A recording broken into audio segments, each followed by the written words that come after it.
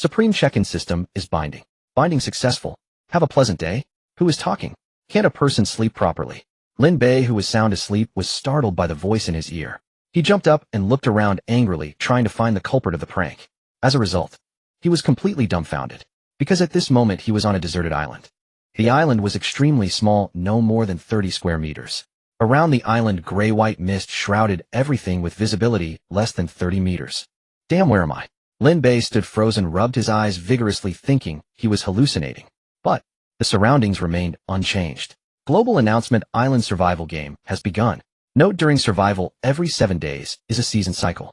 Strive to overcome difficulties and survive. Friendly reminder: cherish life, stay away from death. Starter pack has been sent to your survival bracelet. Please check. I wish you a pleasant game. A mechanical synthetic voice sounded in the sky. Then on Lin Bei's right wrist a blue glow slowly materialized and finally condensed into a black bracelet. At the center of the bracelet was a blue crystal. The crystal's surface was smooth and translucent, emitting. Just as Lin Bei was bewildered, the blue crystal on the bracelet suddenly flared with light, and a translucent screen projected into the air, half a meter in front of him. An interface appeared. There were several modules: personal info, chat channel, trade hall, map info, and construction function. At that moment, the chat channel module had a red dot blinking. Lin Bei instinctively clicked it. Whoosh. The screen changed and a large amount of text chat messages appeared before him. What's going on? Have we been transported? Damn, I've been transported to this crappy island with nothing. Whoa, I can't swim. If I fall into the water. So hungry I was playing Black Myth all night and didn't eat. Then I blacked out and woke up on a deserted island. Damn, I haven't finished the game yet. Upstairs, wake up. The monkey can revive, but if we die now, it's over. Just now in the chat channel, there was a system prompt that someone jumped into the water and drowned. Soon the chat channel fell into a dead silence. Lin Bei frowned, scrolled up the chat, and soon saw a system prompt. Prompt: survivor no. 12548 has drowned. Current area remaining survivors, 9,999 people. It's really possible to die. Lin Bei's breathing became rapid, a trace of panic flashing in his eyes. He raised his head and looked around. Besides the barren island, there was only the gray-white mist covering the sea. A feeling of fear suddenly rose in his heart. I should have signed up for swimming class in PE. Damn, I can't swim either. At this moment, Lin Bei was completely numb. He didn't think he could survive alone on such a tiny island. I'm going to die. Lin Bei staggered to sit on the sand, feeling completely lost. Suddenly a message popped up in the chat channel. Don't just stand there. Open the starter pack in your personal info. It gives basic supplies and a fishing rod. You can fish for supplies. Really? Let me see. Wow. I got 10 packs of instant noodles and 2 bottles of water. I got 2 cans of luncheon meat and 3 self-heating hot pots. Damn, what the hell? I actually got a pack of Huazi. You think you're unlucky? I got a Glock pistol. What do I do with this? I need food and water. Soon the chat channel was flooded again. Lin Bei snapped back to reality. After reading the messages, the light that had dimmed in his eyes became bright again. Great. Heaven never seals off all exits. Lin Bei took a deep breath and quickly opened his personal info interface. Soon his info appeared on the screen. Name: Lin Bei, survivor, ID 10101, level 1, combat power 5, item starter pack 1. A combat power of 5. Lin Bei looked at his attributes panel somewhat stunned. But soon he regained his composure and turned his attention to the starter pack in the item slot. Starter pack, a gift from the gods of myriad worlds for countless survivors. Opening it yields basic survival supplies. This is it. Lin Bei's eyes lit up, ready to open the starter pack. But just as his finger moved, it paused in midair. Should I wash my face and pray to the gods? If I get lucky and get good stuff, I can take off right away. Thinking this, Lin Bei withdrew his finger, intending to prepare first. But just then a prompt sounded in his mind. Supreme check-in system has been activated. Do you wish to check in and receive your first system reward? Huh? What's happening? While Lin Bei was stunned, information immediately flooded into his mind. Soon the confusion on his face turned into delight. Holy shit. Awesome. Prompt: host can check in once a week.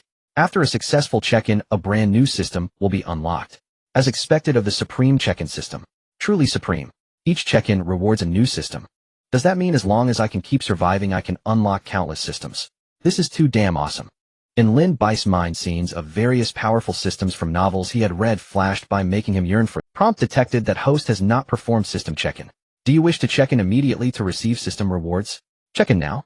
Lin Bei chose to check in immediately. Prompt: check-in successful. Congratulations, host, on unlocking a brand new system, material crit system. Material crit system: each time you obtain supplies, you can trigger a 10100 times crit effect. A system message appeared in Lin Bei's mind. The next second his face lit up with wild joy. It's the material crit system. Great. With this system, I can get at least 10 times the harvest from now on. Lin Bei was extremely excited inside. Then his eyes locked onto the starter pack in the item slot. Now he had completely lost the desire to pray to any gods or Buddhas. At this moment, all he wanted was a massive crit. Starter pack open. Lin Bei's eyes burned with crit. Give me a massive crit. Lin Bei held his breath, his eyes fixed on the novice gift pack that was opening. Soon a faint white light emerged above the gift pack on the operation interface. Novice gift pack opened. Congratulations. You obtained purified water, 500 milliliters, X1, bread, 30G X2. Canned luncheon, meat 150G X2, novice fishing rod X1. Triggered 1000X critical hit effect. You obtained purified water, 500 milliliters, X1000. Bread 30G X2000, canned luncheon, meat 150G X2000, novice fishing rod X1000. Huh. I actually triggered a 1000X critical hit effect. Great. Seeing the system prompt, Lin Bei couldn't help but burst into laughter. The next instant, with a loud crash, the island, originally less than 30 square meters, was instantly covered by a pile of supplies filling most of the area. Moreover, these supplies were stacked 2 to 3 meters high. The other small half of the island was covered with a pile of novice fishing rods. Seeing this, Lin Bei couldn't help but swallow a gulp of saliva. Although the 1000X critical hit effect meant he didn't have to worry about food and water for a while, a more realistic problem now confronted him. The island was simply too small. The supplies had piled up into a mountain, leaving no room for him to stand. If he couldn't solve the problem of the island's insufficient area, he wouldn't even have a place to sleep on the ground. I have to think of a way.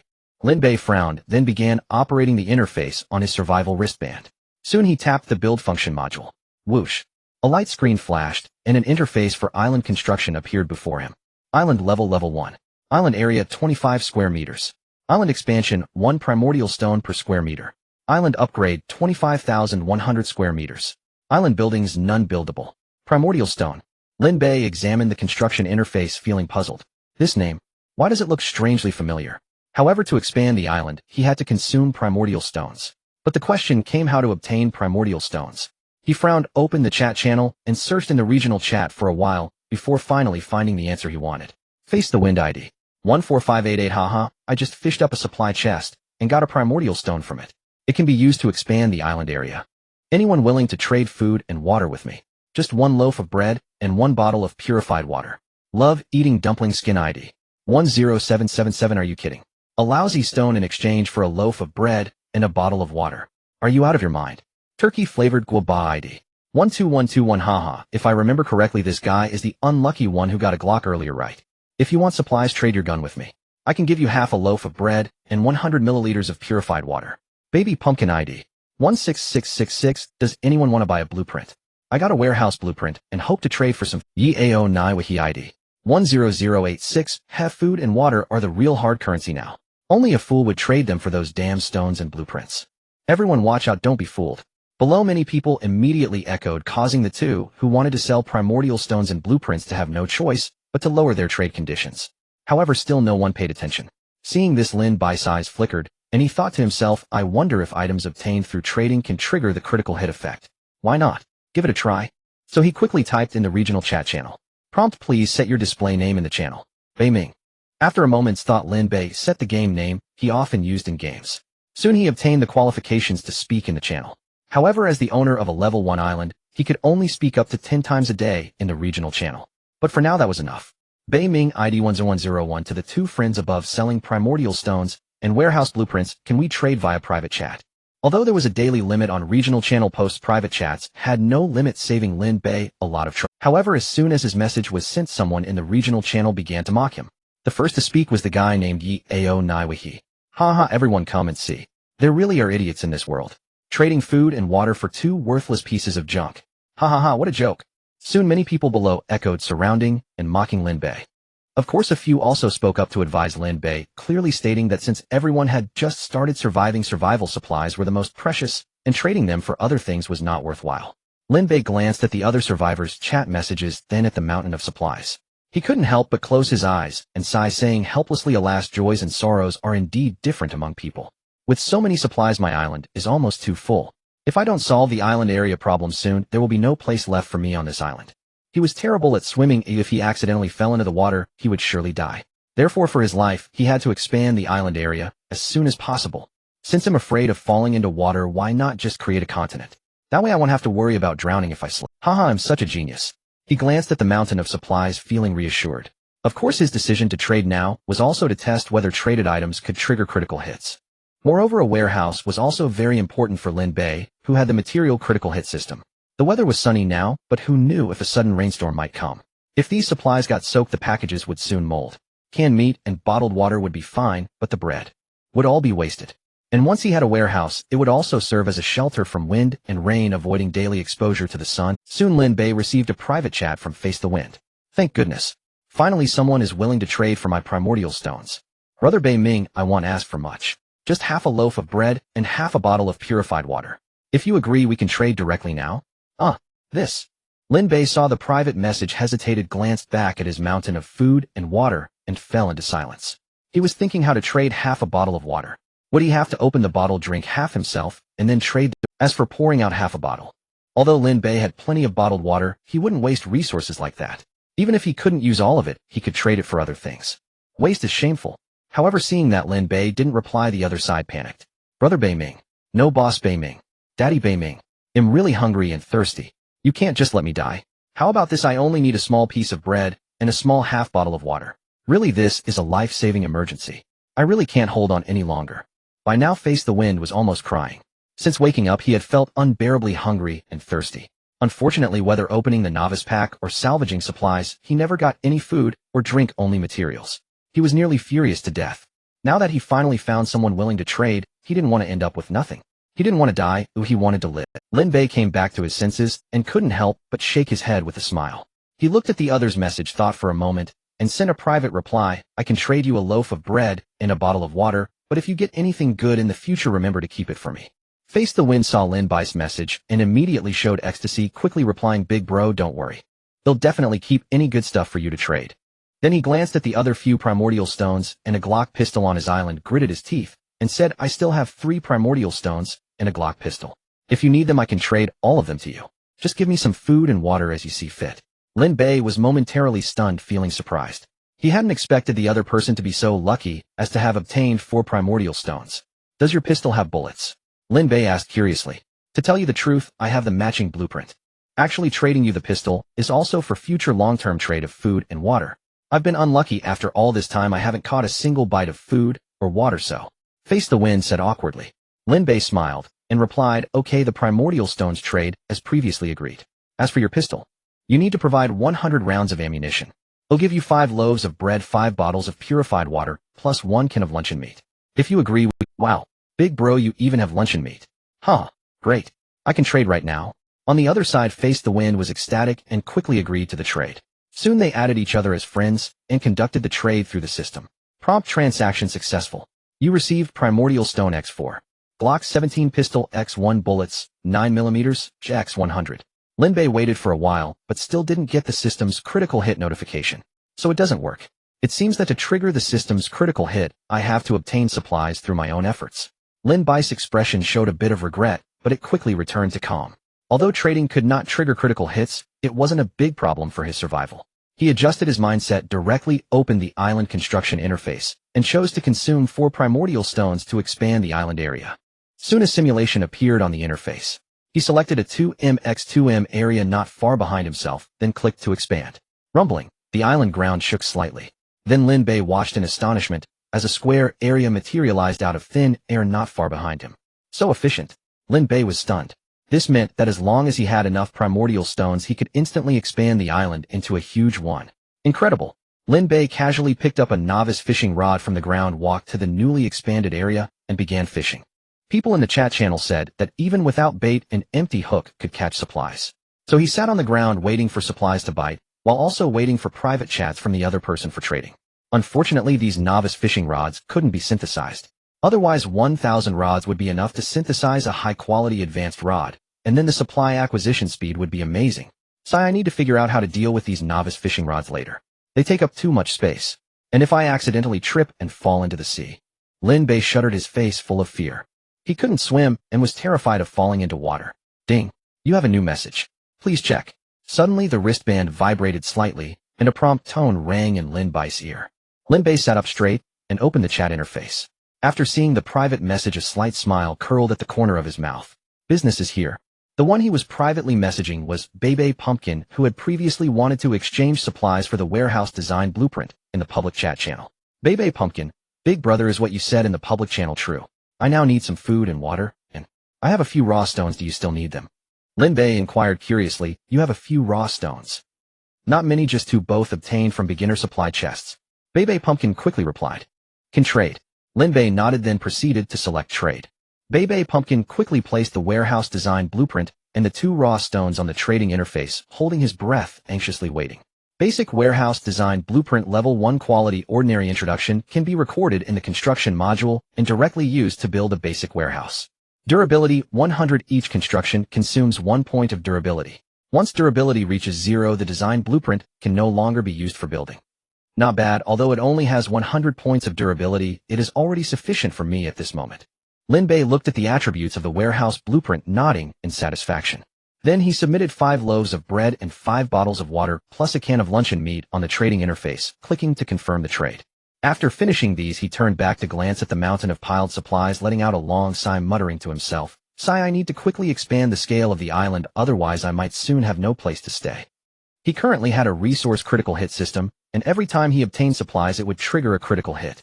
If luck favored him and he triggered a 10,000-fold critical hit with the current state of his small island, he would probably be overwhelmed by the massive influx of supplies. If that time really came, he would be completely finished. Sigh, I can only say, having too many supplies can sometimes be a hassle. Lin Bei sighed. However, when he looked back at the trading interface, he was taken aback, because the other party had not confirmed the trade. Could it be that the other party thinks the supplies I offered are too few? Lin Bei furrowed his brows, a cold glint flashing in his eyes. He told himself that the price he offered was already very generous. 5 loaves of bread and 5 bottles of clean water, plus a can of luncheon meat was enough for a person to survive at least 3 days. With those 3 days, the other party could easily obtain more survival supplies using a beginner's fishing rod. Although he had many supplies, he was not a fool. If someone tried to take advantage of him, he wouldn't mind giving them a lesson. However, just as Lin Bei pondered how to handle the situation, the trading interface updated. What is this? Lin Bei paused for a moment, his gaze falling on a special scroll radiating purple light that had appeared on the trading interface. Synthesis Scroll Level 1 Quality Excellent Introduction, a powerful scroll with magical powers that can synthesize many low-quality items into high-quality items. Note 1. Every 10 identical items can be synthesized into one higher-quality item. 2. More identical items can be consumed to synthesize higher-quality items at once. 3. The highest quality of synthesized items will not exceed excellent level. Durability 1. Lin Bei exclaimed, "Wow, it's actually an excellent level item. This is too exaggerated." Lin Bei was completely stunned, his eyes wide with disbelief. He quickly opened the survivor's bracelet, checking the classification of item levels. Soon he got the results he wanted. In the island survival world, all items are classified from low to high as inferior, ordinary, intermediate, excellent, advanced, fine, excellent, perfect, and extraordinary. As for whether there are higher quality items above extraordinary, the answer is yes. However, Lin Bei, currently a level 1 island master, did not have the authority to check. At this moment, Lin Bei's body was trembling slightly. He glanced at the beginner fishing rods piled beside the island, took a deep breath.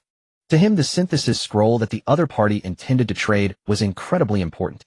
Beginner fishing rod level 1 quality inferior introduction, a barely usable beginner fishing rod with no additional effects and extremely low fishing efficiency. Hook rate inferior, chest 98. 8. Ordinary, chest 1. 1. Excellent, chest 0. 1. Durability 50. Lin Bei currently had 1,000 beginner fishing rods. If he could synthesize them all. Hello, brother, buying the supplies you offered are too much. I don't have anything good in hand, only this scroll is decent, please accept it. Just as Lin Bei was thinking about how to obtain this excellent level synthesis scroll, Bei Pumpkin sent a message in the private chat that left Lin Bei gaping in disbelief. Wow, he actually just gave me such a precious scroll. Just because I traded him 5 loaves of bread and 5 bottles of clean water, plus a can of luncheon meat. All this. Lin Bei really wanted to click confirm trade right away, but his conscience was in turmoil. Sigh, it's hard to be a merchant. Lin Bei sighed deeply, finally gritting his teeth. He submitted 20 loaves of bread and 20 bottles of clean water, plus 5 cans of luncheon meat. Such a large amount of supplies would be enough for the other party to live comfortably for a week. Brother, buy me. These supplies. Sigh, you should accept it. Lin Bei replied, then clicked confirm trade. However, the other party still hesitated to click confirm. Lin Bei became anxious, fearing that the other party would cancel the trade, so he said earnestly, "Hurry up and trade, consider it as making a friend, and remember to think of me if you have any good stuff in the future.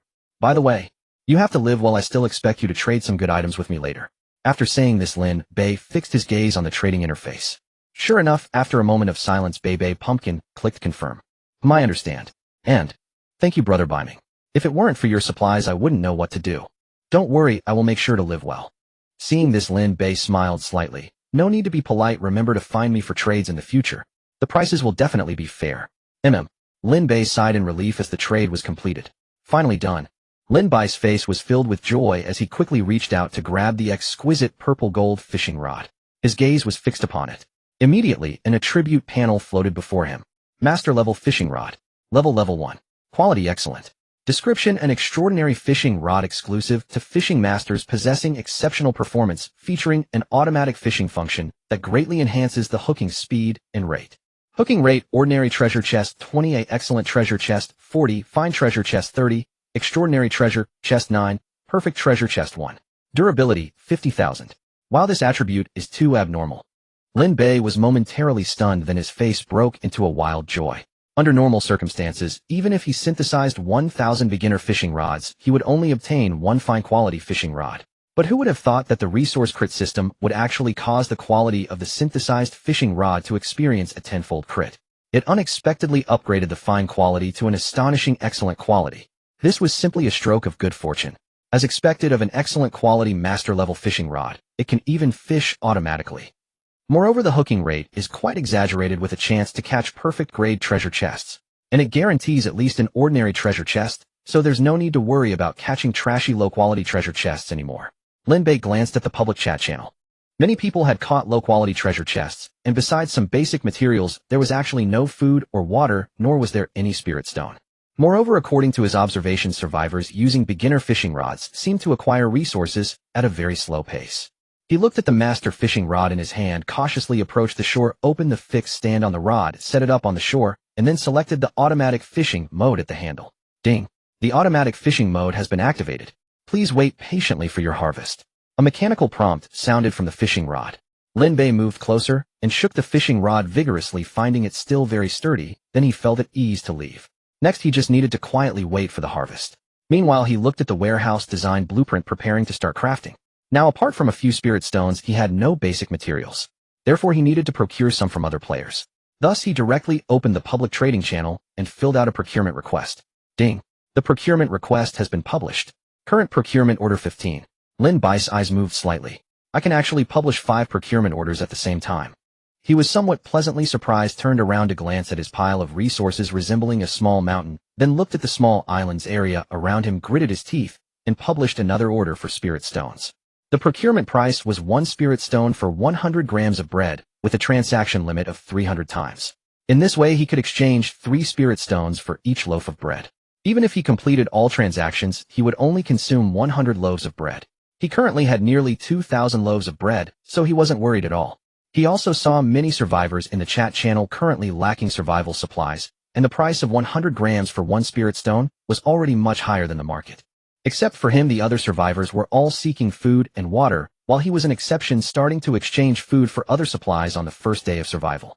Therefore, as soon as his order was published, it immediately caused a stir in the public chat channel. Wow! Is someone really trading food for wood and spirit stones? Is this for real? Huh! What a good person. I've already exchanged 2 spirit stones for 200 grams of bread, and I finally won't go hungry today. I love you, Northming. I also exchanged wood and hardwood for bread, feeling great. Damn. What speed do you? The order has already been locked, so I can't continue trading. Whoa, I'm crying. My 18 years of single speed didn't manage to grab anything. Damn it. To the person above 18 years of being single, doesn't matter. I've been single for 30 years and grabbed 2 orders with my speed. I'm so happy. Ha ha ha. Everyone, don't you find this strange? Northming actually traded out. How did he do it? Yeah, this is too unscientific. Is there some secret? Northming, we are all from Blue Star, you can't just leave us to die. Everyone is now starving, so hurry up and share the secret of how you got so much bread. Everyone will be great. Yeah, Northming, you can't just keep this secret to yourself. That's too selfish. Countless people are requesting Northming to share the secret to obtaining bread. 11000001 10086. Lin Bei looked at the barrage of messages in the chat channel, his eyes narrowing slightly. He looked at the survivor who had incited everyone's emotions, the one called Spicy Turkey Chips ID 12,121. This guy. He glanced at the orders in his backend, and this spicy turkey chips had actually completed 4 order transactions by himself. 2 of the orders were for wood, and 2 were for spirit stones. Kid, since you are targeting me like this, don't blame me for being rude. He consumed another 100 loaves of bread and reopened the procurement order. This time he opened the blacklist and entered the name and ID of spicy turkey chips into it. Once done, no matter how fast the other party's speed was, they wouldn't be able to trade anything from him. Wow. Damn it, this guy named Northming really deserves to die. I only asked him to share the secret of obtaining bread, and this idiot actually blacklisted me. On a small isolated island, a skinny young man with dyed yellow hair looked at the completely blackened order interface before him, unable to help but curse. Damn it. You wait for me. I'll lead the charge to roast you. Then he opened the public chat channel and began to attack Northming's selfish behavior, calling on everyone to resist Northming and demand he share bread for free. Soon the public chat channel was once again heated. How can they do this? This is too despicable. On the isolated island, a cute girl with short hair was munching on bread while enjoying canned luncheon meat. At this moment, she was frowning slightly as she looked at the public chat channel. She sent a message expressing her dissatisfaction and speaking up for Northming. But soon her message seemed to have sunk into the sea, drowned out, and disappeared amidst the insults and moral coercion from others. I'm so angry. The girl stood up, stamping her foot fiercely, her long fair legs clad in a white short skirt, which had now become somewhat dirty and messy.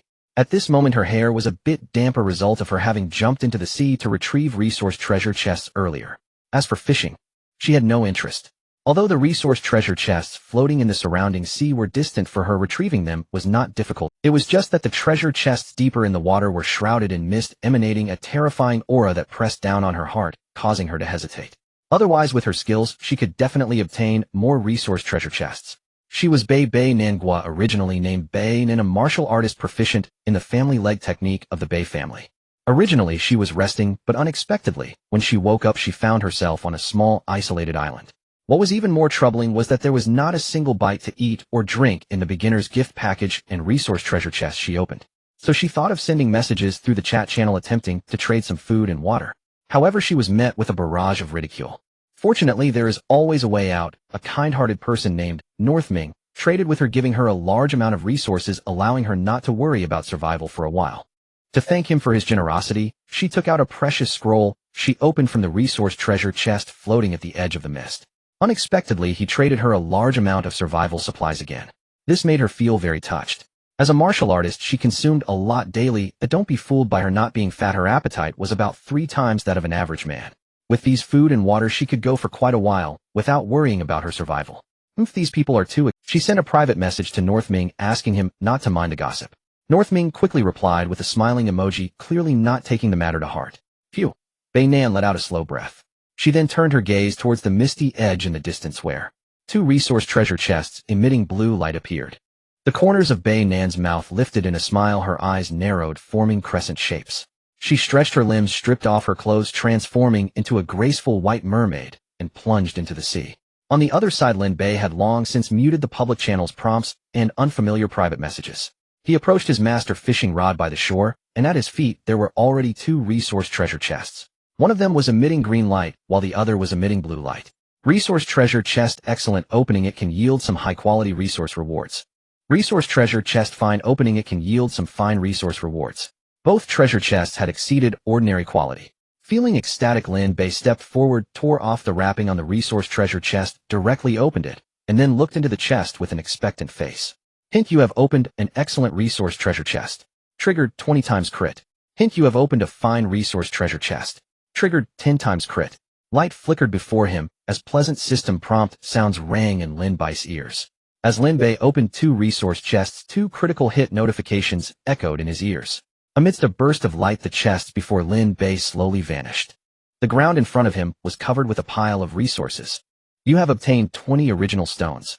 This is the resource obtained from the excellent quality resource chest. You have obtained 10 fully automatic barbecues. You have obtained 20 original stones. You have obtained 50 wrought iron. This is the resource obtained from the fine quality resource chest. Looking at the flashing notifications before him, Lin Bei was already filled with joy. Although it was a pity that opening the chest did not trigger a quality critical hit, the quantity critical hit was still delightful. This time I've really got a lot of good stuff. Lin Bei mused, his gaze falling on the resources spread out on the ground. Toilet paper blueprint. Level 1. Quality excellent. Description: after use a certain amount of wood resources can be consumed to produce high-quality toilet paper. Consumption: 20 rolls 1 wood. Durability: 1000. Fully automatic barbecue. Level 1. Quality fine. Description: fully automatic barbecue with built-in various flavor seasonings. Durable. Durability: 3000. Windproof lighter. Level 1. Quality fine. Description: super strong energy storage. Durable with a wide range of flame adjustment. In a crisis, press the self-destruct button to unleash tremendous power. For details, please refer to the user manual. Durability: 3000. Energizing cigarettes. Level 1. Quality fine.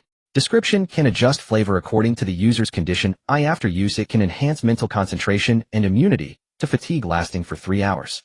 These are all good things. Lin Bei stared intently at the pile of resources before him, his lips involuntarily curling up. These items are all essential supplies for life, especially the toilet paper and lighter, which can directly improve his quality of life. As for the fully automatic barbecue, it is also very precious. It's a pity he doesn't have any ingredients otherwise. He could enjoy delicious grilled meat. The energizing cigarettes are also not to be underestimated. Their effects far exceed coffee, and they can make one immune to fatigue. If he had one in a critical moment, it could definitely save his life. It's a pity I don't know how to smoke. Lin Bei felt a bit troubled holding an energizing cigarette in his hand. Then gritting his teeth, he lit it with the lighter and took a difficult puff with his eyes closed. The acrid smell he imagined did not invade his nostrils. On the contrary, he only felt a faint sweet scent without a hint of irritation. In the next moment, he felt his mind sharpen and the fatigue in his body instantly dissipate. What the hell? This energizing cigarette is quite impressive. Lin Bei was momentarily stunned. The description of the energizing cigarette mentioned that it could adjust its flavor according to the user's condition. He never expected it could be adjusted to such an extent. This is definitely a treasure. Lin Bei instantly dismissed the idea of selling these energizing cigarettes. He had just opened 200 of them. He wouldn't have enough for himself unless he needed to exchange for some scarce resources. Otherwise, he would never trade them. Then he turned his gaze to the lighter in his hand. He thought that after lighting the cigarette, its durability would decrease by 1 point. To his surprise, the durability of the lighter only dropped by 0.01 points. It still had 2,999.99 durability remaining. In other words, if he only used it for lighting purposes, he could use it 3.0 times. While this lighter is truly impressive, Lin Bei secretly exclaimed in amazement, then thought of the lighter's description. This thing seems to have a detailed user manual. With that in mind, he chose to check the user manual. Swish! Before his eyes, the user manual for the fine-grade windproof lighter appeared vividly. Flame levels. This product has a total of 7 flame levels for adjustment. The first 5 levels can be used for daily life, while the last 2 levels can be used for combat. The higher the level, the faster the durability consumption. Self-destruct device. Pressing and holding the level button for 10 seconds can activate the self-destruct device, causing a flame explosion effect after 3 seconds, dealing explosive and burning damage to the target based on the remaining energy of the product. Energy supplement requires high-quality fuel for replenishment. Using low-quality fuel will prevent the product from utilizing high-level flame jets and greatly reduce its durability. Lin Bei looked at the 3 pieces of information displayed in the user manual, momentarily opening his mouth in shock, forgetting to breathe. It can even be used as a weapon. Lin Bei was astonished, so he adjusted the level according to the instructions and began testing the flame effects of different levels. As expected, just as the user manual mentioned, the flame effects of the first 5 levels range from the size of a fingernail to that of a palm, all of which Lin Bei could comprehend. However, when he adjusted the flame level to 6 and 7, he was dumbfounded by the terrifying flame. Level 6 could maintain a flame beam extending 1 meter long, resembling an enchanted fire attribute longsword, which could be wielded freely and maintained without change. As for level 7, it was even more monstrous, capable of shooting a fire snake over 5 meters long, continuously burning, practically functioning like a flamethrower. Wow, this is just too awesome, isn't it? Lin Bei was astonished. What more could he say? This fine-quality windproof lighter is simply invincible. The only issue was that the durability consumption at higher levels was a bit fast. Using level 6 would consume 1 durability point per second. As for level 7, it would consume 5 durability points per second. Fortunately, he currently had 10 fine lighters, so he didn't need to worry about durability consumption for the time being. Luckily, I have the resource critical hit system, which guarantees at least a 10-fold critical effect. Lin Bei mumbled, his smile growing even brighter. With critical hits in hand, the world is mine. Lin Bei clenched his fists, feeling an immense boost in confidence. Since he had already crossed over and activated with critical hits in hand, the world is mine. Lin Bei clenched his fists, feeling an immense boost in confidence. Since he had already crossed over and activated the system, he had to make something remarkable happen. At this moment, Lin Bei's mindset had changed slightly. Surviving is just the basics. Not only do I want to survive, but I also want to live splendidly. Island survival. Know what I want is an island vacation. Lin Bei's eyes were resolute, filled with confidence in the future. First step, expand the island. During this time, he had obtained 600 original stones through the trading market, and combined with what he had, he could easily expand the small island's area by at least 20 times. He opened the construction interface, consumed all his original stones, selected the expansion area, and began the island area expansion. Soon the island shook slightly, and a large area of light illuminated around the island, slowly coalescing into a solid form. In just a few breaths, the originally small island, which was less than 30 square meters, had expanded significantly. Island level 2. Island area 671 square meters. Island expansion 1 original stone square meter. Island upgrade 671, 1000 square meters. Island buildings none can be built. Ding. Your island has been upgraded to level 2. Your level cap has increased from level 10 to level 20. Ding. Your island has been upgraded to level 2. The blueprint recording function has been activated. By using blueprints repeatedly to manufacture items, you can accumulate proficiency and master permanent blueprint templates. Ding. Your island has been upgraded to level 2. Your island will begin refreshing island resources the next day. Upgrading the island level can enhance ecological diversity and unlock more refreshable resources. Lin Bei stood there in a daze. After a while, he opened his wristband to check the interface information. He suddenly noticed that the map display area around the island had expanded significantly compared to before. He looked up and scanned his surroundings and was suddenly startled. He noticed that the area originally shrouded in grayish-white mist had expanded significantly, revealing a vast expanse of ocean. On the distant sea, many resource chests were floating. It was easy to imagine that if he had a boat, he could row over and salvage these chests for more resources. Just then, with a splash, a shark leaped from the distant sea, sending up a large spray of water, forcing Lin Bei's thoughts that had already begun to drift back to reality. What the hell? There are sharks. At that moment, Lin Bei was completely unsettled. He decided that even if he had a boat, he would never venture out to sea. What a joke. He had a system in hand, lacking for nothing in resources. There was no need to risk his life to salvage supplies at sea. As for the fact that he had a handgun and a flamethrower-like lighter to worry about, that was out of the question. Lin Bei felt that unless he had enough means to safely eliminate the lurking sharks in the distant sea, he would never set sail, even if he grew old and died on the island. I didn't expect the sea shrouded in mist to harbor such dangers. No, I must quickly open more chests to obtain some powerful weapons and equipment. Otherwise, if a terrifying sea beast invades the island one day, and I lack enough firepower to suppress it, it would be a dead end. Lin Bei was now feeling very anxious. He wished he could angrily open 1,000 resource chests to arm himself to the teeth. The lack of firepower kept him from sleeping or eating peacefully. At that moment, a master-level fishing rod gently shook just a dozen meters away from the newly expanded coast, hooking a resource chest. The chest emanated a faint purple glow. Lin Bei focused his gaze and immediately burst into a joyful smile. It's an exceptional quality chest. Lin Bei, full of joy, hurried forward to check the treasure chest information. Unlock requirement: treasure chest key 1. Lin Bei's smile froze, stunned in place. Are you kidding me? It actually requires a key to open the exceptional treasure chest. And how exactly do I obtain this treasure chest key? Can you at least give me a hint? Lin Bei's mood collapsed. He cursed this damn survival game on the island 1,000 times in his heart. Right in front of him lay a high-quality treasure chest, yet he could not open it. This kind of torment is truly maddening. Damn it. Lin Bei cursed softly, then ignored the exceptional treasure chest that he could not open, turning back to the inner area of the island to prepare for building a warehouse. The materials needed for a basic wooden warehouse are only 2 types: wood and hardwood. He needs 40 units of wood and 4 units of hardwood. These materials are hardly a challenge for him. The materials he obtained from the treasure chest combined with the wood from his trade orders totaled over 10,000 units, while hardwood was much less, only a bit over 300 units. However, he kept the excess wood from the trade in the trading warehouse and did not extract it yet. It's just that the goods obtained through trading can only be stored in the trading warehouse for 3 days. Once that time is exceeded, the items stored will be cleared out. Therefore, he must handle the piles of wood within the time limit. Although his island area has expanded considerably, if he were to extract these woods now, they would still occupy a lot of space. So he planned to first organize the island before extracting the wood. As for continuing to expand the island beyond 100 square meters, to elevate its level to level 3, Lin Bei did not feel an urgent need at that moment. The dangers lurking in the misty area had rung alarm bells in his heart. When the island was only level 1, the surrounding waters were relatively calm, and he had not encountered any fierce marine creatures. However, after his island reached level 2, the mist gradually cleared and signs of sharks had begun to appear in the distant waters. If he was not mistaken, once the island reached level 3, the mist around it would dissipate even further, and by then it was likely that even more dangerous creatures would emerge. Therefore, to be safe, he planned to stabilize the situation, first improving the island's infrastructure and strength before making further plans. However, upgrading the island also brought him considerable benefits. The most obvious one is that he can accumulate proficiency by using blueprints multiple times to manufacture items, ultimately mastering a permanent production template.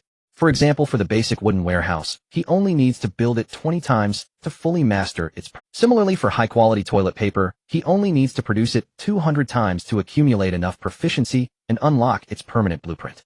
As for the island upgrade materials, refresh issue indicated by the wristband, Lin Bei did not know yet because it was still not the second day.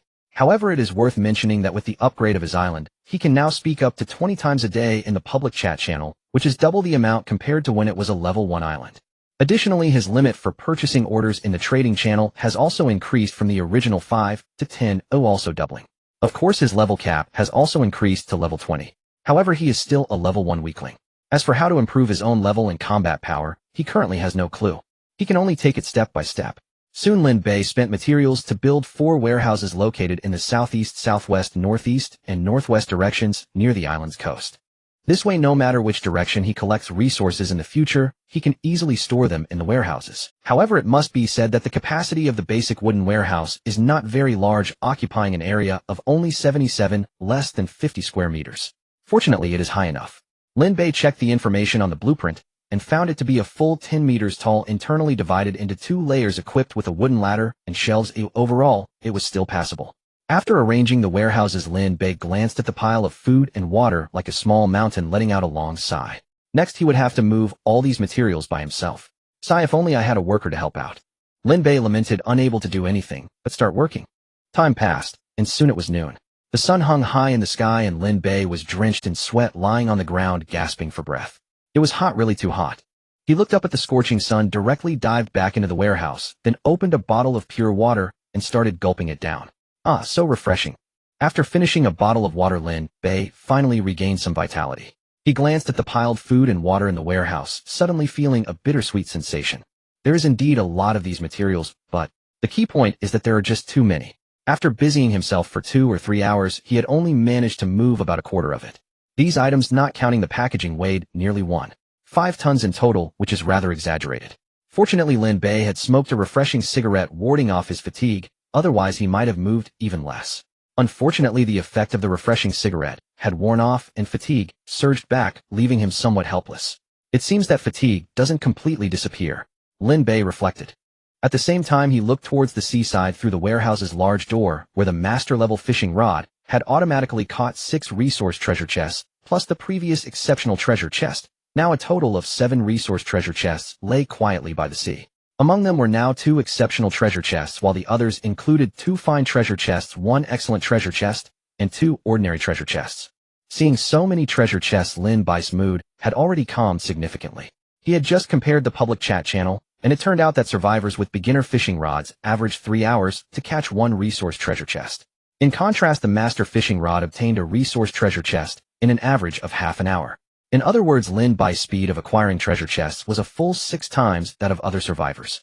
Moreover, the quality of the treasure chests Lin Bei obtained far surpassed those of other ordinary survivors. The crucial point is that Lin Bei does not need to waste time standing by the fishing rod like other survivors. The exceptional quality master fishing rod can fish automatically, which is effortless and efficient, simply a divine artifact. Coupled with the effect of the resource crit system, it is incredibly powerful. However, Lin Bei currently does not have a treasure chest key and cannot open the exceptional quality resource treasure chests, which left him feeling a bit frustrated. No way. I can't be the only one feeling troubled. Lin Bei sat up straight, his eyes squinting slightly as he looked towards the food and water behind him, immediately coming up with an idea. He opened the photo function unlocked by the survivor wristband after upgrading the island to level 2, fetched a few bottles of water and several cans of luncheon meat, and then placed over a dozen pieces of bread nearby. Finding a well-lit corner, he took a picture, saved it, and posted it in the public chat channel, adding a line of text. Sigh, life on a deserted island is really plain and monotonous. Sigh, I really want to eat roasted meat. This pre-packaged canned food is just too hard to eat. Boom. Lin Bei's photo post seemed to create a sensation, turning the originally bland public chat channel upside down. Damn, is this guy even speaking human language? I've worked hard all morning, and all I got was a block of hard bread harder than a brick. But you have over a dozen soft pieces of bread plus luncheon meat and pure water. You. This is just cruel. Wah, he's so showy. Can someone tell me his island coordinates? I want to build a boat and go over to kill. Hello, big shot. I'm so hungry. If possible, can you spare me some food and water? Imaloli. Damn, why is everything I got just oil? I also want to eat bread and canned food. Excuse me, did you get lubrication? Hello, Biming. I'm Qin Shi Huang. If you're willing to give me the food and water from your photo for free when I rebuild the dynasty, I will definitely make you the king of Biming and rule with me over the sun and moon. Soon the public chat channel became lively. Regarding Lin Bei's photo-sharing behavior, some envied him, while sharing life really makes people feel happy. It seems I need to share more in the future. I hope everyone can continue to be as enthusiastic as now. Sharing life really makes people feel happy. It seems I need to share more in the future. I hope everyone can continue to be as enthusiastic as now. In a good mood, Lin Bei took out a refreshing cigarette, took a puff, and instantly felt rejuvenated, the fatigue on his body disappearing. He intended to move all those resource chests to the warehouse to open them. That way, even if he triggered a 100-fold quantity crit effect, those resources would directly appear in the warehouse, completely eliminating the need to spend energy moving resources from the sea. I really am a genius. Lin Bei dusted off his clothes and prepared to head to the seaside to move the resource treasure chests. Just as he got up, he felt the wristband gently vibrate, accompanied by a prompt sound. Tip, you have a new message, please. Moi. Lin Bei was slightly taken aback. He had already closed the private chat channel for strangers, and now a prompt indicated a message, meaning it was from a friend. Currently, he only had 2 friends added. He opened the chat interface and immediately saw a trade request from Bei Pumpkin. Lin Bei felt puzzled, but still instinctively chose to accept the trade request. Soon several fresh sea fish were displayed in the trade interface, and he clicked to confirm the trade. Seeing these sea fish, Lin Bei was surprised. However, before he could inquire, Bei Pumpkins, I just saw you say in the public chat channel that you wanted to eat roasted meat. I don't have anything else, just these freshly caught sea fish. If you don't mind, please accept them. Unfortunately, I don't have a fire tool. Otherwise, I could directly trade you roasted fish. Lin Bei was silent for a moment, finally taking a deep breath and typing 2 words, thank you. He then clicked to confirm the trade without pretense. Soon 5 sea fish appeared in front of him. Fresh sea fish, level 1 quality, ordinary. Description: very ordinary fresh sea fish, delicious and non-toxic, can be used for cooking. Lin Bei took out the fully automatic barbecue grill, filled it with several pieces of wood as fuel, ignited it, and then placed the 5 sea fish on the grill. The grill is large enough to comfortably cook 5 sea fish the size of arms at once. Tip: fully automatic barbecue in progress. Expected wait time 30 minutes. Half an hour. That's pretty quick. Lin Bei smiled slightly. Since Bei Pumpkin was willing to generously give him 5 fresh sea fish, he also planned to reciprocate with some good items. However, everything still needed to wait another half hour. But where did Bei Pumpkin catch these sea fish? It's been a whole morning since the survival started, and I haven't seen anyone mention in the public chat channel that someone caught fish using a beginner fishing rod. That's really strange. Forget it, I'll just ask directly during the trade later. So Lin Bei began to run towards the shore, carrying resource treasure chests into the warehouse. The weather is getting hotter. Half an hour passed in the blink of an eye. Finally done roasting, Lin Bei quickly stepped forward to check. On the wide barbecue grill, 5 golden and crispy roasted fish lay quietly, their enticing aroma wafting through the air, making one salivate. Lin Bei gazed at the sizzling aromatic fish on the grill, a glint of determination and anticipation flashing in his eyes. Without hesitation, he reached out and firmly grasped the iron skewer, holding the succulent fish. He then opened his mouth and gently took a bite of the fish. With a crisp crunch, the flaky skin broke, revealing the tender and juicy fish meat between his teeth. The fish melted in his mouth, its delicious juices flowing freely in his mouth. Lin Bei closed his eyes, savoring the exquisite flavor, as if time itself had come to a standstill. Delicious. At that moment, Lin Bei had forgotten all the hardships around him, his mind filled only with the words delicious. However, he did not rush to continue enjoying the tasty roasted fish. Instead, he opened the friend list and initiated a trade request to Bei Nangua. Soon the trading interface appeared before Lin Bei. He wasted no time and placed 2 fragrant roasted fish onto the trading interface.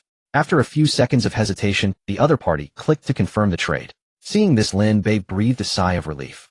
However, just as he was about to continue moving supplies, a trade request from Bei Nangua appeared again. Although Lin Bei felt puzzled, he still agreed to the other party's trade request. Soon a crystal key shimmering with a brilliant blue light appeared on the trading interface. Treasure chest key. Level 1. Quality excellent. Description: a precious key that can be used to open treasure chests of excellent quality. Durability 1. Before Lin Bei could react, the other party had already clicked to confirm the trade. Lin Bei stared blankly at the treasure chest key on the trading interface. After a moment, he regained his composure and asked excitedly, "How did you get this treasure chest key?" I got it from a treasure chest that emitted blue light. It seemed to be an excellent quality resource chest." The other party quickly replied. Lin Bei frowned at this. It was strange. Logically, the other party should only have a beginner fishing rod. If he remembered correctly, the low-quality beginner fishing rod could only catch excellent quality resource chests at a very low probability of just 0.1. How did Bei Nanguo obtain an excellent quality resource chest then? This made no sense. After much thought, Lin Bei decided to voice his doubts. He was prepared for the other party to refuse to answer. However, Bei Nanguo did not conceal anything from Lin Bei, but rather told him the entire process of how she obtained the excellent chest. Damn! Lin Bei was taken aback by her reply. He did not expect that this girl with the alias Bei Nanguo was actually a martial arts expert. Moreover, according to her, she originally inherited from a declining ancient martial arts family with considerable strength. These sea fish were what she had casually killed while scavenging for resource chests. Ancient martial arts. Is it like the kind that can fly and is invincible as described in novels? What are you thinking? It's not that mystical. It's just some breathing techniques. Long-term practice can enhance one's physique, and as for the ancient martial arts techniques, they are merely killing techniques. While powerful, they are not at the level described in web novels. Then, can you tell me how strong you are? With my current strength, if the enemy is unarmed, I should be able to single-handedly take down 30 adult men. Lin Bei fell silent upon hearing this. Wow, to take down 30 adult men in unarmed combat, isn't that impressive enough? Why did it seem like the other party's tone suggested that accomplishing such feats was not something to boast about? So can you teach me ancient martial arts? Lin Bei glanced at his own pathetic strength and asked hopefully, how old are you? 20. No way too old. To learn ancient martial arts, you can't be over 16 years old. Alright. Lin Bei felt helpless, glancing again at his own 5 points of combat power, sighing as he murmured, "Looks like I can only hope that my combat strength will soar after leveling up in the future. Damn it, this girl is already out there diving for treasure, while I can only stay on this deserted island living off scraps and waiting to die. I'm just too weak. But it seems like I can unlock a new system every week with my current sign-in, and I hope the next sign-in will give me a system that can continuously enhance my combat power. For example, a system that increases strength by 100 kilograms every day, or an infinite draw sword system where each time I draw my sword, I can permanently increase my combat power." Just thinking about it made Lin Bei feel like he might drool. Right now, he wished he could instantly travel 7 days into the future to see if he could indeed unlock the invincible combat power system he dreamed of. By the way, Brother Bei Ming, the temperature is getting higher here. How about you? What's the situation now? A private message interrupted Lin Bei's drifting thoughts. It's the same here, getting hotter. Lin Bei glanced at the enormous sun hanging high outside the warehouse, feeling an overwhelming heat in his heart. Do you think this is some kind of survival test? The huge announcement mentioned that every 7 days in this world is a seasonal cycle.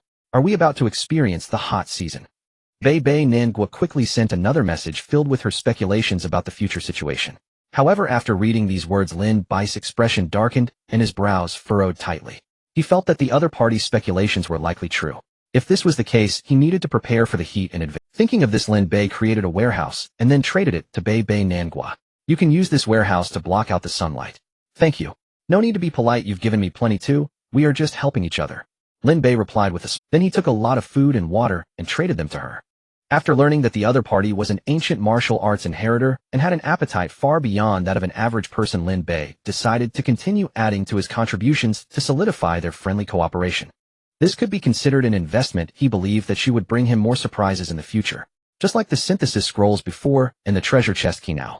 Although he had a system to help him, having an additional stable resource channel was always better. What if he kept having bad luck and couldn't get good items? Thus, he couldn't put all his eggs in one basket. Bei Nanguo was a pretty good partner, strong and lucky. As long as they could stay alive, she would definitely bring him greater returns. After chatting a bit more, the two finally got my hands on a treasure chest key. Lin Bei eagerly stood up and approached an excellent quality treasure chest, directly choosing to use the treasure chest key. "Let's see what good stuff I can get this time. Open for me." Tip: successfully used the treasure chest key. You have successfully unlocked the treasure chest of exceptional quality. You triggered a 10x critical effect. You obtained the formula for the ultimate comfort drink, permanent 1. You obtained a perfect ice maker 1. You obtained a perfect frost crossbow 1. You obtained the blueprint for Frostbolt's permanent 1. You obtained a high-grade Spirit Stone 1. You obtained a piece of Mithril 1. This time it's a 10x. Lin Bei saw the notification, and a look of joy instantly appeared on his face. He hurriedly looked at the materials produced by the treasure chest. Ultimate Comfort Drink Formula Permanent Level 1 Quality Perfect Description. After use you can permanently master the method of making the ultimate quality comfort drink. Durability 1 Product Effect. Drinking it can significantly enhance brain cell activity and provide immunity to all heat states for a duration of 2 hours. Drinking it with ice doubles the effect and duration. This is actually a permanent formula of perfect quality. Moreover, it allows one to be unafraid of the heat. Great! Lin Bei was overjoyed at the properties of the formula. Without any hesitation, he directly used the formula. In the next moment, the materials needed to create the perfect quality comfort drink immediately appeared before. Production requirements: plastic 1, purified water 10L, spirit stone 1. Production quantity 20 bottles. Huh, it actually requires a spirit stone. Lin Bei wondered, is it because of the high quality? After all, if it were just an ordinary comfort drink, it wouldn't have the effect of immunity to heat. Perhaps it is precisely because of the presence of the spirit stone that it provides mysterious energy, resulting in this special effect. Unfortunately, all the spirit stones he had were used for island expansion, so he couldn't make the comfort drink for now. After that, he shifted his gaze to other materials produced by the treasure chest. Perfect Ice Maker Quality Perfect Description: a fully automatic solar-powered ice maker that can quickly freeze water vapor from the air, equipped with hundreds of ice cube templates. It can also produce perfect ice cream by adding milk chocolate and other ingredients. Durability 100 Frost Crossbow Level 1 Quality Perfect Description: a rapid-fire crossbow with frost attributes capable of automatic mode adjustment with amazing penetration and freezing effects. Effective range 300 meters, rapid-fire speed 5 shots second, bolt capacity 25 arrows, durability 0. Additional effects: 1. Calibration: attack error within a range of 3 meters can trigger automatic calibration, ensuring every shot hits the target. 2. Slow: hitting the target can cause a slowing effect. 3. Freeze: hitting the same target multiple times can freeze it, preventing movement. Attacking a frozen target ignores defenses.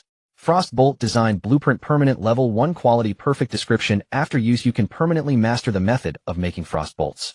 Product Effect 1. High-level slow: hitting enemies can cause severe slowing and freezing effects. 2. High-level freeze: hitting the same target 3 times can directly freeze the target. 3. Destructive Ice Explosion: attacking a frozen target can directly cause an explosive effect, dealing devastating damage to the target. The ice shards generated from the explosion can cause considerable damage within a 10-meter radius. Production materials: ice cubes 100, hardwood 10, mithril 1, high-grade spirit stone 1.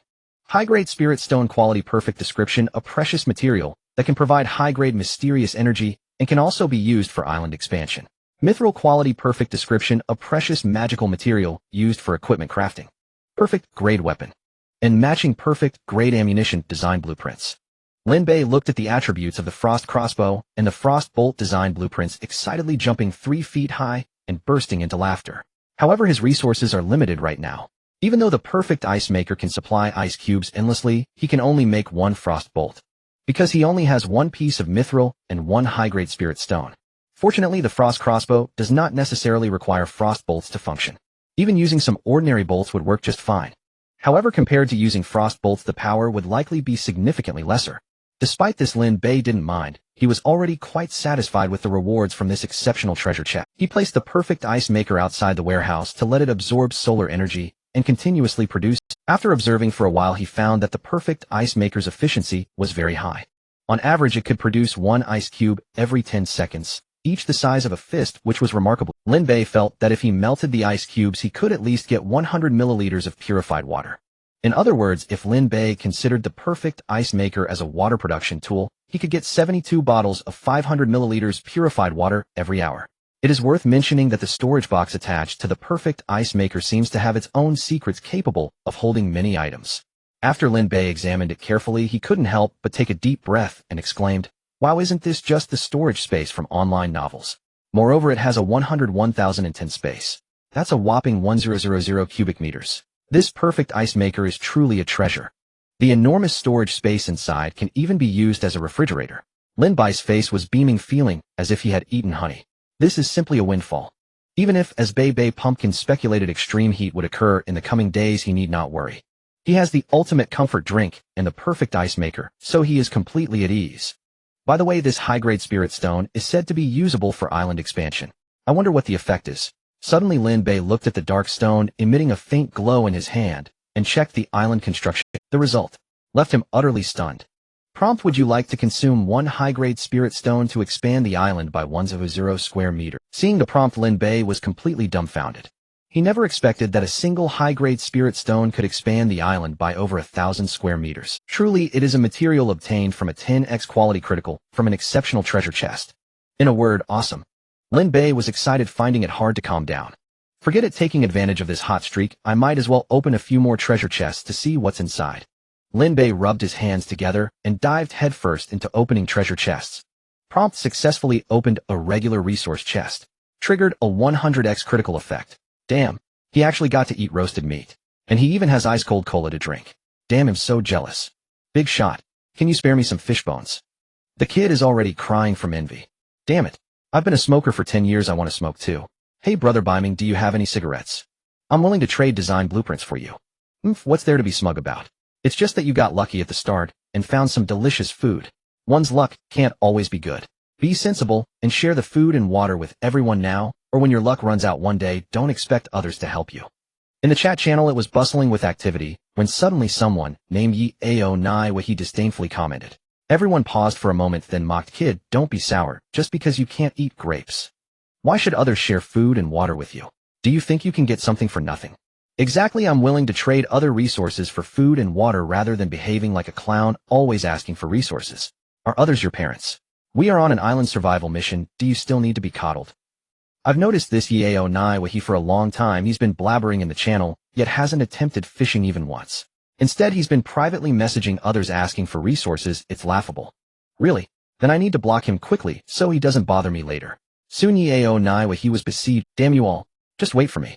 30 years in the east, 30 years in the west, don't bully the poor youth. In the end, Ye-Ao-Nai-Wahi left a harsh remark and completely went silent. The public chat channel once again filled with a cheerful atmosphere.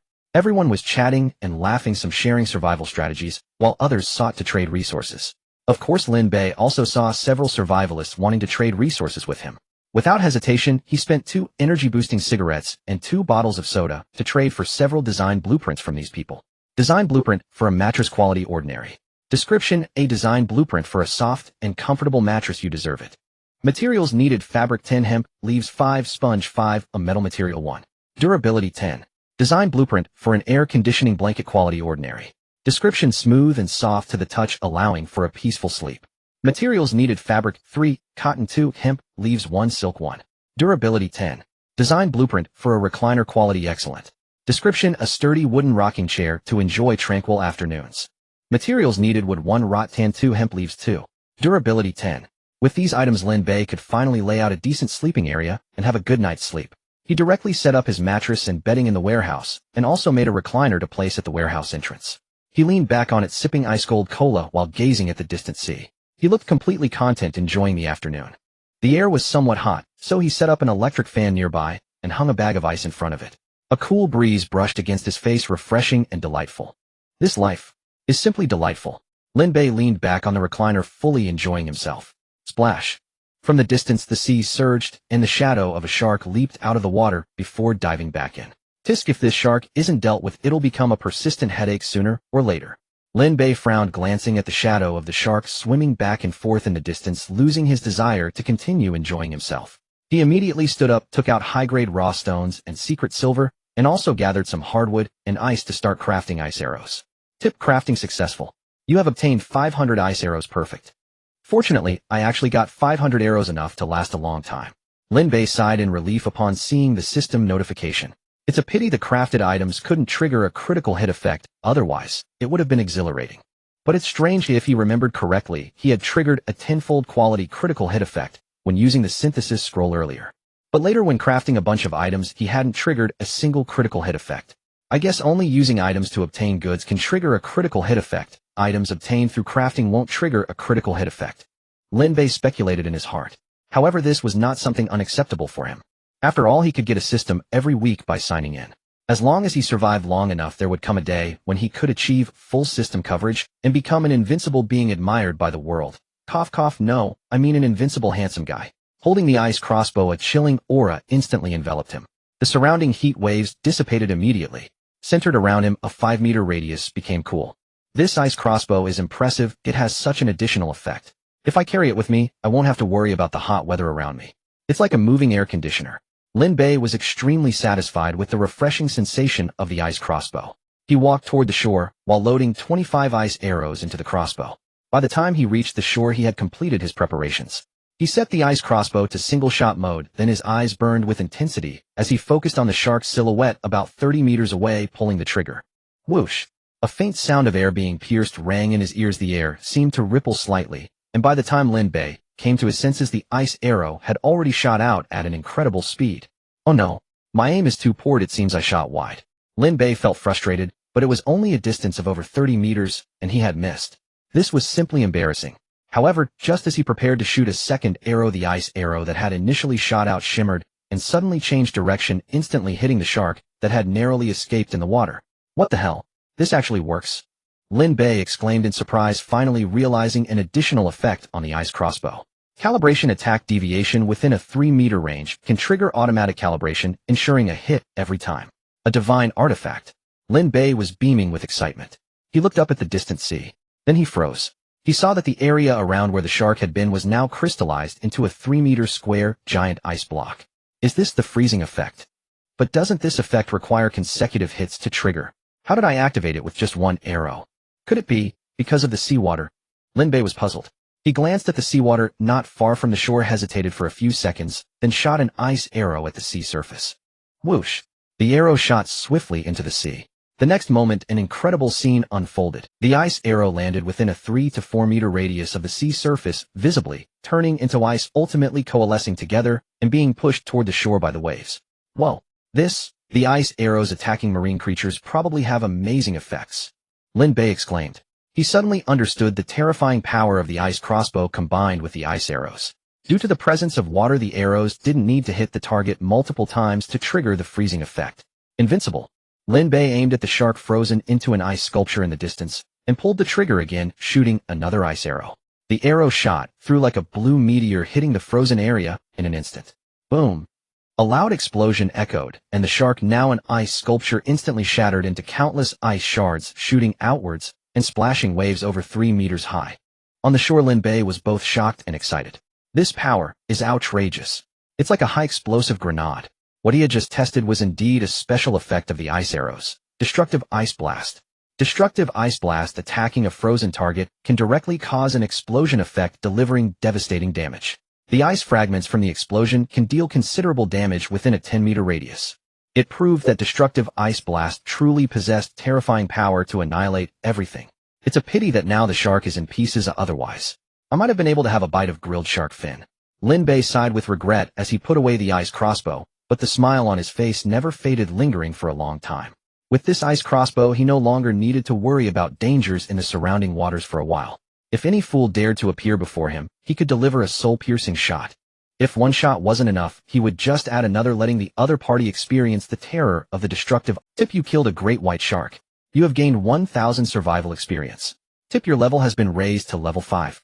Tip: you have gained attribute enhancement. Tip: your combat power has increased.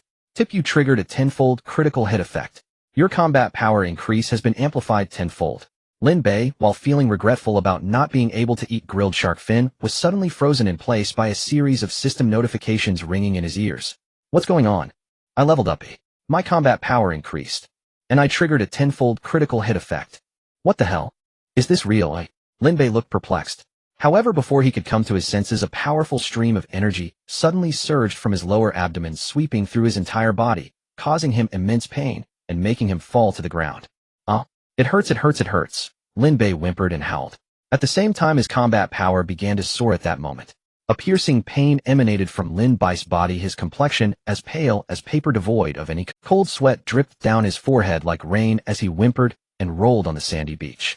The surging power within him made Lin Bei feel as if he could punch through a cow, yet the excruciating pain forced him to gasp for air. At that moment, Lin Bei felt both pain and joy. After more than half an hour of continuous floor exercises, he finally paused, lying on the ground, gasping for breath. I can't believe this power boost nearly cost me half my life.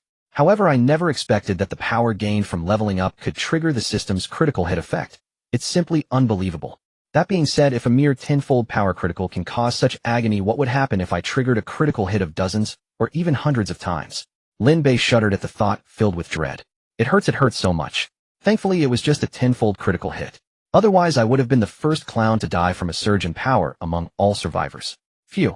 That was close. Lin Bei, still shaken, slowly got up from the beach after the internal pain fully subsided.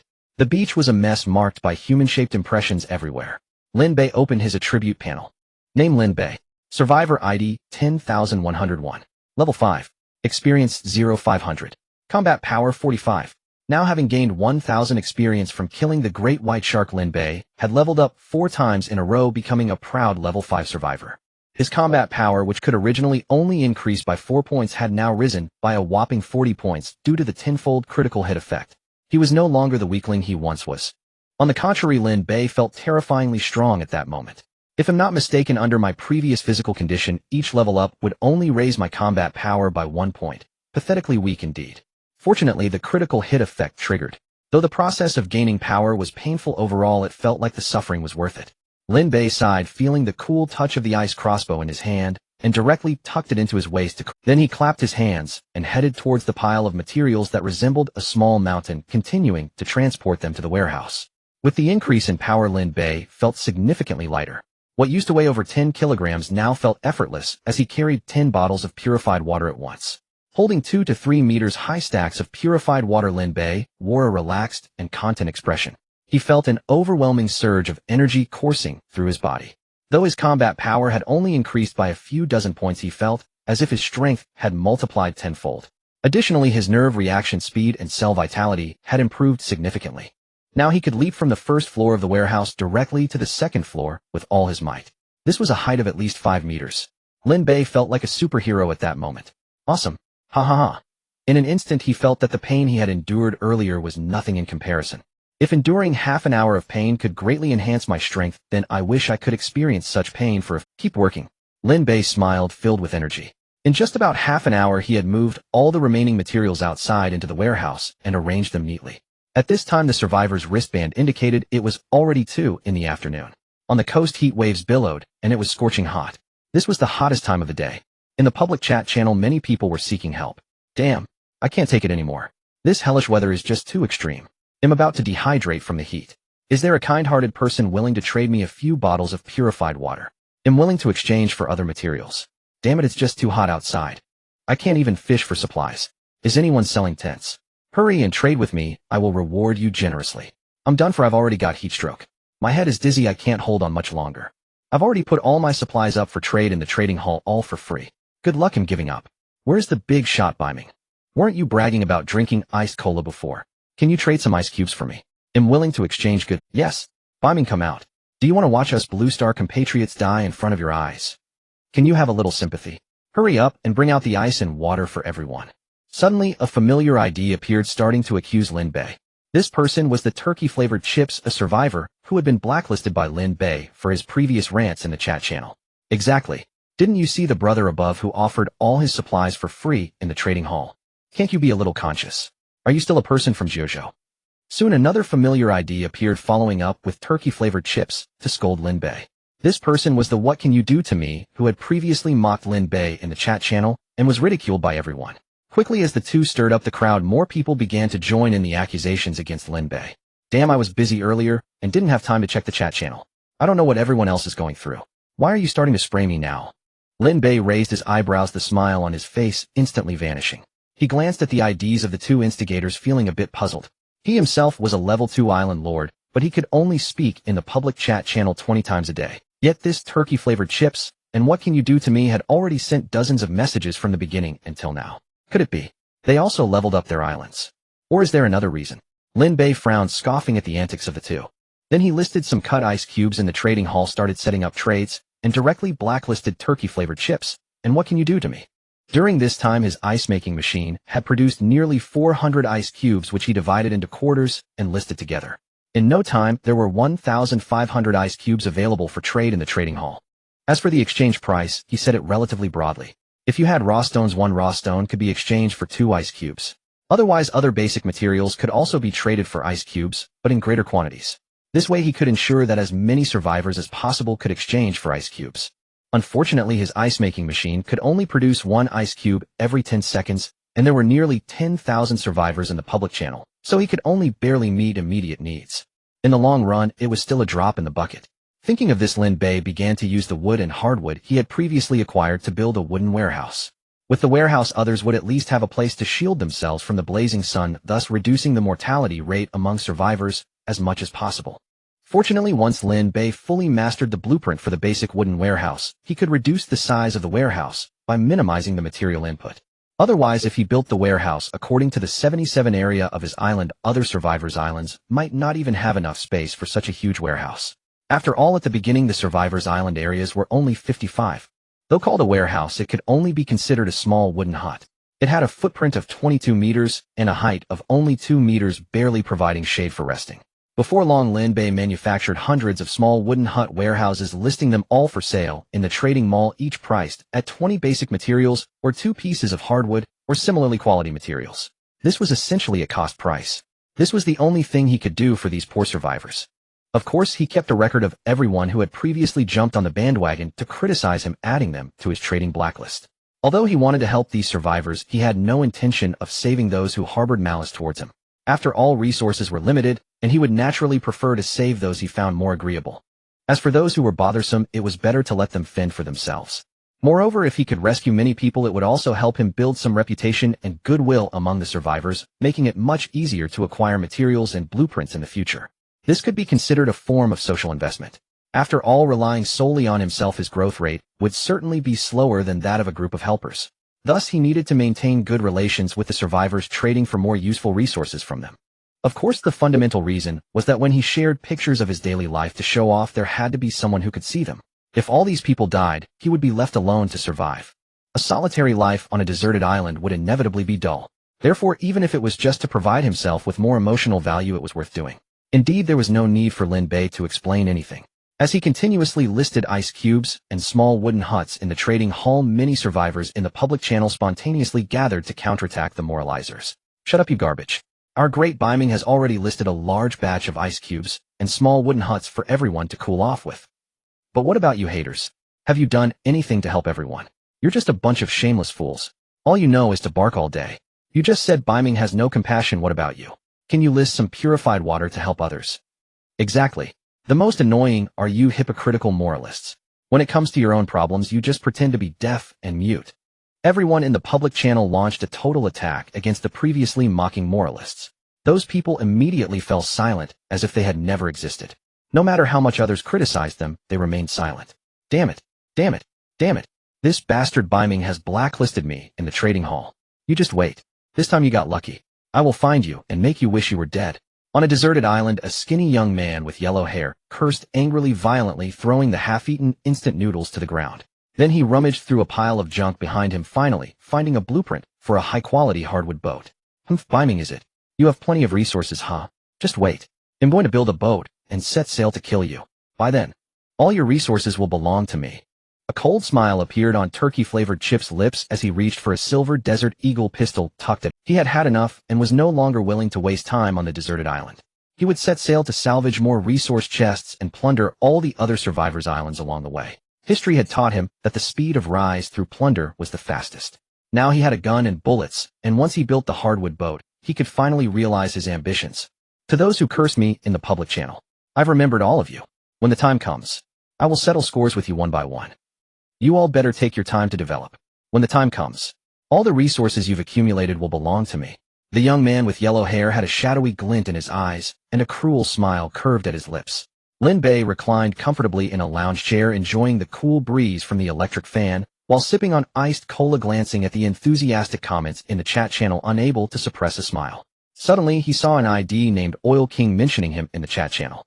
Oil King ID 18888. Beiming, great Beiming. I want to trade with you. I could really use an iced cola right now. If possible, I would also like some cigarettes. I can exchange oil for it. Whether it's crude oil, fuel, vegetable oil, or lubricants, I have it all.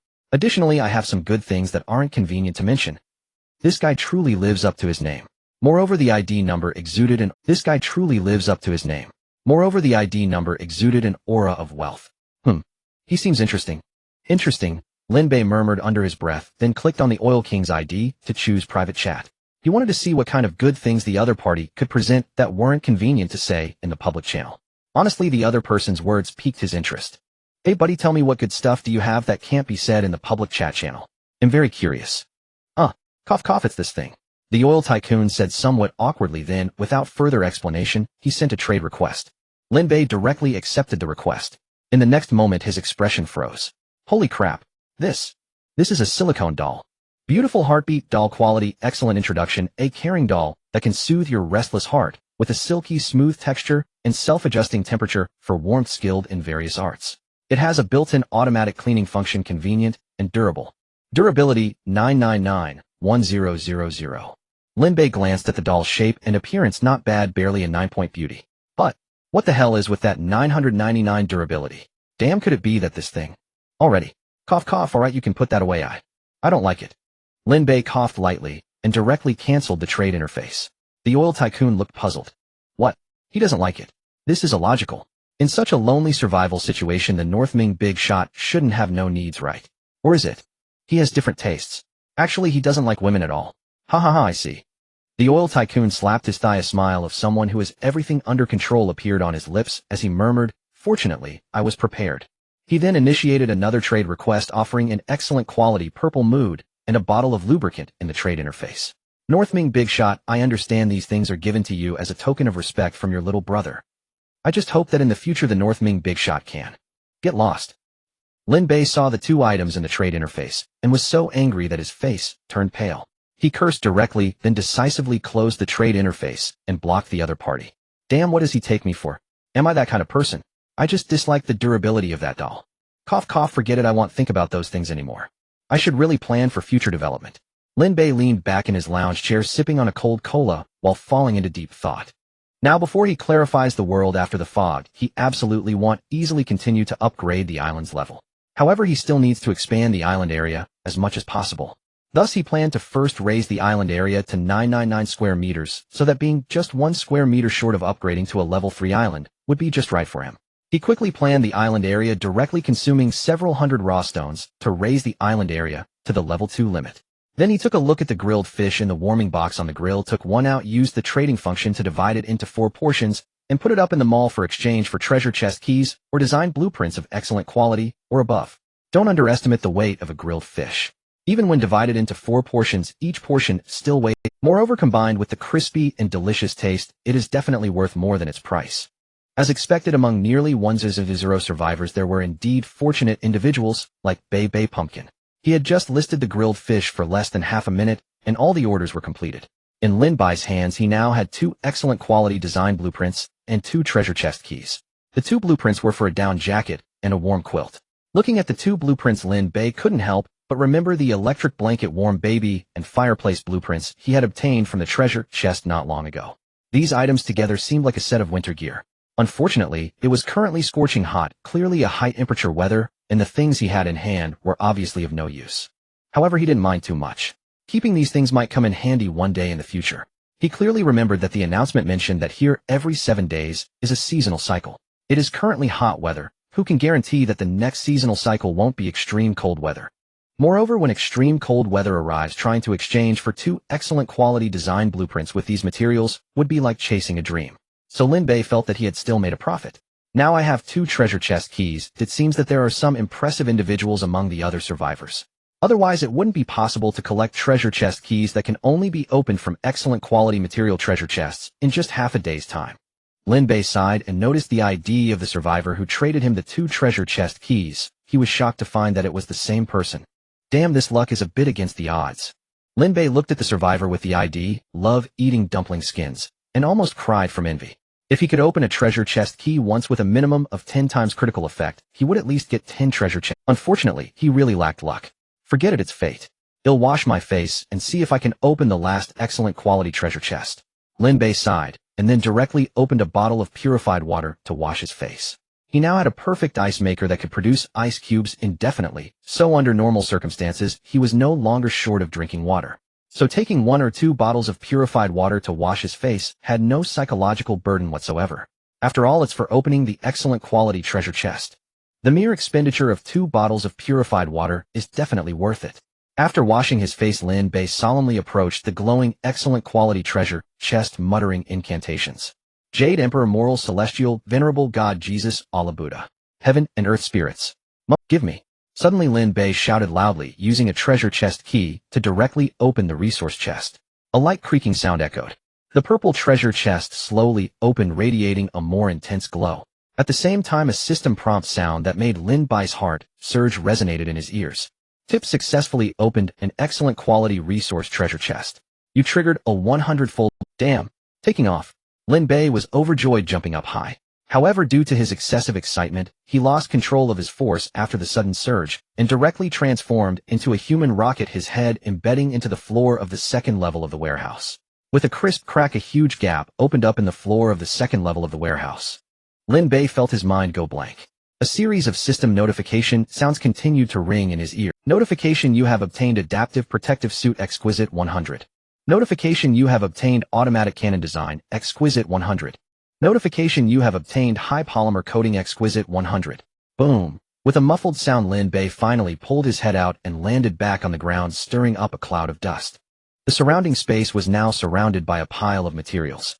This time, opening the exquisite treasure chest did not trigger a quality critical hit like last time, but instead triggered a quantity critical hit.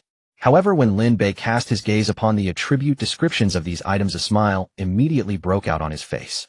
These items are simply amazing, Lin Bei exclaimed joyfully. First, he had opened a total of 100 adaptive protective suits. Its function allows it to be worn directly on the body, automatically adapting the wearer to complex survival environments ranging from 80°C to 200°C, keeping the body temperature consistently comfortable.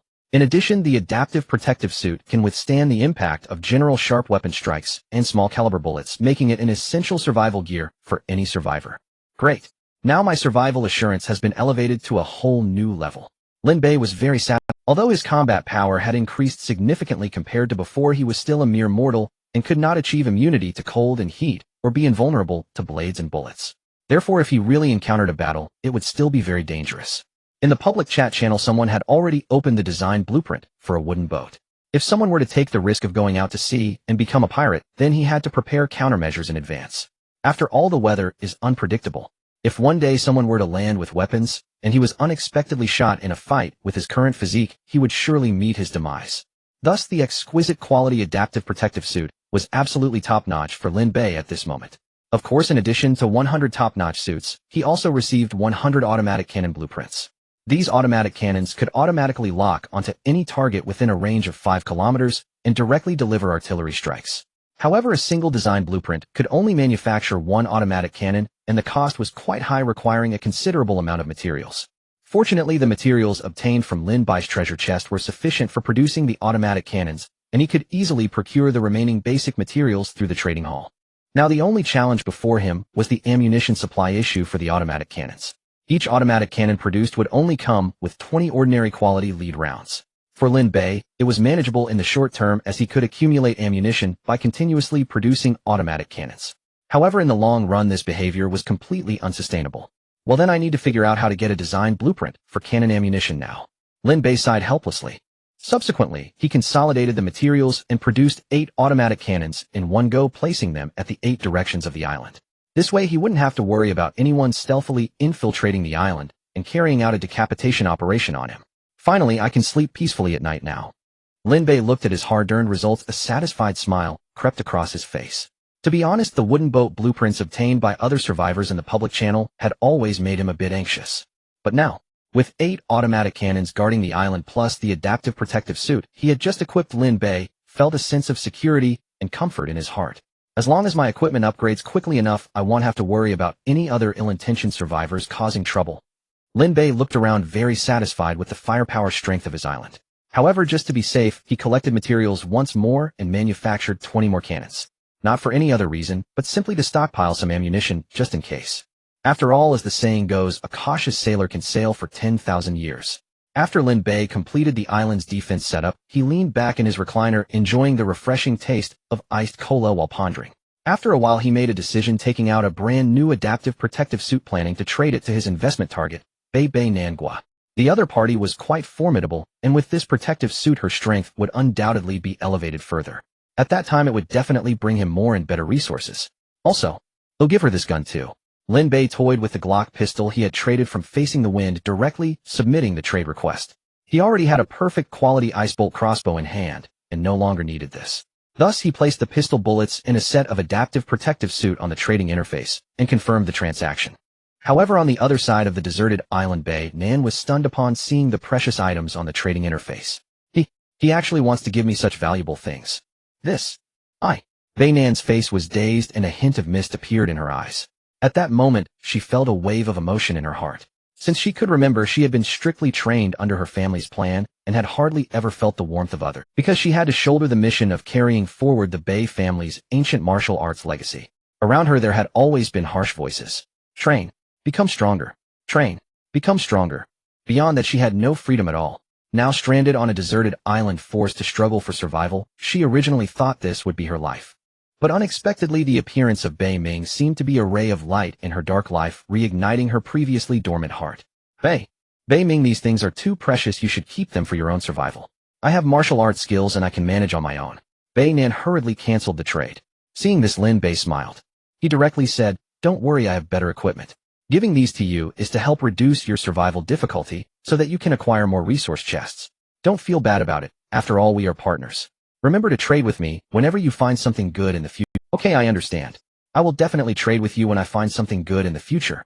Bei Nan nodded firmly, deeply moved. Her gaze was resolute, and she had already made up her mind. Then Lin Bei traded Bei Nan a few bottles of cola and some ice cubes before turning his attention back to the now chaotic warehouse. Notification: would you like to consume a piece of hardwood to repair the warehouse? Repair. He wanted to complain that the warehouse floor was clearly made of ordinary wood, yet it required hardwood to repair after being damaged. It was simply too ridiculous. But Lin Bei had no choice. Having broken the warehouse floor with his own head, he tearfully had to repair it. Otherwise, rebuilding a warehouse would consume even more materials. Thus Lin Bei spent a leisurely afternoon leaning against the recliner. As the sun set, the blood-red afterglow poured over the shimmering sea, exuding a touch of melancholy. Lin Bei gazed at the mottled sunset, glow filtering through the grayish-white mist, lost in thought, unsure of what he was contemplating. A considerable number of people had died over the course of the afternoon. Now the active number of people in the public chat channel had dropped to less than 9500. The lives of ordinary people in this cruel island survival were as fragile as grass, hardly worth mentioning. He had done his best. However, human efforts are limited. Even if he provided ice cubes to other survivors without stopping for an entire afternoon, several hundred people still passed away. Only at this moment did Lin Bei seem to wake from a dream, realizing a very realistic problem. This place was not a vacation island, but rather a bloody, extremely cruel survival world. All his comforts were merely built upon his own luck. Who could guarantee that he would always be as fortunate as today? What if a greater, more troublesome disaster arose? Could he still remain carefree, watching the clouds roll by as he did now? Indeed, I cannot let my guard down. Lin Bei withdrew his gaze, shook his head with a bitter smile, and murmured, I remembered a saying. People live for the sake of living itself, not for anything beyond survival. The sunset lingered, and the afterglow was desolate. Lin Bei quietly leaned back in his recliner, remaining speechless for a long time. Lin Bei quietly leaned back in the recliner, lost in thought. Finally, he regained his composure, and a bright glimmer flashed in his eyes. As the sky darkened, the darkness swallowed the light, and the night finally descended. The scorching heat that had surrounded the island vanished in an instant. The sea breeze blew in, carrying a hint of coolness. Lin Bei started a fire in the open space outside the warehouse. The flames flickered and crackled. Lin Bei devoured an entire roasted fish by himself. Strangely, after his combat power reached 45 points, his appetite noticeably increased. Now his food consumption alone could rival that of 3 or 4 adult men combined. If we were to compare combat power purely based on appetite, my current consumption should be on par with Bei Nan Gua, which begs the question, does that mean our combat abilities are quite similar now? A hint of curiosity suddenly arose in Lin Bei's heart. However, he quickly dismissed the thought, realizing he had overlooked a crucial clue. The increase in appetite might merely be related to his physical fitness improvement, while his actual combat ability was another matter altogether. He hadn't forgotten that Bei Nan Gua was a successor of ancient martial arts. In terms of combat skills, he was undoubtedly leagues behind. Thus he believed that at most his physical fitness was on par with the other party, but as for combat power, he still had a ways to go. Next time we chat, I'll just have to ask directly. I can only hope I haven't fallen too far behind. The announcement: nightfall has arrived. The island is about to face an invasion of marine creatures. All survivors, please prepare your defenses in advance. Protect your island from destruction. Invasion countdown 30 minutes. Duration of invasion 3 hours. Just as Lin Bei prepared to open the treasure chest obtained through automatic fishing this afternoon, a loud announcement echoed through the sky. Lin Bei was momentarily bewildered, but soon he regained his senses, his brow furrowing tightly. There's actually a monster invasion aspect. Indeed, the survival on this island never lets one rest. Lin Bei cursed inwardly. He could imagine that other survivors after a whole day of scorching heat and hard labor were now physically and mentally exhausted, leaving them with little combat power to deal with the impending marine creature invasion. Although Lin Bei wanted to help, he couldn't be sure if he could withstand this wave of monster invasion himself. He could guess that with his current level 2 island status, he would face dangers far exceeding those of other islands, and therefore regarding the other survivors, he felt quite helpless. All he could do was to do his best and leave the rest to fate. In the public chat channel, anxiety loomed, and the atmosphere was extremely tense. I'm done for.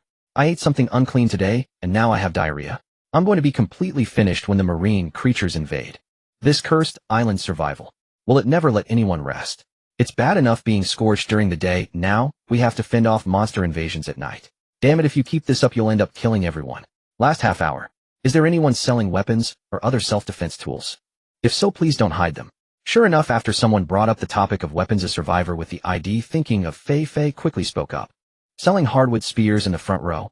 Excellent quality, beautiful price, while supplies last. Hey buddy, what's the price for one spear? 1 bottle of pure water or 2 pieces of bread, only exchanging for food and water, no spirit stones or anything else. Damn, why don't you go rob someone? Tisk, a poor person should know their place. Do you think you deserve to own a hardwood spear?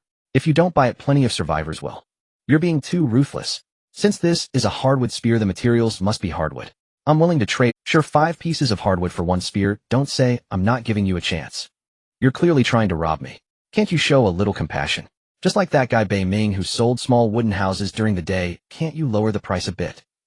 I'm not saying you shouldn't make a profit, I just hope you can earn a little less.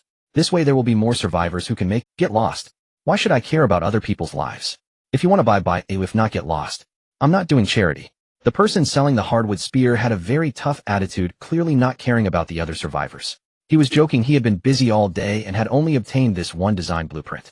Although the blueprint only had 100 durability points each time he crafted, he would only consume 1 piece of hardwood material to produce 10 hardwood spears. If he made them all, he could obtain a total of 1000 spears. This was the cornerstone of his fortune. Selling it cheaply was not worth it.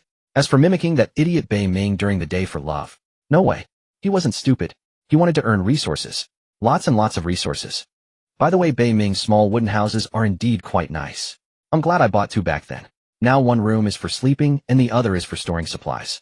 It's simply delightful. A young man with a crew cut looked very pleased on an island over 30 square meters.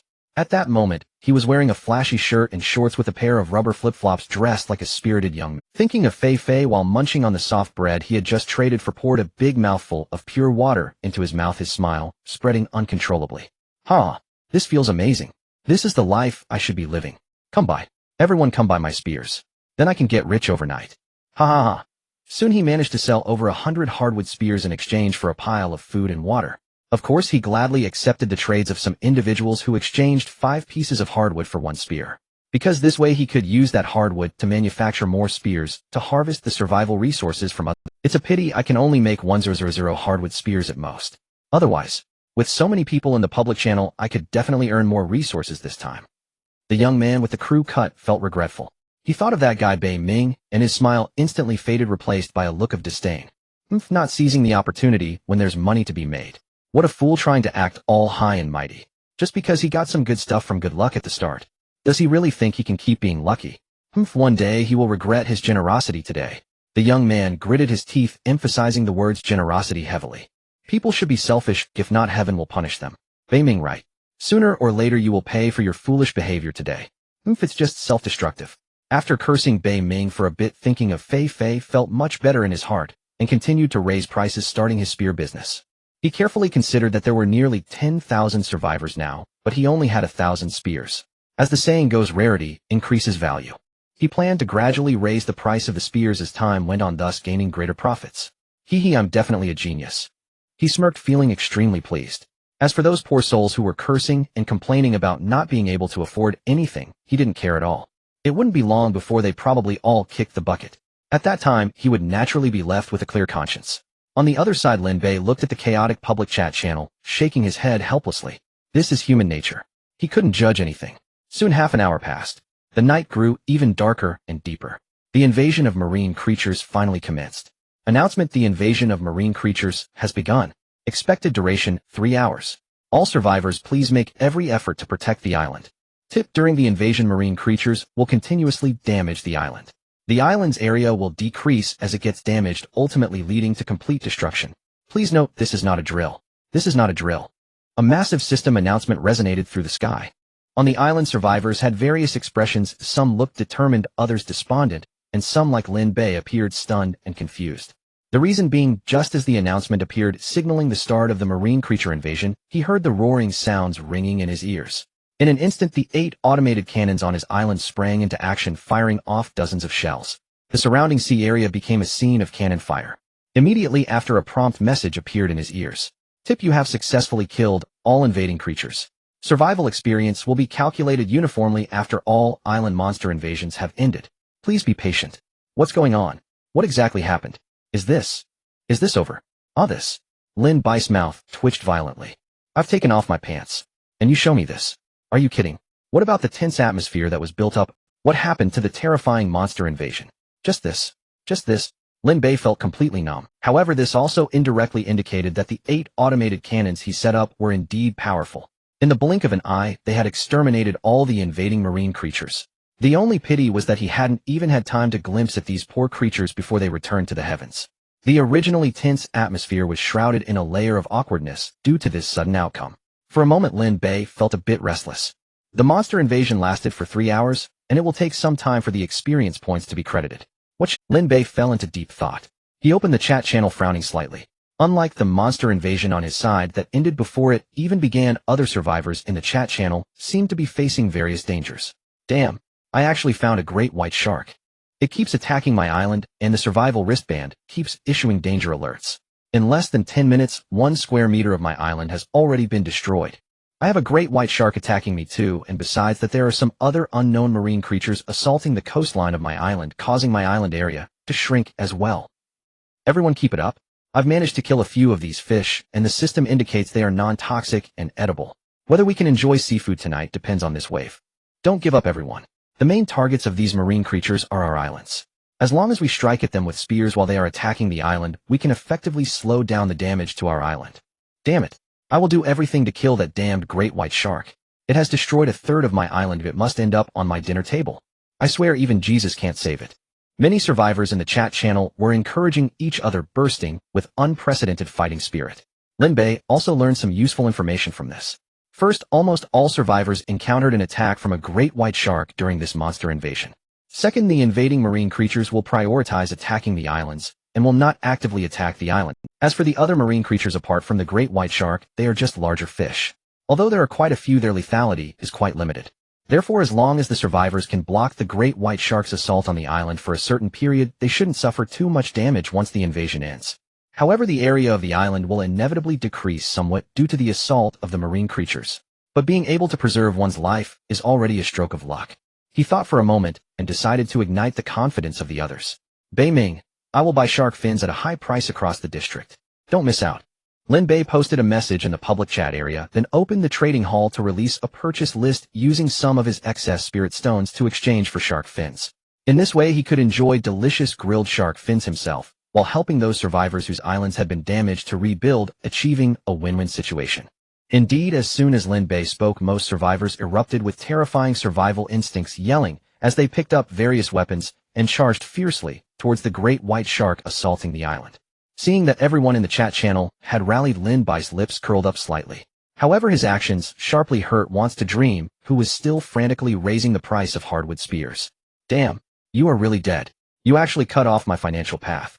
Damn it, I will remember you. One day, on a lonely island, a young man with a buzz cut yelled angrily while attacking marine creatures. However, if Lin Bei were nearby, he would be able to see at a glance that the spear the other party was holding was not a hardwood spear, but a fine spear that he had just listed for sale in the trading hall. On the other side, after Lin Bei finished listing the fine spears, he sent a private message to Bei Nangua to inquire about the situation. Soon the other party replied that Bei Nangua had not encountered any danger and had instead caught a pair of shark fins, asking if he needed them. Lin Bei was both surprised and unsurprised by this. In the end, he shamelessly accepted the 2 shark fins and placed them on the fully automatic grill, patiently waiting ready to indulge. However, since he had nothing to do, Lin Bei decided to open all the resource boxes obtained from automatic fishing. There were a total of 10 boxes, including 3 ordinary boxes, 3 excellent boxes, and 4 fine boxes. This time he was a bit unlucky and did not get a single extraordinary box. However, Lin Bei didn't mind and opened all the boxes. Soon a pile of resources accumulated in the warehouse. The ordinary boxes didn't have much to say, only triggering a basic tenfold quantity crit yielding some basic materials, bread, and pure water. As for the excellent boxes, they triggered a tenfold quality crit once and 2 tenfold quantity crits. The quantity crit provided him with a considerable amount of materials and food. The quality crit gave him a permanent design blueprint for a fine quality spear and some other fine materials. With the design blueprint for the fine quality spear, Lin Bei suddenly had an idea. He directly produced over 1,000 spears using hardwood and metal pieces, listing them all in the trading hall at a very favorable price. Soon many survivors improved their strength after obtaining the fine spears, and there were frequent encouraging results shared against the great white shark. In the trading hall, the orders Lin Bei had submitted for purchasing shark fins began to be gradually completed. This is a virtuous cycle. These many people are all excellent productivity for me. As long as they survive, they will continue to create more value for me. Lin Bei gave a big thumbs up to these brave survivors in his heart, then shifted his attention back to the resources obtained from a few fine boxes. Hint successfully opened a fine box. You triggered a 100-fold crit. Hint, congratulations, you have obtained 100 treasure keys. What the hell? Finally opened up. And it directly came with a big one. Lin Bei exclaimed, his eyes shining at a fine box. Although this box surprisingly only revealed a single type of resource, it directly opened up the treasure keys he had been dreaming of and triggered a 100-fold quantity crit. In an instant, he obtained a total of 100 treasure keys. Nice. Huh. Now I don't have to worry about not having keys to open extraordinary level boxes. Lin Bei laughed so hard, he couldn't close his mouth. But suddenly his smile froze as he looked at the opened boxes around him, revealing a bitter expression. Damn it. Now the keys are out, but the boxes are not. Damn. Lin Bei thought about cursing. He fixed his gaze on the extraordinary level master fishing rod he had put away, stating word by word, "Old Iron, it's all up to you from now on. You must help me fish up more extraordinary level boxes." Previously, he was worried that the monster invasion would damage the fishing rod, so he had put it away early. Now that the trouble was resolved, he naturally needed to set up the fishing rod again and continue fishing for treasure boxes. In addition to obtaining 100 treasure keys from one fine box, Lin Bei also found many useful items from several other fine boxes. Among them were the design blueprints for lighters and invigorating cigarettes, which could be Lin Bei's future source. Additionally, he also obtained 10 fine quality tang knives. Without any hesitation, Lin Bei directly traded 2 tang knives to Bei Nangua, further enhancing the latter's combat power. After opening all the boxes, Lin Bei realized that a small portion of the second-level space within the warehouse had already been occupied. It seems I won't be able to hold out for much longer. I must continue expanding the island area. Lin Bei thought to himself. The resource crit system is indeed exhilarating, but the massive amount of resources produced does take up space. Thus, to be able to store these piled-up resources on the island, he must further expand the island in the future. Ding! Your purchase order has been completed. Suddenly the wristband vibrated and emitted a prompt sound. Lin Bei revealed a look of surprise. The invasion of marine creatures had just started for less than an hour, and the order was already completed. He opened the trading hall, and sure enough, the 100 shark fins order he had submitted was already in a locked complete. He did not rush to take out these shark fins, but continued to post another 100 shark fins purchase orders. In less than 10 minutes, the order was completed again. Not bad at all. Lin Bei sincerely praised inwardly. To be honest, if he were still the previous weakling, without the help of the resource crit system, even if someone gifted him a fine spear, he might not have the courage to rush to the shore and fight the great white shark. After all, he was a poor swimmer. If he accidentally fell into the water, even if those marine creatures did not attack him, he would still be doomed. So not being able to swim in the island survival world is always a hidden danger. If only I could open a swimming pool design blueprint, then I could slowly learn on the island. Unfortunately, my luck isn't good enough. Lin Bei lamented his obsession with the swimming pool deepening. Of course, it would be best if he could also open up a few quality swimming rings. In that case, he would be completely at ease. Thus, Lin Bei traded a total of 500 shark fins before stopping the purchases. Although the storage space in the ice maker can be used as a refrigerator, he did not rush to take these shark fins out because keeping things in the trading space can maintain the freshness of the ingredients, while once placed in the refrigerator, the freshness will definitely drop by several levels. Therefore, unless it was about to be emptied, he would not take these fresh ingredients out in advance. Time flew by quickly, and before he knew it more than half an hour had passed. The two pieces of shark fins on the fully automatic grill finally emitted an enticing aroma. Ding! A prompt message popped up indicating that the grilled shark fins were cooked. After waiting so long, he could finally enjoy a feast. Alright, I can't forget to take a photo. When there are good things to eat, I must let everyone witness it for a sense of... Lin Bei casually took a picture of the serene night scene with him enjoying the shark fins. Once the public chat channel erupted again, he was satisfied and continued to savor the delicious grilled shark fins in his hand.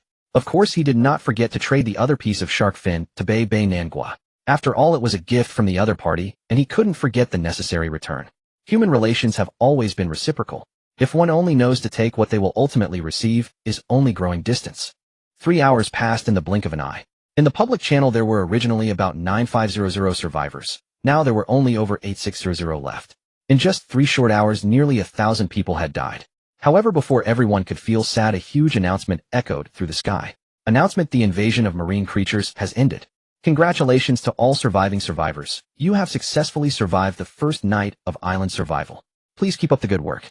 Final reward settlement in progress. Please wait. Everyone looked forward to the final rewards. On the other side, Lin Bei had long opened the attribute panel and was lying flat on the warehouse floor, gritting his teeth and waiting for the rewards to arrive. This time he was fully prepared. No matter how painful it was, he would endure it. Congratulations. You have received a perfect evaluation in the Marine Biological Invasion event. Congratulations. You have earned 8000 survival experience points. Critical hit multiplier x10 activated. 10 perfect event gift boxes awarded. Congratulations. You have earned 8000 survival experience points. Your level has risen to level 20, the current maximum cap. Notice you have surpassed level 10 and unlocked the occupation panel. Please select your occupational path promptly to acquire profession-specific abilities. A torrent of system notifications flooded Lin Bei's senses, leaving his mind utterly blank. Before he could even react, an excruciating wave of pain surged through every fiber of his body. Simultaneously, another system notification echoed in his ears: your combat power has increased by 25 points. Critical hit multiplier x10 activated. Your combat power has surged by 250 points. Arg! Lin Bei screamed in agony. An unprecedented torrent of torment erupted within every inch of his flesh and bone, so overwhelming that he felt as though he were being torn apart and remade anew. The last time a mere 40-point surge in combat power had left him writhing in unbearable suffering. Now a sudden leap of 250 points rendered the agony beyond description. Only when night deepened and the sea wind grew piercingly cold did Lin Bei finally stagger upright from the floor, drenched in sweat, limbs trembling with profound exhaustion. Pain. Unbearable pain.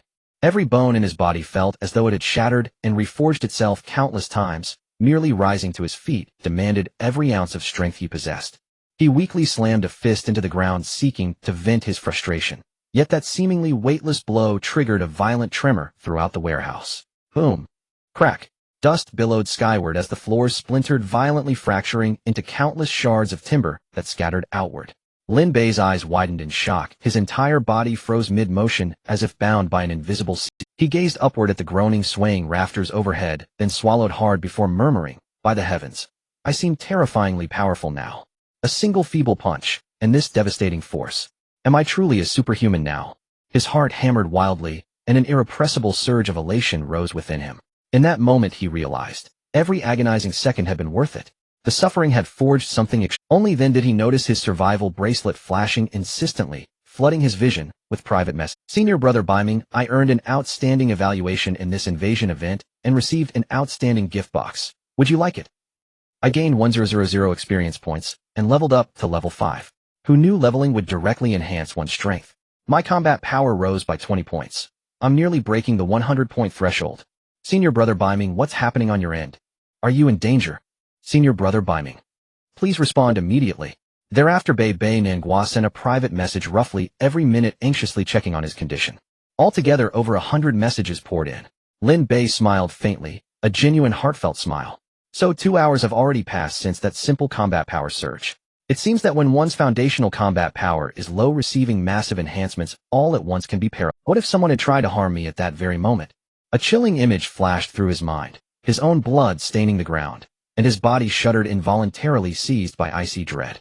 This damn island survival game. Danger lurks around every corner. Lin Bei cursed inwardly, then once his strength returned just enough, swiftly typed a reply to Bei Nangua. She instantly replied with warm concern, asking after his well-being. Lin Bei simply lied, that he'd been exhausted from a long day and accidentally dozed off. She believed him without question. After offering a few caring words, she initiated a trade request and placed the outstanding tier gift box onto the trading interface. Lin Bei accepted without hesitation. This was an outstanding gift box. If Bei Nangua opened it herself, even its finest reward would yield only a single item. But Lin Bei was different. His critical hit system guaranteed at least a tenfold multiplier. Entrusting such rare loot to him for opening was unquestionably the most advantageous choice. Yet under no circumstances could he reveal his system to anyone. So he simply confirmed the trade, planning to extract useful items for her afterward, then return them in exchange. Wait, how much combat power did you gain upon reaching level 5? Lin Bei suddenly recalled a crucial detail and urgently messaged Bei Nangua. Oh, I leveled up 4 times consecutively, gaining 20 points total. I now stand at 98 combat power, just shy of breaking 100. Bei Nangua replied without pause. Boom. Lin Bei slammed his fist down, his expression twisting as if straining through unbearable constipation. At that instant, the already crumbling warehouse collapsed entirely beneath his blow, sending plumes of dust and gravel swirling into the air. By heaven, this is the blessing of inheriting ancient martial arts. 5 points per level. Damn, I'm green with envy. Lin Bei's face twisted into a comically sour grimace, his inner bitterness so potent it could ferment an entire vinegar distillery. Sigh, truly comparing oneself to others is the swiftest path to despair. He sighed deeply, utterly ignoring the heap of splintered timber now buried atop him. With combat power soaring to 295 points, even unprotected such rubble posed not the slightest. Fortunately, though my foundation remains weak, my critical hit system allows explosive growth. Yes, the process was agonizing, but the outcome is undeniably glorious. Now at nearly 300 combat power, I am more than triple her strength. Let her excel, while I, armed with divine advantage, sweep all before me. Heavenly bliss. Envisioning his radiant future, Lin Bei's gloom evaporated, a triumphant smile curled at his lips. Yet as he surveyed the surrounding devastation, he sighed and shook his head. I must adapt to this newfound physical might. Otherwise daily life will become a constant disaster. He had no desire to watch his painstakingly constructed sanctuary crumble to dust each time he casually waved a hand or stamped a foot. Fellow survivors, can anyone relate? Sometimes surging combat power too rapidly becomes its own kind of burden. With resignation, Lin Bei began gathering materials to rebuild the ruin. Soon the warehouse stood whole once more, its scattered resources magically restored to their original positions, as if time itself had reversed. Such miraculous restoration was possible only because Lin Bei had invested triple the standard material cost required to construct a warehouse of equal scale. He refused to relocate and rebuild elsewhere. Doing so would mean hauling mountains of supplies all over again. Though his newfound strength rendered those loads featherlight, he simply possessed enough resources to indulge his whims, unapologetically. I nearly forgot. That perfect evaluation also rewarded me with perfect tier gift boxes. He opened his character interface and found 10 unclaimed perfect tier event gift boxes awaiting extraction. Perfect tier event gift box, a sacred gift bestowed by deities across the multiverse upon courageous survivors, contains blessings from celestial sovereigns. Gift boxes are far superior. No keys required, just open and claim rewards. Unlike supply chests, which demand unlocking first. Truly the benevolence of cosmic divinities, I adore it. A grin spread across Lin Bei's face as he extracted all 10 perfect gift boxes, chanting fervently, Jade Emperor, Lord Laozi, God Allah, Buddha Shakyamuni. Heaven bless. Earth bless. Mimi Mommy Hong, open. Open it for me. Lin Bei said in a low voice, directly opening an event gift pack. An orange glow spread out from the gift pack. In the next moment, Lin Bei received a notification. Notification successfully opened the event gift pack. You triggered a tenfold critical effect. Notification, you have obtained Intelligent Villa Design Blueprints Perfect 10. Instantly the orange glow in front of Lin Bei slowly dissipated, and he held 10 thick, beautifully designed blueprints in his hands. What did I get? Perfect quality villa design blueprints. This is simply too satisfying. It's like the luck of a European emperor. How exhilarating. Lin Bei looked at the intelligent villa design blueprints in his hands, his face filled with eager anticipation. Intelligent villa design quality perfect introduction. Based on the blueprints, a fully intelligent home perfect villa can be constructed with an area of 502,000 square meters, featuring all necessary functions, comfortable and safe. Durability 1, minimum required materials high-grade raw stone 10, raw stone 250, perfect steel 200, perfect copper 100, perfect stone 500, perfect wood 100, perfect fertile soil 50, perfect electronic components 30, perfect mechanical components 30, perfect hard aluminum alloy 30, perfect polymer coating 30. However, when Lin Bei saw the minimum material requirements for constructing the intelligent villa, he fell into silence. After a long time he sighed, alas, no wonder it's a perfect villa, the materials, truly extravagant. Leaving aside everything else, just 10 high-grade raw stones was a daunting goal for him. As for the other materials, their quality also reached perfection, yet he had never seen any of them. A long road lies ahead. For the sake of my grand house, it seems I must double my efforts. I never expected that while I was a house slave back on Blue Star, now that I'm in the island survival world, it's the same. History does not simply repeat itself, but it is astonishingly similar. Lin Bei couldn't help but feel emotional about the terrifying material demands of the perfect villa. Fortunately, he now possessed an excellent level master fishing rod, which still offered a chance to obtain perfect grade resource chests. Besides, if the excellent level chests could trigger a 10-fold quality critical, he might also have a chance to get perfect quality materials. Of course, if the fine level chest could trigger a 100-fold quality critical, that would also solve the material problem. However, Lin Bei was not too hopeful about fine level chests triggering a 100-fold quality critical. From his experience of opening boxes during this time, he found that most of the time, he could only trigger the lowest multiplier for quantity critical effects. Generally speaking, the chances of triggering quality critical effects were far lower than those of quantity critical effects. In summary, unless he struck a stroke of luck, it was better not to dream. Lin Bei put away the blueprints and continued to open the gift pack. Notification: successfully opened the event gift pack. You triggered a 10-fold critical. Lin Bei put away the blueprints and continued to open the gift pack. Notification: successfully opened the event gift pack. You triggered a 10-fold critical effect. Notification: you have obtained a Qianquan bag extraordinary 1. Lin Bei was completely stunned. What's going on? Did I trigger a 10-fold quality critical? I actually opened an extraordinary quality item that surpasses perfect quality. Wow, this is incredible. Without hesitation, Lin Bei looked at the palm-sized bag in his hand. This bag was embellished with golden threads with a pattern of the Qianquan bagua at its center. The opening of the bag was wrapped in a golden ribbon that danced in the wind, swaying gently like a vibrant golden sprite. Qianquan bag quality: extraordinary introduction, impervious to water and fire, capable of holding all. Storage space: 1000 superscript 3 1. Usage restriction: combat power 1000. Special effects: 1. Devour, capable of devouring all vector attacks below extraordinary level. 2. Refinement: can refine ordinary materials to enhance their quality, but will not exceed perfect quality. 3. Tying Xingjian transforms the Qianquan bag into a bagua array covering a surrounding area of 1000, enhancing all attributes of friendly targets by 100 for 30 minutes, cooldown time 72 hours. 4. Dizzy Kuan transforms the Qianquan bag into a robe, shielding the wearer from all attacks for 30 minutes, cooldown time 72 hours. While the attributes of this Qianquan bag are simply outrageous, Lin Bei was pleasantly surprised, his breathing quickening. For him, this item was akin to a divine artifact.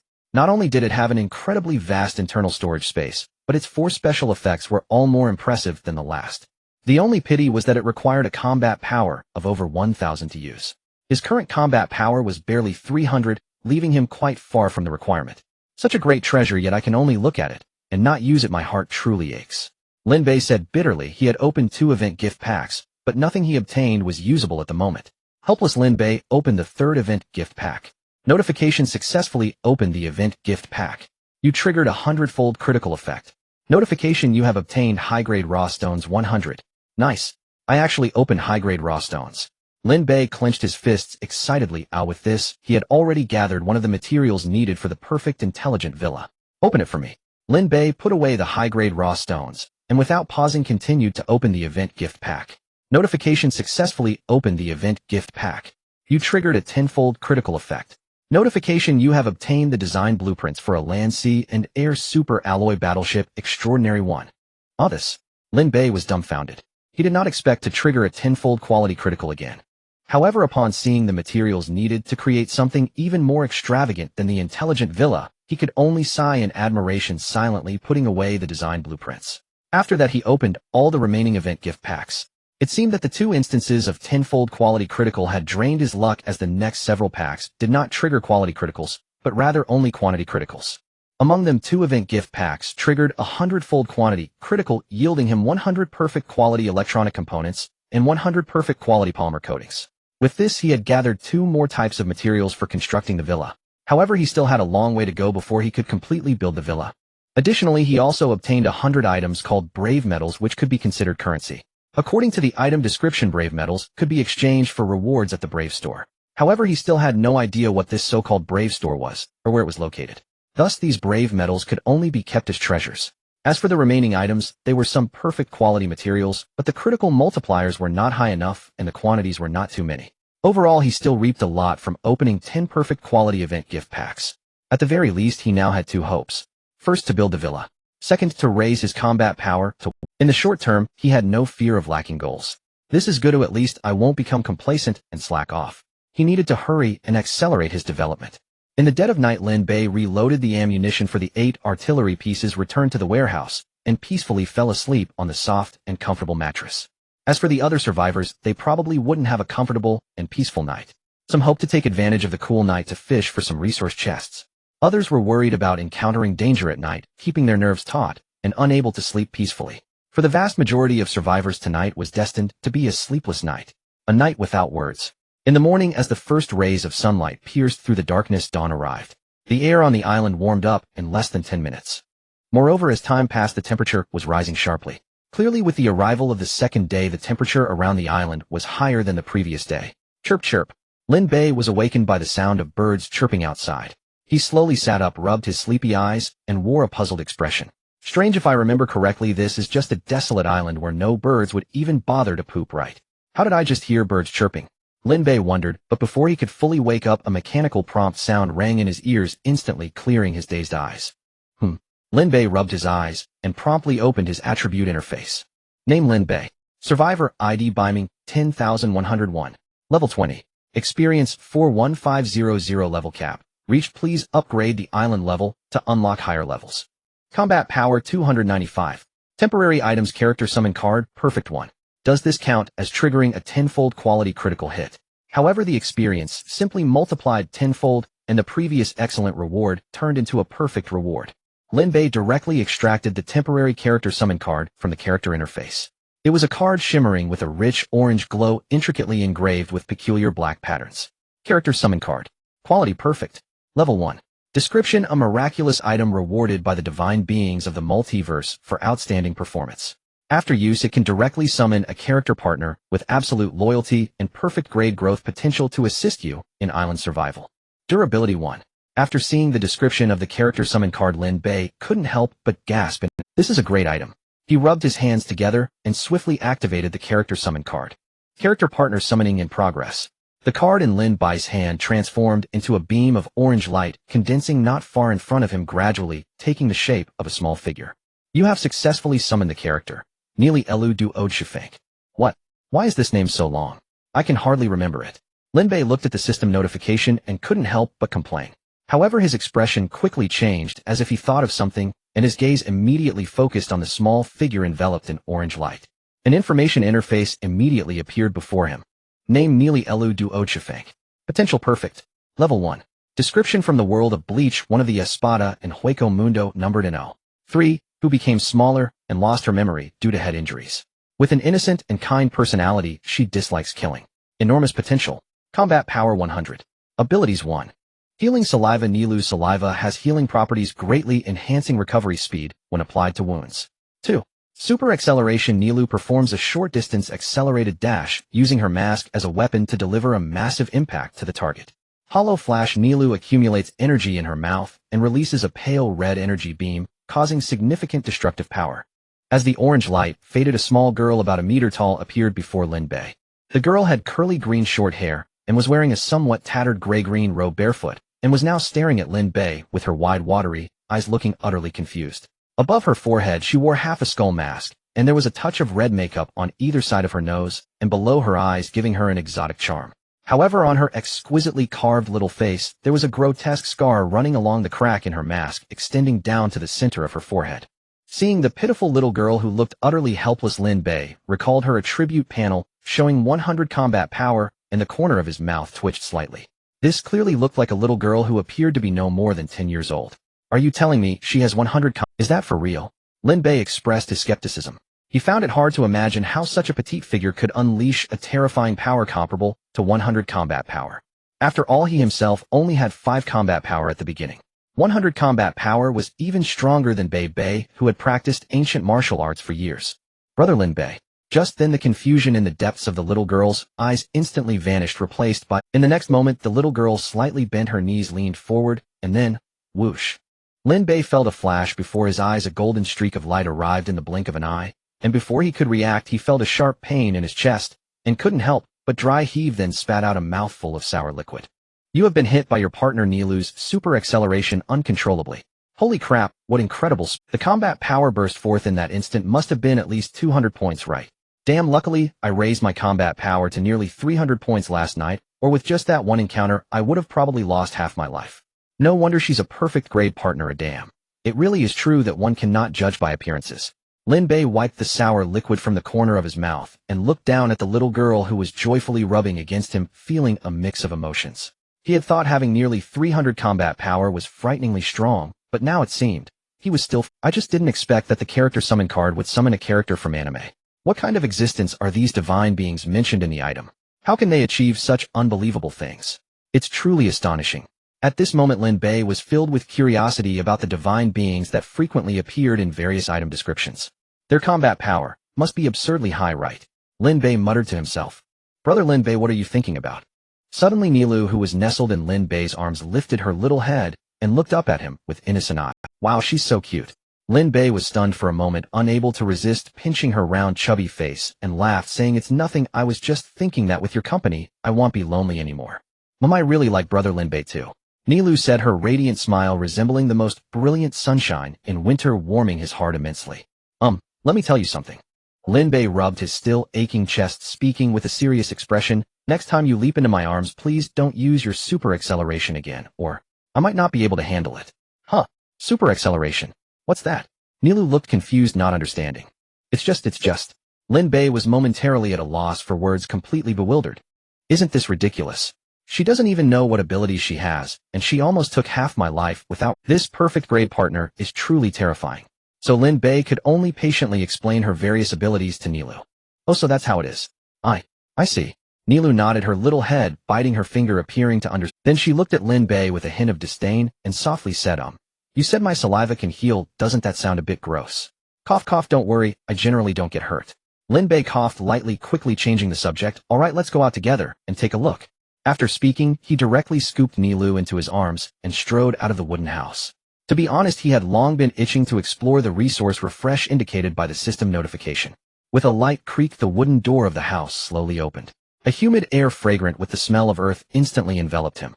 This is— Lin Bei stared in a daze, looking at the tremendous changes happening on the island outside, momentarily forgetting to breathe. It was simply too shocking. Outside the wooden house, the lush greenery flourished and the fragrance of flowers wafted through the air. The once desolate island now appeared vibrant with life.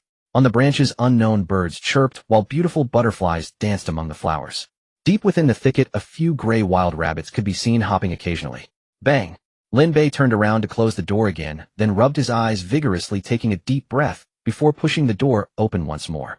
However, the scene remained unchanged. He was not hallucinating. Overnight, the deserted island had truly transformed into a thriving oasis. Surrounding the 4 warehouses, the area was already shrouded in the shade of trees. He felt as if he had moved into a forest, a hint of absurdity blooming within his heart. This is too incredible. Lin Bei could hardly conceal his astonishment. Holding Nilu in his arms, he strolled around the island, and the expression on his face became even more vivid. What he had just seen was merely the tip of the iceberg. The area outside the forest held a different world altogether. He even spotted a stone mound about 3 to 4 meters high on the western side of the island. Upon closer inspection, it turned out to be a stone mining resource point. A few steps further, there were also areas for mining iron ore and copper ore. As for the southern side of the island, it bore a tropical charm, with scattered coconut and banana trees growing on the ground. Even on the sandy beach by the coast, slow-moving sea turtles and crabs could be seen. On the eastern side of the island lay a swamp home to numerous snakes, insects, ants, and rodents. Lin Bei merely glanced from a distance before leaving. To the north of the island was a denser forest with tall, straight trees that blocked nearly all sunlight. Clearly, after one night, his island had undergone a tremendous transformation. Plants and animals that originally belonged to different regions had surprisingly merged on this one island. Moreover, several resource points had appeared. Resources could refresh daily for survivalists to mine. Brother Lin Bei, this island may not be large, but it is truly amazing. I really like it here. Nilu exclaimed excitedly, waving her little pink fists. Hee, I'm glad you like it. Lin Bei smiled upon hearing this, and we can expand the island in the future. By then, even more amazing things will happen, and you will undoubtedly love it even more. Really? That's wonderful. Nilu's face lit up with a happy smile. Gurgle. Suddenly a gurgling sound emanated from Nilu's stomach. She shyly lowered her head, a faint blush on her cheeks, and murmured, Brother Bei, I'm hungry. The way she called out to him made Lin Bei's legs feel a bit weak. Damn, this little lowly is ruthless. She suddenly launched a surprise attack. So Lin Bei took Nilu back into the wooden house, pulled out the barbecue grill, and laid 3 slices of fresh shark fins flat on it. He then helplessly looked at Nilu, whose face was full of curiosity, and said, This fish fin needs to be grilled for at least half an hour. If you're really hungry, you can have these first. Lin Bei took out a piece of bread and a box of luncheon meat, waving them in front of Nilu. Then Nilu wrinkled her nose, sniffed, and then shook her little head with disdain. She silently squatted beside the barbecue grill, staring intently at the fish fins, drooling as she waited patiently. Seeing this, Lin Bei could only shake his head and sigh, muttering to himself, It seems that a perfect level partner isn't as easy to take care of as I imagined. He casually placed the bread and luncheon meat back on the warehouse shelf and stepped outside. After a night of automatic fishing, the exceptional grade fishing rod should have caught plenty of supply chests, if not now, when he opened the public chat channel, and the number of survivalists in the area had dwindled to less than 8,000. Clearly, after last night's battle, some had sustained serious injuries, and without treatment, had ultimately succumbed to the final challenge. At that moment, many people in the channel were discussing the peculiar changes that had occurred on the island after the night. Unlike Lin Bei, although the islands where these survivalists were located had also refreshed resources, the resources were relatively monotonous. Unlike his island, which not only had mineral resources, but also forests, swamps, and tropical resources. Perhaps this is the benefit brought by upgrading the island, Lin Bei thought to himself. At the same time, he glanced at his attribute interface, which had already reached the current level cap, along with several tens of thousands of experience points that could not be used, falling into a moment of dilemma. Should I continue to upgrade the island's level? Based on the comparison of resources on the island right now, the resources refreshed on a level 2 island are significantly superior in both quantity and quality compared to a level 1 island. Clearly, there are many benefits to upgrading the island's level. Lin Bei frowned in contemplation, weighing the pros and cons. He glanced at the perfect grade ice crossbow at his waist, then at the imposing automatic cannon by the coast, and finally gritted his teeth. Damn it, it's just upgrading the island, let's do it. He operated his wristband and directly consumed a piece of raw stone, upgrading the island to level 3. With the upgrade of the island's level, a series of prompt messages appeared before him. As he expected, with the upgrade of the island's level, the quantity and quality of island resources increased again. However, to see the specific results, he would have to wait for the resources to refresh the next day. In addition, his speaking limit in the public channel increased to 30 times per day. The trading hall's trading slot limit also rose to 30, and the temporary storage time in the trading hall extended from the original 3 days to 7 days. Moreover, he further unlocked the ability to record short videos based on the original photo function of a level 2 island.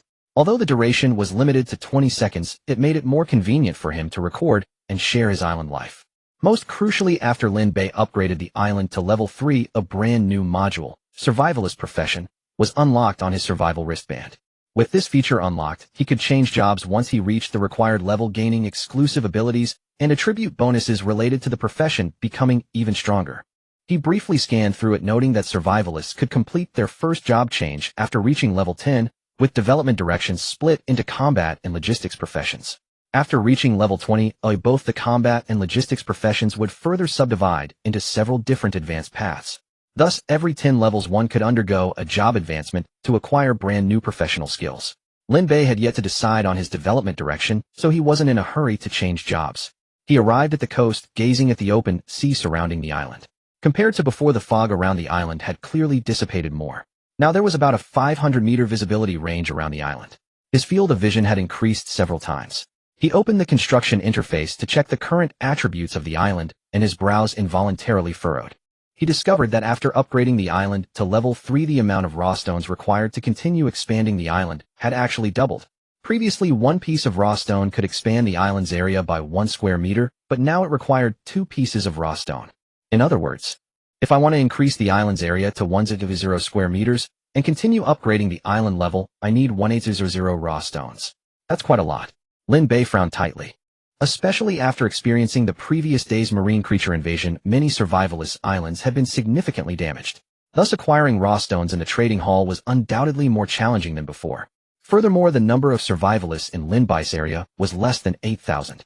Even if they were willing to trade raw stones with him, it was likely that it would take time to gather such a quantity of raw stones. Unless he was willing to consume high-grade raw stones to expand the island's area. Or perhaps triggering a 10,000-fold crit when opening treasure chests to directly obtain a massive amount of raw stones. Boom! Just as Lin Bei was deep in thought, a deafening cannon fire suddenly erupted nearby. Seconds later, from the fog-shrouded sea in the distance, a loud splash echoed. At the same time, several alert tones sounded in Lin Bei's ears. Alert warning.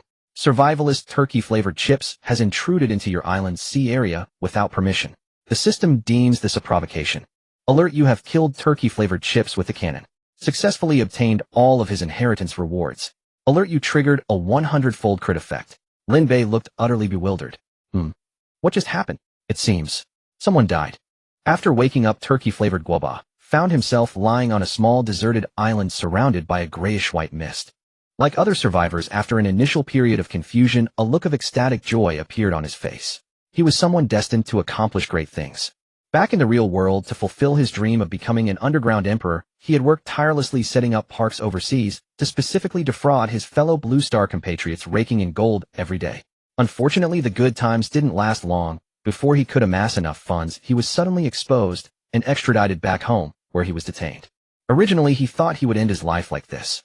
Who would have thought that after waking up he would arrive at such a remarkably free place? He welcomed his second life. Truly, heaven does not forsake those with ambition. This time I will definitely achieve great success. He laughed wildly towards the sky, as if he could already see himself reaching the pinnacle of life, becoming a powerful island lord worshipped by many survivors. He opened the beginner's gift pack. Luck was on his side as he obtained a water collector of ordinary quality, which could automatically gather water vapor and filter it into pure water, producing 1,000 milliliters per day. In addition, he also received a handgun and a full magazine of bullets along with a design blueprint for a heart. Apart from not receiving food, his haul this time definitely surpassed that of 99 of other survivors. He skillfully checked the magazine, finding a total of 18 rounds of 6mm bullets sufficient for some time. He opened the public chat channel and saw many people exchanging food for wood and raw stones. He sneered, already considering this guy named Bei to be a complete fool. Surviving on a deserted island, the most important things are food and water.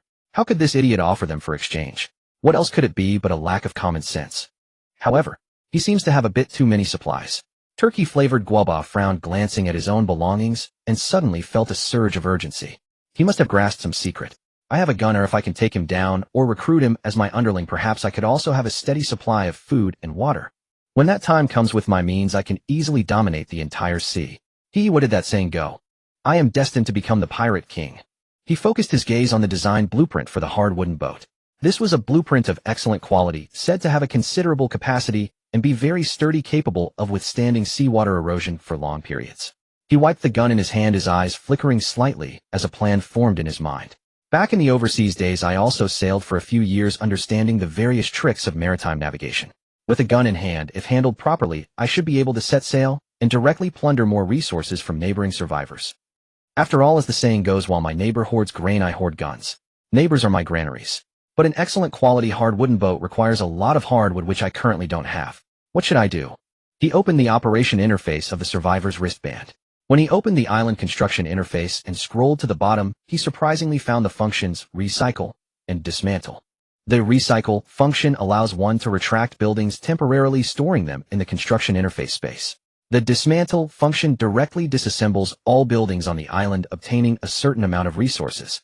He attempted to operate the dismantling function on his island. The result was surprising.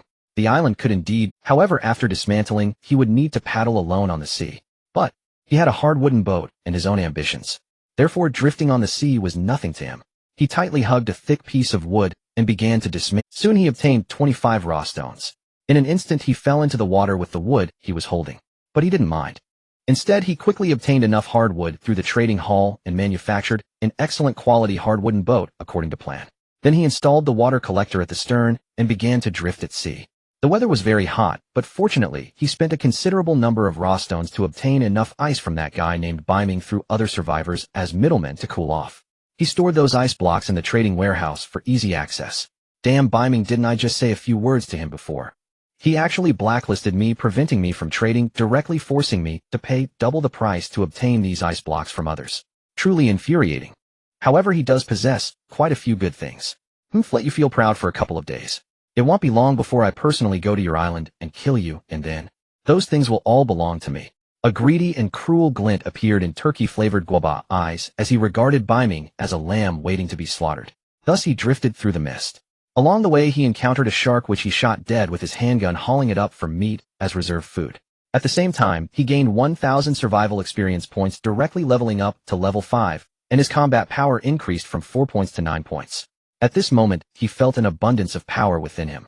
In addition, he also salvaged numerous resource treasure chests from the mist during his voyage. This filled him with immense pride, and his confidence soared. I truly am the chosen one. Relying on staying on a deserted island like those idiots, how long would it take to gather so many quality resource chests? The Pirate King, I am undoubtedly destined to become one.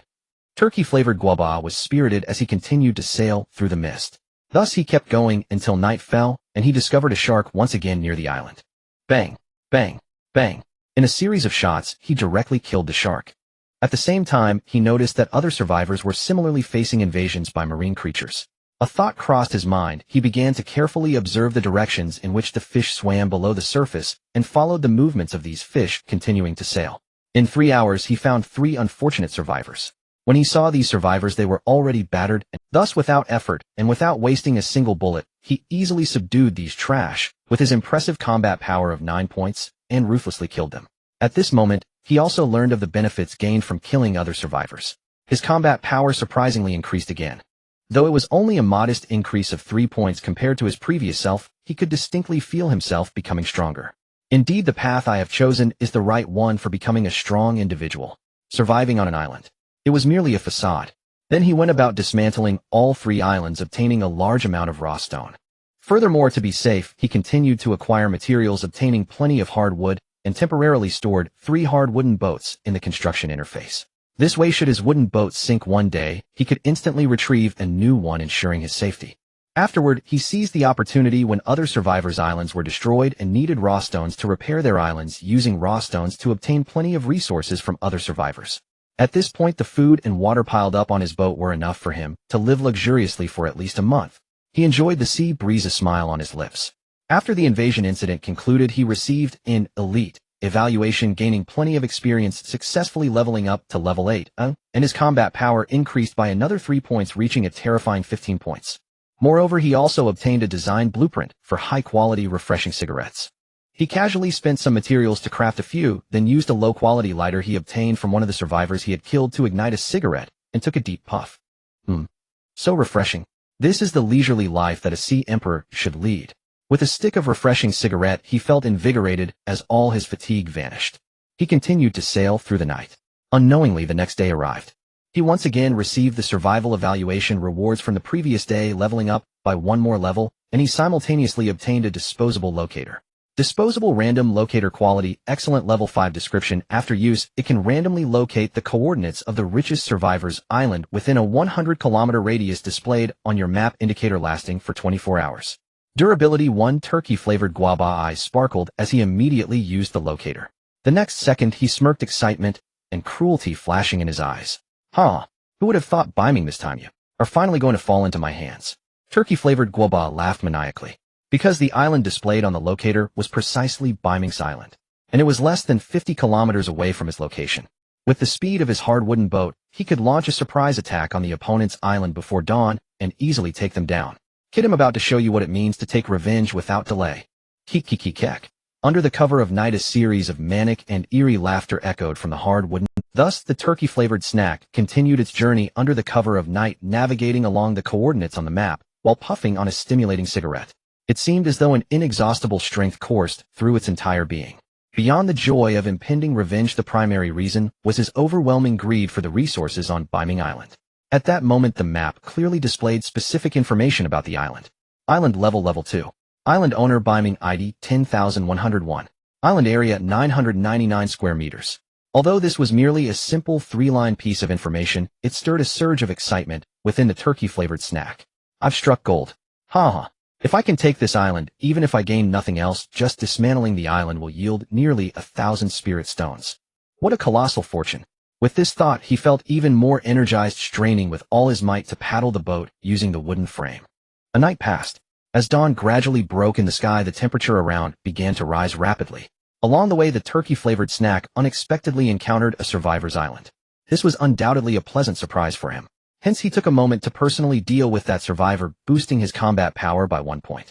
At the same time, he secured another supply. This damned whether it was just dawn, how could the temperature rise so? Fortunately, I got a quality sunshade from that unfortunate island last night, and with the ice cubes I stored yesterday, I don't have to worry about the heat. But this means the others probably won't last too long. I wonder if their islands will disappear after they die. If they don't, then dying is better. It saves me the trouble of sending them off myself. I can just pick up the spirit stones afterward. Oh, just thinking about it feels satisfying. As the turkey-flavored snack puffed on his stimulating cigarette, he paddled vigorously. His gaze was fixed on the target island visible on the marine map, and an involuntary cruel curve appeared at the corner of his mouth. Almost there. I'm about to arrive. Although I was delayed a bit last night, it's no matter. I'm about to land and take out that stinky brat Biming. Damn, he dared to blacklist me. I will definitely cut off his head to use as a night pot. His face was filled. According to the map, he was now less than 1,000 meters from Biming's island. Just then the survival bracelet on his wrist vibrated. Following that, a notification he had heard no less than 5 or 6 times since yesterday echoed in his ears. Warning, warning, you have entered the waters of another survivor's island. Continuing will be considered a provocation. All consequences are to be borne by yourself. TSK Tisk, this is truly a level 2 survivor's island of 999 square meters. Just entering within 1,000 meters has already triggered a warning. But I'm not afraid of startling the snake. After a day of struggle, my combat power is already close to 20. With a gun in hand, I'm just dealing with a piglet that only dares to hide on the island and develop. I can wipe it out with a wave of my hand. At this moment, the turkey-flavored snack had his lips curled up as if he could already see Biming kneeling in front of him begging for mercy. However, in the next moment, he heard a loud explosion, and the wooden boat beneath him suddenly shattered into pieces in the blink of an eye. His mind went blank. When he came to his senses, he found his body was also breaking apart along with the boat.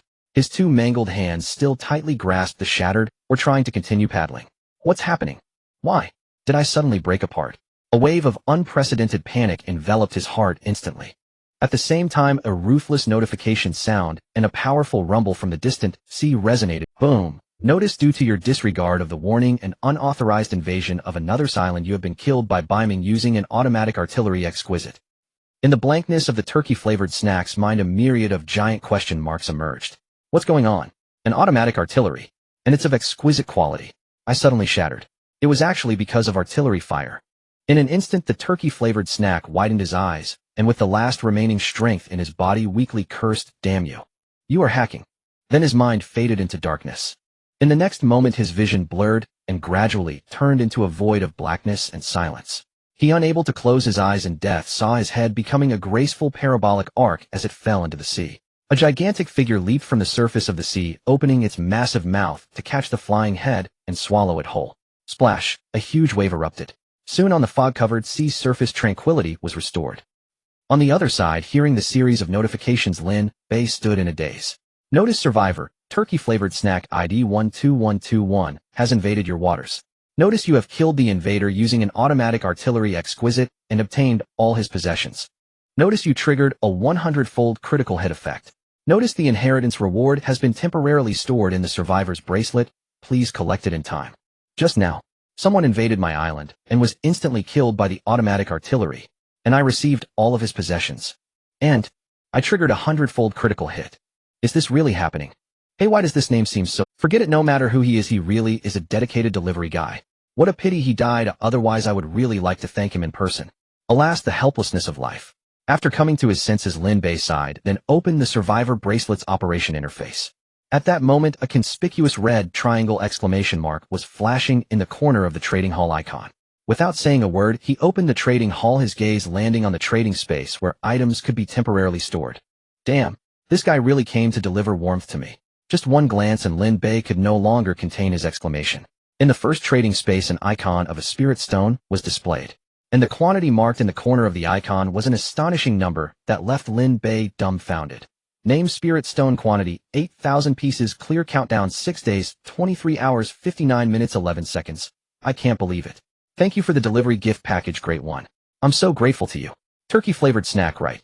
I must build a tombstone for you on the island, to commemorate your selfless spirit of sacrificing yourself for others. Your action is simply a timely help in need. I was still wondering how to continue expanding the island and upgrading its level in such a short time, but now it seems there is hope. Great kindness goes unthanked. Don't worry, I will definitely make you a high-quality tombstone. You can rest assured, Lin Bei said sincerely to himself. He believed that if the other party had any spirit in heaven, they would surely be moved to tears upon hearing his heartfelt words. Lin Bei felt immensely grateful for the generosity of the delivery man. His gaze shifted to the inheritance behind him. To be honest, this feeling was a mix of tension and excitement akin to opening a blind box. The next storage compartment opened, revealing a survivor's bracelet emitting a blue glow. Survivor's bracelet quality, unknown description, and identity verification tool for survivors that cannot be removed unless death occurs. Absorbed and fused bracelet count 5.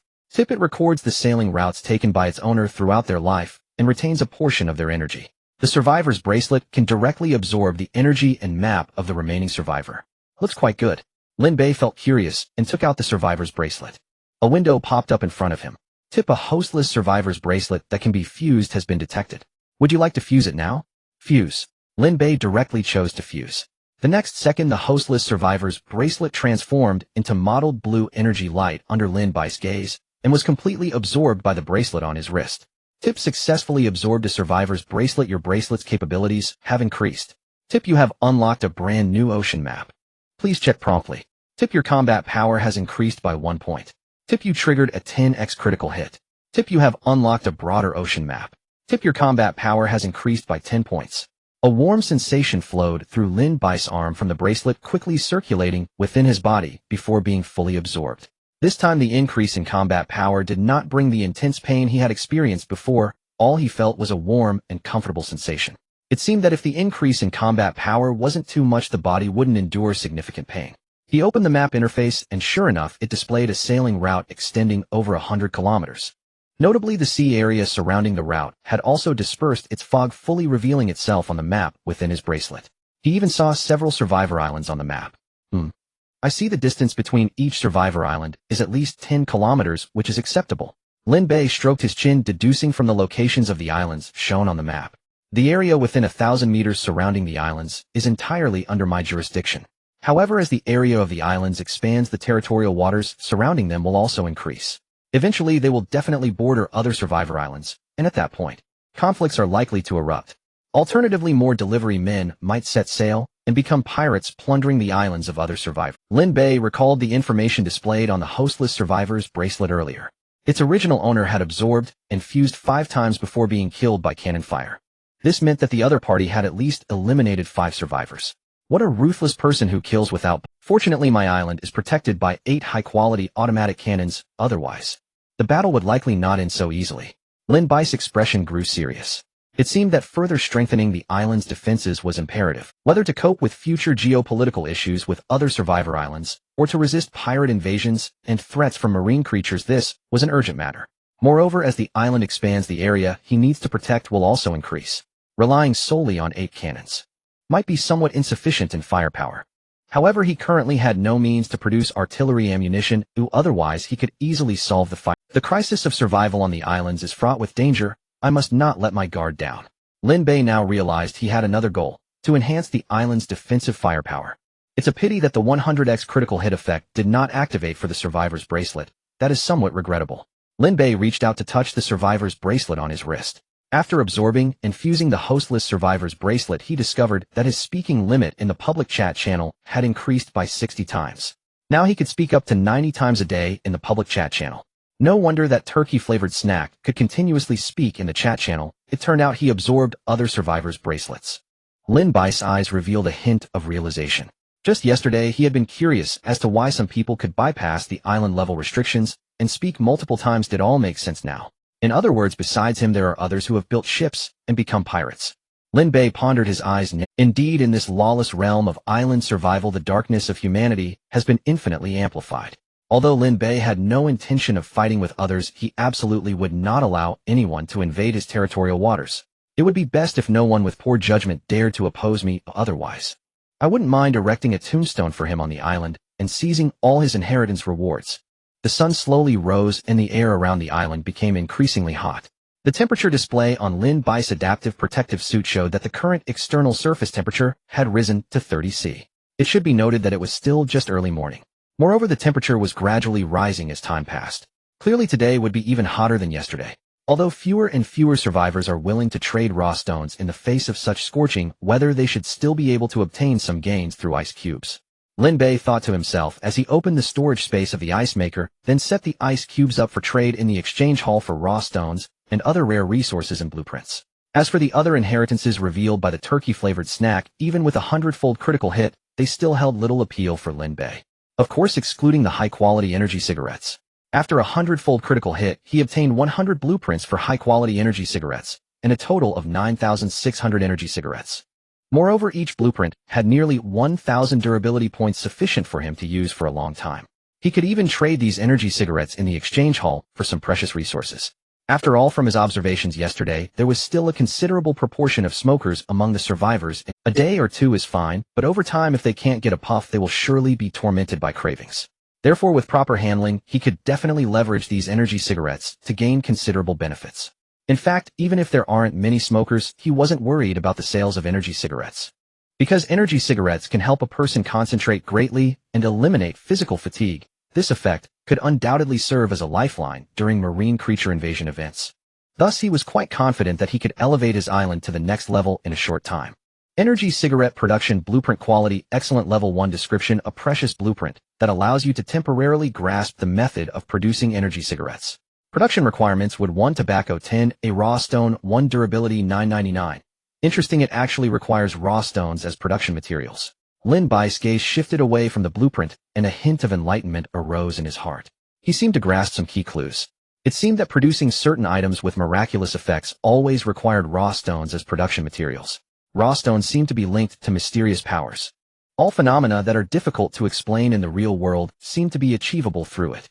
In Lin Bei's heart, the importance of raw stones had significantly increased once again. Thus, for him, acquiring raw stones should become a long-term investment he must persist in. This thing is just like gold in the real world, a hard currency that is never too much. After the marine creature invasion event, the surviving survivors have all received some survival rewards to varying degrees. Now they all have at least level 2. While their combat power has not increased much compared to the majority of survivors who were already weak, this is equivalent to a significant boost in strength. An increase of 1 point in combat power corresponds to a 20 overall improvement in physical fitness for an average person. Such an enhancement is already enough for a healthy average person to possess physical qualities comparable to national-level athletes. Therefore, early the next morning in the public chat channel, besides complaints about the increasingly hotter weather, more people were sharing their joy about their power increases and surviving the ordeal. I gained 200 survival experience yesterday. Not only did I directly level up by 1, but I also received an excellent quality event gift pack from which I opened a solar-powered fan. It's so refreshing to feel the cool breeze. Haha, I snatched the excellent spear sold by the Great Bei Ming yesterday and received an excellent rating, gaining 400 experience. I'm already at level 3. And I also obtained a cooling item, though it was just an ordinary quality sun umbrella, which doesn't seem very useful. Looks like I'm the best. Besides receiving an elite rating during yesterday's invasion event, I also received an excellent rating in this morning's survival evaluation. The combined rewards have pushed me to level 5. I feel so powerful. Even if another invasion event occurs, I can easily handle it. The Great Bei Ming is amazing, but I wonder what rating he received. It should be better than ours, right? Since the Great Bei Ming can offer excellent spears for sale, it indicates that he possesses better weapons. It's not surprising that he received a higher rating than others. First ice cubes and wooden houses, then an excellent spear. Thankfully, the Great Bei Ming lent a hand, or many of us might not see the sun today. Yes, the Great Bei Ming is my dream. No, he is my only idol. If anyone dares to say a word against him, I will directly roast them in the public channel. 1-100-8611. The significant enhancement in strength has given these survivors a bit more confidence in the future. After a day of struggling for survival, most people have gradually adapted to the cruelty and terror of this world. However, alongside the crisis, there are also enormous opportunities. With the mindset of now that we are here, the survivors' mental state on the second day was evidently much stronger than the previous day. Seeing everyone in the chat channel full of vigor, Lin Bei smiled faintly. This is how it should be. Only by rallying together can they obtain more resources to trade with him. Lin Bei in this wave has gained both fame and expanded the market. It's truly like Qin Shi Huang touching electric wires. What a win. This life. The future is promising. Lin Bei opened his arms to embrace the sun, his face beaming with a genuine and radiant smile. If he had to sum up his outlook for the future in one sentence, it would simply be a little cow touching electric wires all the way, bullshitting and flashing lightning. Lin Bei felt extremely satisfied with his gains this time. He directly invested the 8,000 spirit stones he had just acquired into the island's expansion, increasing its area by another 4,000 square meters. However, because the resource points had not yet refreshed the next day, the newly expanded island area remained the same as yesterday, still a wild wasteland. But Lin Bei was not in a hurry, he just needed to wait for the next day to arrive. As for now, he first moved the resource treasure chests from the shore into the warehouse, saving them for later opening. Inside the warehouse, Nilu remained in the same position as when he left, squatting by the barbecue rack, motionless, as if a wooden post fixed in place. If it weren't for Lin Bei seeing her big watery eyes and the drool still continuously dripping from the corner of her mouth, he would have suspected that the girl was under a freezing spell. By the way, doesn't her drool have healing properties? Now that she's drooling, I might as well collect some with a bottle. Lin Bei quickly stepped forward, took out the plastic bottle he had used to drink water before, and began to collect her drool. 1 drop, 2 drops, 3 drops. Time passed slowly. Finally, the grilled fish was ready. The enticing aroma wafted around, and Nilu's mouth, like a leaky faucet, began to drip continuously. The speed was more than 10 times faster than before. Lin Bei looked at the half-full plastic bottle of healing drool in his hand and nodded in satisfaction. Then he patted Nilu's shoulder and smiled, saying, "It's ready, you can eat the grilled fish fins now." Yay! Upon hearing this, Nilu immediately sprang to life, transforming into a fleeting shadow at the automatic grill, disregarding the heat, and directly extending her small, unyielding metal hand to grab a huge fish fin and start eating. The crisp sound of munching echoed in the warehouse. Lin Bei looked at Nilu, who was voraciously devouring a grilled fish fin that was half her body size, and couldn't help but secretly gasp in amazement. Goodness, this little loli has quite an appetite. Just a moment of distraction, and she's already eaten at least 1/10 of that huge grilled fish fin. But looking at her little belly, there isn't any sign of fluctuation. Could this be the legendary stomach from another, able to hold any food without any change? Lin Bei thought to himself, glancing at the plastic bottle in his hand. After pondering for a moment, he decided to conduct an experiment with those people in the public channel. After a fierce battle last night, many people were still injured. So he directly divided the half bottle of healing drool in his hand into 50 portions, each about 5 milliliters. Healing liquid, quality perfect, level 1 description, can be applied externally or taken internally, and after use it can rapidly heal physical injuries with excellent effect. Not bad, not bad, it's got that flavor. Lin Bei looked at the transparent liquid that showed new information after being divided and smiled broadly. Then he directly listed the 50 portions of healing liquid in the trading hall, pricing each at 5 spirit stones. After finishing this, he shouted in the public chat channel. In an instant, it caused a sensation. Wow, wow, wow. It's actually a perfect level healing elixir. North Ming is awesome. Damn, this healing liquid is too amazing. I had half my arm severed yesterday, and just now I bit the bullet and grabbed a bottle to apply on the wound, and now the wound has started to grow fresh granulation at a visible speed. In just a few minutes, my severed arm will grow back. Damn, this 5 spirit stones is really worth it. My little thing that was bitten off by a sea fish actually regenerated. Ha ha ha. Hey, the guy upstairs, it seems you've revealed something incredible. By the way, I'm curious to ask, can the regenerated little thing still function normally? Bro, I tried it, and the effect is excellent. Not only can it function normally, but it's also harder, thicker, and larger. What the heck? There's such a good thing. I want to buy a portion too. Soon the topic in the public chat channel got derailed. Lin Bei, seeing this, couldn't help but sweat on his forehead. These guys really have all sorts of strange characters. I just didn't expect that the healing liquid would have such terrifying effects. It's a bit unbelievable. But thinking about it again, Lin Bei felt relieved. After all, it was a perfect quality healing medicine, so having such healing effects was somewhat expected. After observing the chat channel for a while, and finding that using the healing liquid seemed to have no side effects, he finally breathed a sigh of relief. However, when he looked up again, he was stunned. Nilu had already finished a whole huge grilled fish fin, and now she was reaching out to grab a second one, happily munching away. What the heck is this little girl, a bottomless pit? After finishing a grilled fish fin the size of half her body, she still has the energy for more. Lin Bei was completely dumbfounded. He opened Nilu's attribute panel. Combat power 101, slowly increasing through eating. This can be done too. Lin Bei's mouth twitched slightly, then he immediately lunged for the last fish fin, devouring it like Nilu. At the same time, he opened his own attribute panel, staring intently at the combat power section. However, he was disappointed. Even after eating a whole huge grilled fish fin, his combat power remained as calm as ever, not increasing even a bit. Sigh, what a pity. It seems this is just Nilu's own talent. Eating can increase combat power. What a wonderful thing. I'm so jealous. Perfect level growth potential, very strong and violent. Lin Bei felt somewhat unbalanced. But soon he thought after all Nilu was his most loyal partner, and if she became stronger it equated to him becoming stronger. With a change in mindset, his feeling of jealousy immediately improved. He took a step forward and directly took out 5 huge fish fins from the temporary storage in the trading hall, spreading them across the automatic grill. Since eating can increase combat power, he didn't mind investing more to quickly elevate Nilu's combat power in a short time. Burp. Time passed, and Nilu lay contentedly on the wooden floor looking very satisfied. Lin Bei also had a smile on his face as he looked at the full bottle of healing liquid in his hand, feeling as sweet as honey inside. This bottle was enough to be divided into 100 portions of healing liquid, and the cost he paid was just a few fish fins. Beyond the healing liquid, he also gained an increase in Nilu's combat power. The return on investment was simply astonishing. Lin Bei was extremely pleased with this. This time he felt that he had struck it rich again. Brother Bei, I'm full. Is there any work to do? I can help. Little Nilu patted her belly, speaking somewhat shyly. She had a huge appetite, having eaten several grilled fish fins in one meal, which made her feel a bit embarrassed. Brother Bei won't abandon me just because I eat too much, right? But the grilled fish fins are so fragrant. I can't just eat and not work. I want to help Brother Bei so he won't neglect me. These were the thoughts that flashed through Nilu's mind in an instant. Lin Bei pondered for a moment, first slowly shaking his head, then gently nodding.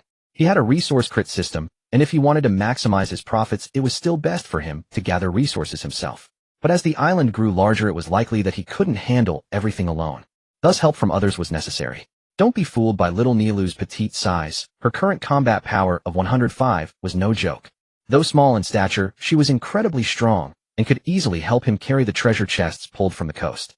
Additionally, she could assist in transporting some mined ores and wood resources. As for other resource points on the island, he could also select some for Nilu to help mine in the future. Currently, he could still manage the resources on the island by himself. Alright, then I'll give you a task. Listen carefully. Soon Lin Bei assigned a task to Nilu, who nodded vigorously, then bounced away with a big bucket of iced soda. Lin Bei did not rush to open those resource treasure chests, but instead took another round on the island, casually collecting various resources. A coconut tree, take this. Boom. With a single punch, over 300 points of combat power instantly smashed the towering coconut tree into pieces. At the same time, a prompt sounded in Lin Bei's ear. Prompt: you triggered a 100x critical hit. Prompt: you obtained fresh coconuts 200. With 200. Crash. A torrent of coconuts and would rain down, burying Lin Bei in an instant. Cough, cough, cough. Lin Bei waved his hand, creating a path through the pile of wood, and slowly walked out. This coconut tree really gave him face. It actually triggered a 100-fold quantity critical hit right away. However, he was momentarily taken aback, resulting in being buried alive by these mountain-like resources. Fortunately, no one saw, otherwise Brother Bei, are you playing whack-a-mole? It looks so fun. I want to play. A clear voice made Lin Bei's movements freeze. Cough, Nilu. Being playful isn't a good thing. I need to ask you for a favor now. Next, you need to move them to the nearby warehouse, and I will continuously collect resources. You just follow behind and carry slowly. Lin Bei's expression turned serious as he spoke with feigned severity. Fortunately, he reacted in time, otherwise it would have been awkward. Understood. Nilu answered excitedly. Then Lin Bei watched in amazement as little Nilu rolled up her tiny arms and swiftly carried a pile of huge wood towards the warehouse. The contrast was astonishing. Prompt: you triggered a 10x critical hit. Prompt: you triggered a 50x critical hit. Prompt: you triggered a 30x critical hit. Prompt. Lin Bei continued to wander around the island, constantly mining various resources. By noon, he had finally harvested all the resources on the island. The island returned to a desolate state, but in its place were small hills of resources rising and falling. Today has been another fruitful day. Lin Bei looked around with satisfaction, feeling immensely comfortable, and the protective suit on him kept him cool despite the hot weather. Although it was quite warm outside, he felt very refreshed. After a morning's work, he had sold quite a few ice blocks. At this moment, he had accumulated 2,000 spirit stones. Without hesitation, he continued to use them to expand the island. The area around the island shimmered, and in just a few breaths the area expanded by another 1,000 square meters. Now his island area had reached 6,000 square meters, with only less than half of the work remaining to reach the 1,000 square meters required for a level 4 island. Lin Bei returned to the warehouse, plopping down on the lounge chair, leisurely drinking ice-cold cola. By his side there were now piles of treasure chests of various colors, adding up to a total of at least 40. Among them, the ordinary treasure chests were the most numerous, with 15 in total. Next were the fine treasure chests, which had 12. As for the remaining treasure chests, there were 6 high-quality ones, 6 exceptional ones, and finally one perfect treasure chest radiating orange light. Having saved up so many treasure chests, I can finally open them all at once. Lin Bei leaned back in the lounge chair and lightly tapped the exceptional treasure chest beside him, silently murmuring, "Open the treasure chest." The next second, purple light swirled. The exceptional treasure chest slowly transformed into specks of starlight. A system prompt sounded in Lin Bei's ear. Prompt successfully opened an exceptional resource treasure chest. You triggered a 1000x critical hit effect. Boom. Like an avalanche, resources fell down heavily. In the blink of an eye, the warehouse was struck by an overwhelming tide of resources and then instantly collapsed. Lin Bei was once again buried alive by a massive amount of resources. Nilu, who was still outside moving resources, rushed over with super speed to check the situation. With a light sound, Lin Bei poked his head out from the pile of resources. "Wow, whack-a-mole game. I want to play. I want to play." Nilu exclaimed in delight, and before Lin Bei could come to his senses, she charged towards him with a burst of super speed. "Wait a minute, Nilu. I..." Before he could finish his sentence, a huge crash echoed. Just as Lin Bei crawled out from the pile of resources, he was hit by a flash of light and smashed back down. Lin Bei felt a tightness in his chest as he looked at Nilu, who was also a bit dazed in his arms, and a deep sense of helplessness welled up inside him. He looked up at the dark ceiling above and sighed deeply. "Sigh, at this rate, no matter how big the warehouse is, it won't. If I could use the Chinquan bag right now, I wouldn't be so unlucky." It seemed he needed to quickly increase his combat. He glanced at his combat power, which was 305 points. He was still nearly 700 points away from the threshold needed to use the Chinquan bag. So much combat power. Seems a bit hard to achieve.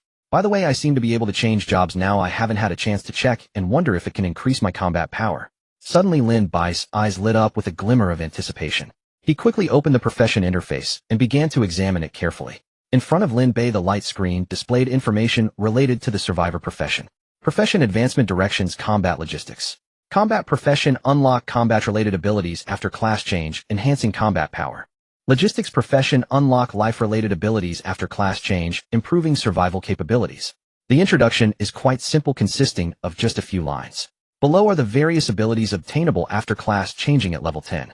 Combat profession, level 10, potential burst. After activation, unleash potential, gaining a 50 increase in combat power for 30 seconds. Cooldown time, 300 seconds. Level 20, mastery of combat. Master various combat techniques, striking with greater ease. Level 30, perception of killing intent. Can vaguely sense enemies' killing intent within a certain range, anticipating attacks. Level 40, unlocked. Can be viewed after the island level increases to level 4. Logistics profession. Level 10, a scavenger. Increased material collection yield by 50, with a 1 chance of obtaining higher quality materials during collection. Level 20, handy. When crafting items, 50 of the required base materials can be saved excluding core materials.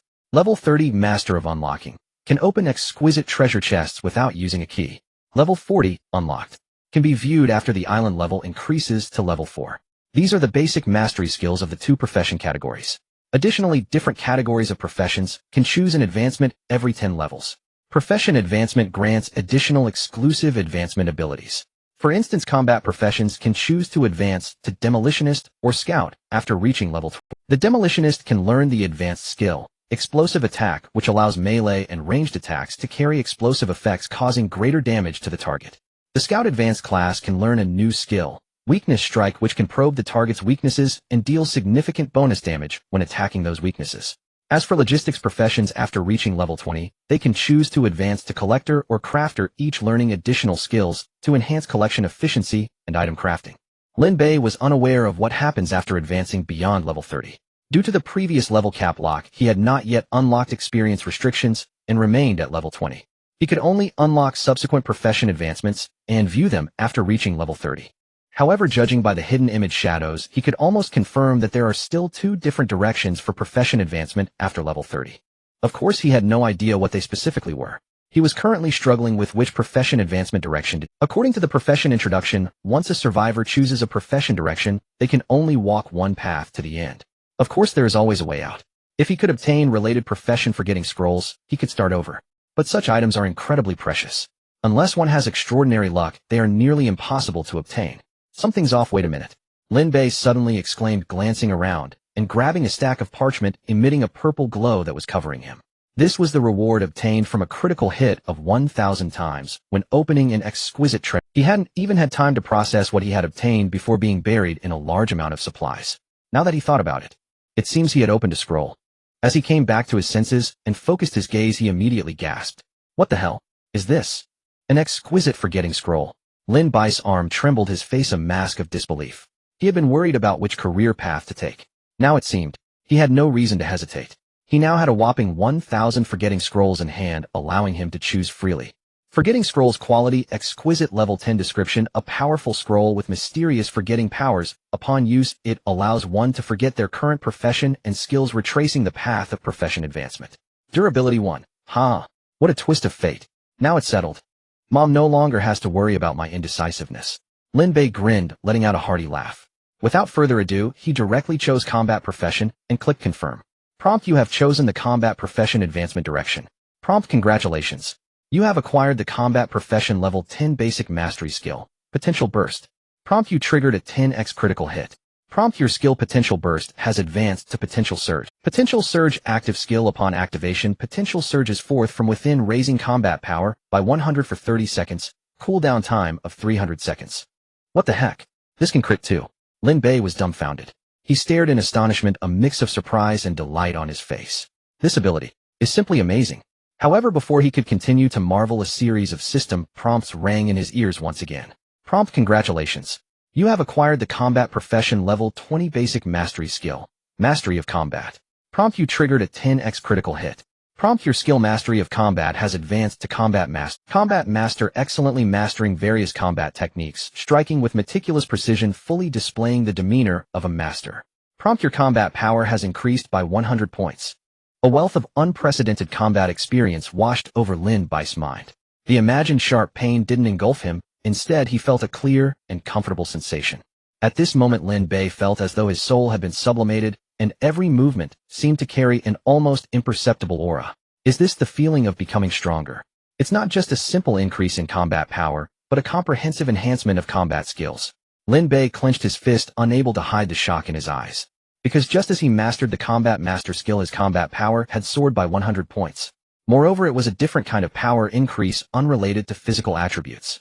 His previous combat power of 300 could be said to be almost entirely supported by physical attribute. If he encountered some enemies with powerful combat skills, even if their combat power was slightly lower than his, he would probably struggle to survive.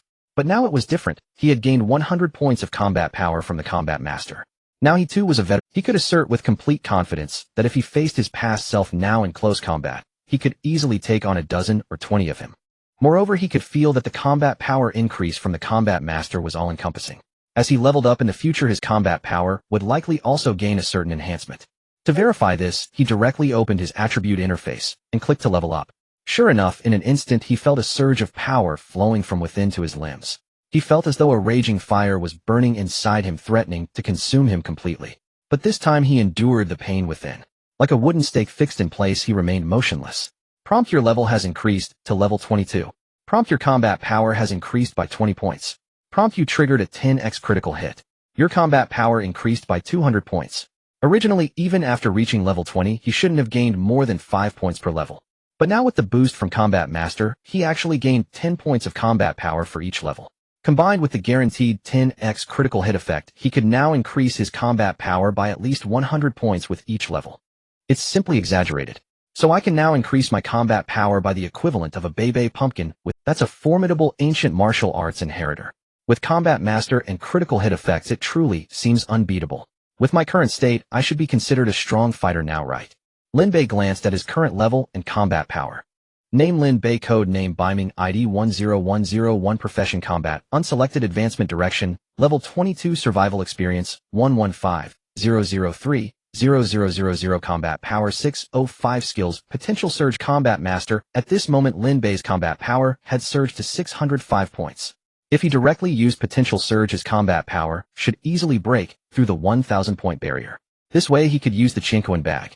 That was the extraordinary equipment he had been yearning for. With this in mind, he steeled his resolve and chose to use the skill Potential Surge without any hesitation. Boom! A massive surge of blood and vitality erupted from within him. In just a breath, all the supplies that had piled up like mountains upon him were blown away by a powerful pressure. Prompt: you have activated Potential Surge. Combat power increased to 1210 points. Effect lasts for 30 seconds. At this moment, Lin Bei looked as if he had activated the Kaioken from a manga, his face somewhat grim and his skin emanated a faint red aura. Lin Bei felt the surging power within him, but did not make any rash moves. Instead, he turned his gaze to the Qianquan bag at his waist. Indeed, he had made the right bet. After activating Potential Surge, he had indeed temporarily gained the qualification to use the Qianquan bag. A sinister smile appeared at the corners of his mouth. However, the physical burden was too great. Just maintaining this state was already very strenuous. As for managing his expressions, that was just a joke. Qianquan bag. Quality transcendent. Description impervious to water and fire, capable of containing all things.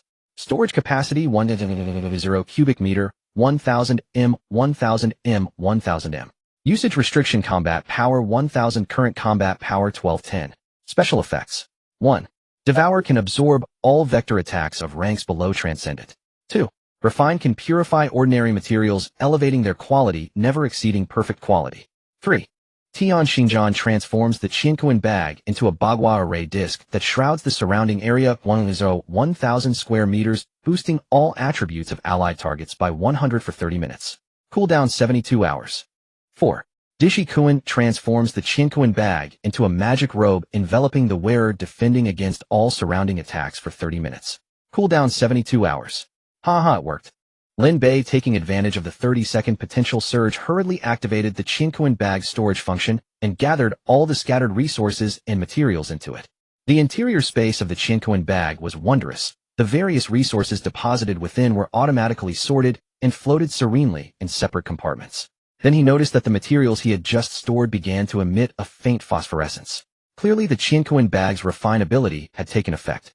Any material below perfect quality would be refined by the bag's power, its rank gradually elevated until it ultimately transformed into perfect quality. Of course, a meal is eaten bite by bite. Material quality must likewise be improved step by step. For example, an ordinary quality material must first advance to excellent, then to fine, then to outstanding, before finally reaching perfect. How long each rank up would take remained unknown to Lin Bei. At the very least, with the Qianquan bag, he need never worry about lacking precious materials again. For the moment, he no longer had to fret about storing supplies. Time passed, 30 seconds in the blink of an eye. The surging qi and blood within Lin Bei receded, leaving him weak and sore all over his head, heavy and drowsy. As expected, to obtain a doubling of combat power required a price. Lin Bei showed no surprise at the side effects of using potential surge. Instead, he calmly lit an invigorating cigarette and took a gentle drag. In an instant, his fatigue vanished and he looked radiant. This invigorating cigarette is remarkable. It seems to exempt me from the cost of using potential surge. Lin Bei stared at the cigarette in his hand, stunned.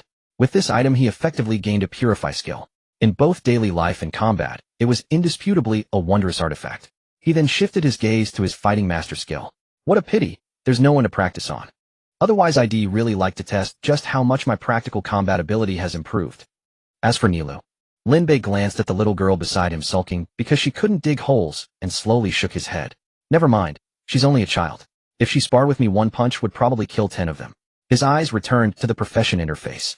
He selected the combat profession and automatically learned 2 basic mastery skills for that profession. He still had to choose an advancement path. At level 20, the combat advancement options were twofold: Demolitions Expert and Scout.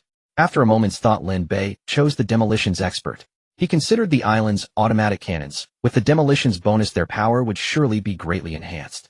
Moreover, his frost-repeating crossbow possessed an auto-calibration attack effect. With freezing and explosive effects combined, why bother striking weak points? Once a target was frozen, its entire body became a weak point. You could strike with your eyes closed. He had no desire to become a scout and waste time aiming for weak points in every fight. It was far too inefficient. For him, overwhelming firepower was the ultimate principle. Art is explosion. There was a certain truth to that phrase. However, to advance a profession, one needed not only the requisite level, but also origin stones. Lin Bei glanced at the cost. Only 20 origin stones, a mere trifle to him. System: you have chosen the advancement path, Demolitions Expert. System: you have learned the exclusive profession skill, Explosive Strike. System: you triggered a 100x critical effect. System: your skill Explosive Strike has advanced to Explosive Annihilation. 100 times critical. It's taking off. Lin Bei cried, hastily checking the skill description. Explosive Annihilation passive skill. When enabled, all your attacks carry destructive explosive effects. Use with caution. Note, this skill can be toggled on or off at will. When activated, it continuously consumes stamina. Although the description does not reveal precise power, the word annihilation alone sounded formidable. I wonder what the exact effect will be. At that moment, a tremendous roaring sound suddenly resounded in Lin Bei. The automatic cannon fired another shell that plunged into the distant sea. This time the shell was wreathed in dense black flames like a burning meteor falling into the ocean. Boom. In the space of a heartbeat, a deafening explosion ripped the sea hundreds of meters away. A towering plume of water shot skyward like a rising water dragon, churning the surrounding sea. Meter-high waves radiated from the blast's center, relentlessly battering the coast. Within 10 seconds, Lin Bei was struck by the surging waves one after another, leaving him soaked through. Fortunately, his combat power was high enough that he could barely keep his footing against the onslaught. For an ordinary person, the first wave alone might have caused organs to displace and massive internal bleeding. Damn, this outstanding grade cannon combined with explosive annihilation is really over the top. Yellow warning markers blinked across the adaptive protective suit covering Lin Bei. At the same time, its durability dropped by a full 100 points. The adaptive protection suit was an exquisite piece of outstanding quality equipment boasting 1/0 durability. Under normal use, it would consume only 1 point per day. Yet a single encounter had shaved 1% of its durability. Crucially, he had been at least 300 meters from the blast center by estimate. This was utterly absurd. And if he recalled correctly, it had taken only about 10 seconds for the waves to travel from the blast to the shore. That meant the waves had surged at roughly 100 kilometers per hour. Damn, I had naively thought an ordinary person facing such a wave would merely suffer organ displacement. Now it seems bones might be wrenched clean out of their sockets. Only now did Lin Bei belatedly grasp the terrifying potency of explosive annihilation paired with an outstanding grade automatic cannon. Honestly, with a combo like this, why bother worrying about weak points? He glanced at the scout's exclusive skill in the other combat advancement path and smirked in contempt. Weak point strikes. Even dogs don't learn that.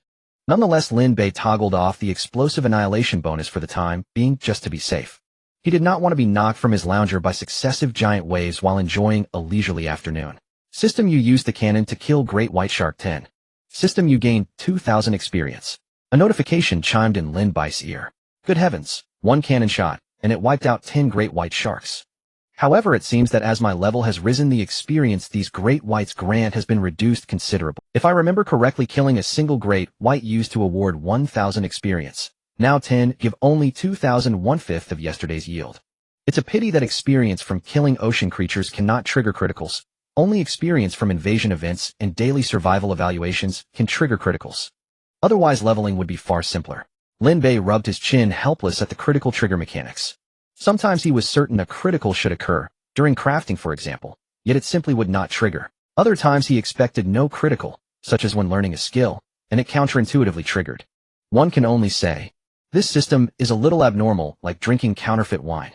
Lin Bei grumbled inwardly. In the promised 100x criticals, almost everything becomes a 10x critical. 100x and 1000x are scarcely seen. 100x is a daydream. Can't it be generous just once and trigger a 10,000-fold critical? Once would be enough. Lin Bei lay listlessly on the barren island. Indeed, after the skimpy resource gathering and the tsunami assault, his island had become utterly desolate. I was so busy checking profession skills that I forgot to see what the outstanding chest that crit 1000x. Besides the 1000 forgetting scrolls, there should be plenty of other good things, right? Lin Bei snapped back to attention and peered into the Chinquan bag storage. The sight stunned him. This is truly timely aid. All the materials needed to build a perfect villa. He wore an incredulous expression. Such luck felt strangely uncanny. He frowned, a single thought passing through his mind: the celestial deities. A chill swept over him. At the same time, he felt as if some unseen gaze had been silently watching him, which sent a shiver down his spine. Damn, could it really be that uncanny? Forget it. I'll stop scaring myself. I'm cowardly. Oh, I don't want to be the first rookie among survivors to die of fright. Conspiracies, or not, as long as it benefits me, I'll steadily develop. As for other matters, even if I were to know them, they'd only add to my troubles. Everything must be decided by strength. In the depths of the unknown black mist stood a towering golden hall that pierced the clouds. An ethereal young girl's surprised voice echoed within the hall. Interesting. Among this batch of cannon fodder, a talent has emerged. It's a pity that as a regulator I cannot directly interfere in their survival world. Oh well, they'll grant him a thread of fortune and early investment. Luckily it's my shift this time, otherwise such a promising seed would have been snatched by those stubborn elders. Hee, my luck truly has always been excellent. At noon the sun hung high and the island's temperature climbed sharply to a terrifying above 46°C. Many survivors were parched and drenched in sweat, trapped in a life-and-death struggle. Not a breeze stirred across the surrounding sea. On the ground the vegetation lay yellow and desolate. Even after a day of survival, everyone had leveled and increased their combat power. But against the crushing heat, those marginal gains in combat power were useless. I'm dying of thirst. Anyone selling water? I'll trade my fine quality spear. Buy me big shot. Any ice left? I'll trade origins. This god-awful weather is unbearable. It's only the second day's noon, and it's already this hot. If I'm not mistaken, the announcement said a season cycle lasts a full week. Damn, how are we supposed to live? Water, water. I need water. Does any big shot have cooling equipment? I'll pay handsomely. In the public chat channel, survivors complained bitterly, each nearing their limit. Seeing this, Lin Bei knew it was time for him to act. Whether I can scrape together enough origin stones to upgrade the island depends on how everyone performs later. Lin Bei did not rush to build his grand villa. Instead, he activated Potential Surge and began withdrawing devices and tools from the Chinquan bag to withstand the heat, preparing to do brisk business in the trade hall. Origin stones, here I come. This time he sought only origin stones. Of course, he wouldn't refuse rare. Soon he listed solar-powered fans and cooling pads, items he couldn't use, on the trade hall, and patiently awaited returns.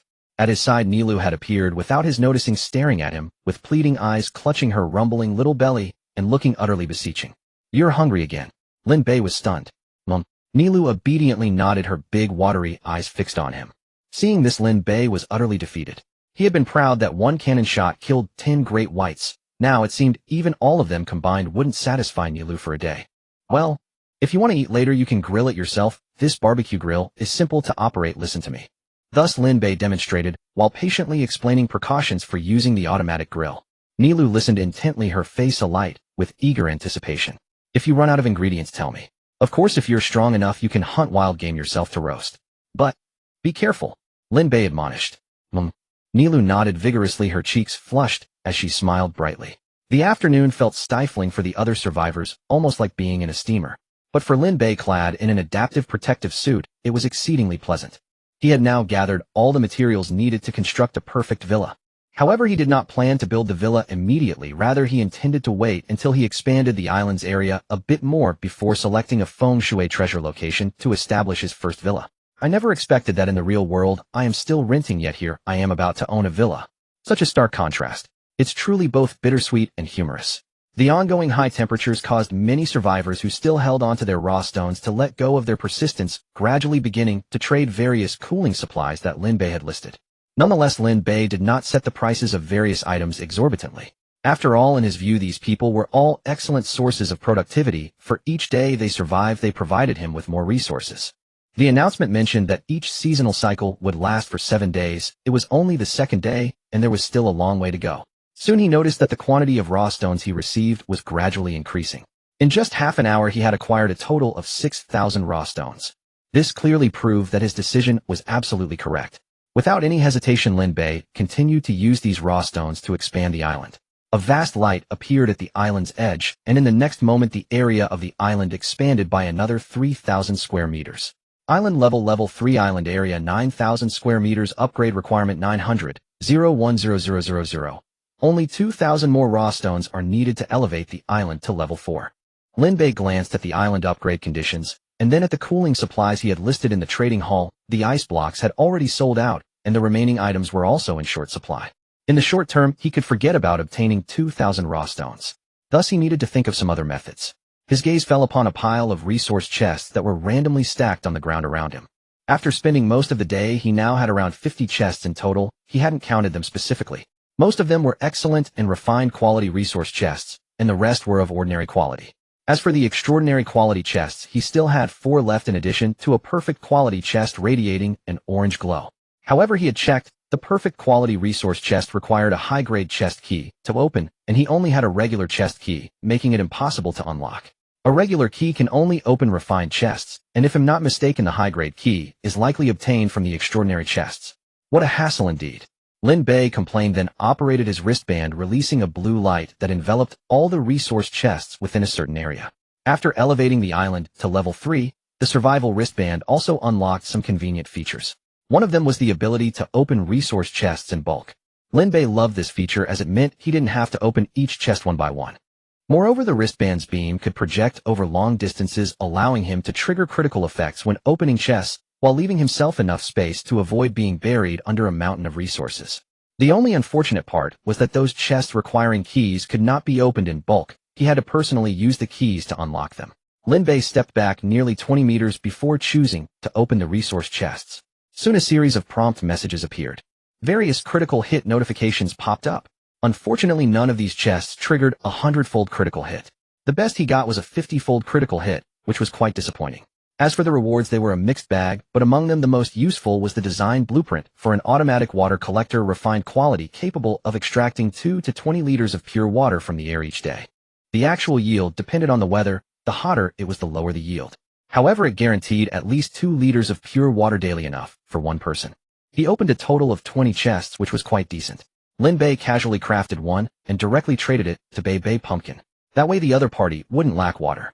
As for the other props and blueprints, most were related to warmth and cold resistance. Lin Bei glanced at them, and Lin Bei now strongly suspected that after the current heat season ended, the next one would likely be the snow and ice season.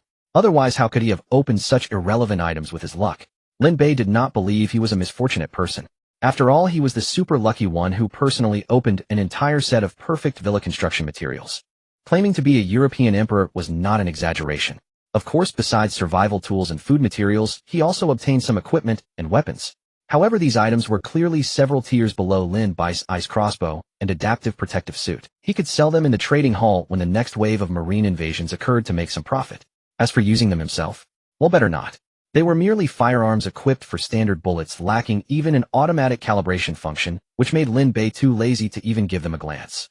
One could only say that the most useful items for Lin Bei were the 2 types of ammunition crafting blueprints he opened from the excellent chests. One was for alloy crossbow bolts, and the other was for cannon bombs. With these 2 blueprints, Lin Bei would no longer lack ammunition for his ice crossbow and automatic cannon. After all, the cost of crafting ice crossbow bolts was too high, consuming various precious materials, allowing the production of only 500 bolts. Thus, for regular battles, Lin Bei preferred to use the more economical crossbow bolts. The attributes of the ice crossbow were already ridiculously powerful, and even with alloy crossbow bolts loaded, the damage remained astonishing. He tried it out. While he couldn't freeze the sea with a single shot, he could manage it with 2. Additionally, the excellent quality alloy crossbow bolts possessed a wound penetration effect capable of piercing through the target's body and attacking more enemies positioned behind. Combined with the ice crossbow's slowing effect, the results were absolutely explosive. In addition to various resources, Lin Bei obtained over 1,000 raw stones from these resource chests. He was still over 800 raw stones away from elevating the island to level 4. At this moment, he had only 4 extraordinary quality resource chests left unopened. There aren't many opportunities left for me. If I still can't gather enough 2,000 raw stones, I'll have to grit my teeth and use a high-grade raw stone to make up the difference. The trading hall hadn't seen any raw stone deposits for a while, and the only one Lin Bei could rely on now was himself. Lin Bei muttered to himself, took a deep breath, and gently turned the key inserted in the chest's lock. With a click, the chest slowly opened. Notification: you have opened an extraordinary chest. Notification: you triggered a 10,000-fold critical hit effect. What?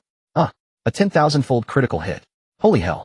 Lin Bei's mind thundered, sound vanished from his ears. Almost instinctively, he triggered a surge of potential, boosting his combat strength, while activating the Chinquan bag storage function and angling its mouth toward the sky above his head. His movements flowed like clouds and water, seamless and decisive. He moved so swiftly that afterimages trailed him. There was no other choice. Lin Bei was utterly terrified. He had no idea what would appear this time. Yet even the smallest object struck by a 10,000-fold critical fall from the heavens would be enough to crush him to death. The sky turned pitch black as if a storm had blotted out the sun, a heavy oppression settling on his chest. Lin Bei looked up and saw a vast black mountain of supplies looming like Mount Tai, plummeting downwards. Fortunately, the Chinquan bag was powerful. The space warped for a visible instant, and the sun-dimming mountain of supplies vanished, all swallowed into the bag storage. Phew, that nearly killed me. If that had landed on me, I'd have been done for. Lin Bei exhaled, patting his chest in relief as sweat dotted his forehead. He had clearly seen that among the dark mass falling from the sky there were tanks. Damn, even a lightweight one would weigh at least 10 tons. And above his head there had been 10,000 tanks. In the real world, even severe hail can kill a person. What hope would one have in a rain of tanks? No joke. Have you ever heard of tank rain? Starting at 10,000. Lin Bei broke into a sweat, feeling as if he had passed the gates of death and returned. If he had not reacted so swiftly, the public chat would likely have refreshed with a notice bombing item 101 was killed by falling tank rain. Just imagining it left him speechless. He could already picture the bewildered looks on other survivors' faces when they saw such a message. Only now did Lin Bei pay attention to the messages flashing through his mind. Notice you have obtained Haeing Tank Excellent X 10,000. Notice you have obtained Energy Shield Excellent X 10,000. Notice you have obtained Taidao Shishuezhu Blueprint X 10,000. Notice you have obtained Yongzha Metal X 10,000. Notice you have obtained Xianbing Iron X 10,000. Notice you have obtained Fengling Wood X 10,000. The cascade of messages made Lin Bei's mouth water. Haeing Tank, Level 20. Quality Excellent. Description: an amphibious main battle tank weighing 15 tons, with wide fire coverage. Its outer armor is coated with an optical stealth layer able to evade most radar detection. Max water speed 20 km/h. Max land speed 80 km/h. Durability 100000. Notes: 1. The fuel used to power the Haeing tank must be at least of fine quality, otherwise it cannot start properly. 2. The Haeing tank is equipped with an autonomous module for remote unmanned control with a maximum signal range of 100 kilometers. 3. The Haeing tank contains a self-destruct module. When necessary, it can detonate, delivering a devastating strike within a 100-meter radius. Reading the Haeing tank's specifications, Lin Bei could only sum it up in 2 words: utterly formidable. He had not expected this behemoth to be an amphibious combat tank. The decisive detail was that it could be unmanned. It was simply astonishing. The only drawback was that starting this steel monster required fuel of at least fine quality. Although he had opened many supplies, he had never obtained fuel of fine quality or above. He did have some common fuel, but it was useless for this. Looks like I'll have to take that Shiyu Wang kid off my blacklist. I hear he has every kind of fuel. I should be able to buy some from him and finally witness the Haeing tank's majestic might with my own eyes. Then he turned his gaze to the descriptions of the other items. Energy Shield, Level 10. Quality Excellent. Description: a portable energy module that can be mounted on other equipment to grant a shield effect blocking various attacks. Durability 20000. Notes: 1. This product is a one-time use item. Once its durability is exhausted, it cannot be reused. 2. This product contains an explosive module. After energy is depleted, it can be thrown and used as a high explosive grenade. 3. This product can only block energy attacks up to an excellent rating. Attacks beyond its limit will penetrate the shield and trigger the explosive module. Use with caution to avoid self-detonation. Another life-saving item. But that third note. I'll have to be careful when I use it in future. If used improperly, it won't block the attack. It will explode. Lin Bei swallowed, his throat suddenly dry. Taidao Shishuezhu Blueprint, Level 10. Quality Excellent. Description: a powerful Taidao imbued with wind and snow force, greatly enhancing mobility and attack speed, dealing ice damage with a chance to freeze targets. Materials: or X20, a Xianbing Iron X1, Fengling Wood X1, Oi Ice Blocks X100. An ice and snow Taidao that also boosts speed. A true gem. Best of all, I have all the materials. Nice. At last Lin Bei's gaze fell on the Yongzha metal, which emitted a faint silver glow, and his brow tightened slightly. He had obtained some of these before. The description said they could be exchanged for rewards in the Yongzha shop. The Yongzha shop. Where on earth is it, tell me? Do you understand the frustration of having money with no— Lin Bei narrowed his eyes and cursed loudly at the blazing sun. He inhaled deeply, forcing himself to calm his irritation. I am at my wit's end. He sighed heavily, a look of melancholy on his face. Could it be because I'm progressing too quickly? Has the Yongzha shop not refreshed yet? Notice you have a new message, please check. In a foul mood, Lin Bei suddenly received a private message notification. Oh, could Bei Nangwa have found something again? Lin Bei suppressed his annoyance and opened the private chat with a small flicker of hope.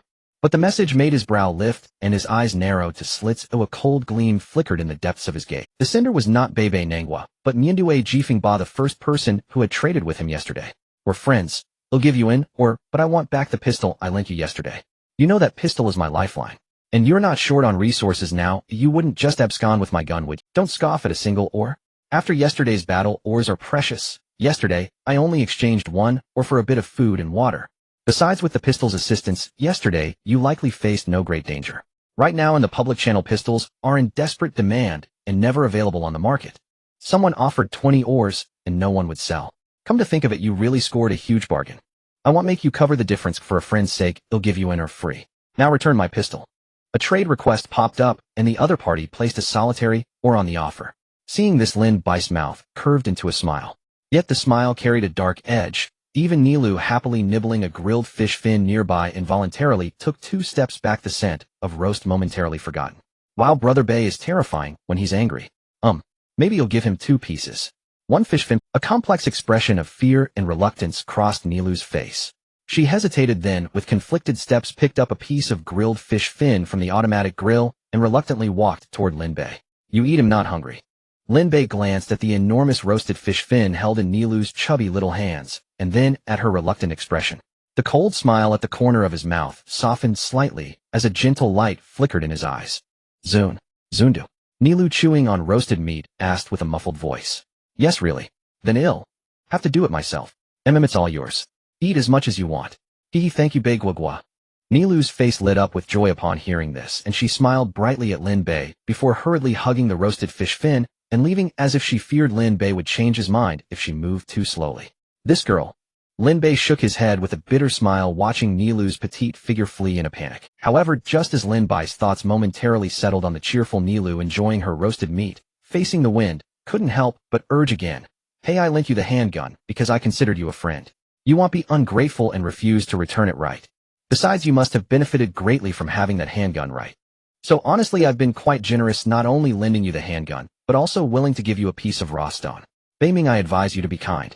And if you don't return my things, I'll expose your shameless behavior on the public chat channel. You'll be infamous. The other party sent several messages in quick succession. With each message, Lin Bei read the cold smile at the corner of his mouth became increasingly chilling. Look at this, does this even sound like human speech? Did you lend me that handgun? I got it through trading food and water. And do you not find it ridiculous how you speak with one sentence contradicting the next? And now you're telling me to be kind. You were mocked by the entire district yesterday, and if I hadn't been willing to trade food and water with you, would you be alive today? Lin Bei's expression turned icy as he faced the foolish remarks of facing the wind. He found them both hateful and laughable. Given his current resource reserves, he didn't care about that broken handgun at all. He had previously opened a pile of resource chests revealing numerous firearm blueprints, many of which were of excellent quality. Any random gun he pulled out would be worth 100 of that broken handgun. If the other party had spoken properly instead of twisting the narrative, he might have even considered giving them a better rifle out of gratitude for their first transaction. But now, even if he still had that handgun on him, he could never give it to the other party. Heart of a wolf, lungs of a dog. Lin Bei snorted coldly. He then placed 3 items on the trading interface: a stack of hay, a handful of dirt, and a piece of burlap. What does this mean? On the other side, seeing the items refresh on the trading interface, facing the wind, who had initially been delighted, suddenly froze, confusion and coldness flashing in his eyes.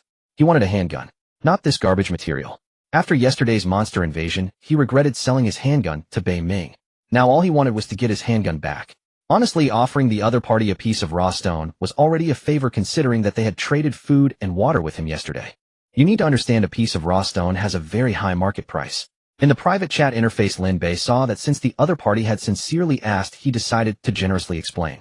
So with great enthusiasm, he typed out a message. You idiot, can't you see what it means? Hey, dirt, burlap, grass, mud, hemp. Got it. You useless thing. Adding you as a friend was truly an act of foolishness. After hitting send, Lin Bei felt a wave of pent-up frustration wash away with the press of the send button.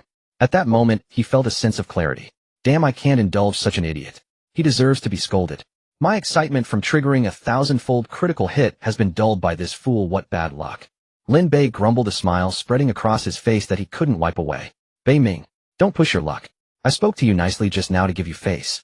You forcibly occupy my handgun and refuse to return it, and you think you have a reason. Facing the wind was furious, his face turning the color of liver from rage. Last night he received a private chat message from turkey-flavored crispy rice. Initially, he had no intention of engaging with someone who had argued with him in the public channel during the day. Yet as the other party sent several messages in quick succession, he impatiently clicked to check them. The result was that he was left dumbfounded.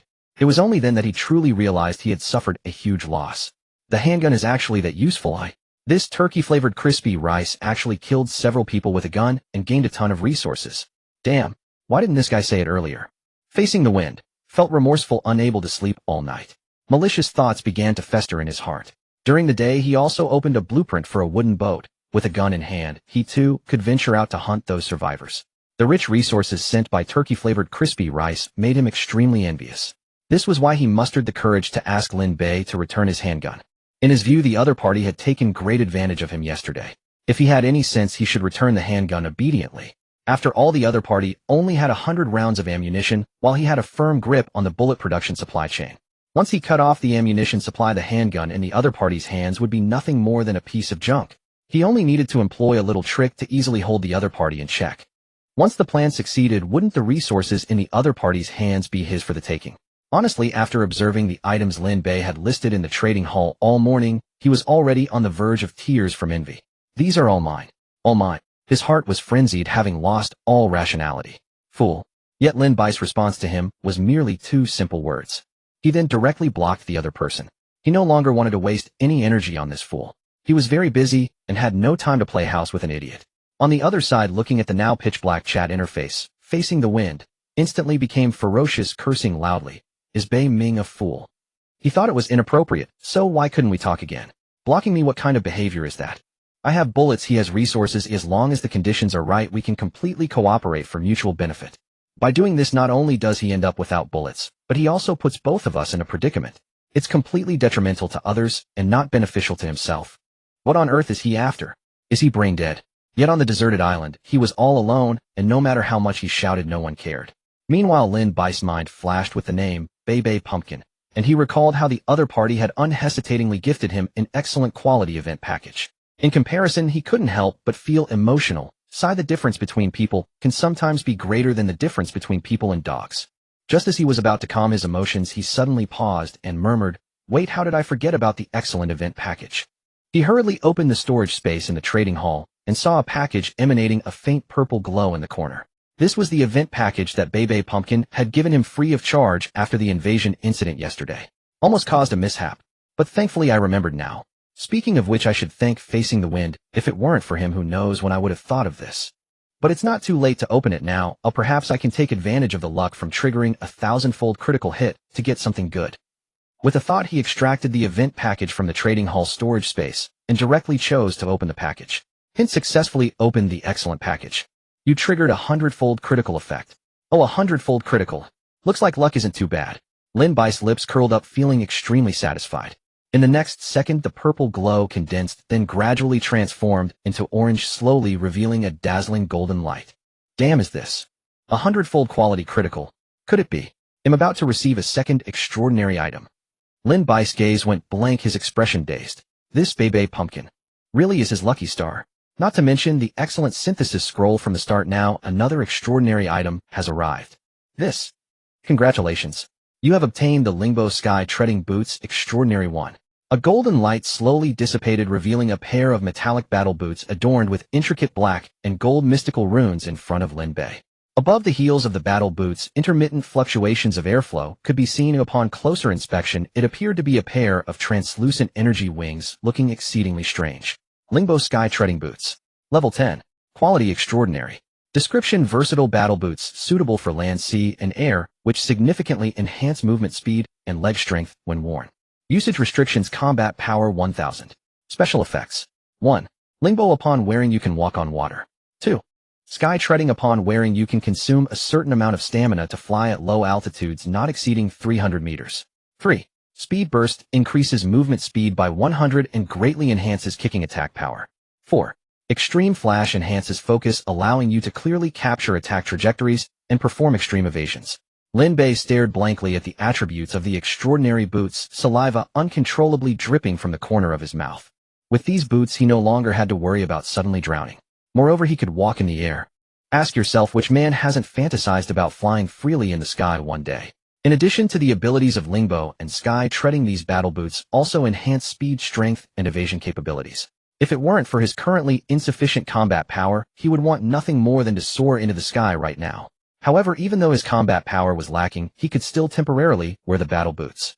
He just couldn't utilize the 4 special effects of the boots. Unless he activated his potential surge, but that would only last for 30 seconds. Thus the problem before him was to quickly break through his combat power to over 1,000 points. But right now, even the Great White Shark only provides him with a pitiful 200 experience points. Thinking about leveling up to gain combat power is not so easy. Perhaps I should consider upgrading the island's level. Maybe once the fog clears in a certain area, it will refresh stronger marine creatures. Lin Bei mumbled to himself, somewhat troubled. In simple terms, he had the strength now, but lacked monsters to farm. What if I drive a shadow tank into the fog and take a chance? Lin Bei contemplated, and then opened the blacklist, releasing the oil tycoon he had recently added, and sent a private message requesting to purchase fuel. Originally, Lin Bei thought that since he had blacklisted the other party, the oil tycoon probably wouldn't pay him any attention. He had prepared for a significant expenditure. However, to his surprise, less than 3 seconds after he sent the message, the other party replied directly. Brother Bei Ming, you finally want to add me as a friend. You have no idea, I'm almost starving to death. Brother Biming, you finally want to add me as a friend. You just need to give me some food and water. Lin Bei, seeing this, curiously asked, have you not traded for food and water with anyone else since yesterday? I don't mention it. My business is impossible. Since yesterday, except for a few people who traded some lubricant with me, I've received nothing. The oil tycoon said with a distressed face. As for food and water, don't even mention it. Other survivors are unwilling to trade those precious resources with me. Did you not use your doll to trade with them?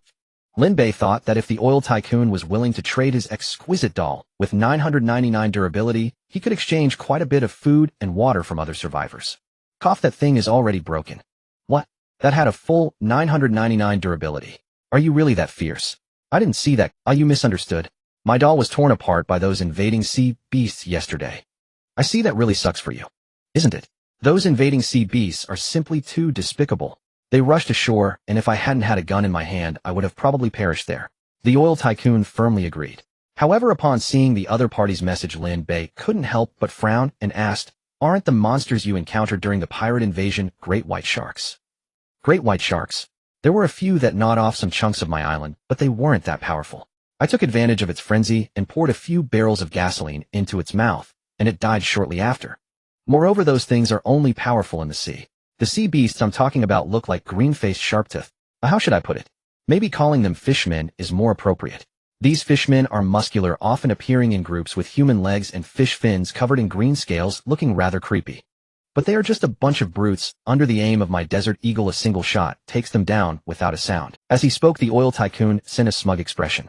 By the way, Brother Biming, didn't you encounter any of those fishmen monsters yesterday? No, Lin Bei replied honestly. Damn, I knew it. The survivors in the chat channel were acting strangely, and it turns out only I encountered those fishmen monsters. Isn't this targeting me? The oil tycoon directly complained. Not only do I have no food or water, but the surrounding seas are pitch black, making it impossible to find treasure chests in a day. The key is that everything I open from the treasure chests is various oil products. I'm about to vomit. And to top it off, even during the marine invasions, the monsters here are stronger and more numerous than elsewhere. How can anyone live like this? Lin Bei, upon seeing the oil tycoon's predicament, couldn't help but mourn silently for a second. This guy was indeed having a rough time. Alright, enough of that. Brother Biming, you didn't come to talk business with me, did you? What do you need? I just opened 3 bottles of high-quality magic oil today, absolutely guaranteed quality. I need some fuel. Lin Bei's mouth twitched slightly as he added, do you have fuel of excellent quality, or? Yes, absolutely. The oil tycoon patted his chest. I have 100 barrels of this stuff. How much do you want, Brother Biming? I'll take it all. How do we trade? Huh, all of it. The oil tycoon gasped, taking a moment to regain his composure, and exclaimed excitedly. Each barrel holds about 200 liters of fuel. Just name your price, and if it's reasonable, I'll sell it. 200 liters of fuel per barrel. Lin Bei rubbed his chin, pondering for a moment, and asked, what do you want to eat and drink? Cough, I want to eat roasted shark fin and drink iced cola. Honestly, I was drooling when I saw you post a picture in the chat yesterday. Of course, I can also accept other food. Do you need any energy-boosting cigarettes? No. I would love to smoke a bit, but with my current situation, I'm afraid I might burn myself. How about this: 1 piece of roasted shark fin and a bottle of cola for 1 barrel of fuel, or 3 loaves of bread, 1 can of luncheon meat, 1 bottle of purified water for 1 barrel of fuel. How does that sound? Wow, are you serious? The oil tycoon was stunned, directly cursing in surprise. Of course I'm serious, but I have limited supply of roasted shark fins, so I can't provide them in large quantities. That's fine. Just give me a piece of roasted shark fin and a bottle of cola every day, and for the rest we can trade with bread and luncheon meat. Alright, I'll reserve a month's supply of shark fins and cola, and for the rest, let's use the second option for trading. Sounds good. Lin Bei nodded and directly traded 210 loaves of bread, 70 cans of luncheon meat, and 70 bottles of purified water to the oil tycoon. As for the roasted shark fin and cola, please wait a moment. Alright. The oil tycoon was filled with joy, feeling utterly delighted. Finally, he no longer had to suffer from thirst and hunger. Brother Biming is truly generous. Such precious resources given just like that, and I only paid a bit of fuel. What a kind person. Unlike those who trade lubricants, stingy and calculating, Brother Biming is in a completely different league. The oil tycoon decided then and there. From now on, I must hold tightly to Brother Biming's strong leg. This way survival will definitely be a lot easier. The oil tycoon munched on bread while drinking water, resolutely deciding to follow Lin Bei to the end. Brother, if you ever need fuel, remember to find me. I'll give you a discount. No, a 50 discount. Let's just be friends. This is a small token of my gratitude. I hope Brother won't dislike it. The oil tycoon submitted a trade request placing an excellent quality Desert Eagle and a full 300 rounds of ammunition on the table. Seeing this, Lin Bei recalled the person he had blacklisted earlier and realized the disparity between people was indeed vast. However, he didn't need the handgun. He had a mountain of weapons at hand. If he wanted, he could instantly transform into the biggest arms dealer in the island survival world. He canceled the trade and explained, "You should keep the handgun, and my firepower is sufficient. You need it more, and here, take this, and make sure to protect yourself. Oh, I still hope to source supplies from you in the future." Lin Bei requested a trade and gifted the other party a set of adaptive protective gear. "Well, an exceptional grade piece of equipment. I've decided from now on you will be my godfather. Cough, not that you will be my boss." The oil tycoon exclaimed in surprise, then disregarding everything else submitted all the fuel he had on hand to the trade interface. "This is all the fuel I currently have. 900 barrels of regular fuel, 300 barrels of premium fuel. All for you, boss. Please don't refuse. This equipment is truly precious. With this gear I feel like I have nothing to worry about. And boss, if you ever need anything, just let me know. Feel free to take all the fuel. Just make sure I have enough to eat and drink, so I don't starve. I beg you." The oil tycoon transformed into a sycophant upon witnessing Lin Bei's strength, calling him boss smoothly. Seeing this, Lin Bei thought of the thousands of shadow tanks he owned and noted the oil tycoon's good attitude, so he didn't refuse and accepted the title. Since someone was willing to provide him with an endless supply of fuel at any cost, why would he refuse? Of course, he knew this was a matter of human connection. However, he didn't mind. He directly accepted this favor. He also hoped the oil tycoon could continue to survive safely, so he could have a continuous supply of fuel.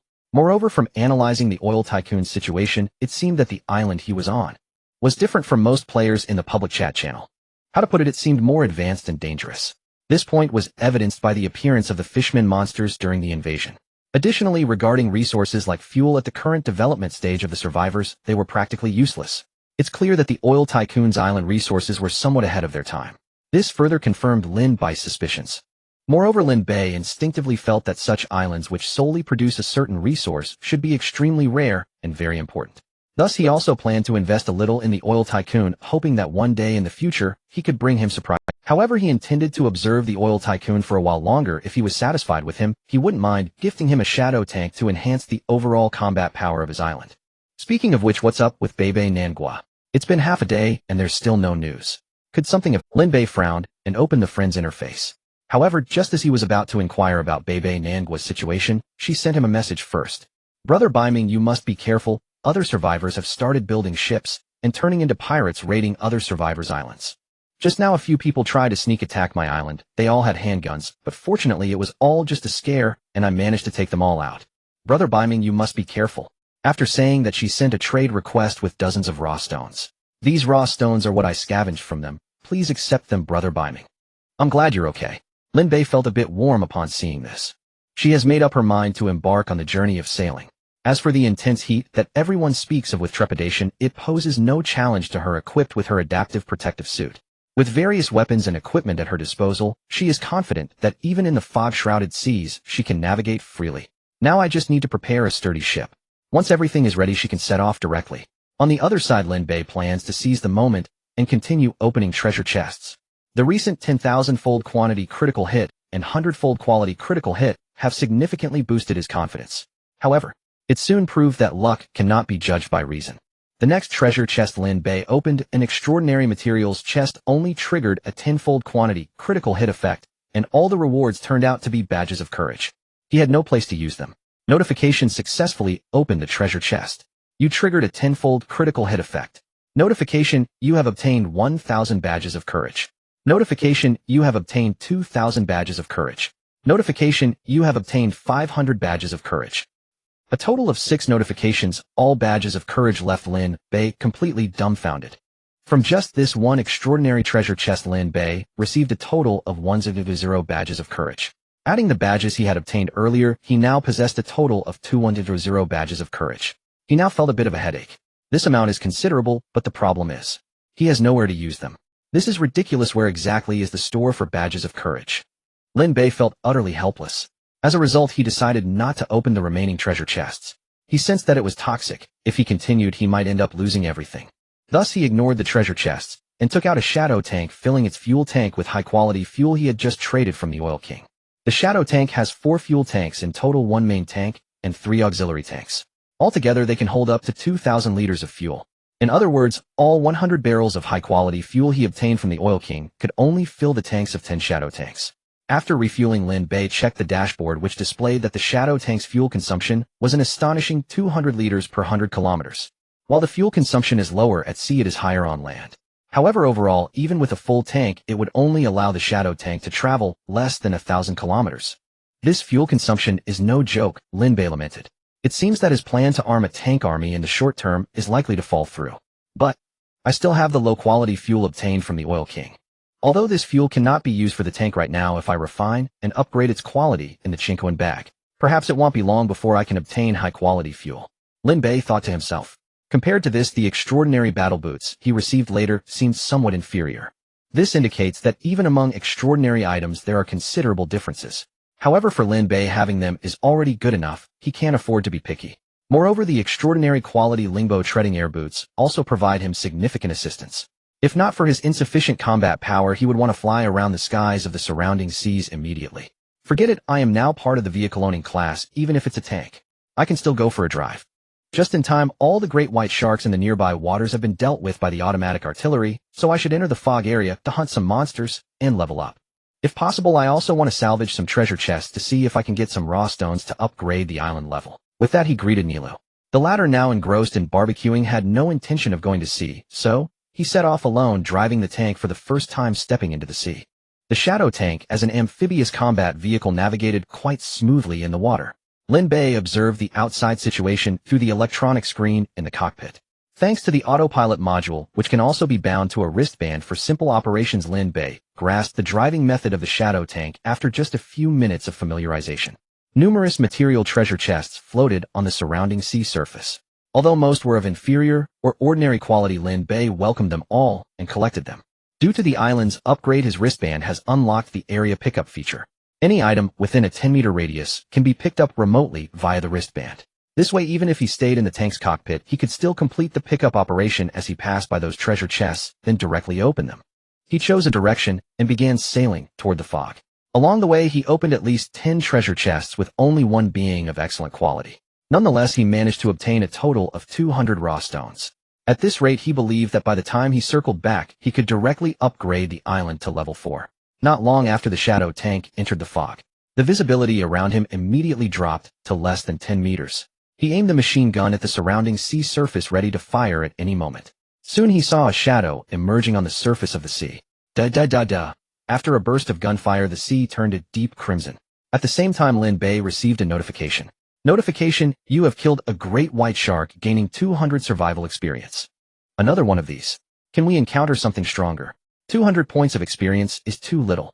Not to mention, can a few of those green-skinned fishmen that the Oil King mentioned show up? Lin Bei complained inwardly, yet his gaze remained fixed on the detection radar, without any lapse in concentration. As the blood spread in the water, the surrounding sea began to come alive. Dark shadows began to gather, approaching the tank's position. Seeing this, Lin Bei could not help but smile. The radar indicated that over 30 great white sharks had already gathered. Although he looked down on the 200 points of survival experience from killing great white sharks, the sheer number they brought was enough to make up for it. As the saying goes, if quality is lacking, let quantity make up for it. If great white sharks continue to gather like this, it means a steady stream of survival experience for Lin Bei. I'm firing.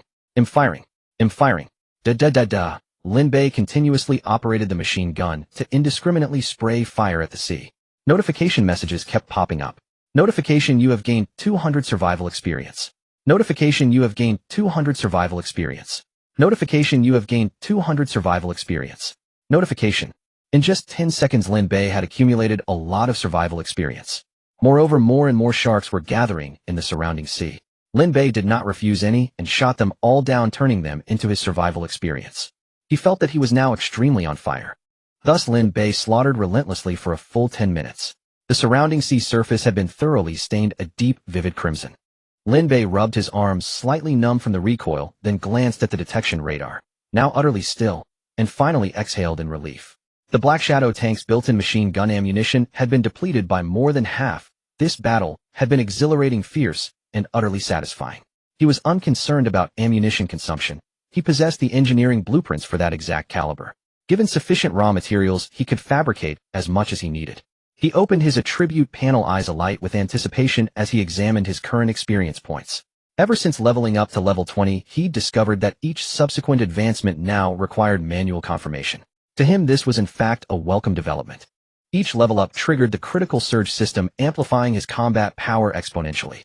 Were he to ascend multiple levels consecutively, each triggering a high-magnitude critical effect, the consequences could prove catastrophic. Imagine mid-battle an unexpected level-up surges through his body. Combat power spikes violently, overwhelming his physiology with searing pain, leaving him momentarily paralyzed and utterly vulnerable to merciless finishing strikes from his foes. In such a scenario, survival, not strength, would become the immediate desperate priority. Thus, he silently commended the manual leveling function with profound gratitude. Name Lin Bei. Codename Biming. ID 10101. Class Combat Specialist, Demolition Branch. Level 22. Survival Experience 13000, Upgrade, available. Combat Power 605. Skills Latent Surge, Martial Mastery, Explosive Annihilation. Excellent. Excellent. I hadn't expected merely 10 minutes of monster slaying to yield such staggering experience. More than enough to ascend several levels at once. Lin Bei burst into hearty laughter, thoroughly pleased with his maritime expedition's bounty. Still no further sharks would spawn nearby, at least not for some time. After all, in those 10 minutes alone, he had slain nearly 600 sharks. The surrounding waters ran thick with blood, a spectacle so extreme it defied description. Yet a lingering hunger for greater challenge remained. Though he'd amassed over 130,000 experience points, upgrading now would only elevate him to level 25. To reach the cap of level 30, he still required a staggering 500,000 additional points, equivalent roughly to another 2,500 great white sharks. A swift mental calculation made Lin Bei wince inwardly. Preposterous. Where on earth would he find that many great whites? The Black Shadow tank's radar confirmed it. Within a 10-kilometer radius of his island, not a single shark remained. If he insisted on grinding sharks for levels, he'd need to wait until the island's resources regenerated the following day, sharks included, and repeat today's slaughter. Yet, even then, several days would pass before he accumulated enough experience to reach level 30. Shark grinding therefore offered no shortcut, only patience. Enough. First gather provisions. Then scour the island for supply crates. Perhaps I'll collect enough primal stones to upgrade the island before turning again to leveling. Lin Bei sighed resignedly. He activated his wristband's remote retrieval function and began clearing the battlefield. Most shark carcasses had been riddled with holes, yielding pitifully little usable meat. On average, 10 carcasses yielded only a single edible shark fin. Fortunately, harvesting these also triggered critical effect bonuses. Thanks to those critical surges, the near 600 carcasses yielded over 2,000 shark fins. Among them, a dozen fins had undergone quality tier critical enhancement. Lin Bei set those aside, separately reserving them for his own consumption. By the time Lin Bei drove the tank back to his island, dusk had begun to gild the horizon. He circled the 5-kilometer perimeter, collecting numerous supply crates.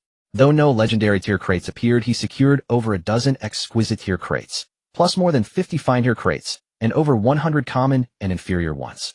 Back on the island, he wasted no time. He opened them all at once. A dazzling cascade of critical notice alerts flooded his vision. In the end, his Chinkuan sack overflowed with abundant supplies, tools, gear, and schematics.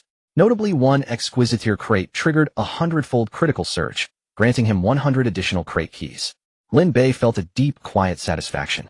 Equally impressive was his haul of primal stones.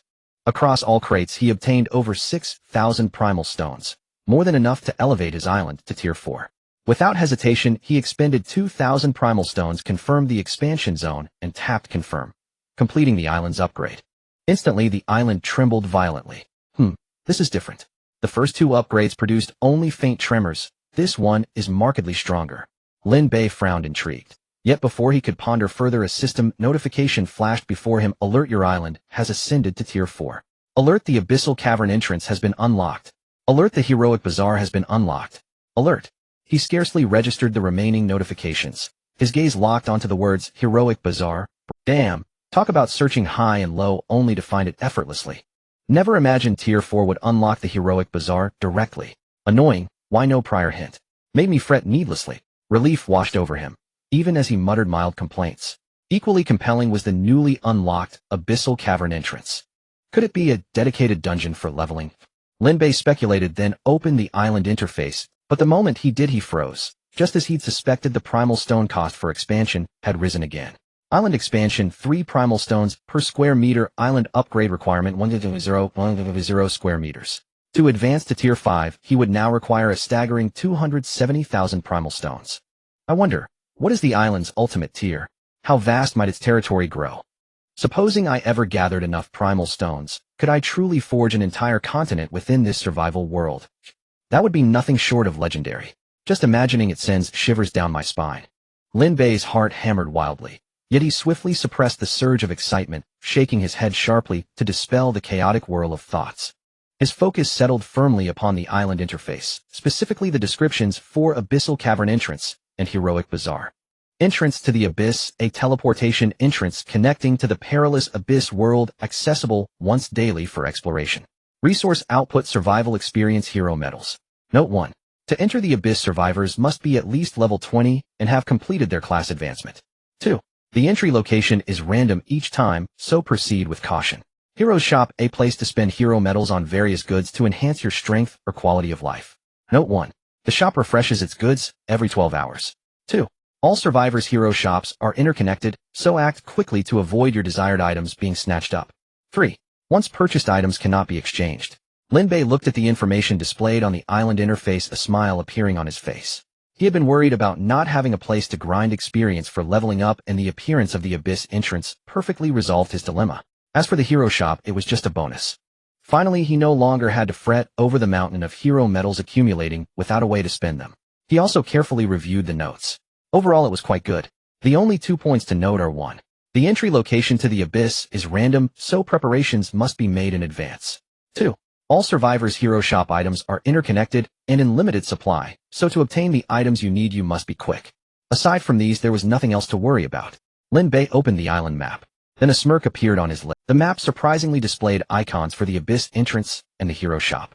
This meant that these two facilities had directly appeared on his island with the upgrade.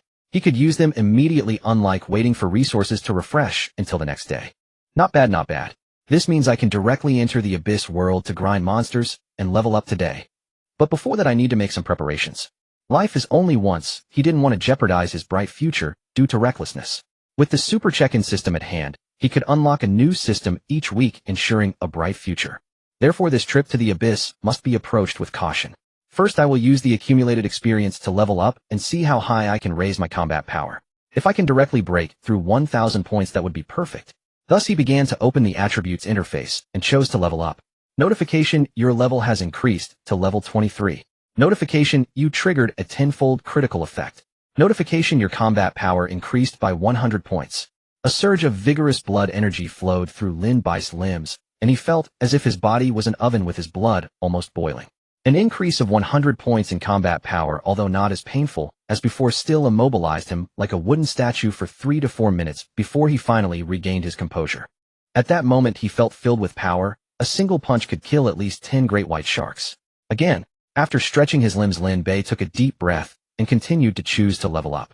Notification: your level has increased to level 24. Notification: you triggered a 10-fold critical effect. Notification: your combat power increased by 100 points. The familiar scorching sensation enveloped his whole body, and Lin Bei was drenched in sweat, forcing himself to endure. This time, compared to the last increase in combat power, the recovery time was again shortened, taking less than 3 minutes.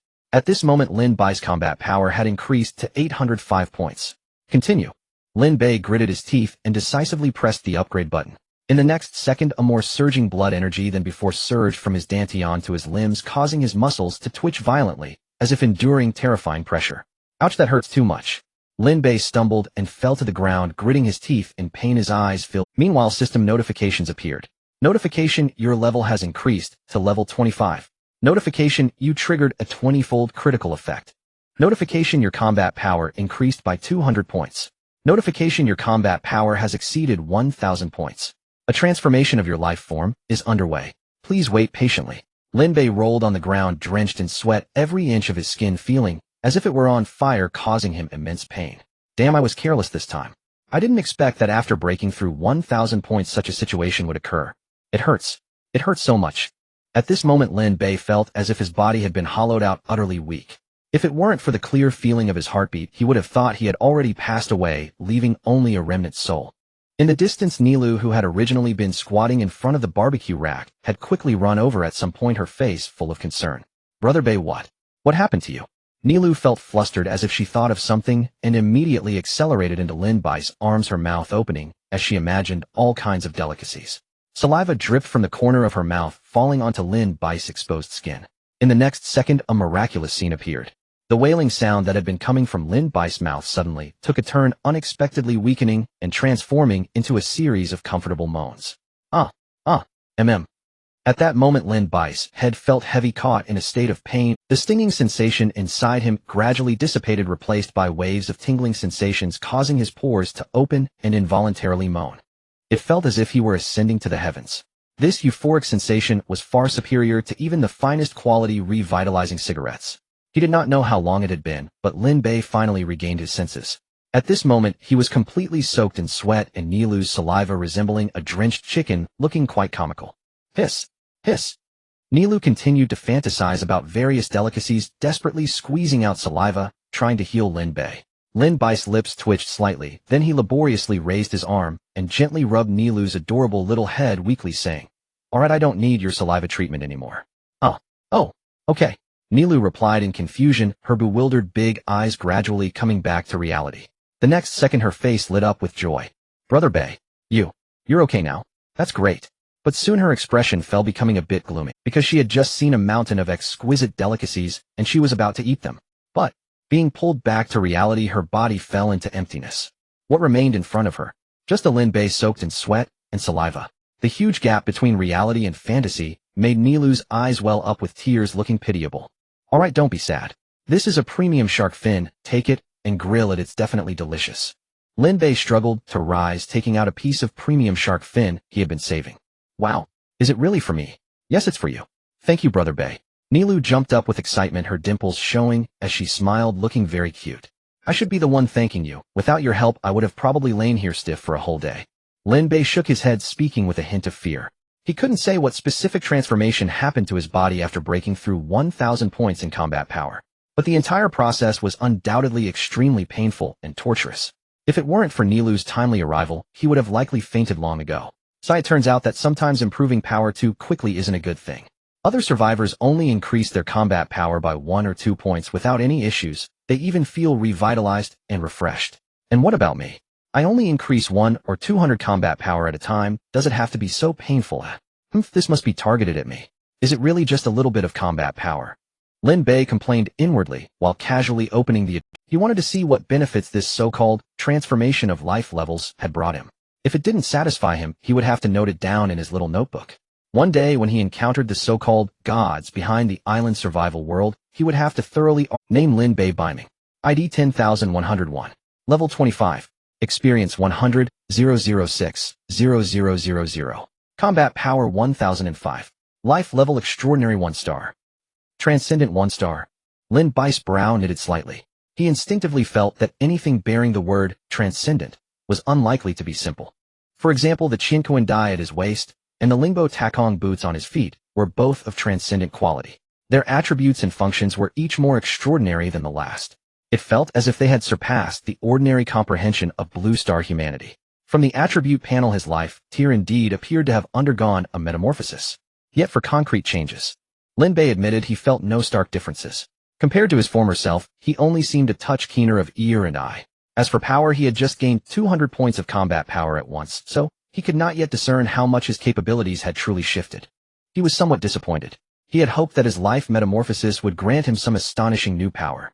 Now it seemed he had imagined too much.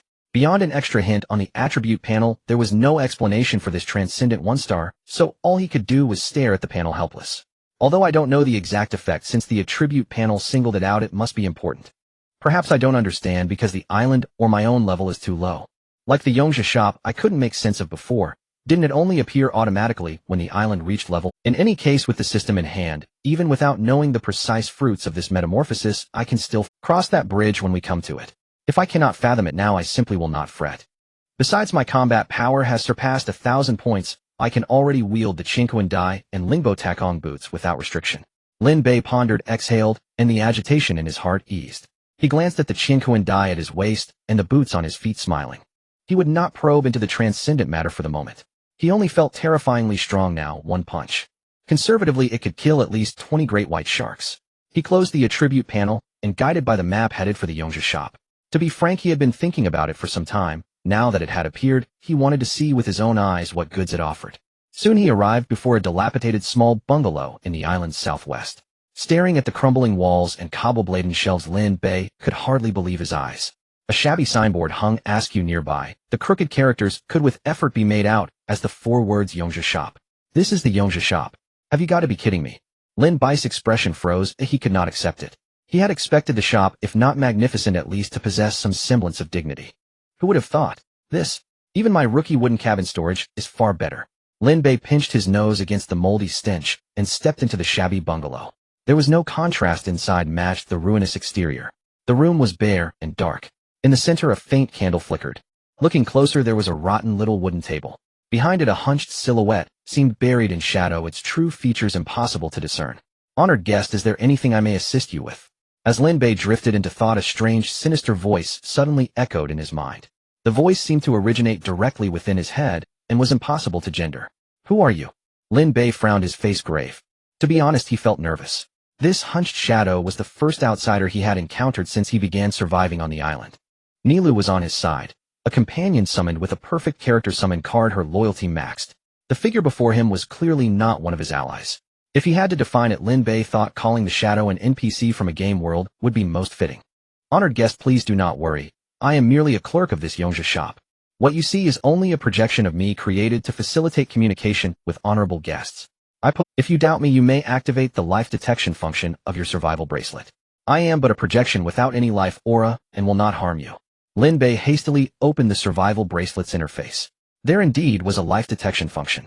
After checking the readout, confirmed the projection's claim, no signs of life. But Lin Bei was not taken in. He already possessed absurd transcendent items like the Qiankuan die and Lingbo Takong boots. If ghosts or projections appeared, he would not be surprised. Moreover, the survival bracelet had been bound to his wrist from the start and could not be removed. Who could say there was not some trick hidden within it? If the bracelet's maker had left a backdoor that could be used against him, Lin Bei simply did not wish to dwell on it.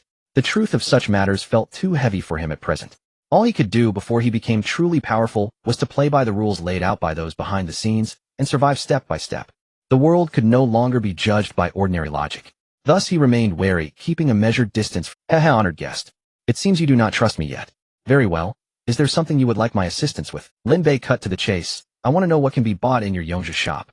The Yongzha shop lists many precious items every day. With enough Yongzha metals you may purchase the things you desire. The hunched shadow chuckled and said slowly, however, your island's Yongzha shop is currently only at level 1, so the daily offerings may be limited in both quantity and quality. But if you continue to invest resources to raise the shop's level, the goods that appear each day will far exceed your present comprehension.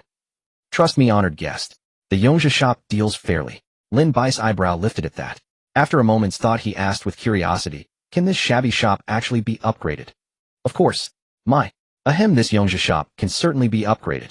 And the benefits of upgrading are almost unimaginable. You only need to spend a bit of resources. The shadow grew animated at Lin Bai's inquiry. How many resources? Lin Bei pressed. Not many. To raise the Yongzha shop to level 2 requires only 1,000 Yongzha metals. Having said this, the hunched shadow hurried to add, fearing Lin Bei would be put off by the figure. I know for fledgling survivors like you 1,000 Yongzha metals is a bit much, but believe me, I'm not trying to cheat you. Oh, only 1,000. That's not much at all. Without waiting for the shadow to finish its reassurance, Lin Bei replied casually. The bungalow fell into an immediate silence at his words. The hunched shadow felt its throat close up. The rest of its sentence could not be forced out. It seethed inwardly. Hey, what are you playing at? Don't think I don't know. Survivors who perform well might be lucky to earn 10 Yongzha metals in a single day in the early stages. And you, having only just constructed the Yongzha shop, have the nerve to say 1,000 metals is not much. I was merely trying not to crush your boastful tone, and you took it seriously. I'd love to know how such a bold novice managed to be the first among survivors to raise the island to level 4. Such brazen words are almost laughable. I wonder how someone with that temperament has survived among so many. Sigh. For my future, I suppose I must educate him properly. Countless thoughts flashed through the hunched shadow. In the end, taking into account that this man had the honor of being the first in this cohort to open a Yongzha shop, the shadow decided to reason with him, and with a mixture of logic and sentiment correct his penchant for grandstanding and arrogance. This world. Those who are too arrogant may find fleeting triumphs, but in the long run they will tumble to ruin. Well, don't joke about it. 1,000 Yongzha metals is by no means a trifling sum for survivors at this stage. I must chide you a little on that point. When I said 1,000 was not much, it was only to spare your pride. To be honest, 1,000 is far from. On the contrary, that amount is very large. Do not be one who aims high but acts little, you will not last long. Let me give you an example. Before the hunched shadow could continue, Lin Bei looked at it in astonishment and interrupted, leaving the sentence asked, I am not joking, am I? 1,000 brave metals is certainly not too much, right? As Lin Bei spoke, he waved his hand, and a dazzling light flashed, revealing a pile of brave metals on the ground. The scene fell silent once more. The hunched shadow felt as if his throat was about to smoke. The feeling of words stuck in his throat was utterly unbearable. However, looking at the undeniable evidence of 1,000 brave metals before him, it was like a lump in his throat, leaving him speechless. It seemed, perhaps, maybe, for this survivor in front of him, 1,000 brave metals were indeed not much at all. The Brave Island can only be unlocked at level 4. However, generally speaking, survivors are often short on supplies, struggling to meet their daily needs. Even the best among them would require several disaster seasons to barely gather enough resources to upgrade their island to level 4. In such a short time, even if they were extremely lucky and received enough brave metals every day, by the time they upgraded their island to level 4 and successfully opened the brave shop, having a few hundred brave metals would be considered a lot. Yet this guy in front of him actually pulled out 1,000 brave metals without even blinking. This was highly unreasonable. Unless this kid was a ruthless murderer. In just a few disaster seasons, he had used various vicious means to eliminate numerous other survivors, obtaining enough brave metals from their remains. Or perhaps this batch of survivors was just too weak. Even the best among them took over 10 disaster seasons to upgrade their island to level 4. In that case, it would be somewhat reasonable for the other party to possess 1,000 brave metals given a long enough time. However, for him, regardless of which scenario, it seemed to be bad news. The hunched shadow felt as if he had fallen into an ice cellar, momentarily at a loss for what to do. Damn it. Is my luck this bad? After sleeping for so long, the one I encountered turned out to be a weirdo. Damn, this is really unbelievable. Unlucky, unlucky, unlucky. The hunched shadow's heart was ashen. Although he had woken up first, he felt worse than if he were truly dead. Why aren't you speaking? Lin Bei asked, a bit confused, noticing that the other party had fallen silent after seeing the 1,000 brave metals he casually tossed out. He still intended to take a look at what good items were in the brave shop, planning to enrich his combat resources before entering the dungeon entrance. What was with the other party's silence? Was it a bad network signal? Did the projection lose connection? Or was this NPC bugged? Hey, say something. I am still waiting to shop. Lin Bei raised an eyebrow, his tone becoming less polite. Oh, cough, I just spaced out for a moment, it's nothing. The shadow regained his composure and curiously asked, I can feel the temperature around the island is hot. Are you in the hot season now? Hot season? It is indeed quite hot outside. It shouldn't be a problem. Lin Bei thought for a moment and nodded in response. So are you currently in the second round or the third round? The shadow curiously pursued. In the island survival world, there are 10 disaster seasons that continuously cycle in a fixed order. Thus he deduced that the survivor before him should be experiencing the 11th disaster season, or the 21st disaster season. If it was the 11th disaster season, he could just barely accept it. After all, on average, the first survivors from each session took about 8 disaster seasons to upgrade their islands to level 4. While the 11th season was below the average level of the first survivors, it was still acceptable. As long as he cultivated well and earned a few high evaluations from the dungeon world, he should be able to catch up. While the 11th season was below the average level of the first survivors, it was still acceptable. As long as he cultivated well and earned a few, rather than waking up from slumber, it would be better to just be dead.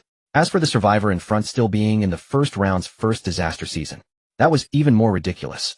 The tales circulating among the survivors didn't mention such a thing. It was far too unrealistic. So far, the record holder for level 4 islands had taken a full 3 disaster seasons, thinking they could upgrade their island to level 4 in the first disaster season. Even a deity couldn't do that. Meanwhile, Lin Bei was left in a haze. What second round, third round? Does he really think I am playing a game? What do you mean? I don't quite understand. Sites like this. The hunched shadow patiently explained the differences between the rounds and the average achievements of previous survivors. This time it was Lin Bei's turn to be shocked. Firstly, he hadn't expected that there were not just one batch of survivors.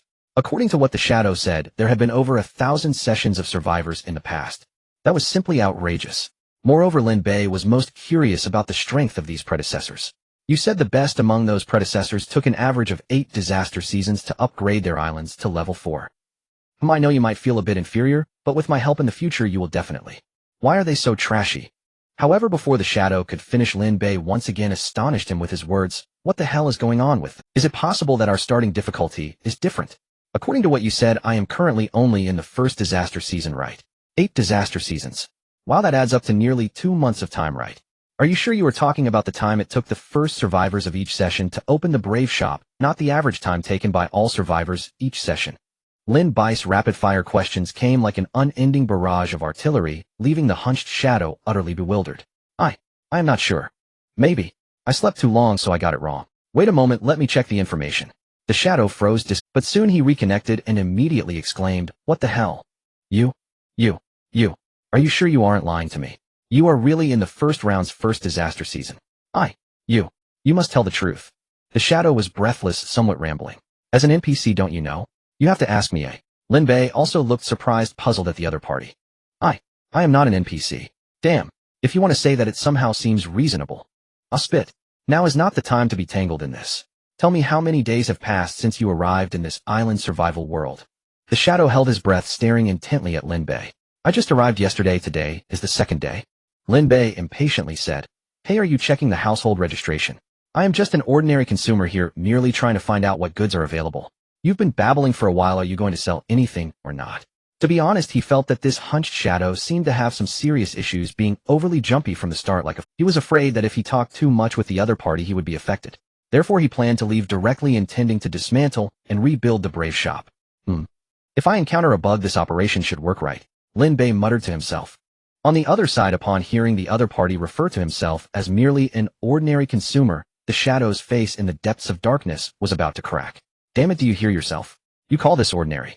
But soon he heard the other party's mumbling, and his face turned pale as he panicked. Are you kidding? If he really let the other party do this, he would definitely fall into a deep sleep again. The key was, after realizing the immense fortune of the person in front of him, he would not allow such a thing to happen. So when the shadow saw Lin Bei about to leave, he immediately shouted, Hey, wait, good man, stop. I have something to say. However, Lin Bei turned a deaf ear. Not only did he not stop, but he also quickened his pace. Damn, are you forcing me to show my trump card? The shadow cursed inwardly, continuing to shout, Don't go. As long as you shop in my store, I will give you a 20 discount. Hearing this, Lin Bei paused. He turned to look at the trembling, hunched shadow, deep in thought. After a long pause, he spoke, 50% off. WH. What? How much off? The shadow asked in disbelief, his voice trembling. I said, 50% off. If you agree, you'll stay. If not, then I'll break your bones. A playful smile appeared on Lin Bei's lips as he calmly said, You wouldn't want me to just dismantle this Brave shop and build a new one to trade with someone else, would you? The shadow, upon hearing this, was momentarily breathless, nearly passing out. His fate was in the other's hands. Damn, this is so infuriating. The shadow cursed inwardly, yet felt helpless. Because this survivor before him was a once-in-a-lifetime opportunity. He would need to hold on to this golden opportunity, even if he had to sell everything he owned. Sigh, the devil is under the eaves. I have to bow my head. In the end, the hunchbacked shadow could only grit his teeth and agree. Alright, I accept. Hee, that's more like, from now on, let's have a pleasant cooperation. Lin Bei's smile blossomed as he turned to the small wooden table flickering with faint candlelight, extending his arm to the shadow, signaling for a handshake. The shadow, after a moment of silence, extended its dry palm to shake hands with Lin Bei. The touch was somewhat cold and rough, not much different from cracked tree bark. However, it was indeed a physical entity.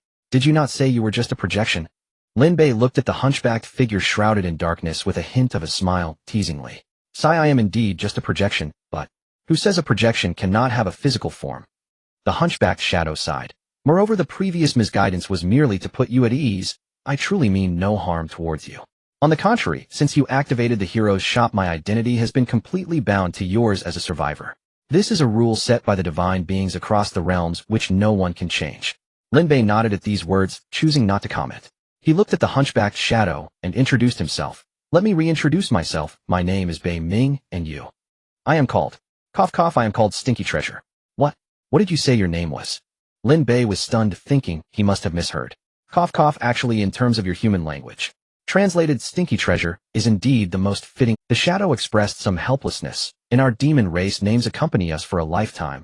This is the binding of the rules. Of course, a demon can have countless aliases throughout their life. If you are not accustomed to calling me Stinky Treasure, you can give me another nickname. It doesn't really matter. Lin Bei, upon hearing this, was left speechless for a while. He found it hard to believe and continued to inquire. In my impression, don't the names of those great demon lords sound mighty and imposing? Like the cosmic dinosaur Hippogeddon, or the origin obliteration angel Zog, or the evil god Cat Anger. Why does it seem like the vibe is a bit off with you? Sigh, I've said those are just aliases. The demon race grows in an extremely harsh environment, so to ensure longevity children are often given names like Dogsheng Ermao or similar cheap names.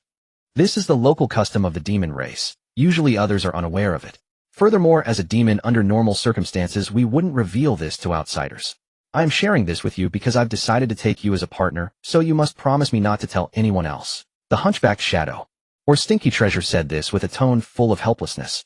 I'll find, I promise. Lin Bei nodded, but out of caution, he still did not reveal his real name to the other party. After all, since demons had appeared, who knew if there might be mysterious magical scrolls that could curse someone just by knowing their name? If he fell for it, it would be too late to regret. Thus, a cautious approach is the best strategy. He chose to keep a backup plan. Actually, I understand your point. In this world, being cautious is indeed a good thing. Seeing Lin Bai's calm demeanor, Stinky Treasure knew his thoughts and showed no sign of dissatisfaction. On the contrary, his tone was filled with relief. Stinky Treasure had always acted on one principle in life: survival. Seeing his future partner, who was on the same wavelength, naturally brought him a sense of ease. By the way, you mentioned that the disaster seasons have a cycle of reincarnation. Can you tell me more about the specifics? What are the different disaster seasons? By the way, you mentioned that the disaster seasons have a cycle of reincarnation. Can you tell me more about the specifics? What are the different disaster seasons? What is the order of arrangement? Lin Bei did not dwell on the name issue, but immediately brought up the questions he had buried in his heart. Oh, about that. Honestly, I'm not very clear on the specific types of disaster seasons. However, every loop of survivors will experience 10 disaster seasons. Although the order and types are unknown, the first 4 disaster seasons will definitely be the heat season, snow season, storm season, and volcano season. The heat season and snow season are relatively simple as they only involve temperature issues.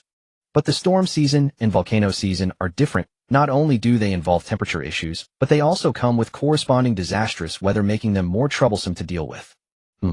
According to statistics, past survivors had an average mortality rate of 75% during the storm season, while the average mortality rate during the volcano season reached 87%. As for the first 2 disaster seasons, the number of deaths usually does not exceed 50%. Stinky Treasure explained patiently. As for the 5th disaster season and beyond, they are not fixed and are completely random. However, the order of disaster seasons does not change across different loops.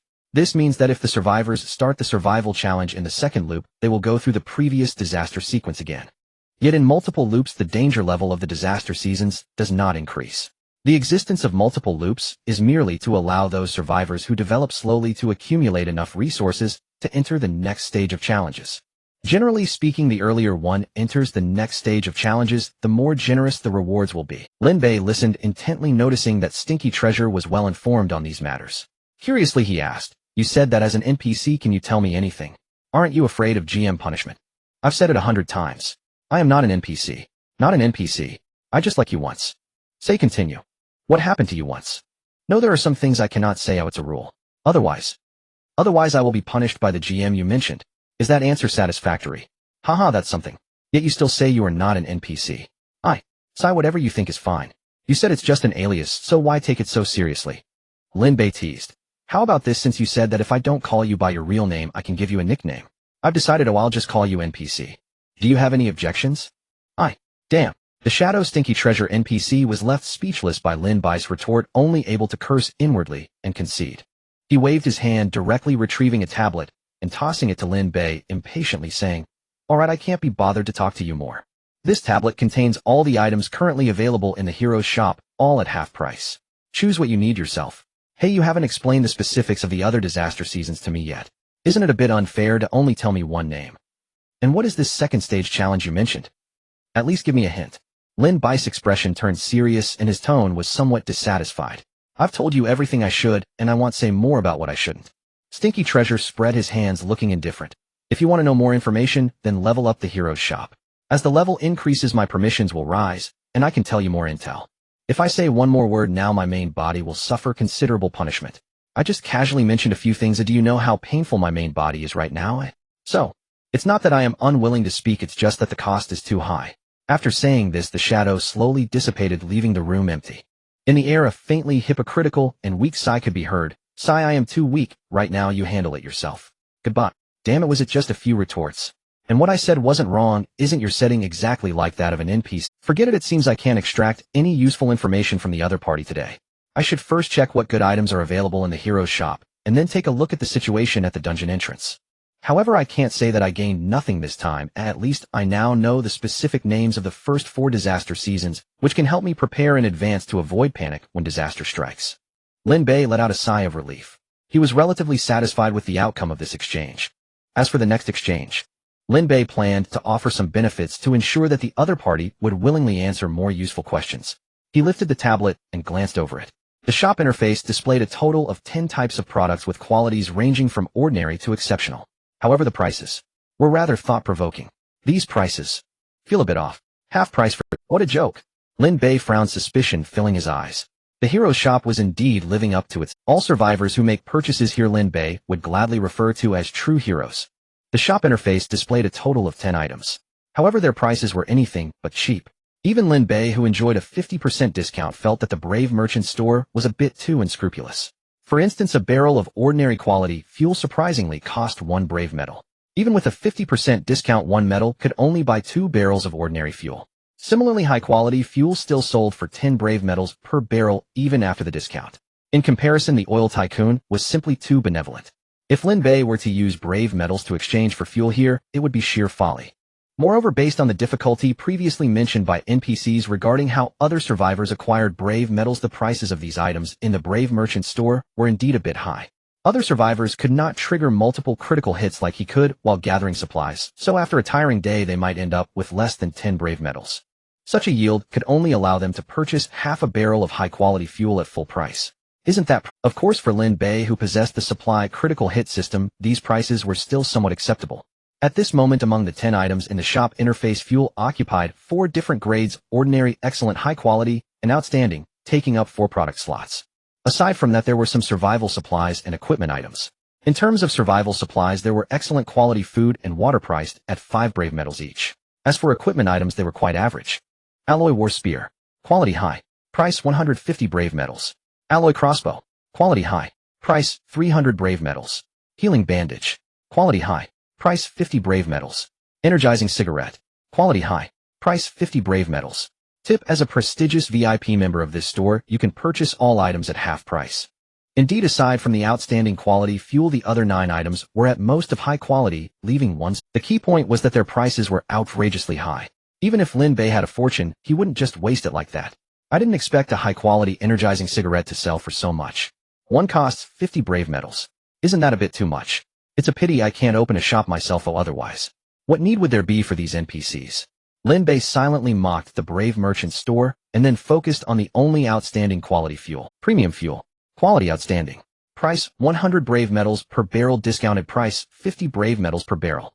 Although Lin Bei was reluctant to be the fool here, he was indeed curious about how much the performance of his shadow tank would improve after filling it with outstanding quality fuel. So, he felt a bit conflicted.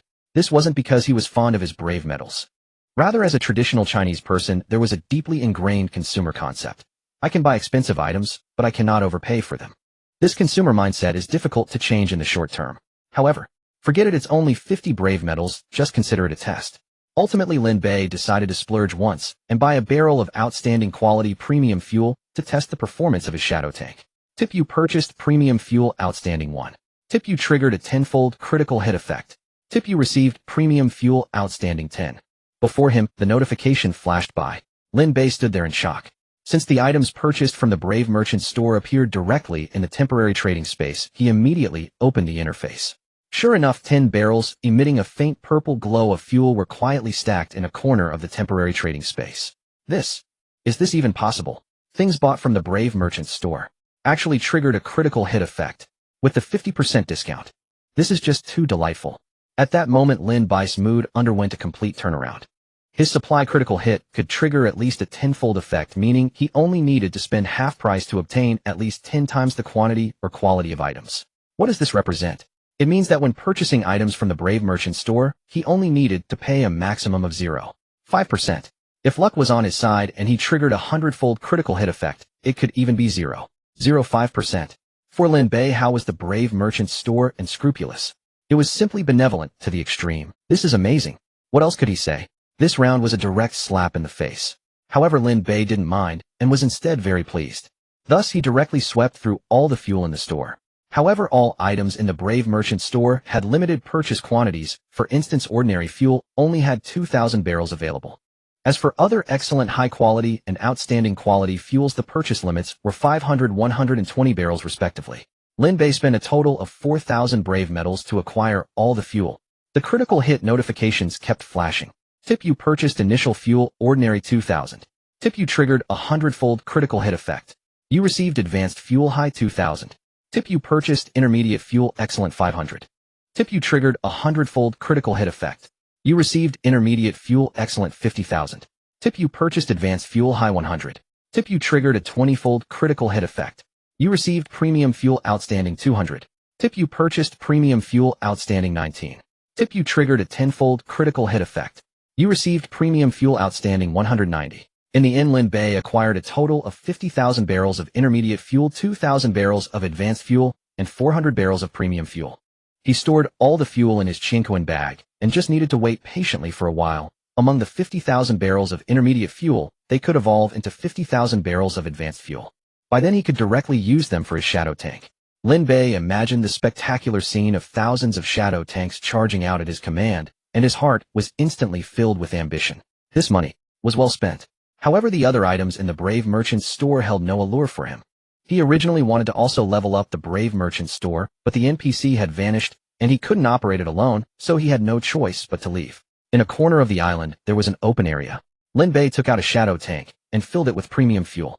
Then he opened the tank's information panel. Shadow tank. Level 20. Quality outstanding. Description: an amphibious main battle tank weighing 15 tons with a wide range of fire coverage and an exterior coated with optical stealth layers that can evade most radar detections.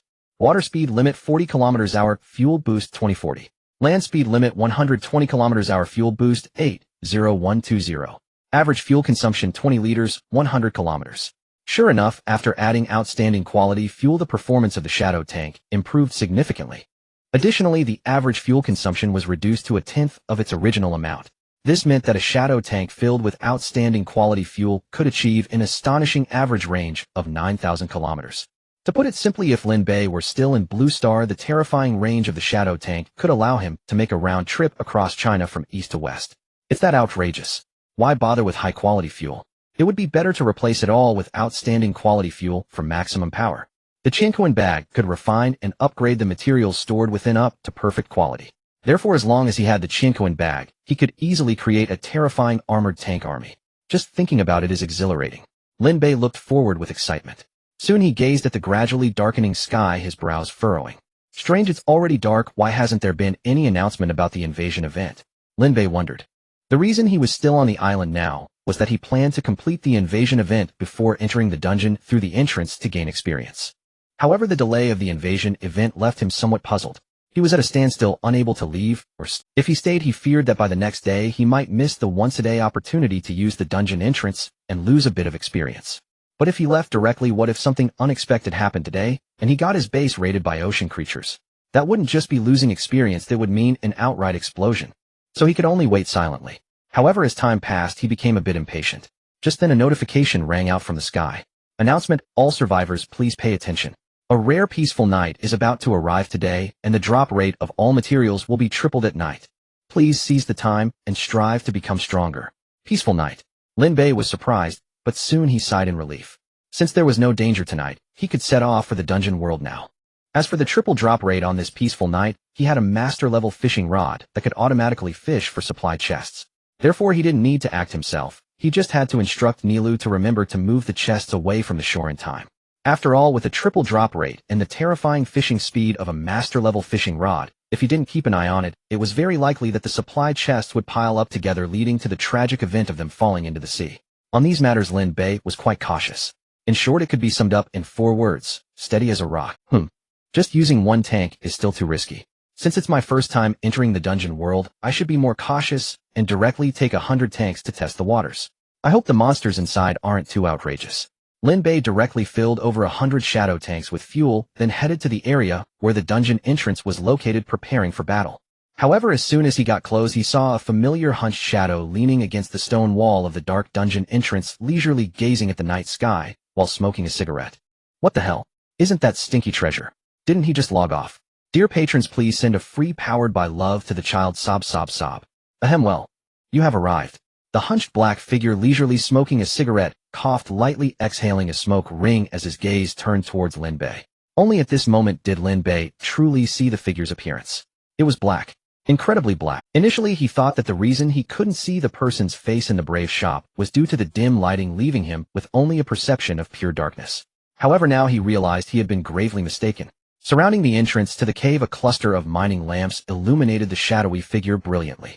Yet were it not for the fact that the figure was smiling at him, revealing a row of snow-white teeth, he would have thought that beneath the black cloak lay only a mass of black mist. Are you Stinky Treasure?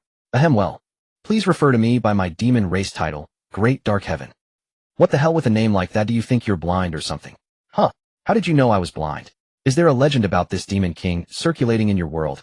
The hunched black figure exclaimed in surprise. He had originally possessed a pair of bright eyes, but since entering the sanctuary and adopting his title, he had gained great power at the cost of his sight. Reflecting back, it had already been 10,000 years. If I recall correctly, I have never descended into the human realm. How do you know my title and the characteristic of blindness? He looked at Lin Bei curiously, asking. Forget it, let it be destroyed. Lin Bei felt powerless to retort and simply waved his hand, saying, I was just guessing, don't think too much about it. He couldn't exactly tell this figure that the character class he once played in a game was named Great Dark Heaven after awakening, and that character happened to be blind, as well could he. Right now he just wanted to end the topic as quickly as possible. Well, as expected of one who carries fortune, even a casual guess can be so accurate. This king truly did not choose the wrong person. Stinky Treasure, or Great Dark Heaven, spoke cheerfully, clearly laced with a hint of amusement. You are here, I assume, to enter the cave world. That's right. Are there any precautions? Not much of an issue. After entering the cave world, you will receive a teleportation stone, which you can use to return to the island if you encounter danger. At that time you will receive an evaluation, and based on the evaluation you will receive different rewards, Great Dark Heaven said solemnly. Stinky Treasure, is there really no way to clear the dungeon accessed from the cave entrance? Hey, how many times do I have to say it? This king is called Great Dark Heaven. The attendant of the brave shop is the one called Stinky Treasure. Do you understand? Lin Bei fell silent upon hearing this, his lips twitching slightly. He could be certain that the shadow before him, judging by its form and speech, was undoubtedly the same person as the attendant from the brave shop. It was indeed Stinky Treasure. But as for why this figure refused to admit it now, perhaps it was due to its Sundra personality. Alright, I won't call you Stinky Treasure anymore, is that okay? By the way, Stinky Treasure, the title Great Dark Heaven is too long. Saying it too often might raise suspicions of padding, so how about I shorten it for you? I'll just take away 2 words from your title and call you Big Dark instead. Great Dark Heaven. Big Dark, that sounds reasonable, right? Lin Bei shrugged his shoulders, reluctantly conceded. So fine, as long as you don't call me Stinky Treasure anymore. After all, this king is a messenger of the cave, not some attendant from the brave shop. Big Dark sighed lightly. Your idea is good. The dungeons in the cave world can indeed be cleared, but given your current strength, it's more important to prioritize survival. There's a saying among humans that goes, as long as the Green Mountain stands, one need not fear for firewood. At your current stage, you should take it steady, focusing on improving your strength. Because in the cave world, if you die, it's truly death. Moreover, since this is your first time entering the cave world, your combat power is weak. Being able to last a bit longer is already sufficient. This king doesn't mean to discourage you, but to clear the first dungeon in the cave world, you need at least 200 combat power, and the survivor must have sufficient combat experience. For mortals still in the first disaster season, this difficulty is nearly insurmountable. So you should honestly build up your strength. Don't think about showing off right from the start. Clearing the dungeon in the cave world relies on strength. Do you understand? Big Dark said, crossing his arms in front of his chest, adopting an arrogant demeanor. He really didn't want to have to discourage this kid. But who asked the other party to bring this upon themselves? He had already taken offense at the constant calling of Stinky Treasure before, and now that he had the chance, he naturally wanted to slightly diminish the other's confidence. Little brother, in this world, strength is what speaks. Don't think that you can do whatever you want just because of a bit of luck. The waters in the cave world run deep. Listen to me, just play it safe and grow. You young ones can't grasp this. On the other side, Lin Bei, upon hearing this, widened his eyes in disbelief and asked, how much combat power did you say? At least 200 combat power. Without practical combat experience, you need at least 250 to make it work. Big Dark chuckled lightly and continued, alternatively, if you can obtain a set of excellent quality weapon equipment, you will also have the opportunity to clear the first dungeon in the cave world. But I must ask, whether in terms of combat power or excellent quality weapon equipment, do you have any? Big Dark spoke to himself. So yes, it's still best to honestly heed my advice, develop steadily, and use the teleportation stone to return at the first sign of danger. Everyone has gone through this kind of situation, so don't be shy. Lin Bei was momentarily stunned, wanting to say something, but holding back. His combat power was sufficient, indeed a full 1,000 combat power. As for at least one set of excellent quality gear, he had that too. And many sets. It was understandable that the other party couldn't see his combat power, but how could they not see that he was wearing an entire set of excellent quality adaptive protective gear? As for the two extraordinary pieces of equipment, there was no need to mention them. And still he called himself this king. Isn't that just pure mockery? Damn. Ahem, no wait, I seem to have forgotten. He's great dark heaven, a blind man. So it's reasonable he can't see the gear I'm wearing. Lin Bei felt a bit powerless to retort. What could he say in this situation? I know you're anxious, but please don't. Growth is always difficult and long. Don't worry, with this king's support plus your luck, I believe it won't be long before. Seeing Lin Bei fall silent, Big Dark's lips curled up, though it was invisible due to the darkness, thinking he had secured the upper hand and planning to give the other a way out. However, just as he was halfway through his sentence, Lin Bei interrupted him. Ahem, well, I'm sorry to cut in. I've already surpassed 1,000 combat power, and I have over 1,000 sets of excellent quality gear. So may I ask your stinky treasure? Am I now qualified to know how to clear the dungeon in the cave world? As soon as the words fell, the surroundings instantly fell into an eerie silence. Lin Bei looked at the hunched black figure, which seemed to have become even more hunched. Hey, at least say something. You're blind, not mute. Lin Bei raised an eyebrow, a smirk playing on his lips. Old guy trying to act cool in front of me. Humph, did you finally slip up this time? Looking for a wave of free gifts. Whimper. After a moment, the dark shadow twitched and looked blankly in the direction of Lin Bei. What? What did you say? You have a battle power exceeding 1,000 and over 1,000 sets of exceptional quality equipment. You. Am I blind? Don't lie to me. Dahei looked utterly confused. Do I need to lie to you? Lin Bei smirked and said, hurry up and tell me how to clear the underground world. It's almost mealtime and I have to rush. Fine. Actually, each time you enter the underground world, the areas are random. Strictly speaking, there is no such thing as clearing it. However, that's not entirely true. If you can defeat all the monsters in the midst of the area you are in, that counts as clearing it. Alternatively, you can light all the campfires in an area to dispel the mist surrounding it, which also counts as passing the test. As long as you meet either of the two requirements, you can achieve an exceptional rating and receive considerable rewards, Dahei patiently explained. What if I complete both conditions? Can I get a perfect rating? You can, but it's very difficult. Because the more campfires you light, the crazier the monsters that respawn in the remaining mist will become, so generally it's a choice between the two. Achieving a perfect clear is not easy. Dahei said solemnly. I know you're quite confident in your combat power and equipment, but even so you are not invincible. Therefore you don't need to take risks just to get a perfect rating. Be careful not to capsize in a ditch. Once you die, everything ends. Dahei warned Lin Bei seriously. Alright, I understand. Activate the teleport and let me enter the underground world, Lin Bei said, pondering for a moment before nodding and smiling. He had a tank army. If he didn't take a risk, what was the difference between him and a salted fish? If he really encountered danger, he had two extraordinary pieces of equipment to fall back on, enough to create an opportunity to use the teleportation stone to return safely. Okay, since this is your first time entering the underground world, you can only choose the normal difficulty. Entering the normal difficulty underground world requires a ticket price of 10 spirit stones. Dahei extended his dry palm, appearing very official. Normal difficulty. Is there a higher difficulty in this underground world? Lin Bei asked curiously. Yes, the underground world is divided into 6 levels based on danger: normal, elite, hero, king, hell, and abyss, from lowest to highest. The higher the difficulty level, the more rewards you receive for clearing it, but the ticket price is also more expensive and it's easier to die inside. Dahei took the 10 spirit stones Lin Bei handed over, weighed them, and smiled slightly. Then he reached into his pants and pulled out a tattered scroll radiating a black glow. Alright, take this teleportation scroll. Once you enter the cave, tear it apart, and you can be directly teleported into the underground world. Remember, don't be overconfident. If you encounter danger, quickly use the teleportation stone to come back. Lin Bei looked at the tattered scroll wrapped in black mist with some disdain and glanced at Dahei's groin. He could only wear a pair of fine quality gloves, grip the scroll, and quickly walk into the cave entrance, tearing the scroll apart in a hurry. A strange black mist immediately enveloped Lin Bei, and after a few breaths the mist dissipated and Lin Bei's figure also vanished from the cave. Hint: you have entered the underground world. Hint: light the campfires and dispel the mist to receive generous. Hint: there may be dangers hidden in the mist. Proceed with caution. Hint: cherish life and stay away. As his vision cleared, Lin Bei found himself standing next to a campfire with a dilapidated wooden hut behind. He approached the wooden hut and found the door tightly locked, unable to open it. Boom! A punch sent dust flying. The wooden hut, seemingly on the verge of collapse, remained completely still under his punch. Can't open it. Lin Bei had a peculiar expression, although he only used 30% of its strength. That force was enough to split mountains and break stones. However, it had no effect on the dilapidated wooden door in front of him, instead causing him to feel a significant recoil damage. Fortunately, his combat power was decent, and with the defensive effect of his adaptive protective suit, he only felt a slight numbness in his arm, without any other abnormalities. This place is really strange. He glanced around to the area at the edge of the campfire's glow was shrouded in thick black mist. It looked even more eerie and sinister than the mist surrounding the island. Staring at it for too long would evoke a chilling feeling in one's heart.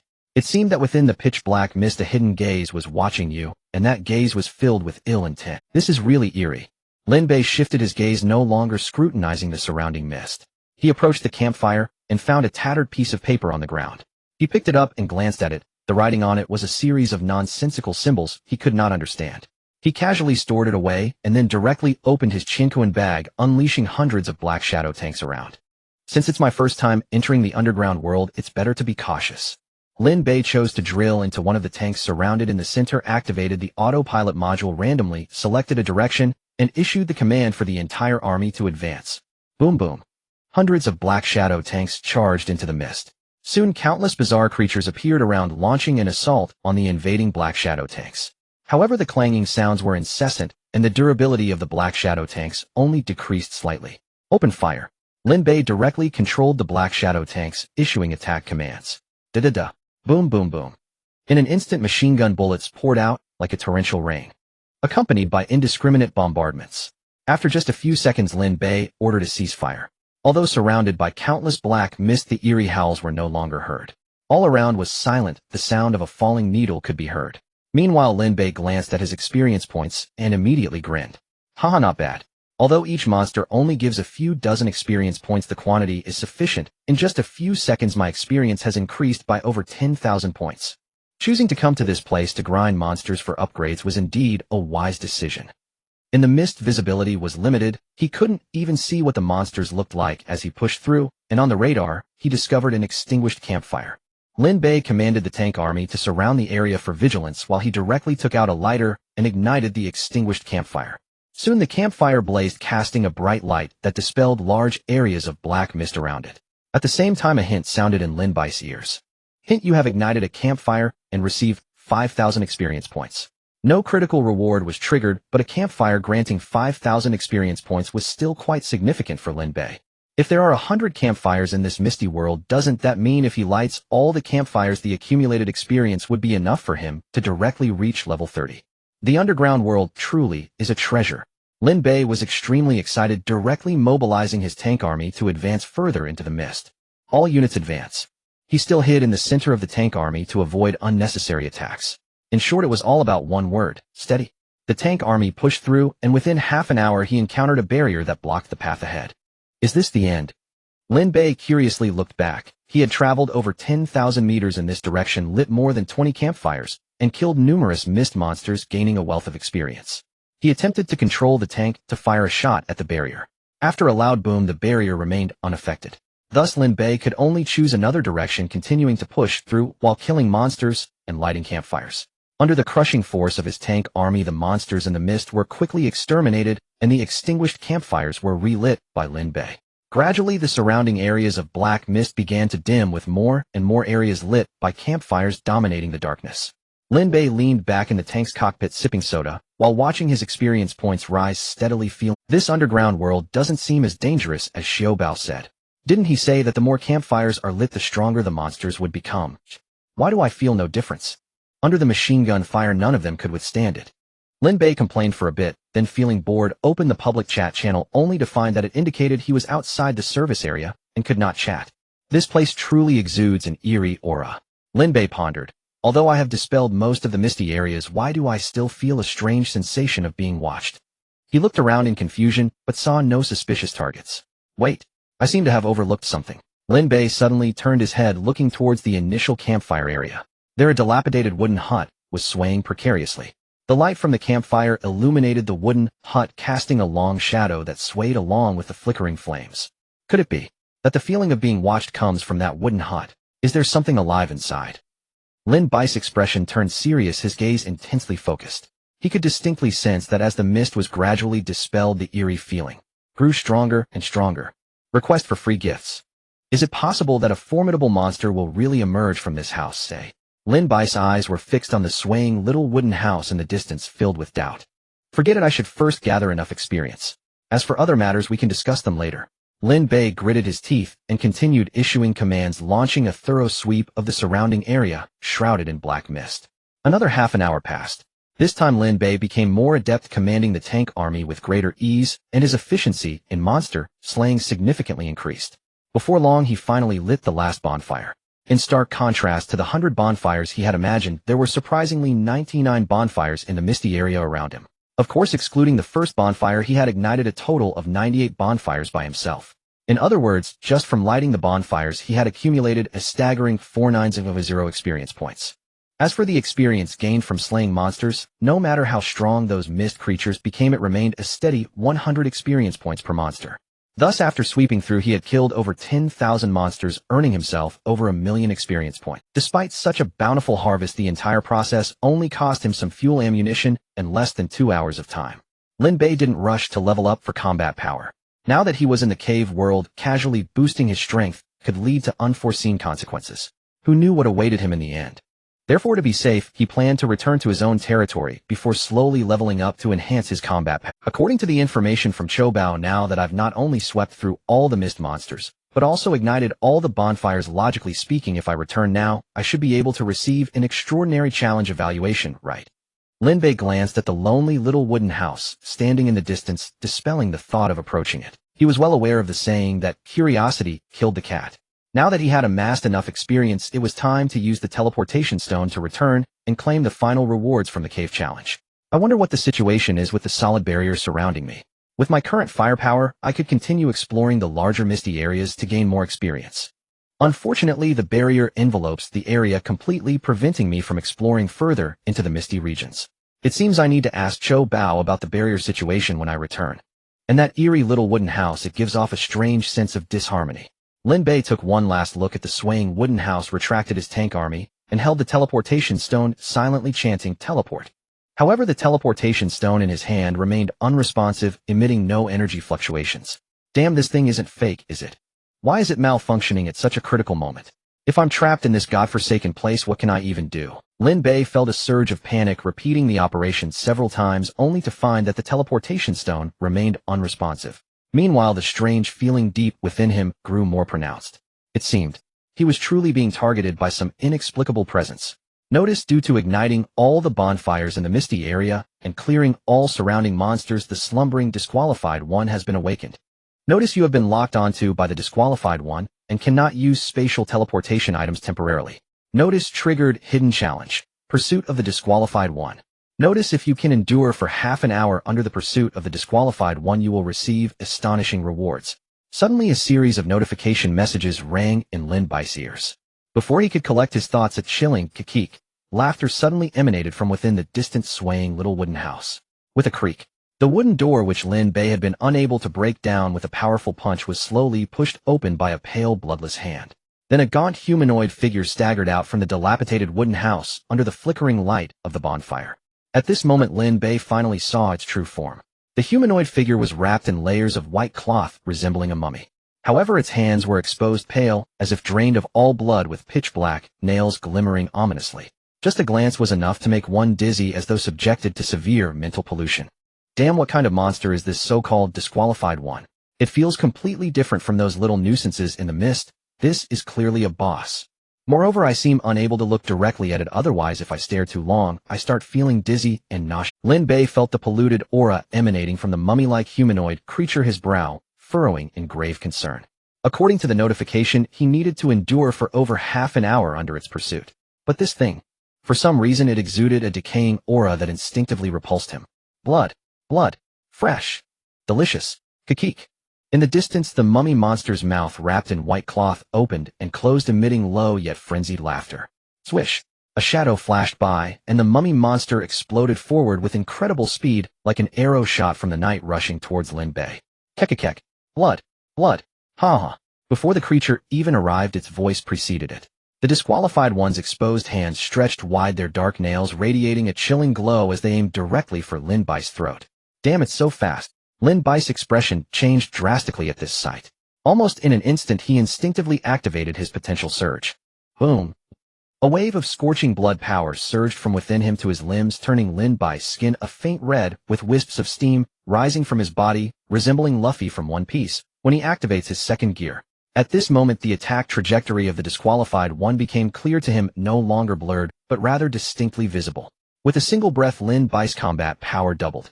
His combat power surged from the original 1,005 points to an astounding 2,010 points. Potential Surge active skill when activated unleashes your inner potential, doubling your combat power for 30 seconds. Cooldown time 300 seconds. However, this was not the end. Explosive Destruction, unleash it for me. Lin Bei roared, directly activating his level 20 exclusive skill as a demolitions expert. Swift. Extreme Flash. These are the two combat effects of the Lin Bei treading air boots. Heavenly Movement. Earthly Stability. These are the two combat effects of the Chinquan bag. In an instant Lin Bei's pupils constricted, his survival instincts exploding. His brain raced, summoning all the means of amplifying his power that he could temporarily utilize onto himself. A hexagram formation descended from the sky, enveloping the surrounding area. At the same time Lin Bei felt a surge of immense power rising within him. Notice you have gained the Heavenly Movement bonus effect. All attributes increased by 100 for 30 minutes. Simultaneously, an energy robe embroidered with the Taiji yin-yang fish pattern covered his body, instantly sweeping away the spiritual pollution inflicted by the disqualified one.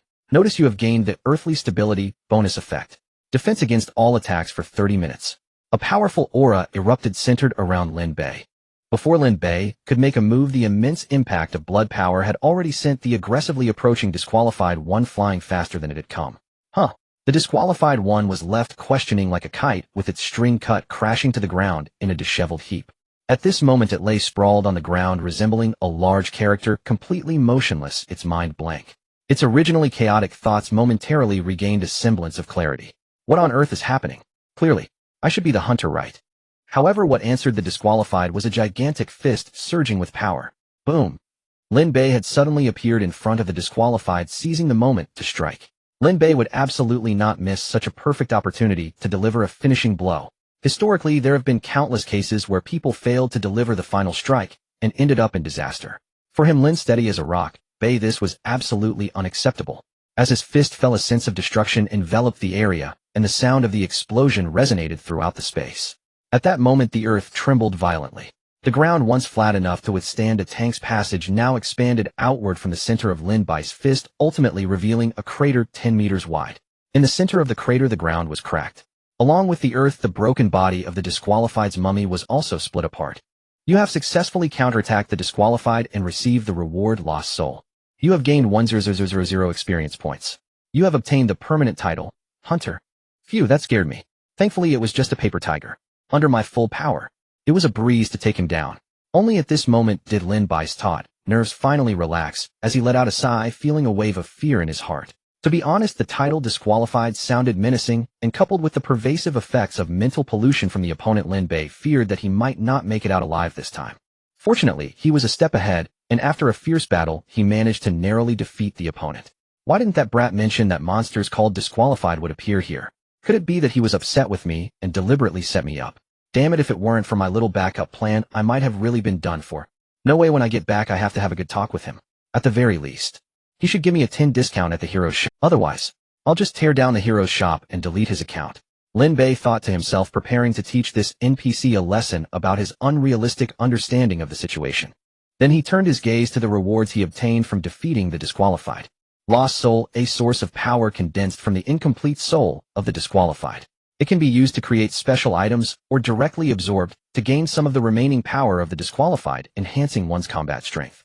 What a good item, it can directly enhance my combat strength. Although I don't know how strong the previous disqualified was based on my combat strength of 1005 at the time, he should not have been stronger than that. In other words, the opponent's combat strength must have exceeded 1000 points. Even if I can only absorb 1/10 of the power, it would still significantly enhance my combat strength. And if all goes well, absorbing the remaining power within the Lost Soul can trigger a critical effect. That means a Lost Soul can at least provide me with 1000 points of combat strength increase. Wow, this is really a sweet deal.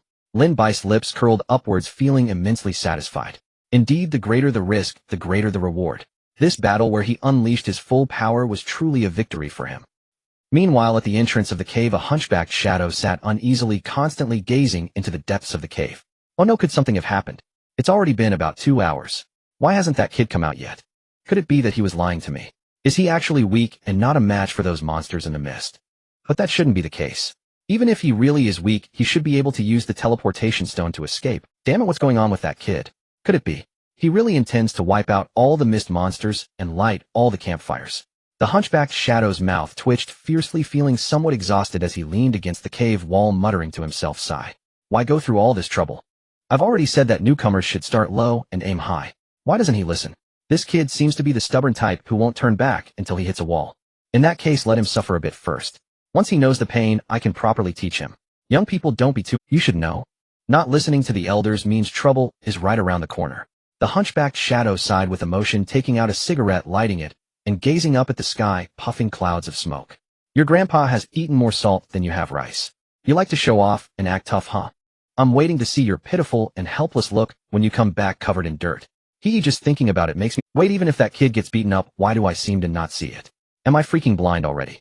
What the— The hunchbacked shadow froze in place, the cigarette falling from his fingers as if he had been petrified. He regretted that when he gained power in the sanctuary, he had a moment of madness and gave himself the codename Dark. This really is a case of seeing the problem only when it's too late. Title: Hunter Quality, Excellent Title. Effect 1. Hunting Feast. In battle, you can select a target to deal additional damage to. After killing the target, you can absorb some of its vitality to replenish yourself. 2. Killing Intent Perception, you can sense the hostility others have toward you. The closer the distance, the more obvious the perception. Note 1. The title of Hunter is the only title in the survival world. It cannot be transferred unless the holder dies. 2.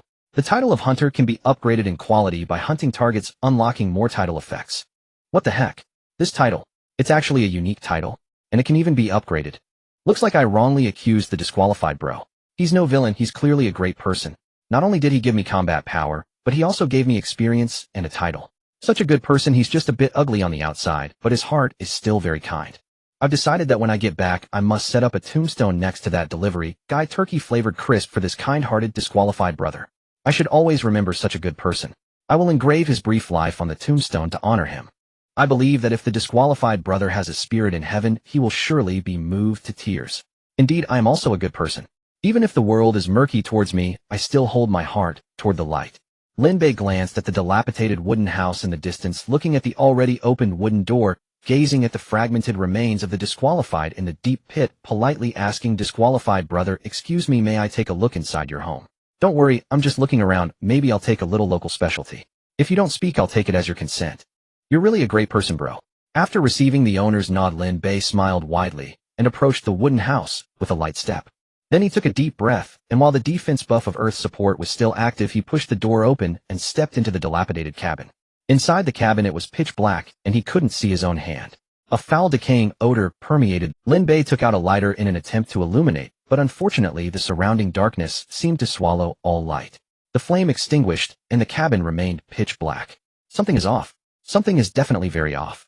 Lin Bei's expression was grave as he slowed his pace, extending his hands to touch the surroundings, hoping to find something akin to a light switch. Unfortunately, he found nothing. A soft thud echoed as Lin Bei felt himself kick a stool. He bent down to take a closer look, but saw nothing. As he reached out to touch, he encountered something round and plump. This texture, damn, could it be a skull? Lin Bei cursed silently and immediately stowed the item into his chinquan bag to check its specific information. Though the surroundings were pitch black, it did not hinder Lin Bei from using the items on his person. Thus, even if he did not know what it was, as long as it was stored in his storage bag, he could understand its information clearly. Misty Skull, a strange skull that can continuously produce dark mist. Carrying it for a long time will incur a curse effect. Note, every so often mist monsters can emerge from the mist.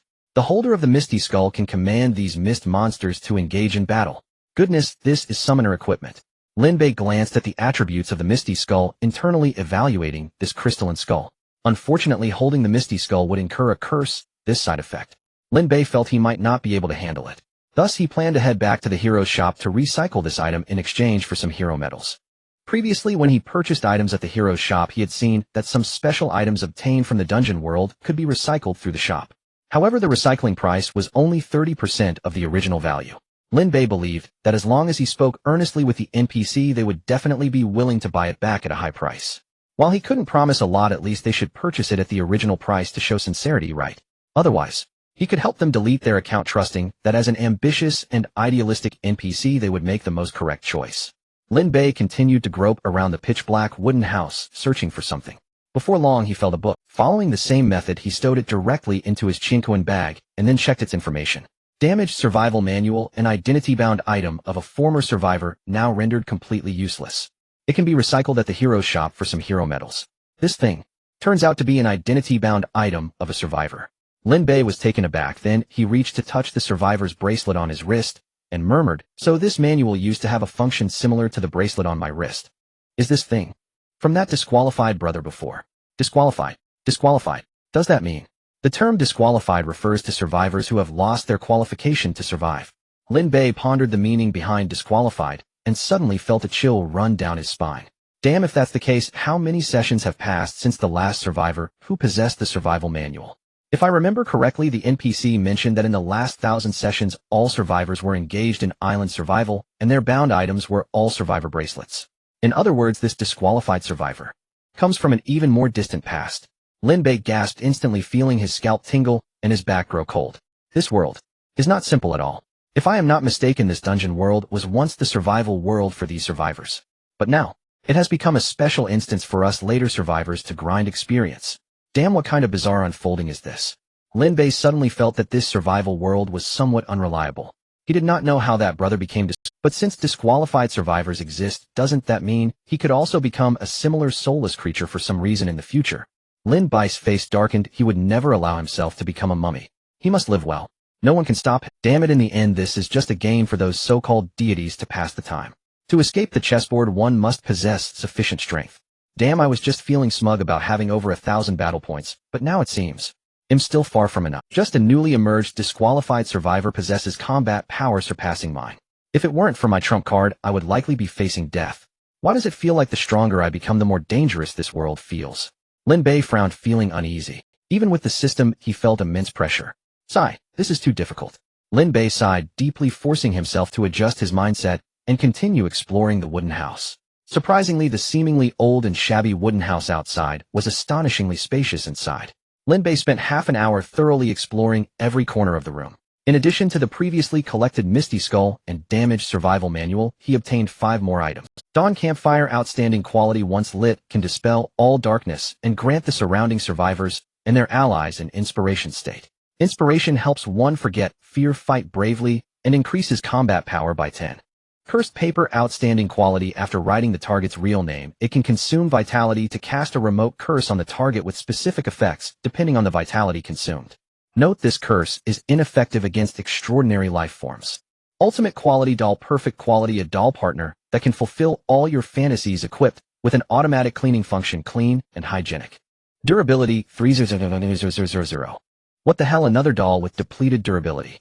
I should check if anyone else needs it, and if possible sell it. However, I must admit that disqualified brother is quite impressive, a perfect quality doll with a durability of 200,000, and he managed to reduce it to only 30,000. Goodness, that brother's strength is not to be underestimated. Lin Bei couldn't help but marvel. As for the other 2 items, they were far more useful to him than that doll. However, the cursed paper can only be used on life forms below extraordinary level, meaning this item is useless to him, because he is now an extraordinary 1-star life form. Yet he also couldn't afford to be careless, as this cursed paper is only of outstanding quality. Perhaps there are higher level cursed papers capable of affecting extraordinary life forms. Therefore, he must never reveal his true name to anyone. Lin Bei's gaze fell upon the last 2 items he collected from the wooden house. Lin Bei stared at the attributes of the last 2 items dumbfounded. These 2 items are quite impressive, he couldn't help but exclaim. First up is the Perfect Day Scroll. With this scroll, he effectively gained an extra life-saving card. In case he ever encountered a disaster in the future that he couldn't solve, once the scroll was activated, not only would he avoid danger, but he would also receive a perfect rating the next day and gain substantial rewards. This was entirely a powerful item capable of turning the tide. Although it was merely of perfect quality, Lin Bei felt that as long as it was used correctly, its effects would definitely rival those of extraordinary quality items. As for the premium spirit stone, there was no need to say much. It could not only be used as a crafting material for extraordinary items, but it could also expand his territory by a full square kilometer. Just the area that this premium spirit stone could expand was equivalent to the effect of 1 million ordinary spirit stones. Truly a premium spirit stone. It truly lived up to its name, premium. I didn't expect this expedition into the dungeon to yield such bountiful, thanks to the tremendous help from the disqualified brother otherwise. The rewards from the mist monsters and bonfires outside would have been far too little. Lin Bei exited the small wooden cabin. He had already scavenged everything inside, and staying here any longer would serve no purpose. He took out the teleportation stone, and indeed this time there were no unexpected occurrences. His body was enveloped in a gentle glow and soon disappeared from the dungeon world. The next moment on Lin Bei's island within the cave entrance of the dungeon, white light appeared and a figure emerged from within. Thank heaven, you finally came back. The hunched shadow who had been smoking straightened up immediately, hurrying forward, his tone filled with excitement and fear. You have no idea. You were in the dungeon world for almost 3 hours and I almost thought you weren't coming back. Fortunately, it was just a false alarm. It's good that you're back. It's good that you're back. However, I must say a few words to you. You are just a newcomer who has barely entered the survival world for 2 days. There's no need to push yourself so hard. You're already so impressive from the start. As long as you can survive and develop, there will definitely be a place for you. So, Lin Bei had just returned when he was met with a stream of chatter which made him feel a bit annoyed. He raised his hand to interrupt the other's words. Can you just be quiet for a moment? You keep talking on and on like you're a machine gun. It's just a dungeon adventure, not like I've died. Alright, let's not discuss other matters. I currently have a serious question. Lin Bei said, looking seriously at the shadow, and spoke slowly. Can you tell me about the disqualified ones? Disqualified ones? How do you know about them? This seems a bit off. The shadow paused momentarily at a loss for words. As expected, you old man are hiding something from me. Seeing this, Lin Bei's expression darkened, and he coldly said, tell me everything you know about the disqualified ones, or I will go dismantle the hero's shop and the dungeon entrance right now and cancel your account. Damn, you're really going for the jugular. I can't believe. The shadow was taken aback, his tone suddenly tinged with an accent.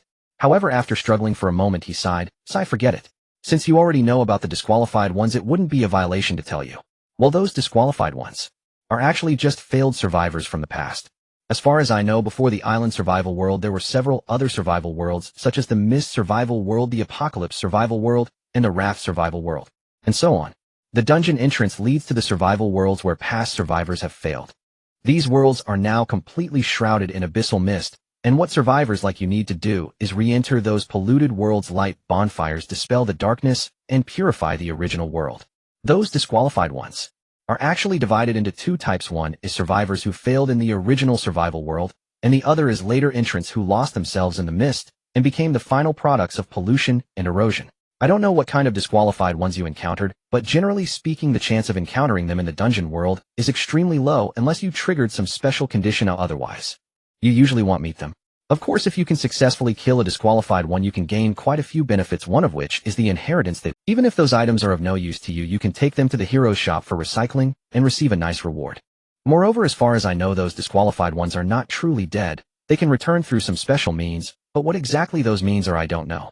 Alright, I have told you everything I know about the disqualified ones. Now you can tell me specifically what happened during your visit to the dungeon this time. After saying this, the shadow let out a breath, looking somewhat conflicted as he faced Lin Bei. He had initially overestimated the other's capabilities, but to his surprise, the other party had merely entered the dungeon world for the first time and had already encountered such outrageous beings as the disqualified ones. It was simply incomprehensible. Oh, so that's how it is. Lin Bei noticed that the other party's attitude was fairly decent, so he temporarily dismissed the idea of helping him cancel his account. Then he briefly recounted what had happened in the dungeon world. What the hell? You actually swept through the entire dungeon world. Not only did you kill all the mist monsters, but you also lit every bonfire in the area. No wonder you encountered the hunting of the disqualified ones. The key point is, you not only survived, but also counter-killed the disqualified ones and obtained all their inheritance.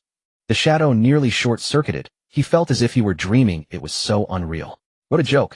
A newcomer who had just arrived in the survival world for less than 2 days, counter-killing the disqualified ones who should have been hunters during his first entry into the dungeon world. Damn, are you writing a novel here?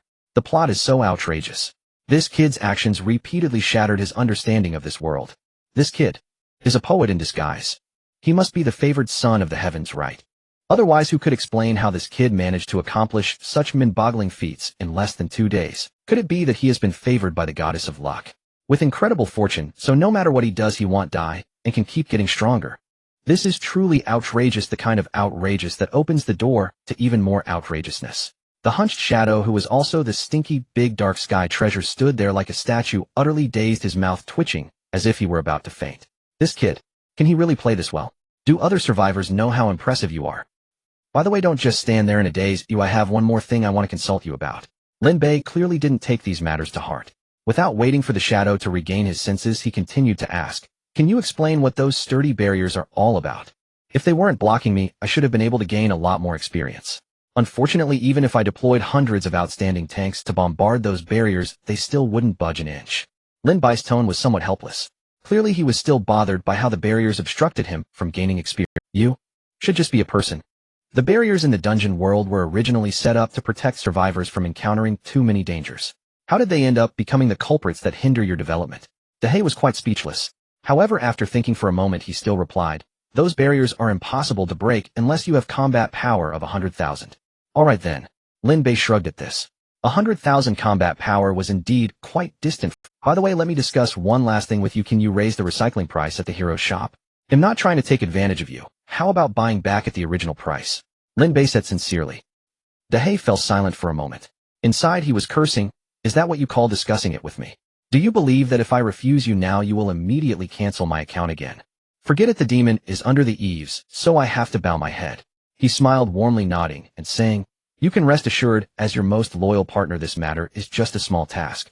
"Stinky treasure, you are truly a good person." Lin Bei responded, a warm smile appearing on his face. After that he bid farewell to Dehei and headed to the central area of the island. After a busy day, he could finally build his own perfect villa. Just imagining soaking in a warm bathtub leveling up was already incredibly delightful. Lin Bei counted the various materials needed to build the villa. After confirming everything was correct, he took out a construction blueprint. Then he selected a huge area in the center of the island and directly chose to start construction. The next second the island shook violently. The central area was enveloped in a large expanse of white light illuminating the pitch-black night sky. After about a minute the light gradually dissipated. A stunning manor villa unexpectedly appeared in the center of the island. From a distance it looked incredibly grand. Perfect. Lin Bei clapped his hands, a satisfied smile appearing on his face. "At last I can sleep soundly." Lin Bei gazed upon the magnificent manor before him, a faint smile lifting the corners of his lips as tranquility settled over his spirit. This flawless deer manor villa boasted opulent facilities and breathtaking scenery. Yet most crucially, its defensive systems were impeccably engineered. A transparent energy barrier encircled the estate, capable of withstanding detonations of extraordinary. Within the grounds lay a fertile plot of farmland where Lin Bei could sow seeds, and within mere days harvest fresh fruits and vegetables. The manor's microclimate remained perpetually spring-like. No winter frost or blizzard could ever jeopardize crops sown in its soil. Moreover, the estate featured an ultra-efficient water collection system, rendering concerns over water scarcity utterly obsolete. It also housed a state-of-the-art underground training facility, ideal for physical cultivation. Daily practice here not only enhanced one's constitution, but steadily elevated combat prowess.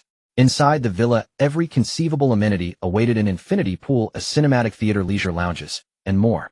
Here nature's fury held no dominion. Here paradise took tangible form. This villa possesses astonishing depth, 360-degree coverage with concealed laser emplacements and rotary machine gun turrets. It even generates its own power and ammunition. Truly a fortress forged in perfection. Lin Bei murmured in awe as he scrolled through the villa's interface. A flawless deer residence, impervious to all non-transcendent assaults. Its defensive armament was formidable. In extremis, long-range cruise missiles could launch from the rooftop, striking targets with surgical precision beyond visual range. No wonder it bears the title Flawless Tier. Its might is truly terrifying. Lin Bei's satisfaction with his estate knew no bounds. As Island Lord, he wielded supreme authority over the manor, able to command every device remotely with but a single thought. The villa housed an autonomous AI robotics production line comprising 3 modular configurations: security units, domestic servants, and integrated steward units. Security units excelled in tactical combat, domestic units delivered seamless human-centric service, while steward units possessed unparalleled computational intelligence, capable of orchestrating entire robotic ensembles. Given sufficient raw materials, Lin Bei could mass-produce legions of mechanized warriors, capable of sweeping away any invading force. Yet such ambition demanded rare ores and primal stones, resources he lacked in abundance. For now, raising an army remained impractical. With a few taps on the production interface, he commissioned 6 domestic units, 2 security units, and 1 steward. They would activate at dawn. Lin Bei planned to assign several domestic units exclusively to cultivating the fertile farmland, planting fresh produce. Thus, he would enjoy daily harvests of crisp vegetables and succulent fruits. According to the soil's flawless grade metrics, any crop beneath its quality threshold matured fully within just 3 days. This miracle arose from the symbiosis between the survival world's accelerated seasonal cycles and the soil's extraordinary growth-accelerating properties. By contrast, ordinary-grade soil required passage through at least 2 full seasonal cycles before yield in the survival world's temporal frame that equated to roughly half a month, a span still vastly compressed compared to reality, yet fraught with uncertainty during disaster seasons, making successful cultivation arduous. Thus Lin Bei's flawless deer manor stood unchallenged as heaven itself within the survival world, a sanctuary untouched by hunger, cold, or heat, impervious to storms and beasts, or a realm where life flowed effortlessly luxuriously. Boredom. Play a game. Fatigue. Soak in steaming waters. Craving exertion. Descend into the subterranean gym. Sweat, strain, and ascend in strength. Here, every human need found fulfillment. Delicious. Lin Bei opened the chat channel and filmed a short video, chronicling his ostensibly mundane island life. Instantly, the video detonated across the channel like thunderclap, shattering all calm. What the hell? Where did this colossal manor come from? Senior Brother Biming. You didn't Photoshop this, did you? Confirmed fake footage. Everyone knows our current plight. Even Senior Brother Biming's brilliance couldn't conjure such a grand villa in so short a time. A musical fountain. Utterly implausible. Whoa, whoa, whoa, whoa, whoa. Senior Brother Biming, instead of posting fabricated clips for laughs, why not list food and freshwater in the trade hall? We've labored all day, starving and parched. Yes, I crave grilled shark fin, payable in primal stones. Christmas Eve is pure bliss. I average a supply chest every hour, and never a subpar one. This windfall is staggering. Indeed, compared to yesterday's monster incursion tonight, feels like paradise. Triple drop rates, sheer euphoria. Not a single survivor believed Lin Bei's claim. All branded him a purveyor of deception. Lin Bei had not anticipated this reaction. He'd merely sought quiet self-indulgence, yet failed spectacularly. He paused, then stepped outside, found a secluded corner, kindled a bonfire, cradled an ice-chilled cola in one hand, and savored roasted meat in the other, before filming another clip. This time responses shifted dramatically. Holy, this lifestyle? I'm weeping with envy. Sniff sniff. I want grilled meat too. And ice-cold cola. Senior Brother Biming, please share your coordinates. I'm available island-wide. Lin Bei quietly muted the chat channel and sighed deeply. Sigh. To others my reality has already become fantasy. The chasm between us widens. A sudden weariness washed over him. Enough. Back indoors for a hot bath, and time to elevate my combat strength. Lin Bei rose, beckoned Ai Lu, who lingered beside the sizzling grill, and guided her through residency registration. Together they entered the manor. Far away at the shadowed mouth of a subterranean cavern, a hunched ink-black silhouette stood bewildered. The ground trembled violently just now. Could that youth be expanding his island? Truly an industrious survivor. My full awakening draws nigh. Ha ha ha. Upgrade. Lin Bei reclined upon a sumptuous cloud-soft bed. Beside him in a colossal infant crib, Ai Lu slept sprawled and deep. Notification: your level ascends to 26. Notification: critical strike 10 activated. Combat power increases by 100 points. Scorching chi surged through his meridians. Lin Bei exhaled involuntarily a low, pleasured groan. In that instant his combat power surged to 1105. Continue upgrading. Notification: your level ascends to 27. Notification: critical strike 15 activated. Combat power increases by 150 points. Continue upgrading. Lin Bei glanced at his towering experience reserve, smiled faintly, and pressed onward. He intended to discover precisely how far his combat power could climb, after the depths of that cavern. Lin Bei wore a satisfied expression, his face beaming with delight. The sensation of his power increasing intoxicated him. However, it wasn't long before his expression changed, contorting as if he had just drunk bitter melon juice. Notification: your level has been upgraded to level 30. Notification: you triggered a 100-fold critical hit. Your combat power has increased by 1,000 points. Boom. Within Lin Bei it felt as if a furnace had exploded, the surging blood vitality instantly flooding his entire body, making him feel as if he was on fire. Damn, a 100-fold critical hit. Lin Bei exclaimed, instinctively grabbing the sleeping Nilu beside him. He shouted help, before his mind sank, and he fell unconscious. When he regained consciousness, it was already the next day, with the sun high in the sky. Outside the window dark clouds loomed ominously. Lin Bei shook his throbbing head and struggled to get out of bed. He opened his attribute panel. The level displayed was 30, while his combat power was shown as 2,605 points. Phew. Thank goodness I reacted quickly yesterday, or I might have been out for a long time. Lin Bei glanced at Nilu, who was deeply asleep beside him, feeling a twinge of guilt. He opened his survival wristband to check the notification list. Several notifications in the list remained unread. He clicked on them directly, and the alert information immediately appeared before his eyes. Notification: your island resource points have been refreshed. Please check them promptly. Notification: yesterday's survival rating. Perfect. You received a reward of 1000 experience points. Synthesis scroll perfect 1. Notification: you triggered a tenfold critical hit effect. Gained 1000 experience points. Synthesis scroll perfect 10. Notification: please promptly claim yesterday's dungeon rewards to avoid them becoming invalid. Notification: the items in the hero store have been refreshed. Please check them promptly. Notification: the villa's weather warning system has detected that a thunderstorm is approaching. Countdown: 1 hour 57 minutes 38 seconds. Notification: your AI robot has been completed. Please activate it promptly. Notification: the villa's farmland is idle. Please sow crops in a timely manner. Lin Bei stared at the long string of notification messages, momentarily unable to regain his focus. After a while, he suddenly snapped back to reality, a mix of surprise and joy on his face. I actually got 10 perfect quality synthesis scrolls. That's incredible. But what on earth is this weather warning? Isn't it the hot season now? According to NPC Cho Bao, the hot season merely entails a dramatic rise in temperature, and there shouldn't be any other disastrous weather, right? But what the hell is this thunderstorm in the weather warning? And Lin Bei looked out through the bright floor-to-ceiling window at the sky, which was densely covered with dark clouds, giving off an ominous feeling. Crap, could it be that some deity thinks I'm living too well and wants to throw something at me? Lin Bai's mouth twitched, slightly sensing that something was amiss. Thus, he hurriedly opened the smart butler system of the villa, seeking its assessment of the thunderstorm's risk level. Soon he let out a sigh of relief. The system indicated that the danger level of the upcoming thunderstorm for the villa was 0, meaning as long as he remained within the villa's area, he had no cause for concern. However, what about those resource points and supply chests outside the villa? Without hesitation, he got up and dashed out of the villa. With less than 2 hours until the thunderstorm was scheduled to arrive, according to the system, he needed to hurry and scour the island for supplies. Otherwise, even if he wouldn't face any danger once the thunderstorm arrived, the supplies that refreshed today on his island would be wasted. He had to race against time. Around the island, numerous resource points had indeed refreshed, and Lin Bei disregarded everything, pushing through and collecting all the resources into his chinquan bag. After that, he ran to the coastline, collecting all the supply chests, and he also took the master-level fishing rod to avoid any unexpected occurrences when the thunderstorm struck. After completing all of this, less than half an hour remained. The air around him had turned oppressive, the sea breeze damp, and in the distance the sky was filled with thunderclouds. At this moment, it was merely the brief calm before the storm. Lin Bei quickly walked to the entrance of the basement, where he found Dahe, who did not look particularly calm. Kid, didn't you say it was the hot season? Why do I feel like the air around us is changing as if we're entering the storm season? What the hell is going on?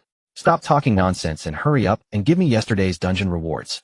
The thunderstorm is about to arrive. I don't have time to waste with you.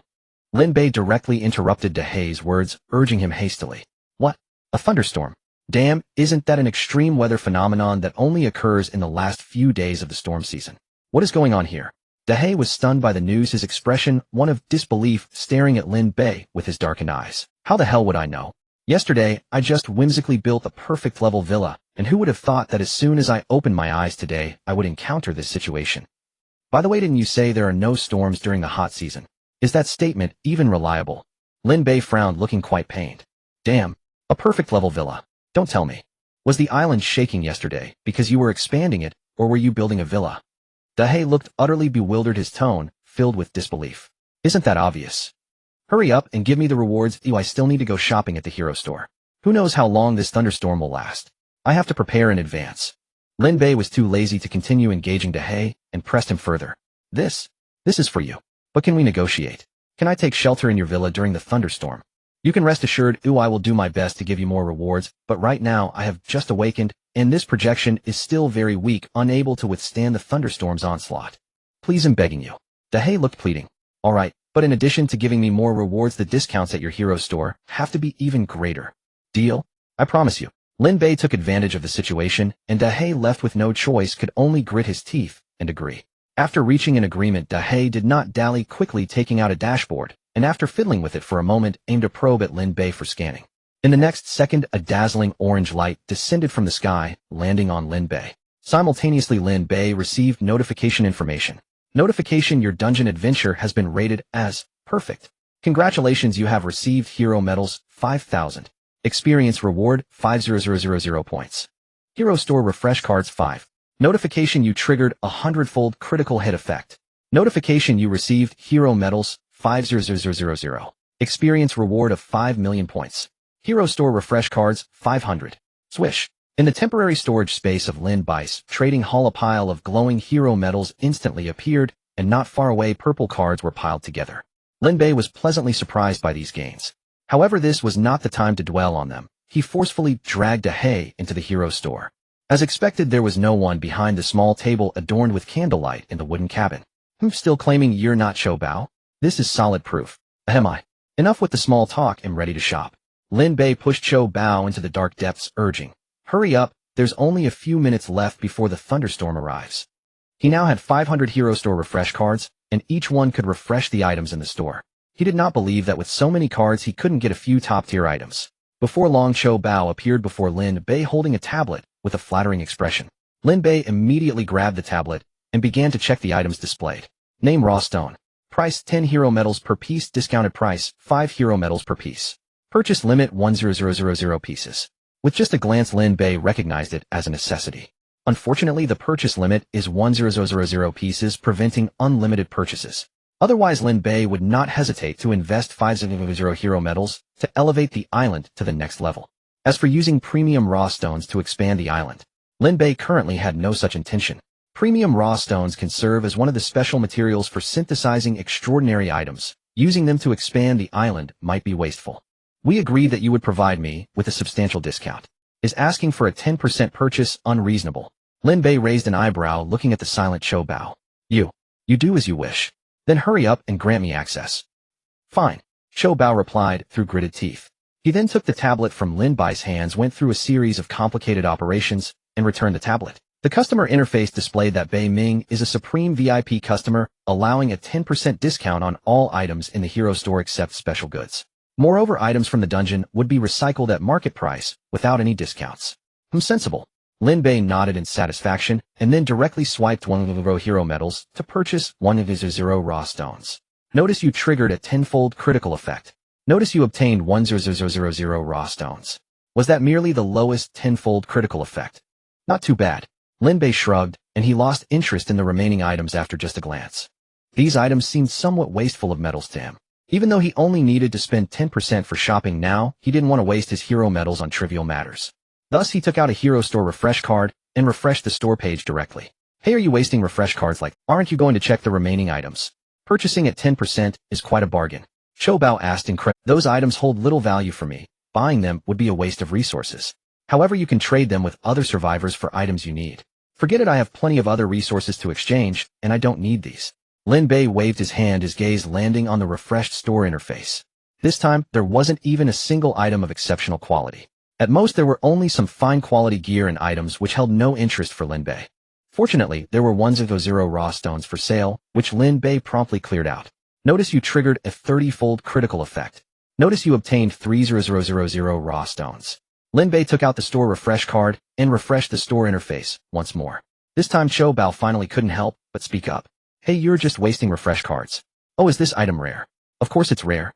Under normal circumstances, you can only receive a store refresh card reward after obtaining a dungeon rating of exceptional quality or higher.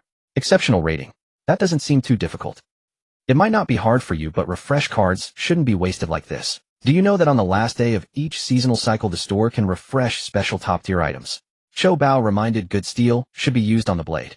It's better to save it for refreshing special items on the last day rather than use it now. Oh, you should have said it earlier. Lin Bei's expression darkened at his words. After a moment of complaint, he continued refreshing the store interface. So just playing around. Who told him he had so many refresh cards? You are simply unreasonable. I've never seen a survivor who doesn't listen to advice like you. I'm doing this for your own good. Qiu Bao, seeing Lin Bei still going his own way, felt exasperated. Forget it, let it be. He turned to leave, saying he'll wait for you at the villa entrance. Remember to upgrade the hero store later. After upgrading you as a supreme VIP, can take the shopping tablet and leave the store. You can shop remotely anywhere, which is very convenient. Of course, continuing to upgrade the store can unlock more features. That's up to you. Anyway, since you don't like listening to advice, I won't mind what you buy in the future. Saying this, Qiu Bao left the hero store.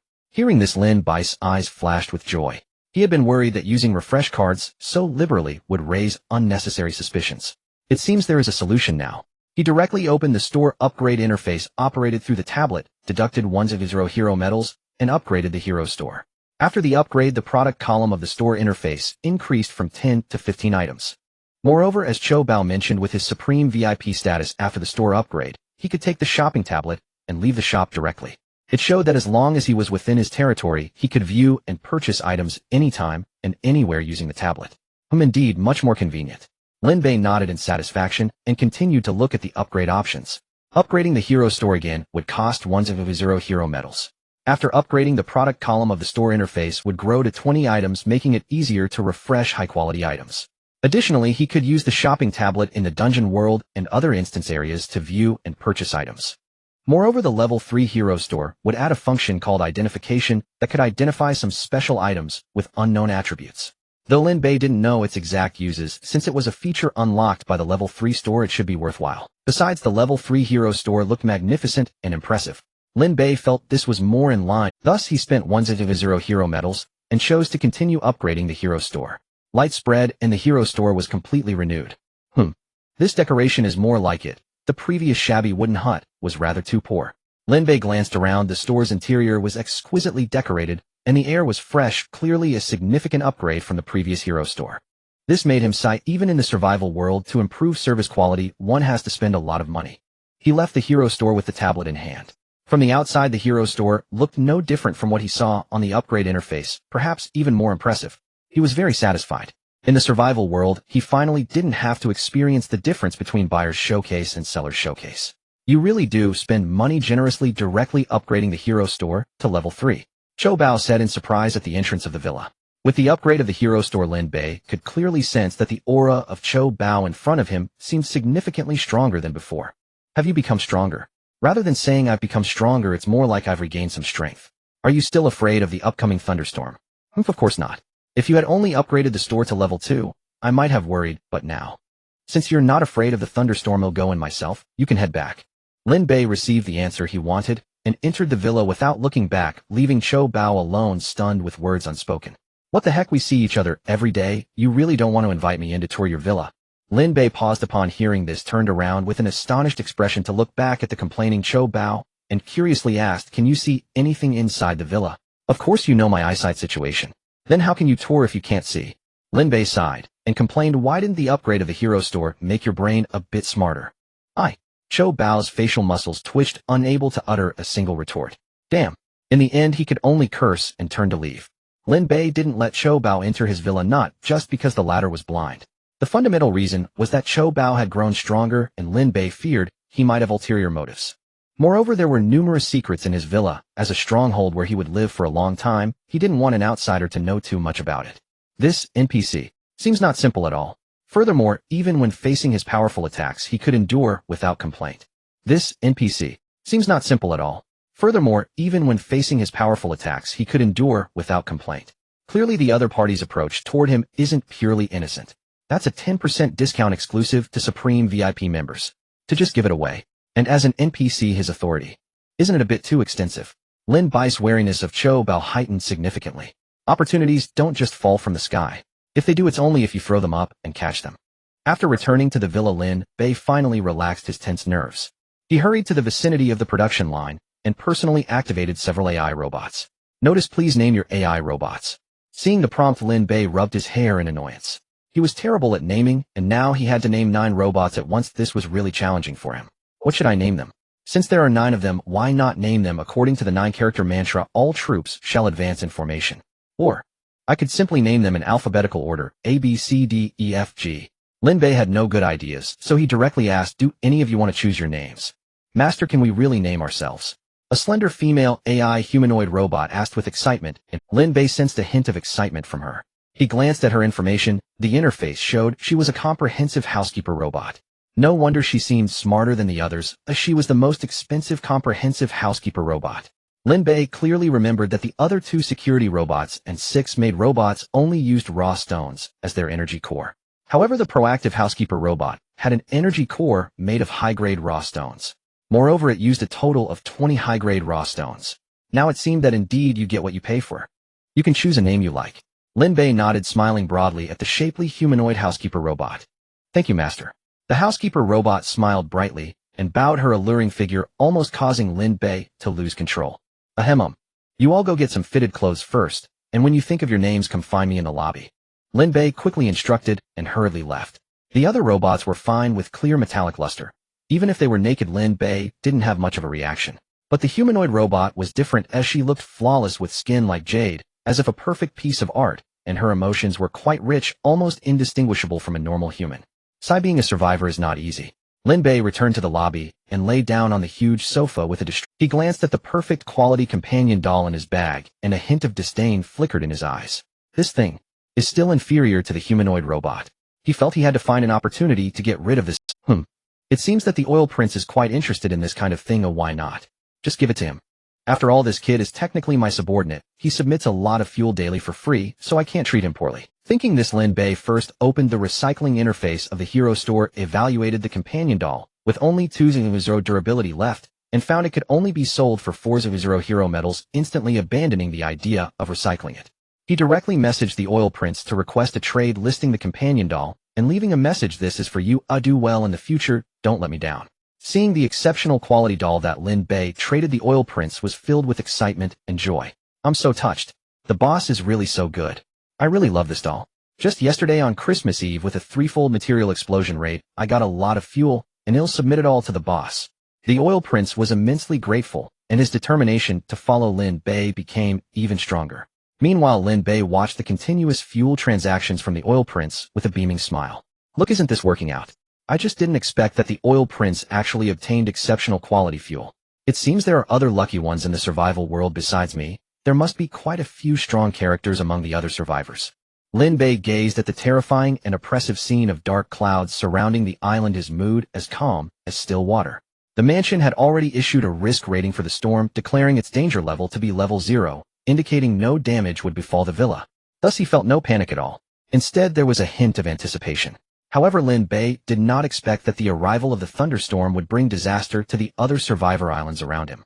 In the public chat channel, someone wailed, "What the hell is happening today? Why is there a storm dropping down? Damn, my little wooden house can't withstand this at all. It's over, I'm going to meet my end here. You upstairs, at least you have a wooden house. I only have a sunshade and much worse off. Damn, I can barely breathe now. Whoa, my clothes are being blown away. I'm so cold and scared. What's going on? It's clearly sunny around me, and people are dying from the heat. Where is this storm coming from? Those upstairs must be bored and trying to cause a scene, creating panic. That's right. I used to work in media. I know this kind of trick. Once they attract everyone's attention, the next step will be to prepare for live commerce. Hey, I feel like they aren't lying, because I can see from the island that the distant fog is being gathered by a whirlwind and blowing away to a further direction. I see it too. Damn, the distance is pitch black with lightning flashing. It looks terrifying. Even from so far away, it feels oppressive. Those few people are probably doomed. What? Is this for real? Is there a brother nearby whose island has risen to level 2? Send a picture for everyone to see. Image. JPG, this is what I took, make do with it. Damn, your photography skills are impressive. Did you study it professionally?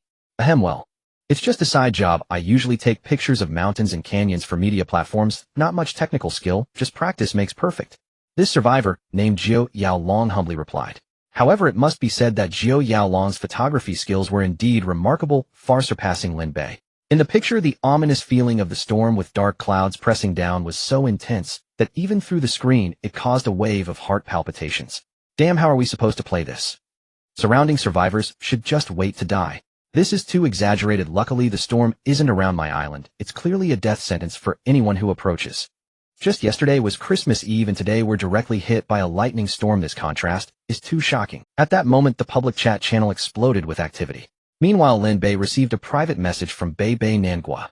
Big brother Biming, everyone in the public channel is discussing the huge storm. You haven't been affected, right? Lin Bei was taken aback by the private message, then opened the public chat channel to take a glance, instantly speechless. Damn, if this is targeted at me, why is it also dragging the surrounding survivors along? However, facing the thunderstorm, he could only protect himself. As for the lives of others, he could do nothing. He replied to Bei Nangua saying, "Don't worry, I'm fine." Then directly lay back on the sofa and began to daydream. Outside the window, thunder and rain raged, and every area of the island was plowed by the terrifying lightning, creating a scene of devastation. However, the energy shields surrounding the mansion merely shook slightly in response to the thunderstorm's attack and showed no further reaction. Inside the room, Lin Bei looked at the continuous death notifications in the public chat channel, his expression grave. Hey, do you even know what you're doing? In a resplendent hall, a young girl glared angrily at the cold man before her, dissatisfied as she said, "Humph, what am I doing? I'm merely exercising the authority of a patroller." The cold man snorted softly, glancing at the girl before him, and said indifferently, "Don't think I don't know what you're thinking. To put it bluntly, you have no chance of success. You're simply unreasonable. As a patroller, you are forcibly interfering with the rules of the survivor world. What you're doing will land you in the court of the gods." Stop with the alarmist talk. I suspect this kid is exploiting loopholes in the rules of the survivor world to gain improper benefits.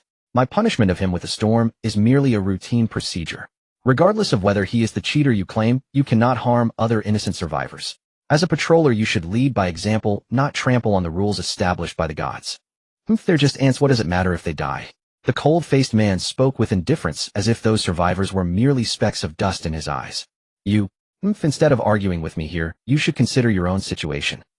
After the cold-faced man spoke, his figure gradually faded away, leaving behind a mocking remark in the hall. During your tenure, such a riot occurred. As the overseer, you bear an inescapable responsibility. I will report this, and you should await your punishment. As for your little schemes, consider this a warning. If there's a next time, prepare to have those old geezers behind you accompany you to the grave. That's all I have to say. Take care of yourself." The indifferent voice gradually faded away, and the girl's expression darkened as she stamped her foot angrily, cursing, "Damn. Clearly you caused all of this. Now you want to turn the tables and make me take the blame. You think too highly of. Don't think that just because you're a patroller you can do whatever you want. You just wait, I will make you pay the price." The cold-faced man's threatening words echoed in her ears, her forehead vein bulging clearly on the verge of an eruption. She had to find a way to make some changes. This survivor, named Biming, must be pulled into our camp. Achoo. Who is thinking of me? Sigh, I wonder how long this thunderstorm will last. It's really boring. Lin Bei leaned back on the sofa, eating delicious grapes fed to him by the housekeeper, feeling the soft sensation of her thighs under his head, and spoke absent-mindedly. Just now several robots had already chosen names for themselves. The housekeeper's name is Qing Qing, taken from the phrase, Qing Qing, Zijin Uuaxian. According to her, she hopes that her master Lin Bei will forever be moved by her. As for the other robots, they clearly lack talent in naming. For example, two well-built security robots, one named a Hung, and the other a Ha, both claim to be the Hung Ha Duo generals, vowing to protect their master's life. The remaining 6 servant robots were named Ru Hua, Ru Yue, Ru Yu, Ru Yun, Ru Yi, and Ru Chun, all following the Ru character pattern, making it easy for Lin Bei to remember. Moreover, they all wore identical maid outfits, each with a small badge on their chest representing their names engraved with characters like Yue Yu Hua, and so on. Outside, lightning flashed and thunder rumbled amidst the torrential rain. Inside the hall, Lin Bei wore a contented expression, enjoying life. He purchased some seeds from the Brave Merchant store and arranged for Ru Yi and Ru Chun to plant them in the perfect quality soil of the mansion, taking care of them diligently. As for Ru Yu and Ru Yun, Lin Bei assigned them to do laundry and cook. Ru Hua and Ru Yu were tasked with helping others complete their work, while also handling some miscellaneous tasks. As for the housekeeper, Qing Qing, I must say the biorobot is indeed soft and white and not at all uncomfortable to touch. And the delicate and gentle massage technique. Absolutely rare, leaving one with endless aftertaste. To be honest, Lin Bei wanted to lie on Qing Qing's lap for an entire day and directly enter a world of comfort. Dark clouds quickly go away. Lin Bei hummed a tune while eating the delicious fruits and pastries handed to him by Qing Qing, his brows relaxed, looking completely content. Lin Bei hummed a little tune, savoring the rare moments of peace. However, not long after, Qing Qing stopped her movements and gently nudged the drowsy Lin Bei with her jade hand. What's wrong? Master, you haven't started your physical training today yet. Training? Me? Exactly, as your life steward, I am responsible for urging you to train daily and improve your physical fitness. Can we wait a bit? I haven't gotten comfortable enough yet. No, for the sake of your health, you should go to the training room and start training now, Qing Qing said earnestly. All right, Lin Bei shrugged in response.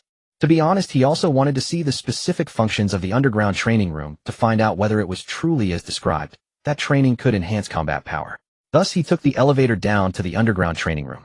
The area was vast, nearly occupying more than half of the entire estate. All kinds of training equipment and combat facilities were available, along with dazzling high-tech products. According to Qing Qing, some of them were treatment pods for healing injuries, while others were sleep pods for fatigue recovery, and special devices to stimulate muscle cell activity. In summary, everything here was dedicated to training and enhancing strength.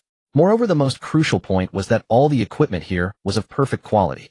This made Lin Bei feel that spending a considerable amount of resources to build this villa was absolutely worth it. Nilu wants to join in too. Nilu, who had already gotten out of bed, appeared excitedly at some point, her face filled with eagerness. After the villa was completed, Lin Bei's fully automated barbecue rack was already obsolete, as the villa was equipped with a complete set of perfect quality cooking devices. Whether it was molecular cuisine or frying, steaming, and various cooking techniques, everything could be done automatically with a single button. Therefore, Nilu no longer needed to study barbecue techniques. She just needed to identify the functions of various cooking modules, add the ingredients, and press the button to enjoy delicious food. Now she had already eaten a sumptuous meal and was full of energy. Are you sure you want to train? I also want to work hard to help Brother Bei, Nilu said seriously. Seeing this, Lin Bei could only instruct Qingqing to arrange a suitable training program for Nilu, letting her have her fun. As for himself, he followed the training plan and began to work out. In the blink of an eye, 2 hours had passed. Lin Bei was now exhausted, lying on the ground in a puddle of sweat, panting heavily. Congratulations, Master, you have successfully completed today's training plan. Next, you only need to enter the nitrogen pod to relieve fatigue, and then lie in the sleep treatment pod for an hour to fully absorb today's training results. Qingqing smiled gently, easily helping Lin Bei up from the ground and carrying him on her shoulder as she walked towards another area of the training ground. You're really strong, Lin Bei said somewhat weakly. With his battle power enhanced, his physique and muscle density were already far beyond that of an ordinary person. Although he currently had a build of a normal person, his weight was over 20 times that of other adult males. In other words, Lin Bei's weight had already exceeded 1 ton. Yet even so, Qingqing could still effortlessly carry him on her shoulder. This indicated that Qingqing's own strength was likely not too weak either.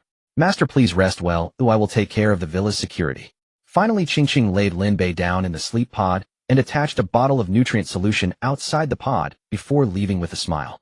Lin Bei, already exhausted, found himself in dreamland within less than 10 seconds thanks to the pod's assist. In his dream, he envisioned himself acquiring a transformation device, striking a flamboyant pose, and miraculously turning into a towering giant of light over 100 feet tall.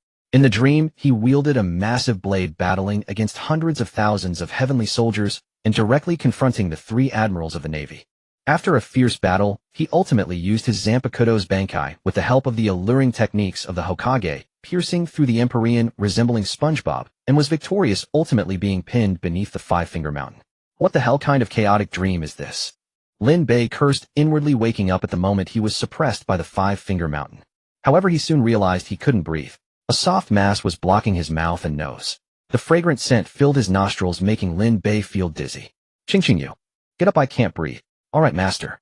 A gentle voice came from above Lin Bei, and then Qingqing moved her body away, looking at Lin Bei with a bright smile. Master, congratulations on becoming stronger again. Stronger? Well, I actually gained 100 points of battle power. Indeed, I've improved quite a bit. But Qingqing, can we change your wake-up service in the future? I really don't want to suffocate to death. But according to the calculation results, this method has the highest success rate and is the most effective for waking the Master. Are you sure you don't like this wake-up service? Huh. Cough cough, it's not really about liking it, I just can't catch my breath. I see, then Qingqing can adjust her body model to make it smaller. No, this is just right as it is. Lin Bei hurriedly waved his hand. He preferred the scenic views of towering mountains over flat terrains. Just call me to wake up directly next time. Otherwise, you doing this won't pass the review and you'll have a hard time managing it. Oh, alright. Qingqing obediently nodded. By the way, has the thunderstorm ended? Lin Bei asked. According to the calculated results, the thunderstorm should completely end in about an hour. What time is it now? According to the Master's sense of time, it should be 4 o'clock in the afternoon now. That's good. After the thunderstorm ends, there's still time to run through the dungeon instance again. Lin Bei felt relieved upon hearing this. He hadn't forgotten the benefits he gained from the dungeon instance yesterday, so he was determined not to miss it today. Now he just hoped the thunderstorm would end quickly so he could enjoy leveling up. He opened the public chat channel to check what other survivors had been discussing during this time. However, just after a casual glance, his expression darkened. These people seemed to be a bit dishonest. Lin Bei spoke coldly, a faint glimmer of killing intent flashing deep within his eyes. Hey, listen. Though the thunderstorm was fierce, it blew away vast swathes of mist. The sea is clear now. Oh, I can even make out several islands in the distance. I just looted a fine-quality monocular telescope yesterday. I thought it was worthless, but it turns out perfect for surveying the surrounding islands. Guess what I saw? A gigantic island. On it stands an outrageously luxurious manor villa. Unbelievable. Hey, upstairs, you're not lying, are you? We're all barely surviving. Oh, where would a manor... Damn, I'll send you a photo right now. Holy, it's actually real. Wait, I remember, didn't Bei Ming once post a short clip of his villa? That island. Could it be Bei Ming's? He didn't lie before. Who can share Bei Ming's island coordinates? I'm setting sail immediately and going to seek refuge with the big shot. Yes, someone up there give the coordinates. Everyone should band together. Bei Ming is powerful and can surely lead us through this crisis. I'm setting sail immediately and going to seek refuge with the big shot. Yes, someone up there give the coordinates. Everyone should band together. Bei Ming is powerful and can surely... That makes sense. Count me in. Damn it, I don't want to endure this cursed life another day. Why can he live in a villa while I'm roasted under the sun? Me too. I'm in as well. Soon a group, called the Bei Ming Punitive Group, appeared in the public channel proclaiming a united drive to attack Bei Ming. If successful, all resources on Bei Ming's island would be distributed among members according to labor. By now the Bei Ming Punitive Group had swelled to over 200 members. They even set an assembly point announcing that any determined souls could gather there, then set sail together to share all resources. As for the planners of the organization, Lin Bei checked carefully and found three principal names: Xiang Ru Fei, Fei Mian Dyg Feng Ba, and Yao Naiwahi. They're all familiar names. Lin Bei scoffed, a cold glint flashing across his eyes. These people are audacious. They're daring me to act to seize their vast inheritances. Lin Bei said in a low voice. Master, should Qingqing strike them directly? Do you have a method? Master, don't forget your manor houses a cruise missile launcher capable of over-the-horizon precision strikes. Qingqing laughed and countered, do you think a missile launcher alone, without matching detection radar, can perform an over-the-horizon precision strike? You mean we can now lock onto those survivors' island coordinates? Lin Bai's eyes flashed as he asked with restrained excitement. Of course. Qingqing smiled and nodded with an air of nonchalance. However, Master, you must first confirm the island coordinates. Otherwise, even the villa's top-tier radar navigation cannot pierce the dense fog over the sea to directly lock an island's position. Qingqing's next words were like a bucket of cold water, bringing Lin Bai's wandering thoughts back to a state. So our radar can only provide precision guidance, but cannot directly scan and locate their exact position. Exactly. The villa's guidance system can execute over-the-horizon precision strikes on targets, but it cannot probe within the fog to determine which precise coordinates host survivors' islands. Qingqing nodded and added, but that problem is easily solved. You could post a high bounty for the enemy island's coordinates, or you could conduct a saturation missile strike on their approximate area. Wherever they hide, they would be annihilated. Qingqing, that idea is extreme. A saturation missile strike. Only you would think of that. Master, it is merely the outcome of algorithmic calculation, not my subjective fancy. Qingqing answered with utter calm. All right, but no need to be so drastic for now. I already have the coordinates of their assembly point. Once they complete the gathering, we can strike that coordinate with focused force. Lin Bei wiped his brow, gaining a wholly new appreciation for Qingqing, the aloof, siren-like bionic beauty with a devil's heart. Give me the coordinates, I'll make the arrangements. Qingqing remained serene, as if discussing something trivial. In her view, she need only safeguard her master's life. As for others, anyone who threatened him would be eliminated. There was no need to waste computational effort on further consideration. Fine, I'll give you the coordinates, but wait for my command before acting. Do not act on your own. Understood, Master. Qingqing nodded and then departed. Lin Bei sat alone, staring blankly at the messages in the chat channel. He told himself he had not wronged the other survivors. When they lacked resources, he traded his own. Without his help, their survival rates would have been lower. But he had hoped his goodwill would be repaid with kindness. It now seemed he had overestimated things. Human desire is never sated. Especially in such extreme survival conditions, desire easily runs wild and becomes distorted. The Bei Ming Punitive Group has grown again. It's over 300 now. Lin Bei shook his head and smiled bitterly, feeling somewhat ridiculous. Earlier he had taken himself too seriously and others to heart. So be it. Lin Bei narrowed his eyes, a coldness filling his gaze. He had made up his mind this time. He would unleash thunderous measures and sweep up these confused survivors. And I originally did not wish to unleash a massacre to seize the posthumous windfall and speed my development. Now it seems everything has fallen into place. He had wanted to prosper peacefully and develop in contentment. Who would have thought some would insist on courting death? Outside, the sudden rain-abetted clouds withdrew and the sky was washed clear. A brilliant rainbow hung on the horizon, making everything seem wondrously well. Then, suddenly, a violent roar erupted. An automated artillery had triggered its defense mechanism. Moments later, notifications chimed in. Lin Bai's ear: notice successfully eliminated intruder, Haji Mi, ID 14444. You have obtained his entire inheritance. Please collect promptly. Notice successfully eliminated intruder, Xiao Xiao Niao, ID 12580. You have obtained his entire inheritance. Please collect promptly. Notice successfully eliminated intruder, Yu Lo Hua Z, ID 19488. You have obtained his entire inheritance. Please collect promptly. At the sound, Lin Bei's lips curved and his smile grew ever colder. So even those survivors on nearby islands couldn't resist striking. Good. Better to wipe them all out at once and avoid future trouble. Lin Bei's smile faded as he adopted an imperturbable calm, his expression eerily serene. This was the quiet before the storm. Lin Bei did not immediately open the temporary storage to inspect those inheritances. Instead, he opened the public chat channel.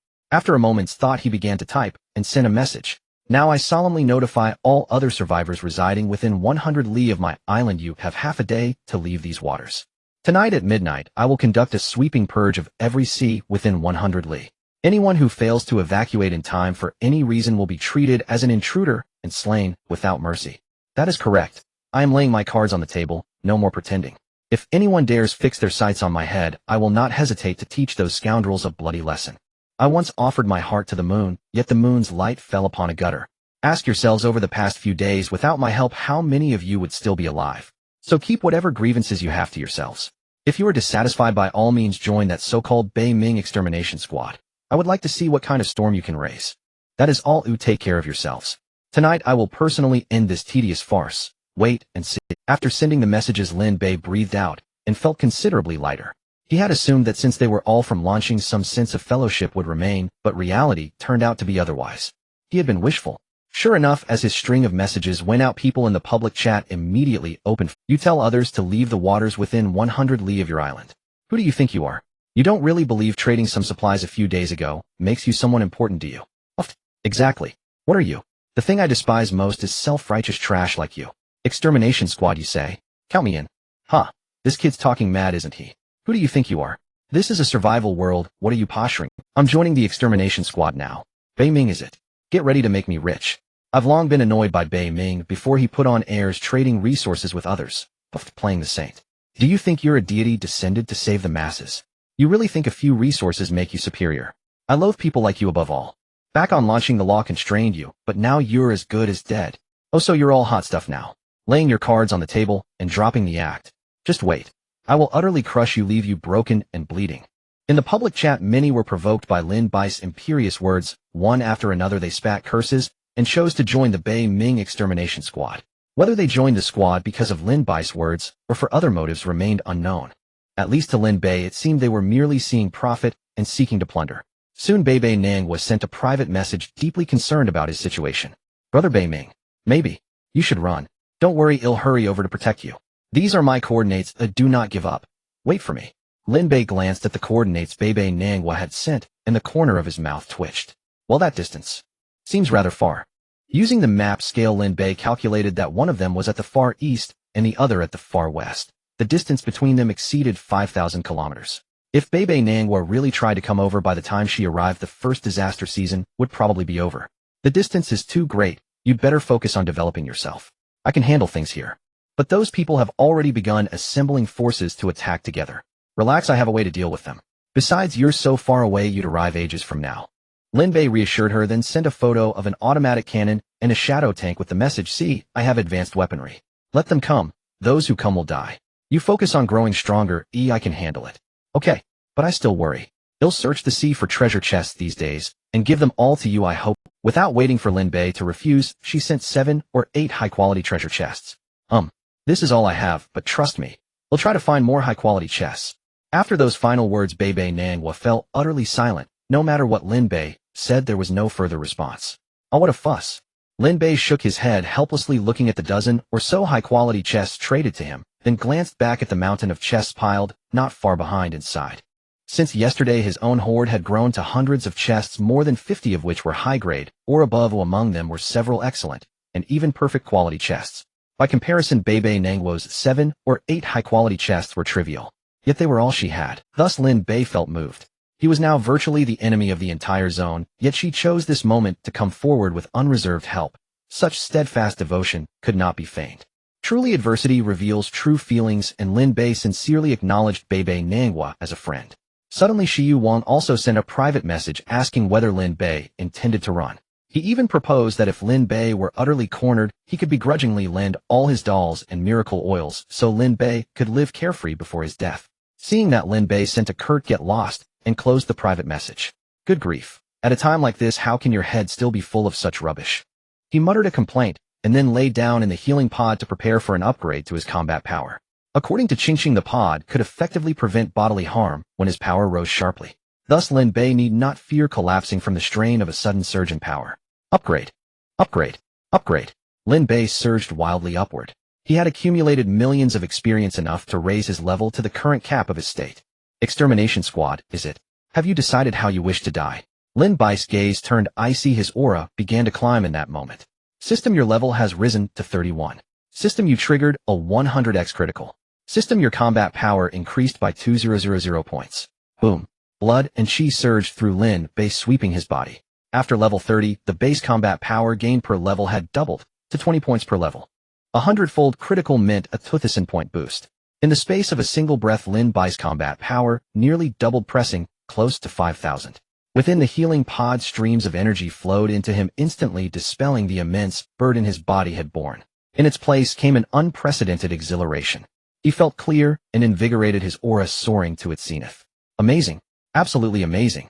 Inside the pod, feeling the surging power, Lin Bei threw back his head and laughed. No trivial thoughts or attachments remained. He felt as if ascending, his mind unclouded and brilliantly lucid. Inside the treatment chamber, Lin Bei continuously chose upgrades. Meanwhile, his combat power was skyrocketing. Your combat power has increased by 200 points. Triggered a 50-fold critical hit. Your combat power has increased by 1,000 points. Your combat power has increased by 400 points. A series of notification sounds echoed in Lin Bei's mind. In just a few minutes, Lin Bei's level had already reached the current maximum level of 40. With the boost from the critical hit system, his combat power soared, finally stabilizing at 7,805 points.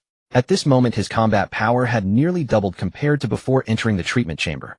However, it is worth mentioning that even though his combat power surged by over 5,000 points at once, he felt nothing but a warm sensation within his body without any pain. This shows that the treatment chamber of perfect quality indeed has powerful effects. Unfortunately, Lin Bei's life level still displayed extraordinary 1 star and did not rise to extraordinary 2 stars despite the surge in combat power. Lin Bei actually had no idea how to improve his life level. Regardless, the fact that his strength had increased significantly was enough for him. It feels great to be powerful. As the chamber door opened, Lin Bei slowly walked out, enveloped in a layer of Conservatively estimating, I should be able to take down 100 great white sharks with a single punch now, right? Lin Bei lightly clenched his fist, a smile tugging at his lips. He felt a surge of overwhelming power within him. If placed on the battlefield, combined with his master-level combat skills, he could undoubtedly transform into a terrifying combat machine. Those scumbags actually want to hunt me down. Even if I stand still now, they probably wouldn't be able to breach my defense. I really don't understand these people's thought processes. Isn't it good to be alive? Why do they insist on courting? If I remember correctly, on the first day of survival, the announcement in the sky reminded everyone of a certain cherish life, stay away from self-destruction. Have these people forgotten? Lin Bei shook his head helplessly and glanced at the public chat channel. Currently, the members of the Beiming expedition team had nearly reached 800. This number accounted for 1/10 of the total number of survivors in the area, a significant proportion. Among these people, many had received Lin Bei's material assistance through trade. Yet now they were about to gather together to hunt him down. Qingqing, should I directly use a remote missile to take them out, or should I go personally to stretch my muscles? Inside the combat control room, Lin Bei looked at the screens covering the walls, his gaze landing on Qingqing, who was continuously typing commands on the keyboard. Based on the calculations, you only need to stay at home and watch the missiles fall. However, considering the emotional value this provides you, it wouldn't be dangerous if you wanted to take action yourself. But if you want to take action yourself, given the distance to the gathering point of the expedition team, you should set off now, Qingqing said without looking up. Then forget it, I really don't want to move, and besides, going back and forth would waste, Lin Bei said with disappointment upon hearing this. He glanced at the coordinates of the expedition team's gathering point on the map, which was over 300 kilometers away from where he was now. Even if he took a tank, it would still take quite some time. Moreover, it would waste fuel. Additionally, he thought about using these expedition members to intimidate other survivors, so it would be better to use a thunderous method for better results. Qingqing, I leave the specific operations to you. I need to step out for a while. I haven't cleared today's dungeon yet. All right, master. By the way, where's Nilu? She was exercising and went to the kitchen when she got hungry. She probably has already eaten and is sleeping now. Has her combat power increased? Yes, it has increased by several dozen points. Really? That's quite an increase. Yes, she is still growing, and based on the calculations, if her daily food intake can be increased a bit more, she could easily gain 200 points in combat power with each training session. Qingqing said seriously, Master, although our villa has sufficient food supplies, the quality is lacking. According to the calculations, your and Nilu's food should at least be of superior quality to provide effective energy supply for combat power enhancement. If possible, the higher the quality of the ingredients, the better. I see. I'll head to the hero's shop later to refresh and see if I can acquire some good ingredients. Lin Bei silently noted this matter in his mind. He left the villa and before leaving glanced at the two strong security robots standing straight with their chests out at the villa entrance, giving each a small red flower as a token of commendation. This action made the two robots hung and ha extremely excited. Thank you for the reward, master. They saluted and watched Lin Bei leave. At the hero's shop, Dahei was lazily leaning on a recliner, humming a little tune. Suddenly his expression changed as a piece of information flashed through his mind. He quickly got up, his figure disappearing, and when he reappeared, he was already at the entrance of the dungeon. He looked towards the direction of the villa where a young figure was quickly approaching, none other than Lin Bei, who had previously refused to let him enter the villa. He didn't want to pay attention to the other party, but recalling the information that had flashed through his mind earlier, he suppressed his displeasure and spoke first. I have a message from above that needs to be conveyed to you. From above? How above? Is it above the invigorating cigarettes? Lin Bei instinctively retorted. He didn't know why, but whenever he saw Dahei, he instinctively felt the urge to retort. Now, without thinking, he spoke out, and when he came to his senses, he was met with Dahei's dark, brooding face. You damn. Calm down, let's talk properly. Lin Bei chuckled. If I won't hold it against you. Dahei snorted coldly and said in a deep voice, someone from above has spoken, hoping that you can join their ranks in the future. As a gesture of goodwill, they can offer some assistance within their capabilities during your survival period. Oh, there's such a good thing. Lin Bei was surprised and quickly asked, then let them give me some money to spend. Just 10 million. No, 100 million heroes medals will do. No, the maximum we can give you is 100,000. That's the limit. Dahei's face darkened further. What? 100,000? Is that what you call sincerity? I curse your grandma. Please forgive me, as they are the regulators, they cannot go overboard. But rest assured, as long as you pass the test in this survival world, you will undoubtedly receive unimaginable benefits. Come on, are you trying to paint a big pie for me? Lin Bei couldn't help but retort. If someone truly wants to pull me in, they should present tangible benefits. I don't deal with empty promises. Enough, I can't be bothered to waste more time with you. I need to enter the dungeon world. This is the ticket money, hurry, and help with the teleportation.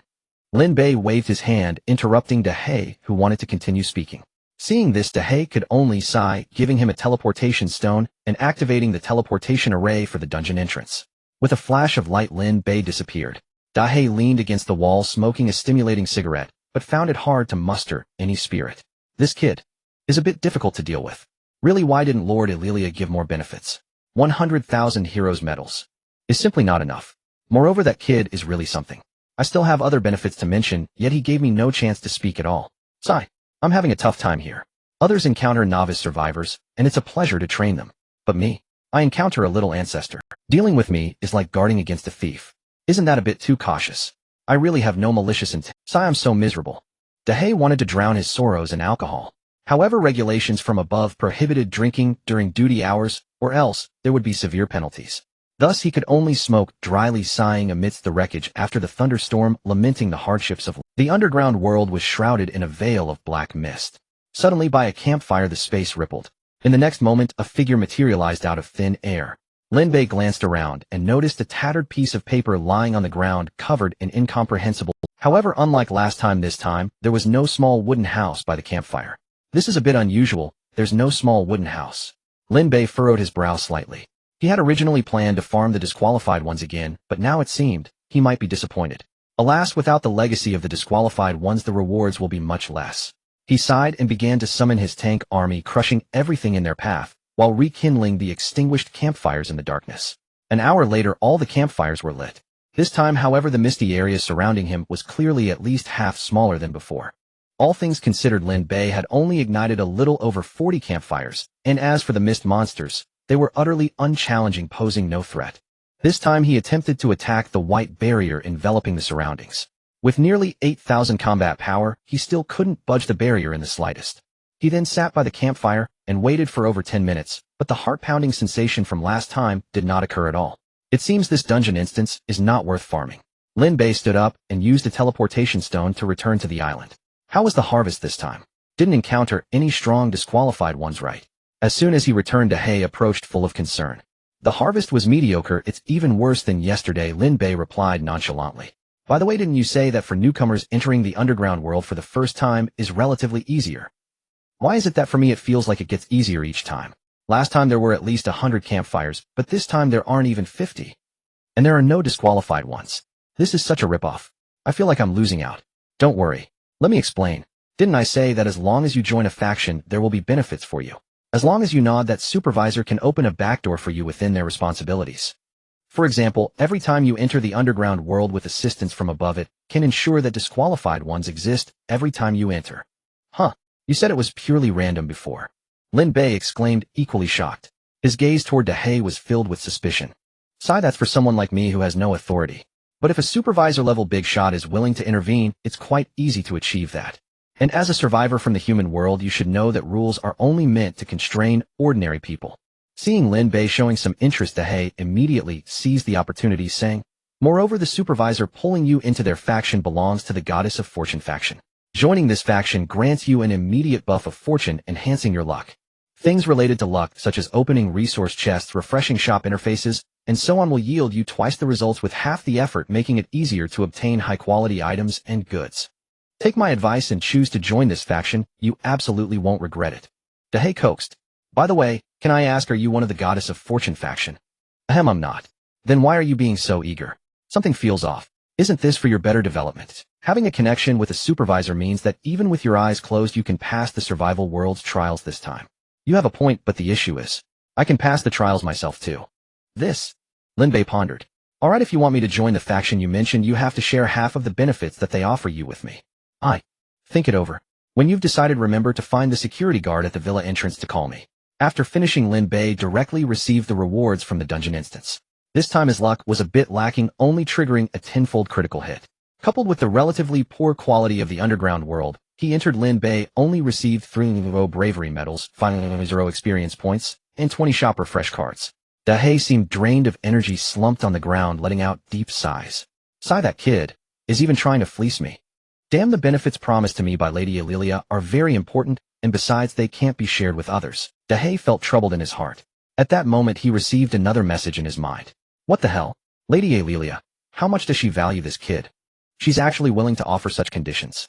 Dahei was stunned, as if turned to stone in an instant. After a while, he numbly shook his head, inwardly exclaiming, damn, this is what life should be like. Compared to that kid, the benefits I received are nothing. To be honest, I'm really envious, and it's driving me crazy. Lin Bei returned to his mansion villa. To be honest, he was already tempted. Simply because the other party could grant him a fortune blessing buff. It's easy to imagine that with this powerful buff combined with his critical hit system, Lin Bei could definitely sweep through everything and become strong quickly. However, every time he saw Dahei's pitch-black face, he couldn't help but retort a few words.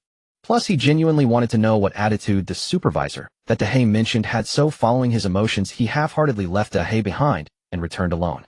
Lin Bei frowned, lost in thought. Something feels off. Even if I were to take a step back, I shouldn't have the urge to retort the moment we meet, right? Even if I'm wary of him laying it all out in the open, isn't that a bit too deliberate? Shouldn't the normal script be to smile on the surface but curse internally? It seems this guy really has issues. Lin Bei muttered, I just don't know the source of this emotional influence. Is it his ability? Or some special item? Or something else? It's best to clarify this matter sooner rather than later to avoid a mishap in the future. I just don't know if Qingqing's AI algorithm can calculate what tricks that guy has up his sleeve. Forget it, I'll ask now to avoid unnecessary delays. As soon as Lin Bei returned to the villa and hadn't had a chance to rest, he immediately headed towards the combat command center where Qingqing was. Master, you arrived just in time. Regarding this missile strike plan, I have already designed 15 plans in advance. Would you like to select one? As soon as Lin Bei entered the room, before he could even ask about the issues with Dahei, Qingqing spoke first, handing him a stack of documents and standing by awaiting his response. 15 plans. Lin Bei was taken aback, then opened the documents, glancing at the densely packed text, instantly feeling a tingling sensation on his scalp. He handed the documents back, cleared his throat, and calmly said, I trust your plans. Since you're personally handling this matter, just go ahead and execute it. I believe in your decision. Thank you for your trust, Master. Upon hearing this, Qingqing's previously expressionless face broke into a delighted smile. Then, without hesitation, she gave Lin Bei a peck on the cheek and turned back to operate the complex battle interface, getting busy. Seeing this, Lin Bei could only temporarily set aside his doubts and planned to ask her about the strange phenomena occurring between himself and Dahei after the current matters were settled. For the time being, Lin Bei found himself at leisure. With nothing to do, he decided to open a few treasure chests and see how lucky he was. As for when to open the other treasure chests, he would wait until he joined the faction of the supervisor, Dehei mentioned, and received the fortune blessing buff before making plans. Right now he was just passing the time playing around. Meanwhile, in the vicinity of the Beiming Expeditionary Forces gathering area, over 100 ships of survivors had already assembled. They were partying on a nearby island, enjoying themselves, their faces adorned with carefree smiles. Originally this was another survivor's island, but due to refusing to join the expeditionary force, he met a tragic end, and now his corpse had been thrown into the sea to feed the fish. Brothers, nearly 1,000 people are already willing to join our expeditionary force.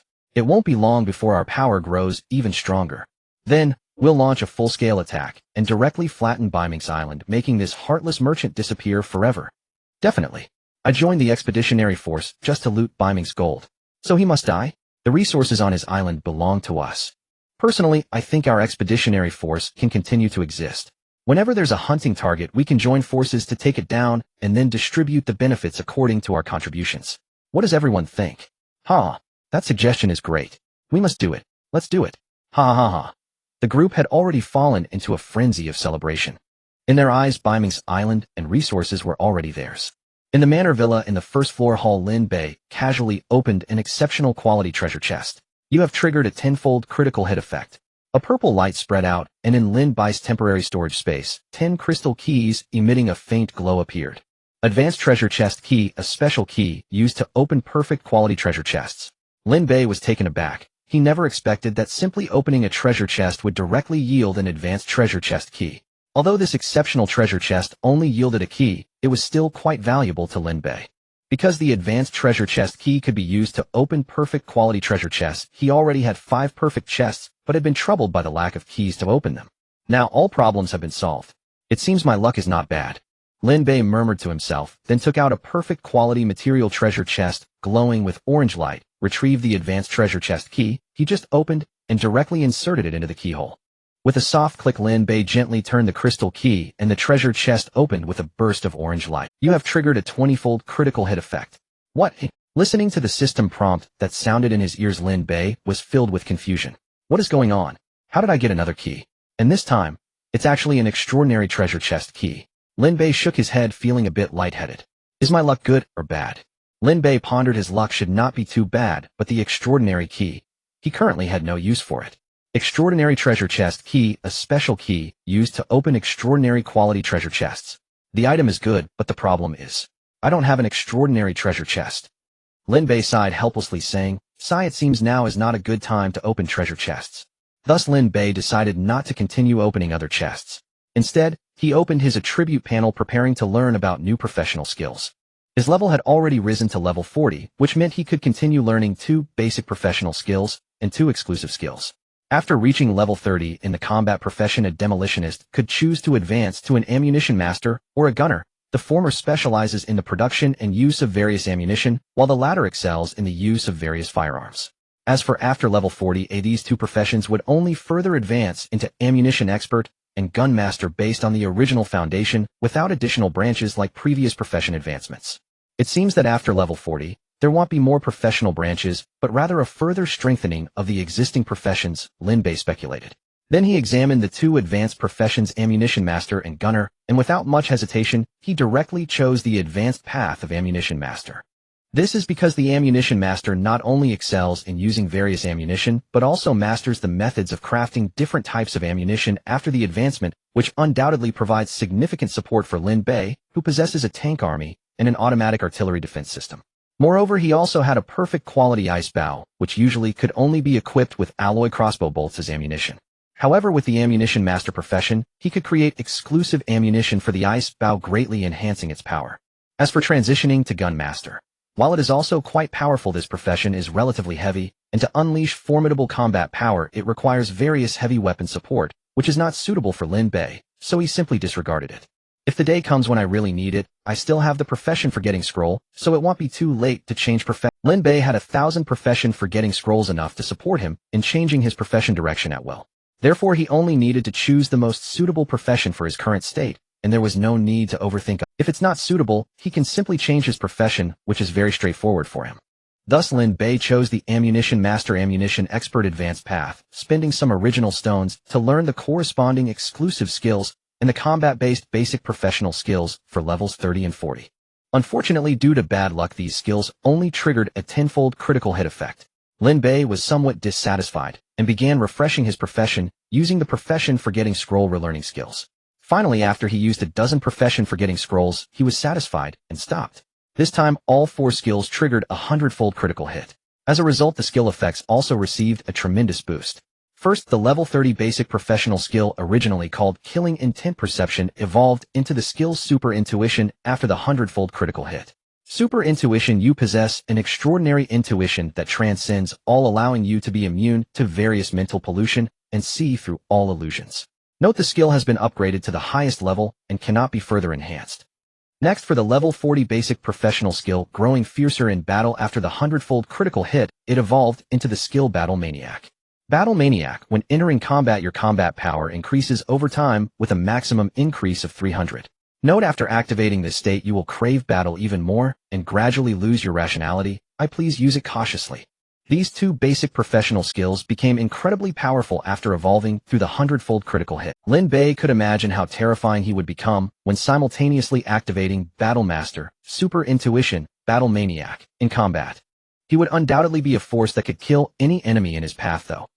He might not yet be able to kill God. However, even so, he could certainly transform into a reaper on the battlefield, effortlessly reaping the lives. In addition to the basic professional skills, the 2 advanced professional skills were also extremely powerful. Ammunition Mastery: you have unlocked the perfect crafting methods for armor-piercing, electric freezing, and explosive ammunition.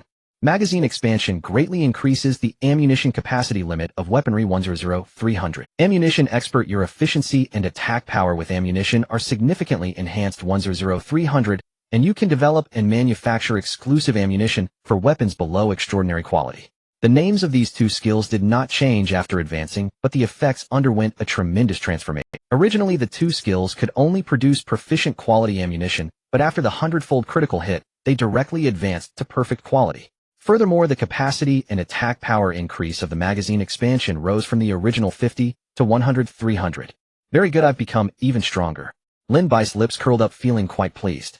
Although he currently had less than 8,000 combat power when fully exerting himself, even facing an opponent with 100 combat power, he could still give it a shot. Of course, it's best if such a situation doesn't occur. After all, he didn't want to risk his life. He only wanted to enjoy a good life on the island. Naturally, this was on the condition that no one provoked him. Just like those members of the Beiming Expeditionary Force, he intended to spare none. Just as I have completed my profession advancement, I feel a bit eager to try it out directly on this group and see the specific effects of these skills. That's a 100-300 increase in ammunition, or I wonder how explosive the effects will be when applied to the long-range cruise missiles of the Manor Villa. It really is something to look forward to. Lin Bei glanced at the members of the Expeditionary Force who had already opened champagne in the public channel, a cold smile appearing on his lips. Who is the hunter?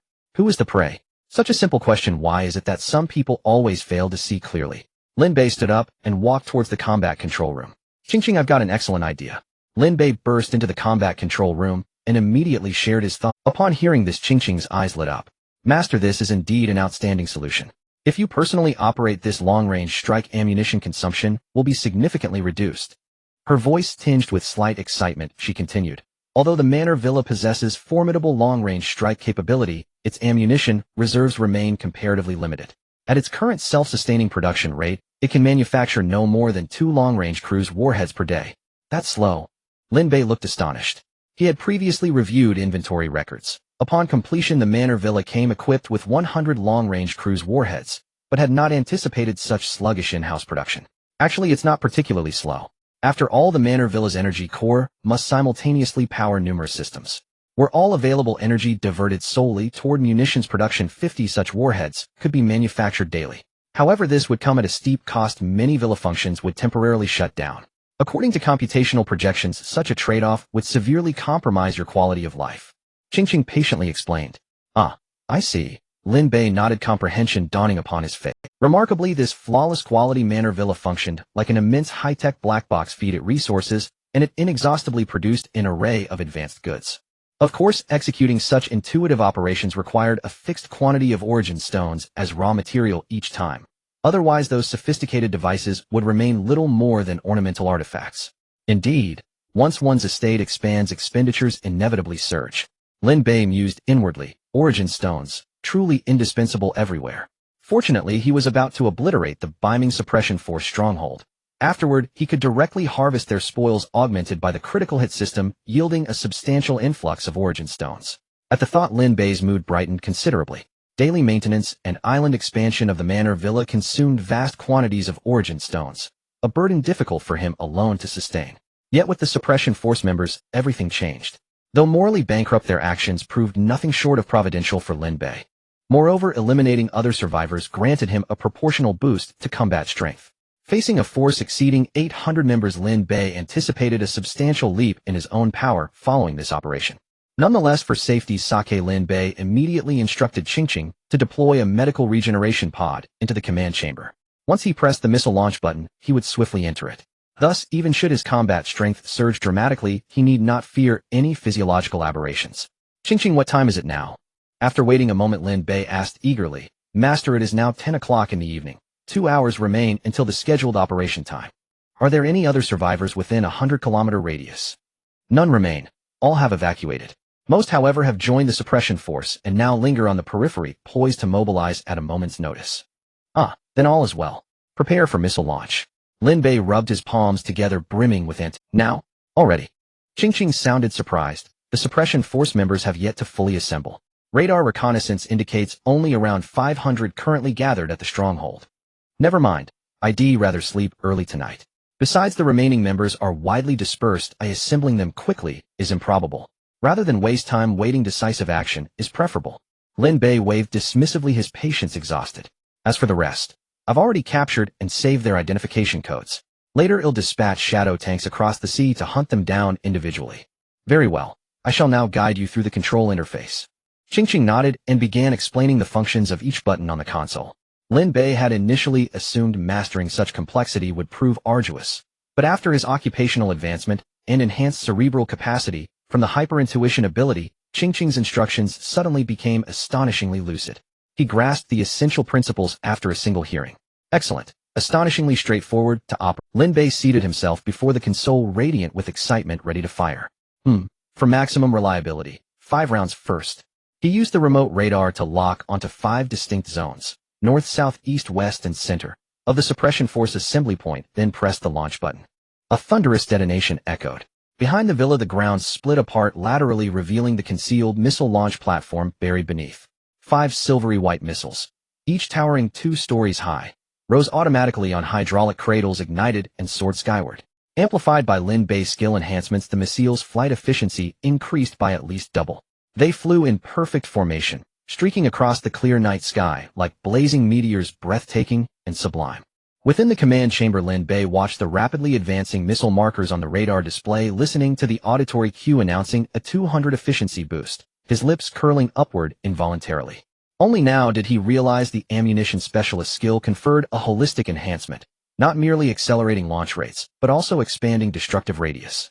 Additional benefits included heightened electrocution efficiency of shock grenades, intensified thermal damage from incendiary rounds, and extended freezing duration from cryoblasts. In short, this skill transcended the brief description in its attribute panel. It ran far deeper than mere lines of text. Oh no, the velocity is too extreme. Impact imminent. I must enter the regeneration pod immediately. Suddenly, Lin Bei's smile froze. He dashed into the pod and ordered Qingqing to activate automatic therapy. Fortunately, his reflexes were swift. Had he delayed until impact, jubilation might have curdled into tragedy. Thankfully, the pod featured a transparent viewport reclining inside. Lin Bei retained full visibility of the external spectacle, ensuring he would not miss the final dazzling fireworks of detonation. Meanwhile, deep in revelry, the Biming Suppression Force members danced wildly, drenched in sweat and fervor, when abruptly someone paused, gazing instinctively toward the distant night sky. Hey, look over there. A meteor. A real meteor. Wow, it is a meteor, and a fireball at that. And 5 of them at once. What staggering luck. Even heaven itself endorses our righteous campaign. I'm making a wish right now, that during the assault on Biming I'll reap extraordinary rewards. Me too. I wish for at least 100. No, 1,000 origin stones. I wish for eternal virility, mornings filled with calisthenics alongside beautiful women. I wish to soar among the heavens, shoulder to shoulder with sun and moon.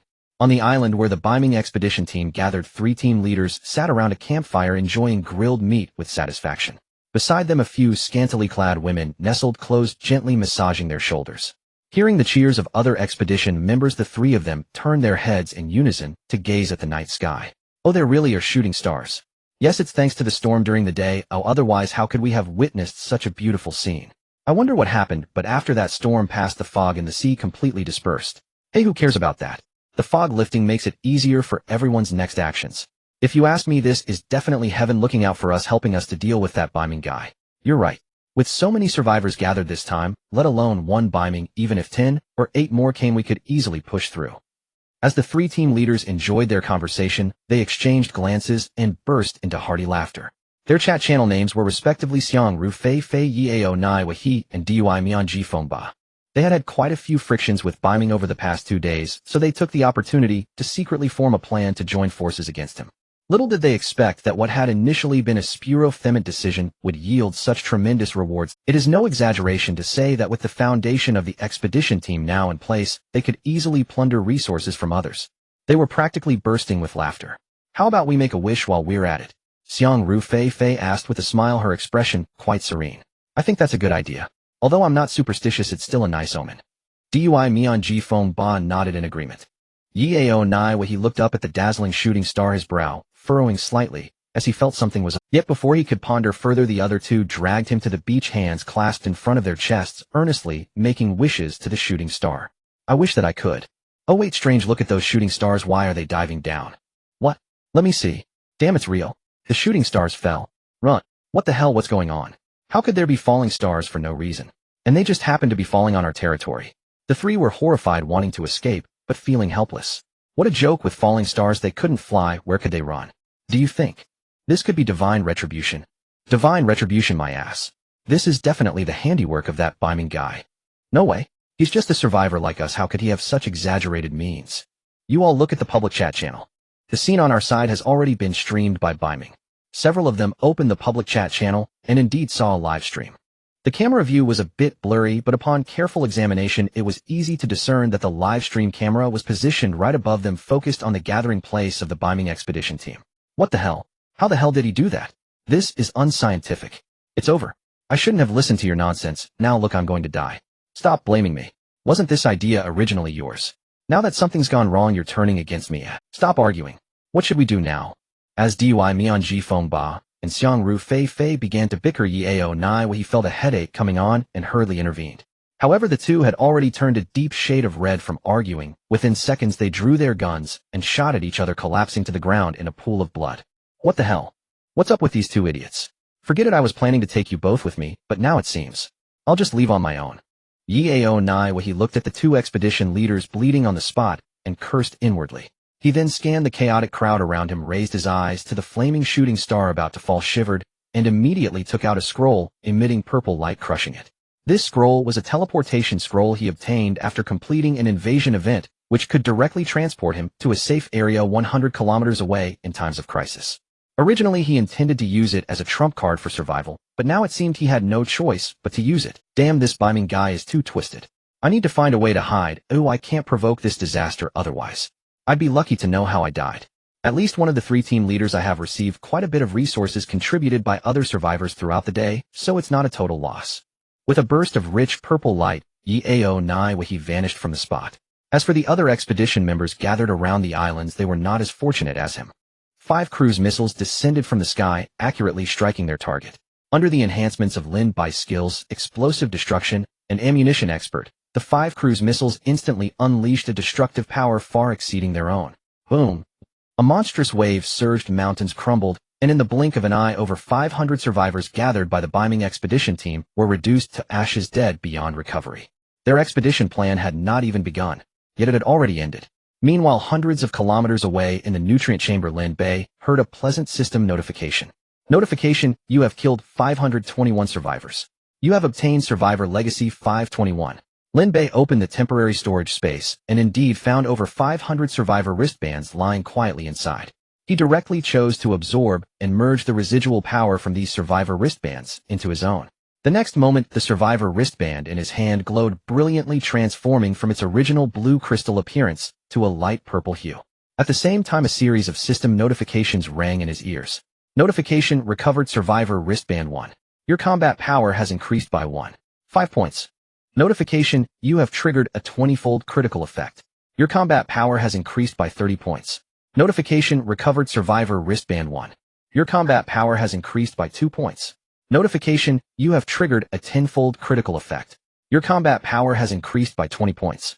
Notification, Lin Bei's combat power began to soar wildly. 8,000 points. 8,500 points. 9,000 points.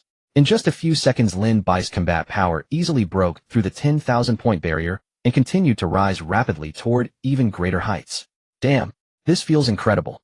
Ha, I feel like I'm filled with power. The healing chamber operated at full capacity, continuously repairing the damaged cells and meridians in Lin Bei's body, with countless nutritional fluids and healing potions injected into him, making him feel no pain at all. Time passed second by second. In the blink of an eye, about 10 minutes had gone by. The blood and energy power Lin Bei had absorbed from the recovered survivor wristbands had now all been converted into his own combat power. Lin Bei felt euphoric, but he still fought to suppress the drowsiness and opened his attribute panel to check his current combat power. The result left him dumbfounded at a glance. What the hell? Is this my current combat power? No way. This is a bit exaggerated, right? Name Lin Bei. Codename Biming. ID 10101. Level 40 maxed out. Profession Combat Power Ammunition Specialist. Skills Master of Combat Potential Surge Explosive Destruction Super Intuition Battle Maniac Ammunition Proficiency Ammunition Expert. Combat Power 25000 points. What the hell? 25000 combat power. Is this for real, eh? Lin Bei breathed heavily, feeling a sharp pain in his heart. He rubbed his eyes and looked again at the combat power section. The number was clear and visible, still showing 25000. This? How can killing other survivors yield such high returns? This is just too exaggerated. Lin Bei felt a tingling sensation on his scalp. If he started hunting other survivors now, wouldn't that mean his combat power could quickly exceed 100 points? Damn this temptation. To be honest, it's quite substantial. He had thought of himself as a kind-hearted person, but with the emergence of the Biming Expeditionary Force, he was now ready to change his ways and embark on a new life. What lay before him was an extremely exaggerated path to becoming stronger. No, I need to slow down a bit. Lin Bei shook his head vigorously. He opened the notification panel to check how his combat power had surged so dramatically. As it turned out, his current combat power was already more than 3 times what it was before the strike against the Biming Expeditionary Force. Truly absurd. Soon he found the answer. It was triggered during the recovery of the survival wristbands, where he hit 3,000-fold critical strikes and over 2,000-fold critical strikes combined with the terrifying number of over 500 survivors, resulting in such an exaggerated increase in combat power. Given this situation, the fastest way for me to increase my combat power is to hunt other survivors. Others are hard to say, but at least among the members of the expeditionary force I recorded, there are still over 300 stragglers left unaddressed. It seems I need to quickly dispatch the shadow tanks to eliminate the remnants of the expeditionary force to boost my combat power. Lin Bei murmured to himself. He then left the treatment chamber and handed the list to Qingqing, instructing her to continue creating 10 security robots each to lead 5 shadow tanks to see to hunt down the remnants of the expeditionary force. Since the shadow tanks could be operated remotely and these robots had high intelligence AI cores, Lin Bei felt quite at ease dispatching them on the mission. Even without the shadow tanks, their defensive capabilities were sufficient to rival high-quality equipment. Lin Bei felt it was like using a sledgehammer to crack a nut to have them execute tasks. Unfortunately, he currently had no other weaker fighters, so he could only send out these security robots.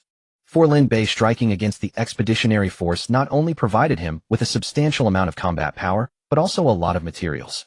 The basic materials were not of much concern to Lin Bei. He kept them in the temporary storage space for future use. What Lin Bei cared about most was the large quantity of raw stones obtained from killing over 500 survivors. Each survivor possessed at least a 30 square meter island. In addition, they each had some raw stones on them. Consequently, combined with Lin Bei's critical strike system, this strike against the expeditionary force provided him with over 500,000 ordinary raw stones in one go. As for high-quality raw stones under the quality critical strike effect, he ended up with over 2,000.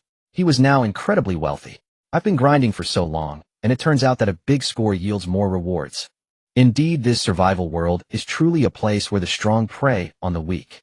For others to develop quickly, the best choice is to plunder from others. It seems I'm the same. To develop quickly, the best way is to plunder other survivors. Lin Bei frowned, lost in thought. He pondered how he should choose now that such a path lay before him. Forget it, I'll think about these messy things tomorrow. If I remember correctly, Qingqing mentioned that to quickly enhance combat power, both she and Nilou need to consume higher quality food every day. Since I'm free now, I might as well browse the hero store for a while to see if I can buy some high-quality food. Lin Bei got up, took a hot shower, and began to lean back on the soft bed, enjoying a massage from the maid robot while refreshing the store interface. Not bad. The store has refreshed an excellent quality KFC bucket meal. One serving costs 500 hero medals, but with a discount I can get it for just 50 hero medals. That's cheap. I bought 100 of them. What is this? Excellent quality oysters. One costs 100 hero medals. He'll take 1,000 of those. An excellent quality steak. Bought it. Lin Bei refreshed the store while purchasing various food ingredients that met the quality requirements, even buying a lot of fine and excellent quality crop seeds. This way the perfect soil and the manner could be put to use. When the time comes, he could be self-sufficient and not have to spend money on food. Moreover, while purchasing these high-quality goods, Lin Bei bought them one by one. Although this process was somewhat tedious, it allowed him to trigger critical strike effects each time. If luck is on his side, he could trigger a 100-fold critical strike effect, enjoying 100 servings for the price of one. That feeling. Delicious. Lin Bei glanced at the various foods and ingredients in his spatial bag, nodding in satisfaction. He noticed that while the food in the spatial bag could not be enhanced through the refined function, fresh ingredients could improve their quality. Thus, after some time, the raw materials he purchased, like oysters, could evolve into perfect quality ingredients. What a profitable deal. Of course, during the purchasing process, he also encountered quality critical strikes, directly obtaining some perfect or even extraordinary quality food and ingredients. This was largely attributed to his method of purchasing each item individually to trigger critical strike effects. Otherwise, he figured he wouldn't have gotten any food surpassing the original quality after a whole night of effort. However, while Lin Bei was comfortably lounging on his bed and happily shopping online, the public chat channel was in complete chaos. Many survivors were shocked by the content displayed in the previous live stream, still struggling to believe the news of the Beiming Expeditionary Force's sudden annihilation. My God, is this really done by the great Beiming? This method is too brutal. Where did he get those missiles? The explosive power. It caused a tsunami in the surrounding sea area. This is just too much. Damn, Beiming is incredible. Shattered voice, I say for those trash, this is how you should strike with thunder and take them out. I agree with the brother above. If the Expeditionary Force members were to develop, they would definitely plunder us, ordinary survivors. All I can say is thank you to the great Beiming for helping us eliminate the threat. That's true. But have you considered that if the great Beiming turns against us, wouldn't we be in danger? Exactly. I previously saw those Expeditionary Force members saying that killing survivors would allow them to obtain their treasures. Do you think the great Beiming would? Damn, don't say that. I'm already sweating profusely. Great One, I'm a law-abiding good survivor. Please leave me a way out, Great One. Me too. Me too. I'm a good citizen, don't kill me. Upstairs, you weren't saying that half an hour ago.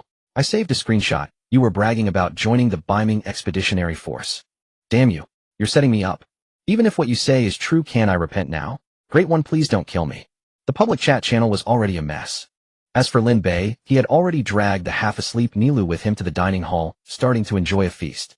Wow, Brother Bei, these things smell so good. These are perfect quality foods. You should eat more, and then train well tomorrow, aiming to grow quickly. Lin Bei gently rubbed Nilou's little head, speaking in a warm tone. Before the treatment chamber was available, Nilou had saved him twice, so he was quite concerned about this little cutie he summoned with a summoning card. Thus, he didn't hide any good food, but brought it out to share with everyone. Qingqing, you want to eat too? Yes, I've installed a digestive system in my body, allowing me to gain energy and become stronger by eating. Then let's eat together. Lin Bei curiously looked at Qingqing, nodded, and invited her to sit and enjoy the perfect dinner together. To be honest, Lin Bei thought that aside from occasionally seeing electric currents flickering deep within her pupils, Qingqing was no different from normal people. After the three had a hearty meal, Lin Bei felt a bit dizzy, filled with energy. Master, this is a normal occurrence. Generally, when humans consume too much energy, they experience effects similar to being drunk. You just need to rest appropriately and follow the training plan to digest and convert this energy into your own vitality.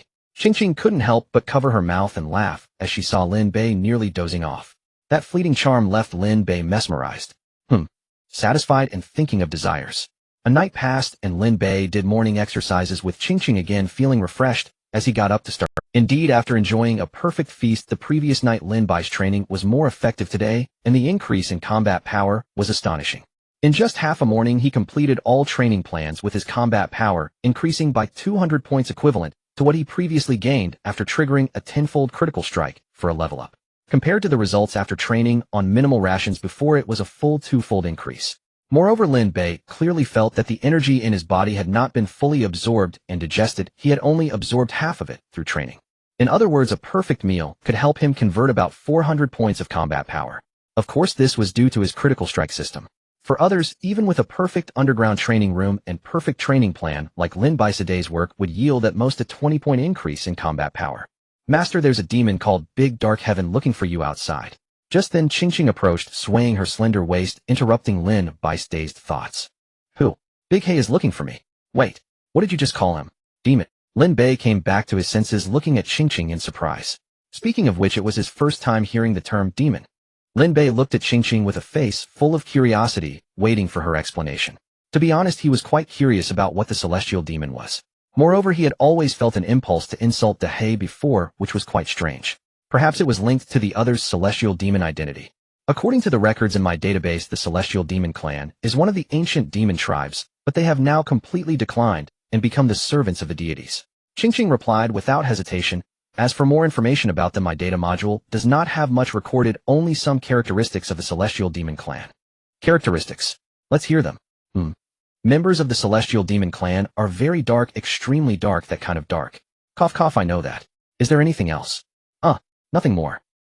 Lin Bei was left with a face full of questions. He confirmed several times, and Qingqing also tried to search the database, but still found little. However, Lin Bei did gain a piece of relatively important intelligence from this. That is, members of the celestial demon clan spend their entire lives pursuing whiter skin. Their highest ideal is to one day make their skin smooth and fair. It seems they are under a special curse, as no matter how hard they try, they can only temporarily have fair skin. Over time, they will still turn completely black. Therefore, if Lin Bei wants to engage in deep cooperation with De He, this should be a good breakthrough point. Indeed, the world is full of wonders. Lin Bei sighed, bidding farewell to Qingqing, and walked alone to the entrance of the villa. From a distance, he saw De He pacing back and forth. This time, however, he sensed a black mist enveloping his mind, but soon a peculiar energy surged within him, completely dispersing the black mist before it could approach. Tip, you have been affected by unknown mental pollution. Super intuition activated. Tip, your mental pollution has been cleared. Mental pollution. Lin Bei was taken aback upon hearing this, and then his gaze fell on De He, who was pacing in the distance, suddenly gaining a moment of clarity. Now I don't seem to have the impulse to insult anyone. Could it be that my previous impulse was due to mental pollution from De He? Lin Bei was surprised, gaining some understanding of the abilities of the celestial demon clan. Oh, you are immune to my mental pollution. Just as Lin Bei fell into silence, De He outside the villa seemed to sense something, and suddenly looked up in Lin Bai's direction, speaking with a face full of astonishment. While you are quite impressive, you should know that the mental pollution on me is a kind of cursed power. Generally, even a being with extraordinary 5-star status would be affected, yet you are immune to the pollution. No wonder Lady Alelia values you so much. De He exclaimed excitedly, as if he had seen a ghost. Wait a minute, do you mean that the mental pollution on you is not under your control? And how strong is an extraordinary 5-star? Who is this Lady Alelia you mentioned? Lin Bei remained at the entrance of the villa, not going out, but instead, he directly inquired through the villa's barrier. He looked at De He with a stern gaze.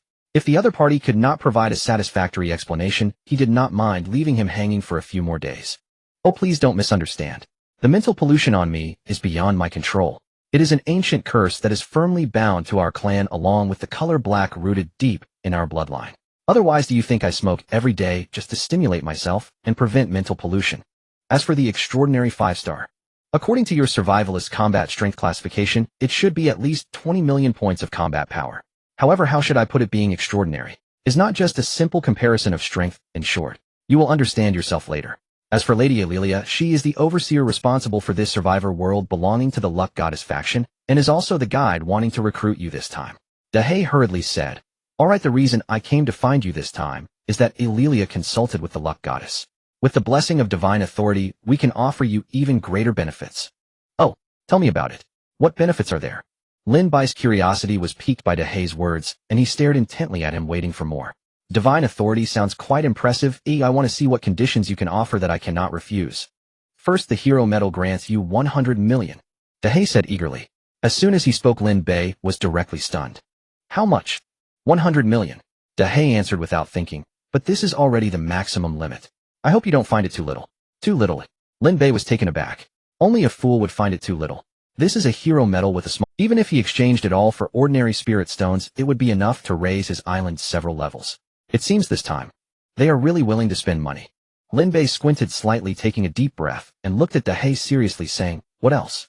"Oh, there is also the luck blessing mentioned earlier, which will directly upgrade you to luck rhythm.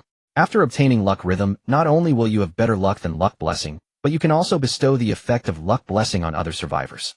However, depending on your strength, the strength of the luck blessing will vary." Dahei said with envy. "Honestly, when I heard this condition, I was so envious that I cried. So compared to that, my life as a worker isn't so fortunate. Keep going, is there more?"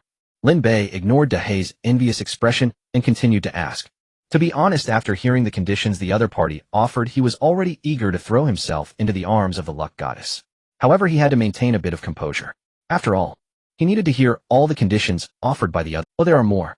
The Lady Ililia will also give you special consideration, allowing you 3 opportunities to enter the underground world every day, and each time, you can enter special rare areas, such as the situation you encountered with the disqualified. Those can only appear in special areas.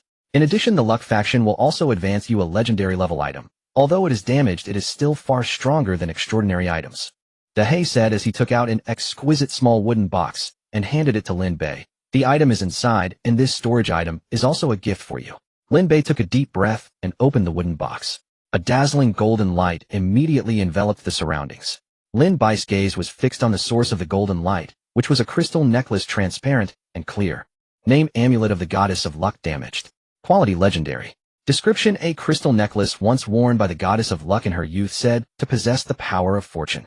Now damaged, it can be repaired through special methods. Effect 1: Protection of the Goddess of Luck. Every 48 hours, it grants a protective effect that can prevent death. Effects can stack with a maximum of 10 times.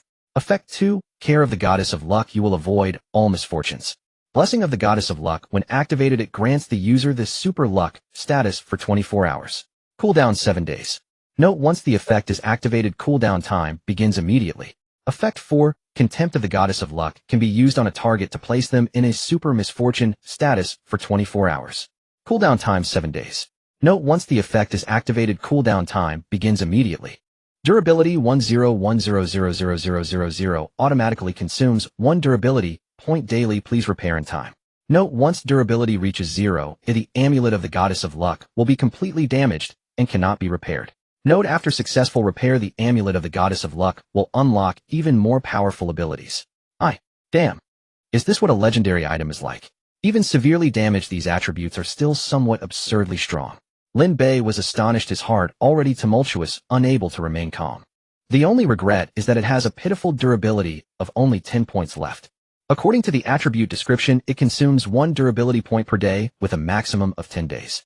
If it cannot be repaired, this legendary item will be completely discarded. Lin Bei felt immense pain. No matter what, he had to find a way to restore the durability of this item. If such a good item could only be used for 10 days, he would wake up crying in his dreams. Aside from the legendary item, the exquisite wooden box that came as a bonus is also noteworthy. This is actually an extraordinary storage item. Its name is Storage Treasure Box, plain and unadorned. Its ability is also quite simple. It can only be used to store items, but its internal space is significantly larger than the Chinquan bag he possesses. According to the Storage Treasure Box, it can continuously expand its storage space by absorbing raw stone energy, and its shell is also incredibly strong, impervious to attacks below epic level. Lin Bei felt that he could easily press it against his chest to use it as a heart-protecting mirror. Regarding the internal space of the Storage Treasure Box, Lin Bei could not see its limits at a glance, indicating that its internal space had been expanded many times before he obtained it. With this Storage Treasure Box, I no longer need to worry about insufficient storage space in the future. Lin Bei glanced at the Chinquan bag at his waist. While it also had decent storage space, if he continued to strike like this, it probably wouldn't last long. However, with the Storage Treasure Box, a storage item that can expand indefinitely, all problems are easily resolved. That's about it. So are you satisfied? If possible, we can sign the contract now, and we will be family from now on, Dahei said enviously. He took out a contract radiating golden light and tossed it to Lin Bei. Lin Bei took it and glanced at it, discovering that it was actually a legendary quality contract. As for the contract itself, it contained various terms for both parties. In addition to the cost the other party must bear, there are also conditions he needs to adhere to. Excluding some minor clauses, Lin Bei summarized 3 key terms.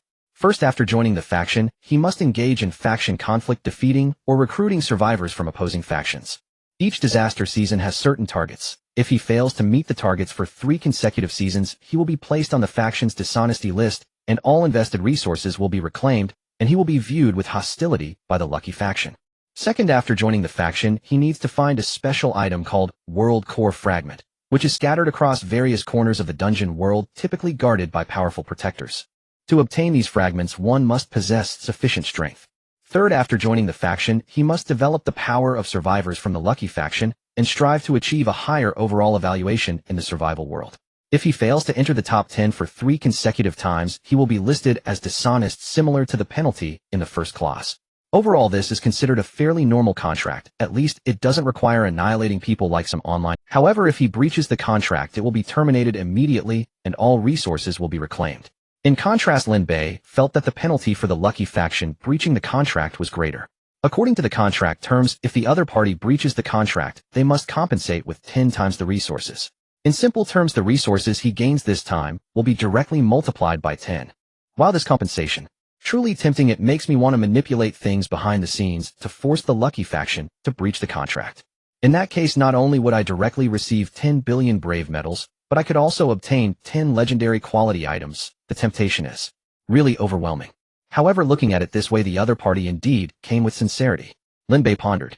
He suppressed the impulse to scheme against the other party and signed a contract. To be honest, just the title of Goddess of Luck is enough to make Lin Bei cautious. He had no doubt that if he truly betrayed the other party, he would face frenzied pursuit from the entire Lucky faction. As he was still weak and in a period of development, engaging in obviously self-destructive behavior was something he should avoid. After all, the announcement on the first day of survival said, "Cherish life, avoid self-destruction." He felt that this statement was quite reasonable. If he did not engage in self-destructive behavior, he would not face death. With the supreme sign-in system, as long as he stayed alive, he believed he would one day be able to match or even surpass divine beings. If he ruined his future due to a moment of impulse, he would not rest in peace. Haha, then from now on we are pleasant cooperation. Lin Bei smiled and extended his hand, shaking hands tightly with Dehei. Hey, your luck. I suspect you are the illegitimate child of the Goddess of Luck. Dehei smiled bitterly, feeling worse seeing Lin Bei prosper than losing his own life. Alright, if you follow me, I guarantee you can enjoy the best. Lin Bei patted Dehei's shoulder seriously and said, also, I have recorded your disrespectful words towards the Goddess of Luck, so you better be respectful to me from now on. What the heck, you sly old man. Don't worry, as long as you obediently help me, I won't expose you. You wouldn't want to be hunted down by the entire Lucky faction for a moment of careless speech, would you? You? Of course, as a benefit for helping me, I will keep an eye out for skincare products that whiten your skin. What do you think? Is this true? Dehei asked excitedly. Then it's settled. From now on you will be the Lucky ambassador for survival here, so don't disgrace the name of the Goddess of Luck. Dehei said with a serious expression. Can we discuss this? The title Lucky Ambassador sounds quite unpleasant. Can we choose another one? Lin Bei said with a black line on his face. That's out of the question. The contract clearly states it. Do you really want to breach it? Dehei's expression darkened, displeased. Besides, I think this name is quite imposing, concise and straight to the point. You shouldn't be so picky. Otherwise I won't be able to hand over my work here and your benefits won't be approved either. It's just a name. How can that compare to the tangible benefits of getting things done early? Dehei spoke earnestly. You make a good point. Lin Bei had no choice but to compromise. Thus he received the title of Lucky Ambassador on his attribute panel. The title came with the skill Lucky Rhythm, which could enhance his own luck while bestowing luck upon others. By the way, now that I'm a Lucky Ambassador, is there any way to directly contact that supervisor named Lin Bei counted his recently credited 100 million and curiously asked. Well, it is possible, but generally speaking, survivors cannot directly converse with supervisors. It's a bit against the rules. Dehei looked troubled. That little video I recorded. Damn it, don't say anymore. Alright, give me some time, and I'll get you a special communicator tonight. Will that work? That's more like it. Lin Bei nodded with a smile, then patted Dehei on the shoulder and whispered, don't worry, it'll take care of the beauty enhancement issue. Dehei sighed helplessly upon hearing this. What could he do? He was in a position where he had been grasped by someone else's handle and soft spot. Sigh, the devil is under the eaves, or I have no choice but to bow my head. Dehei left. Lin Bei quickly returned to the villa and casually opened a regular treasure chest. As a result, he triggered a 100-fold critical hit, acquiring a large amount of basic resources.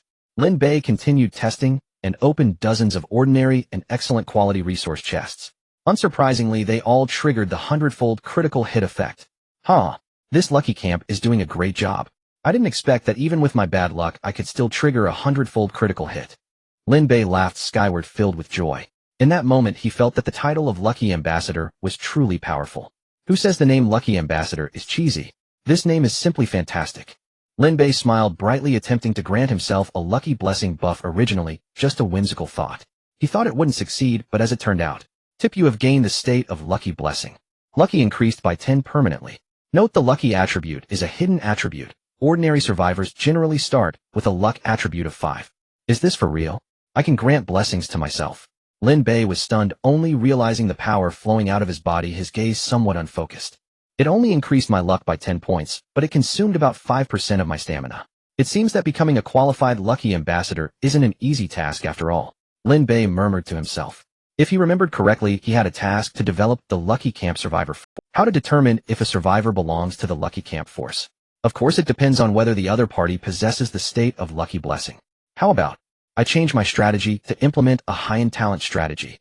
After all, the essence of developing power is to compete for the top 10 in the comprehensive evaluation of survivors, and there are two decisive factors in the comprehensive evaluation. One is the strength of the survivor, and the other is the number of survivors. As long as all my subordinates are elites capable of fighting more than 100 at once, wouldn't I have it much easier, without having to toil every day? Lin Bei's eyes brightened, then he thought of another good idea. Moreover, in order to raise our camp's evaluation, there are more than just one way. If I can cripple other powerful forces, it would also indirectly improve my camp's ranking.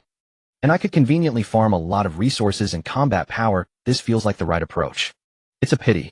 Right now is just the first disaster season, and there's no merging of zones, so I can't encounter survivors from other camps. Otherwise, I could really make a big move. Lin Bei calculated in his heart, the corner of his mouth involuntarily curling into a smile. As Qingqing passed by and saw Lin Bei's wicked smile, she couldn't help but murmur, "Sigh, the master is thinking of something dirty again." For the healthy development of the master's mind and body, it seems I must devise a scientific plan. Qingqing pondered with lowered brows and walked farther away. Lin Bei glanced at the other resource chests in the room, suppressing his impulse to open them all, taking a deep breath as he looked at the crystal necklace hanging at his chest. Blessing of the Goddess of Luck can actively activate to add super lucky state to oneself, lasting for cooldown time 7 days. If he wanted to maximize his benefits, the best way would be to activate all resource chests while in the super lucky state. But the problem is, with the current state of the necklace, he can only activate the super lucky state once every 7 days. Therefore, for Lin Bei, the best strategy is to accumulate enough treasure chests before activating the super lucky state. Moreover, Lin Bei wasn't sure whether the super lucky state would affect the system he gained through signing in. If it does have an effect, he would need to wait until the next sign-in to activate the super lucky state. Only in this way could he obtain the maximum profit. It seems I cannot continue to open treasure chests in the short term. At the very least, I must save some high-quality chests to open together at the end. Lin Bei frowned in contemplation. Moreover, didn't Dehei say that the hero shop is more likely to refresh excellent items on the last day of each disaster season? Since that's the case, I might as well wait until the last day of the disaster season to open these treasure chests, striving to make the most of the super lucky state. And since super lucky can last for 24 hours, if managed properly, it can span across the 2 days of the disaster season ending and starting. In this way, it wouldn't delay the refresh of the hero shop's excellent resources, nor would it hinder my new sign-in system acquisition. It's simply a win-win situation. Lin Bei made up his mind and directly stored all those resource chests into the storage box pressed against. There was no helping it, this thing had astonishing defensive capabilities. Thus, for the sake of his life, Lin Bei made it multifunctional, using it as his heart guard temporarily. Moreover, hiding it in his chest was not only discreet, but also convenient for accessing items. It was simply impeccable. Today is another day full of hope. Lin Bei stretched lazily, ready to embark on a day of work. First, he needed to visit the Abyssal World. He now had 3 opportunities each day to enter the special area of the Abyssal World, so he had to seize the time. On the other side, Lin Bei dispatched 10 security robots that were produced overnight, each leading 10 shadow tanks to hunt down the remnants of the punitive expedition. This also allows Lin Bei to scout the map, though otherwise the map interface is pitch black, which always feels somewhat uncomfortable. At this current stage, Lin Bei is confident that the survivor sea he is in is one where no one has the strength to compete against a battle team composed of 10 shadow tanks. Even Bei the pumpkin would not stand a chance. By the way, my combat power is now 25,000 points, which equates to about 250 times the combat power of Bei the pumpkin. Time flies so fast. I remember when I was just a weakling. Lin Bei murmured to himself. After that, he arrived at the entrance of the cavern. Looking at the ever-present smoke in Dehei's hand, he bought a ticket and was teleported into the cavern world. This time, the surrounding environment changed again. Unlike the previous 2 times, this time, he appeared near a dilapidated village. In the entrance area of the village, a bonfire was burning. Unfortunately, the fire was faint, seemingly about to extinguish at any moment. Without hesitation, Lin Bei stepped forward, quickly took out a barrel of high-quality fuel, and poured it on. Whoosh! The flames surged up, instantly transforming into a roaring blaze. This way it won't go out. Lin Bei nodded in satisfaction, then began to carefully observe his surroundings. This time there were no strange papers covered in ghostly symbols by the bonfire, but instead there was an old booklet with a sheepskin cover. It looked oddly familiar. It resembles a survivor's manual, but upon closer inspection, it seems a bit. Lin Bei reached out to touch the booklet. However, as soon as his palm made contact with the sheepskin booklet, it trembled slightly and transformed into a cloud of particles, emitting a gray-white glow, drifting towards a certain spot in the village. It seemed to be guiding something. At the same time, a prompt sound echoed in Lin Bei's ears. Hint: you have triggered a hidden quest, the altar of the disqualified. Quest content: follow the guidance of the sheepskin booklet to the place of sacrifice, eliminate all returning disqualified individuals, and destroy the altar. Quest reward: character summoning card. Excellent 1. A ring of the disqualified. Excellent 1. A mental cultivation. Method 1. This quest actually rewards a character summoning card. Lin Bei felt delighted and started to look forward to what type of partner would be summoned this time. However, Lin Bei did not rush to follow the particles of white light into the village to look for the altar of the disqualified. Instead, he continued to mobilize the hundreds of shadow tanks into the black mist outside the village. The hidden quest was an auxiliary mission, but for Lin Bei the priority was to complete the main quest to ignite all bonfires and eliminate the fog monsters. Though Lin Bei's combat power had already surpassed 25,000 points, he still had no intention of personally dealing with those fog monsters. Wherever he looked, it was a barrage of artillery fire, and then the tank army would press forward and sweep through. All he had to do was timely resupply the shadow tanks with ammunition. Speaking of which, since his profession advanced to ammunition expert, the firepower of these shadow tanks had increased significantly compared to before. Hundreds of shadow tanks simultaneously covering fire on the target area created a hellfire spectacle utterly terrifying. This time, all the bonfires in the misty area were quickly ignited. Counting them up, there were as many as 144, the most he had encountered since entering the cavern world. However, the overall time taken to clear the area was less than half of what it took during his second entry into the cavern world. This indirectly confirmed the significant enhancement of Lin Bei's skills as an ammunition expert for these shadow tanks. Taking a glance at his attribute panel, his experience points had already accumulated to several million. If he directly upgraded the island, this experience would be enough to raise him to the level cap. However, even if the island upgrades, it's not the best time to level up now. Lin Bei put away the army of shadow tanks approaching the village while pondering. Gaining combat power through leveling up can trigger critical hits. If that's the case, I must combine it with those material treasure chests and use them together on the last day of the scorching season in conjunction with the super lucky state. By then, once a high multiplier critical hit is triggered, my combat power is estimated to easily surpass 100,000 points. As for now, it's enough to maintain daily training to enhance combat power. Moreover, I received a title of Hunter for the first kill of a disqualified, which when activated can absorb a portion of the target's life force to replenish myself. Although this life force cannot be directly converted into my combat power, it is not much different from the energy in food. As long as I use the perfect quality training equipment in the training room, I can gradually convert this life force into my own combat power. Therefore, in the short term, there's no need for me to rush to level up. Soon Lin Bei arrived at the village entrance. Looking up, the village was dim and filled with a decaying aura of death. The decaying aura here is at least 100 times more intense than the previous small wooden house. It seems joining a faction is indeed a good thing. Otherwise, with my luck, who knows when I would encounter such an excellent dungeon. To be safe, Lin Bei had prepared in advance, this time holding the ice crossbow and the dance of snow in his hands. He could attack or defend as needed. Once there was any movement, he would immediately take action. If he found himself surrounded, he would retreat at once. He had already activated the energy shield on him, so he would remain calm even if ambushed. It's a pity the entrance to the village is too narrow, otherwise I would have liked to drive a tank in directly. Lin Bei glanced regretfully at the dilapidated entrance of the village. Previously, he punched the crumbling wall at the entrance of the village, and despite his current high combat power, he only left a fist imprint on it. This shows that the building's defenses here are not low. It would be somewhat unrealistic to charge in with a shadow tank. As for covering fire, don't be ridiculous. With so many houses here, they looked to Lin Bei like blind boxes waiting for him to open. Therefore, he didn't want to watch them perish under artillery fire.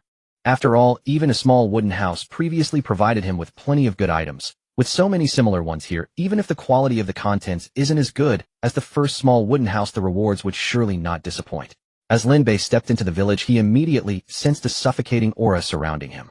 He frowned, feeling however, before he could think much, a strange power surged from within him, instantly sweeping away the oppressive atmosphere around him. This feeling, it's actually mental pollution again. The familiar sensation from within made Lin Bei raise an eyebrow. If he guessed correctly, it should be his super intuition that was triggered again. Super intuition can comprehensively enhance his sixth senses and combat awareness, while also granting him immunity to all forms of mental pollution. Otherwise, he would have been affected the moment he stepped into the village. This place is indeed not simple. Lin Bei took a deep breath and continued to delve deeper into the... Meanwhile, in a golden palace, a girl with long pink hair sat before a device, carefully watching everything happening on the screen.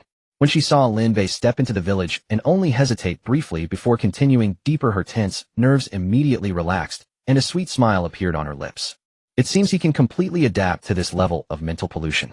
In that case, he is indeed qualified to enter the advanced area to seek those lost shards of the world. This investment is definitely not a loss. She then took out a pink bracelet that looked very similar to Lin Bei's survivor's ring and manipulated it on the machine in front of her. Soon the light flickered, the pink bracelet disappeared, and the next second it appeared in Dehay's hand. Is this how it works? Hey. Yes, I understand. You can rest assured. Yes. Dehay extended a pitch-black finger to his head, as if propping up an antenna, nodding and responding, as if he were on a phone call. After a long while, he withdrew the dark finger from his head. Looking at the pink bracelet before him, he mumbled bitterly, "Damn, even a newbie survivor has Lady Alilia's exclusive communicator, yet here I am, a 1,000-year-old outstanding employee, without such treatment. It's really unfair. It makes me furious." Creak. A soft sound. Less than 10 meters away from Lin Bei, the door of a wooden cabin was slowly pushed open, and a dark shadow gradually elongated, eventually stopping on the ground, not far from Lin Bei.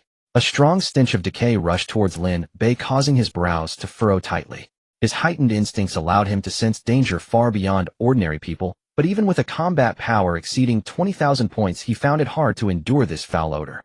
As the nearby wooden door creaked, the doors of several other houses in the distance also trembled slightly, as if something was vaguely awakening. Huh.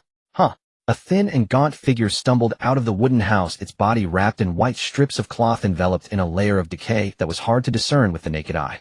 The stench of decay spread rapidly, and in the blink of an eye, an area around Lin Bei was already shrouded in a black mist of decay. The air around him became even more putrid. Damn, it really stinks. Lin Bei covered his mouth and nose, struggling to contain himself. Soon his expression changed as he took out a miniature bonfire and ignited it. Purple flames soared and a visible radiance spread outwards, driving away all the stench of decay. Moreover, as the light spread, the gaunt figure, wrapped tightly in white strips, suddenly emitted dense black mist from its body surface. Ah! A tragic scream came from the head area beneath the strips. The black mist emanating from the dried figure increased, eventually dissipating into the air, completely vanishing. At the same time, the mummy-like outcast's body appeared to crumble, like paper scraps scattering to the ground, and ultimately turning to ash under the purple flame's glow. Damn, this dawn bonfire actually has such an effect. Lin Bei stared in shock at everything happening before him, his gaze incredulously fixed on the small bonfire at his knees. Dawn bonfire's superior quality, when ignited, can dispel all darkness and grant the Inspire status to surrounding survivors and their companions. Inspire makes one forget fear, fight bravely, and increases combat power by 10. It can dispel all darkness. Is this really how it works? This seems a bit overpowered, doesn't it? Lin Bei sensed that the aura emanating from the previous outcast was notably inferior compared to the first one he had encountered.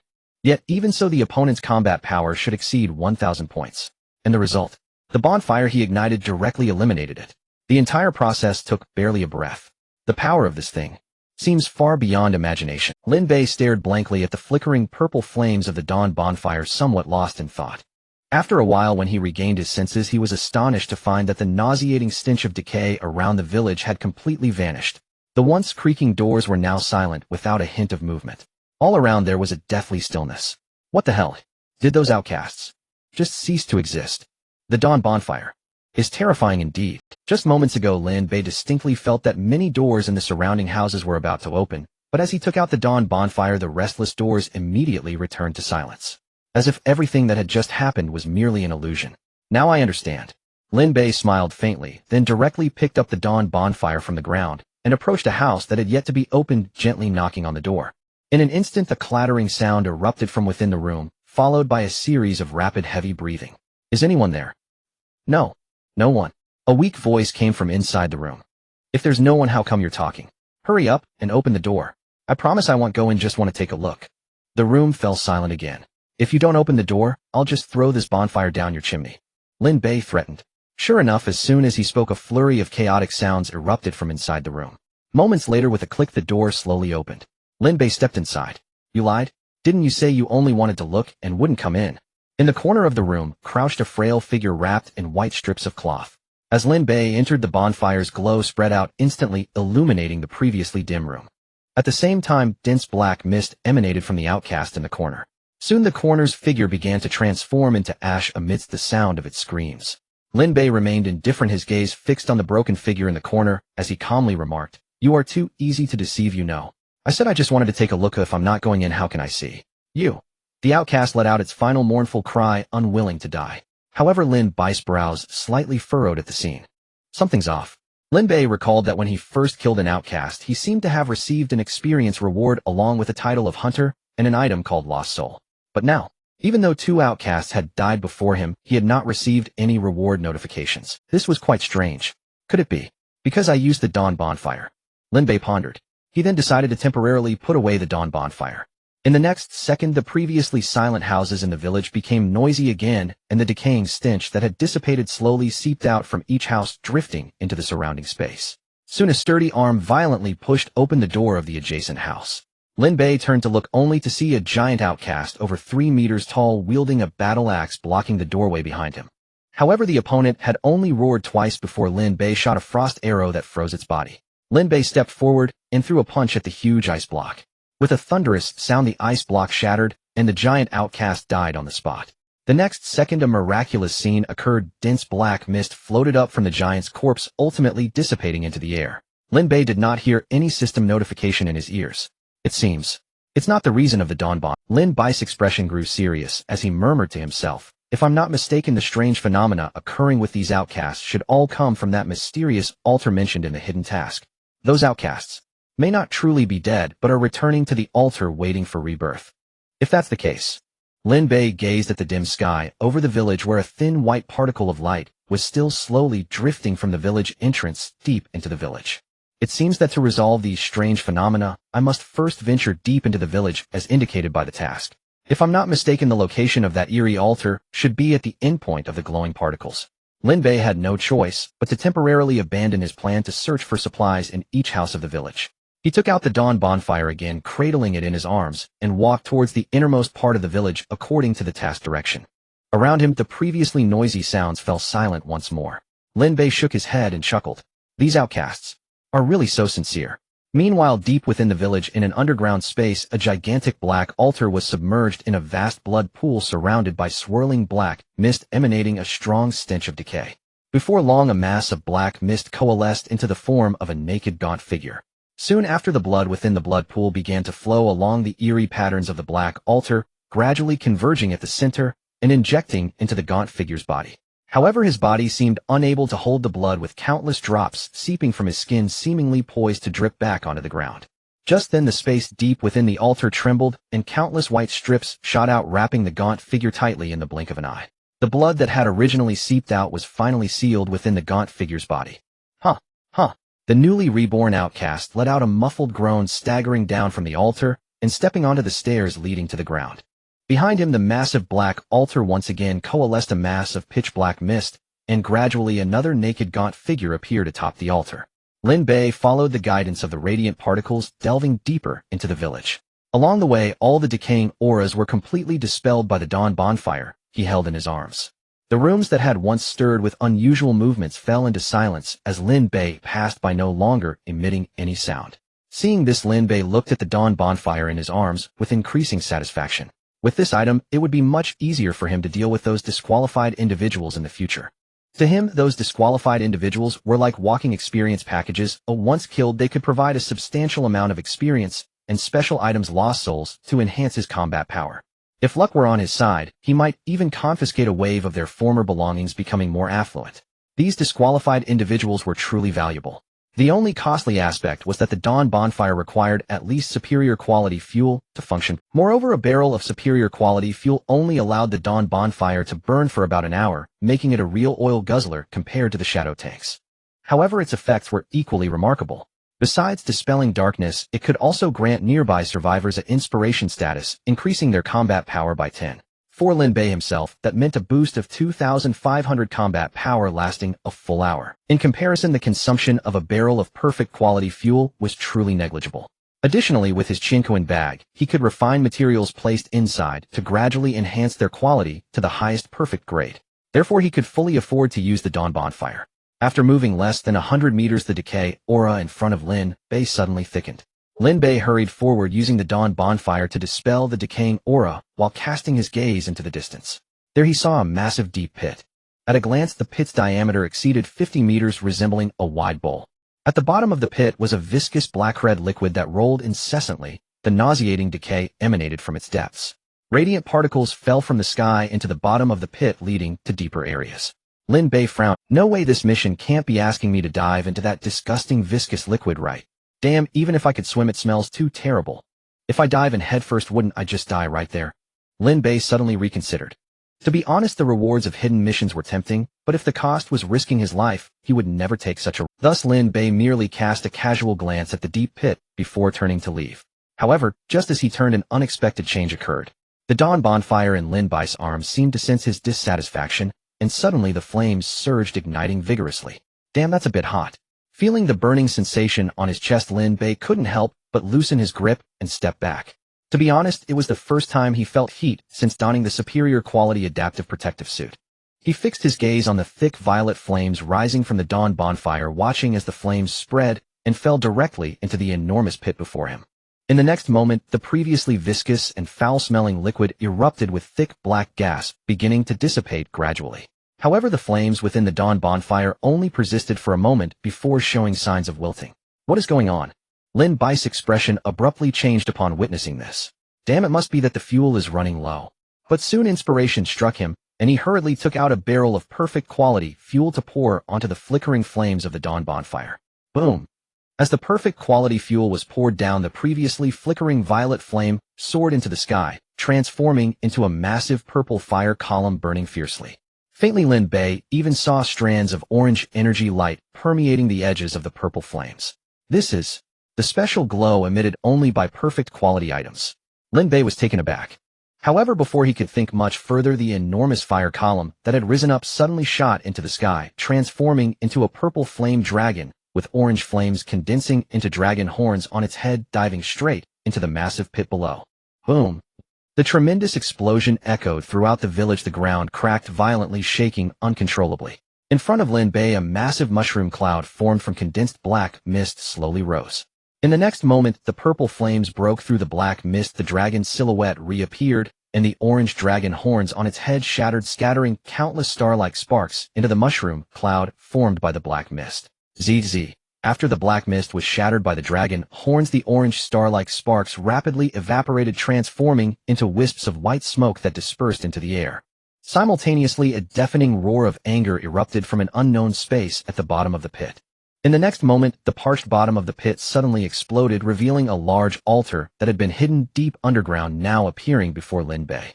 At this moment, hundreds and thousands of disqualified individuals had gathered on the enormous altar, their resentful eyes fixed on Lin Bei.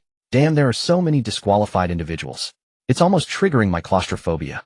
But Lin Bei squinted his eyes, surveying the relatively open area around him, and with a wave of his hand, he summoned the Shadow Tank Army. Previously, the village entrance was too cramped for him to unleash his full power. But now, with ample space around the deep pit, it was enough for Lin Bei to deploy dozens of shadow tanks. Explosive Destruction, activate.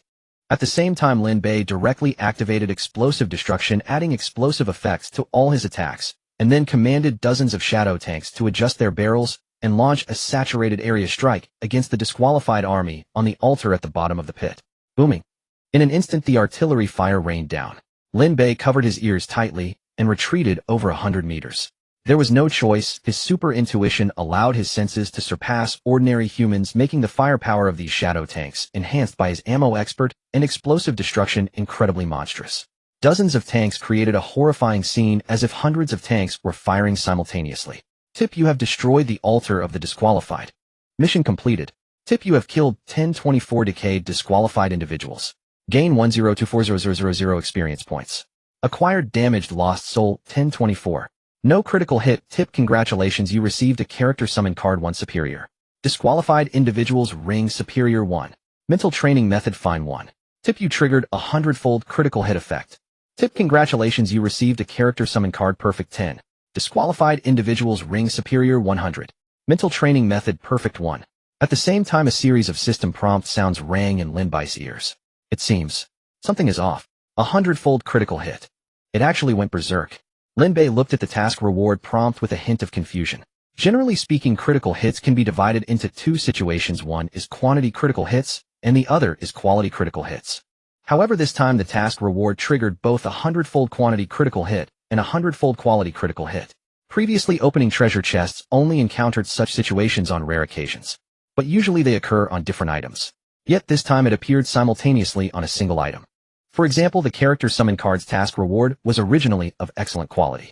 After the 100-fold critical hit, normally, it would either reward 100 excellent character summon cards or 1 extraordinary character summon card. But instead, he received 10 perfect character summon cards.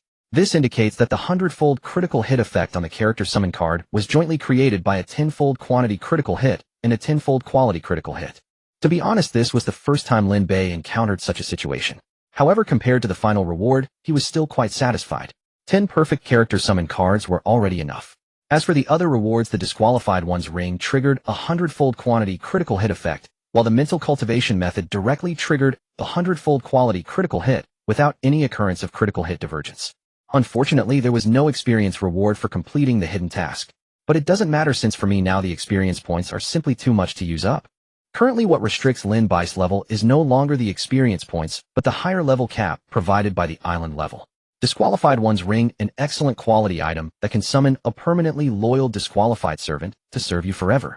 Note the strength of the disqualified one is positively correlated with the quality of the ring. The higher the ring's quality, the stronger the summoned disqualified one's combat power.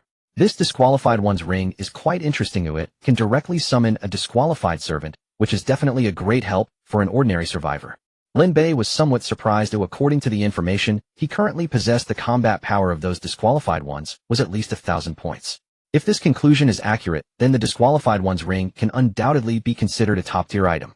The only problem is that the stench of decay from these disqualified ones is a bit overwhelming. An ordinary person really can't stand it. Lin Bei couldn't help but complain, but soon he remembered that he seemed to have obtained a super perfume when he opened the supply chest earlier. Although it was only of fine quality, the description said it could mask all strange odors. He planned to try it later. If the super perfume could cover up the stench of decay from the disqualified ones, then the disqualified one's ring would truly be invincible. At the current stage, having a fighter with combat power exceeding 1,000 points would allow him to stride through the entire survival world. Of course, there's one premise: do not provoke Lin Bei. Otherwise, let alone 1,000 combat power. Even if they had 10,000 combat power, they would still be eliminated as soon as they showed themselves. There's no way around it. Lin Bei's strength is completely unreasonable among all survivors who told him he was cheating. In the end, Lin Bei's gaze fell upon the last task reward. It was a book shrouded in mysterious energy, appearing to have no more than a few dozen pages, yet it seemed to possess a special allure, unconsciously drawing one's attention and making it hard to look away. This book feels a bit eerie. Lin Bei clicked his tongue and then checked the attribute introduction of the mental cultivation method. Mental cultivation method perfect quality, a cultivation method recorded with special mental energy as the medium, allowing direct absorption and substantial enhancement of mental power while acquiring the cultivation method. The introduction was simple and straightforward, but Lin Bei did not rush to use it, as he was worried that a sudden surge in mental power would cause him to faint right there. Therefore, it was safer to wait until he went home and lay in the treatment pod before using it. There's nothing to be done for Lin Bei. A traffic safety slogan from Blue Star fits his current mindset perfectly. There are countless roads, but safety comes first. After all, every 7 days he could sign in to receive a system reward. As long as he persists and does not die, there will come a day when Lin Bei can transform into Lin Retian, breaking all laws with a single punch and sweeping away all enemies. Just thinking about it makes one blood boil. This is boring. I originally thought this hidden task would be so difficult, but unexpectedly, it was directly restricted by the perfect quality fuel of the Dawn bonfire, leaving no threat whatsoever. Lin Bei glanced at the deep pit that had been bombarded by cannon fire. Compared to before, this pit was deeper and larger. The altar inside had long since shattered. However, a wisp of gray light flickered in the cracks of the shattered altar. Is there still something? Lin Bei's eyes flashed with surprise. Subsequently, he chose not to investigate personally, but casually took out a disqualified one's ring and used its ability to summon a disqualified one. Lin Bei covered his mouth and nose, instructing, You go down into the crack of that altar and see what that gray glowing object is. Understood. The disqualified one slightly bowed, then transformed into an afterimage and directly descended into the crack among the altar fragments at the bottom of the pit. The speed was so fast that even Lin Bei was taken aback. This speed should exceed a combat power of 1,000, right? Lin Bei looked down at the information about this disqualified one that appeared on the ring. Name Alpha level 40. The level of the summoned disqualified one is the same as that of the ring user class. Disqualified 1 skills corruption, bloodthirsty, berserk, execution, combat power 3,000. The combat power of the summoned disqualified one fluctuates randomly based on its level, but will not be less than 1/10 of the summoner's combat power. Damn, there's actually such a hidden rule. Lin Bei looked at the disqualified one's attribute panel somewhat astonished, and said, not only does the level of the summoned disqualified one match the summoner's, but even its combat power has to be at least 1/10 of the summoner's value. This is too exaggerated. Especially for me, the summoned disqualified one is simply too overpowered. Lin Bei could almost be certain that this disqualified one named Alpha if it didn't have its own bonus, and if it were replaced by another level 40 survivor. Well, if there were any existing, the combat power of the disqualified one would definitely not reach 3,000. It seems that selling these rings might not be appropriate. Keeping them in my possession seems to be the only way to unleash their maximum potential. Could it be? After forming the Shadow Tank Corps, I am also going to establish a disqualified army. While Lin Bei was in a daze, the disqualified one Alpha, who had entered the depths of the altar crack earlier, had already returned holding a tattered map glowing with gray light. Master, this is the source of the gray light. Please have a look. Alpha bowed, respectfully speaking in a very reverent tone. Lin Bei came back to his senses and took the map from Alpha's hand, focusing his eyes on it. Then he took a sharp breath. This is a treasure map, and it records the location of the world core fragments. What the hell? Could it be that the people in the faction think I'm living too comfortably and want to give me a challenge? Indeed, being the lucky ambassador is not easy, Lin Bei said helplessly. Although the contract he signed mentioned that he needed to search for the world core fragments, when exactly to look for them was still up to him, right? Moreover, looking at the name, it's clear that it's not something easy to obtain. Originally, he was thinking of slowly developing and progressing. But now the map recording the world core fragments just appeared right in front of him. What fun is there in that? Forget it, I'll just pretend I don't know. Every day I can delay is a day gained. My current strength is still very weak. I'm not yet at the stage to handle such big matters. Right, if I have to blame someone, I can only blame myself for being too weak and not yet able to bear the banner of the Goddess of Fortune's faction. Lin Bei muttered to himself, self-hypnotizing, and soon appeared indifferent, completely tossing the treasure map. This kid, he's too lazy. In just a few days you've already acquired over 20,000 combat power. How can you call this weak? You're already quite strong, okay? Besides, aren't you going to take a look at the specific information about that treasure map? That's already the easiest world core fragment to obtain in the current first disaster season. The guardian beasts there are definitely not your opponents. And besides the world core fragments, there are also several extraordinary items. Are you not even the least bit moved? In the depths of the dark space, a golden palace, a girl with pink long hair was fuming, staring at everything happening on the screen, unable to help but curse. She decided that she must communicate well with this newly joined lucky ambassador in the days to come. She must make him understand that just knowing how to survive and develop is not enough to become a powerful figure. Achoo! How strange. I'm wearing an adaptive protective suit. How could I suddenly sneeze? Could it be that those remnants of the Expeditionary Corps are secretly speaking ill of me? If those little trash, you won't be able to jump around for long. I'll post a reward for your coordinates in the public channel, and I won't believe that you can keep hiding without showing up. When the time comes, none of you will escape. All the inheritance will belong to me. Ha ha. Lin Bei cursed, and in a moment of joy couldn't help but burst into laughter. Meanwhile, the remnants of the Expeditionary Corps drifting across the ocean felt their hairs stand on end, cold sweat pouring down their foreheads as they bent over, gasping for breath, feeling as if their hearts were about to stop. Damn, I was just fine scavenging for supplies. Why do I suddenly feel like death is looming over me? Damn, I almost fell into the sea. I was scared to death. Damn, I can't be under the secret watch of Beiming, right? He wouldn't launch a missile attack on me in the middle of the night, would he? No way, no way. Crap, did I just have a heart attack? I can't just die here, right? Isn't there anyone selling quick-acting heart-saving pills? This survival world is too inhumane. There isn't even a pharmacy. Lin Bei put away the treasure map, then turned his attention to the respectfully bowing disqualified one Alpha and waved his hand, instructing, go search all the houses in the village and see if there's anything useful. Put everything at the village entrance. Understood. Alpha immediately took his leave. Opening the doors of those rooms is quite difficult from the outside, but if the one opening the door is a disqualified one, it's completely different. Lin Bei directly arranged for Alpha to act, saving him a lot of trouble. But isn't the efficiency of one person a bit low? Lin Bei pondered for a moment, then took out a few more disqualified ones' rings to summon several disqualified servants. Their levels were indeed all 40 with combat power all around 3,000. You all go ahead. Yes. Soon the group dispersed. As for Lin Bei, he held the shopping tablet for the hero's shop, starting to refresh the products and happily shop online. After upgrading, he could use the shopping tablet in any area surrounding his island and the surrounding sea, including the cavern world. Of course, if he left the surrounding ocean of the island, the shopping tablet of the hero's shop would lose signal and be After about 10 minutes, Lin Bei was happily shopping online by the bonfire at the village entrance. The several disqualified individuals he had sent out had all gathered around him, motionless, waiting for his next instructions. Have you searched every room thoroughly? Yes, master. Have you ensured that not a single inch was overlooked? Yes, master. Well done. Do you usually need to absorb any kind of energy or material? Reporting to master, as disqualified individuals, we cannot grow stronger through conventional means, and we do not experience hunger, thirst, or fatigue. Alpha lowered his head and replied hesitantly. If there is anything we disqualified individuals like, it would be fresh blood and materials or tools related to curses. Oh, I see. I don't have those things on hand for now, but I'll reward you when I do. Thank you, master. Upon hearing this, Lin Bei fell into deep thought. Unfortunately, he did not possess those peculiar items to reward the disqualified individuals, so he had to let it go. Wait, did you say you also like powers related to curses? Indeed. Haha, I have an idea. When you follow me back later, I will introduce someone to you. I believe you will get along famously. Lin Bei couldn't help but laugh at the thought. Indeed, he thought of Dahei, who came from the Tianma clan, naturally possessing cursed powers in his bloodline, and would unconsciously spread the cursed energy around him. If he arranged for Alpha and the others to stay by Dahei's side, they would surely be very happy. As for whether Dahei would agree, he wasn't worried at all. After all, Lin Bei held the ultimate blackmail material on Dahei.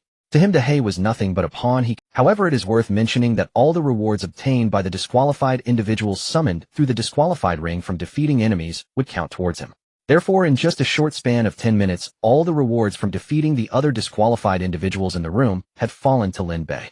The only pity was that the disqualified individuals in this village seemed to be puppets formed by the power of the altar, and their original power was incomplete.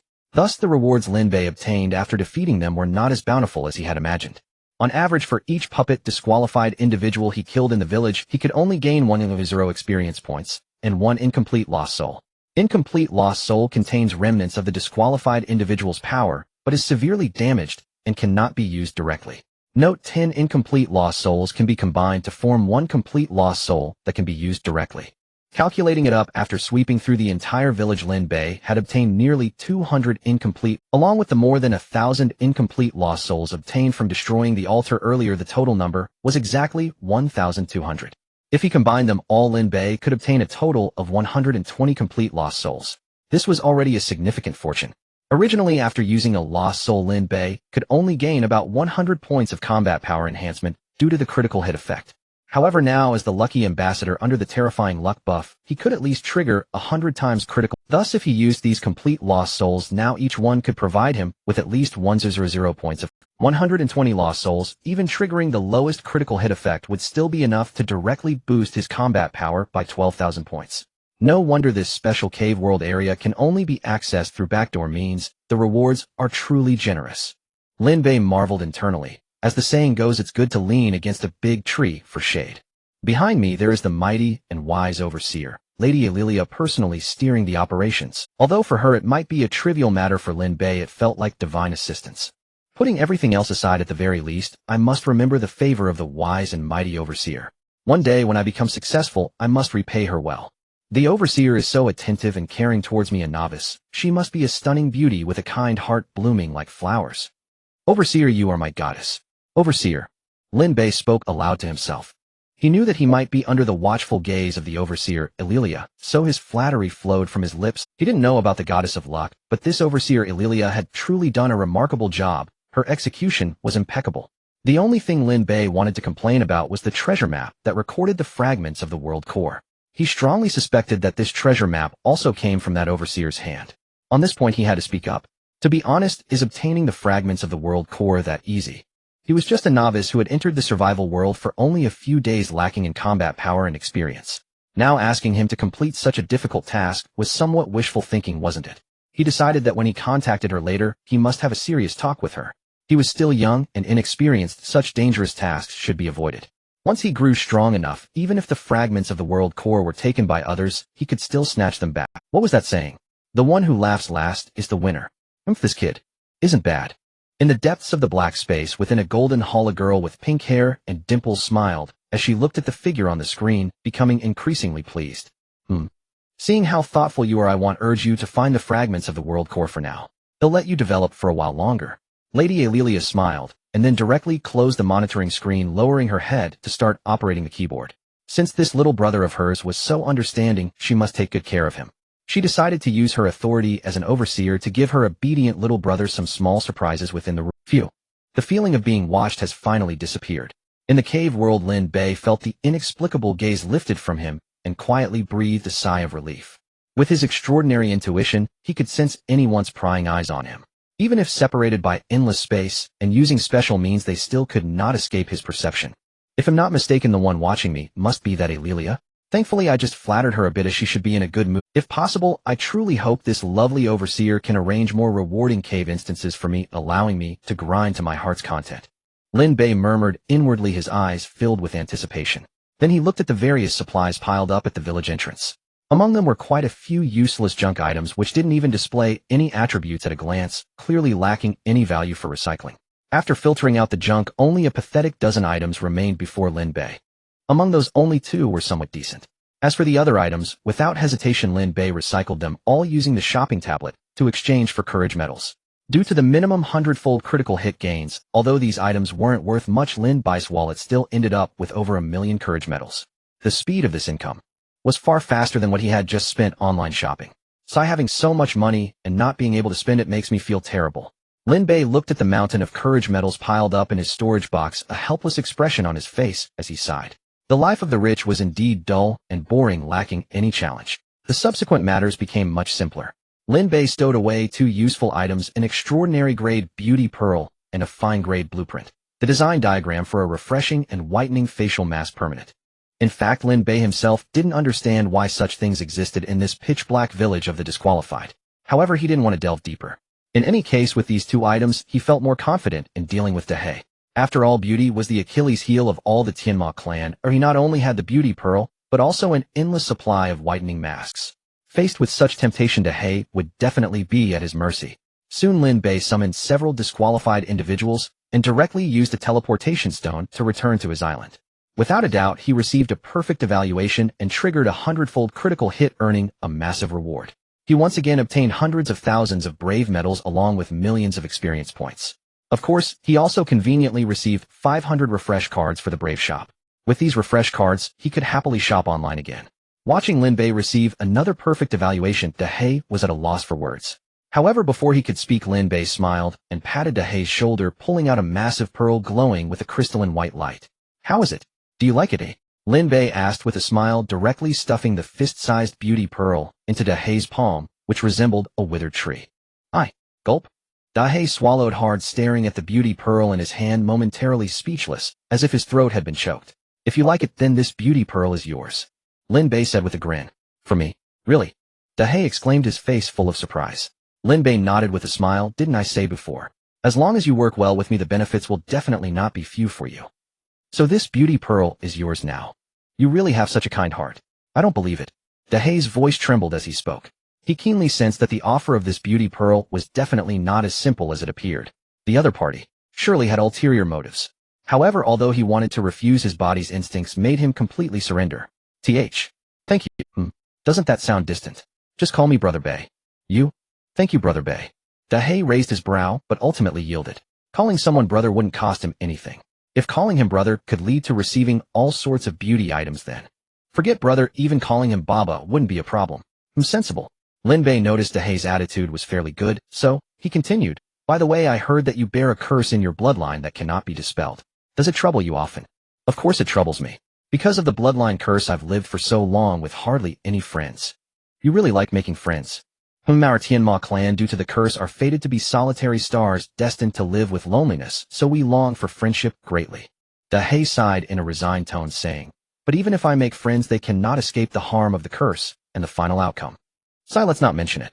Speaking of which, you were surprisingly able to ignore the curse emanating from my body. This is the first time I've encountered it in so many years. As Dahei spoke, a smile appeared on his face, and his previously gloomy tone became a bit more cheerful. Lin Bei chuckled in response. Recalling the tragic fate of the Tianma clan that Dahei had mentioned earlier, he couldn't help but exclaim, "Your Tianma clan really does seem destined for a solitary life. But don't worry, I'll help you solve this matter," Lin Bei said confidently, smiling, and then he activated all the disqualified rings, instantly summoning over 100 disqualified servants in the surrounding area. A foul stench of decay immediately wafted through the air. Seeing this, Lin Bei was quick to react, hurriedly taking out a bottle of super perfume and spraying it directly into the air.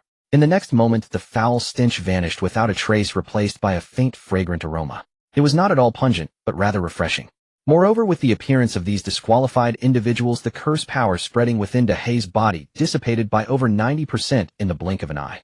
At the same time, the hundreds of disqualified individuals around took a deep breath, their eyes filled with inexplicable excitement as they looked at Dahei.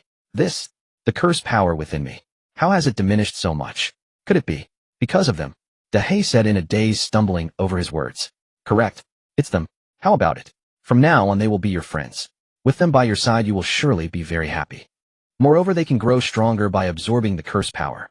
I believe they will see you as their best friend as well. Lin Bei smiled as he spoke, patting Dahei's shoulder, while earnestly saying, they can become stronger by absorbing curse power. They are the disqualified. Dahei exclaimed, his expression suddenly changing. Because he was blind, he couldn't see the white cloth strips wrapped around the disqualified individuals. Now hearing about their abilities, he finally realized. That's right, they are all my most loyal servants. What kind of joke is this?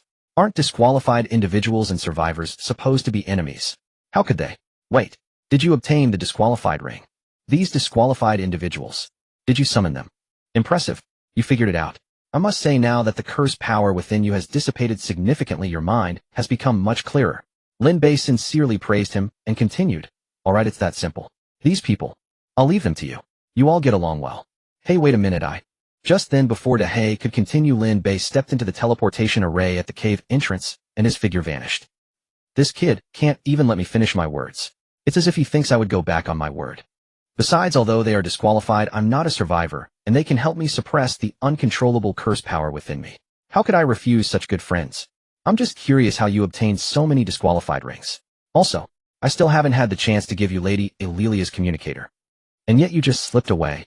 What more can I say?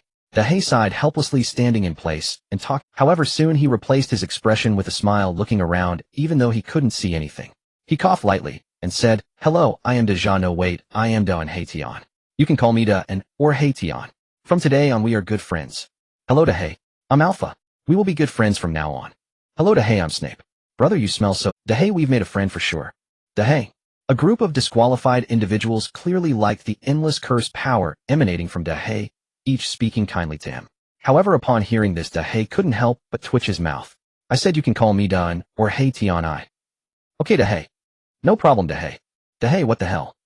On the other side, Lin Bei, embracing the dawn campfire, swept through the cave world like a stroll in the park, defeating all enemies. This time in the cave world instance he entered, there was still a dilapidated village, and he also triggered the hidden quest to destroy the disqualified's altar. In the end, he pushed through effortlessly, easily destroying the gigantic altar, and once again obtaining 100 disqualified rings.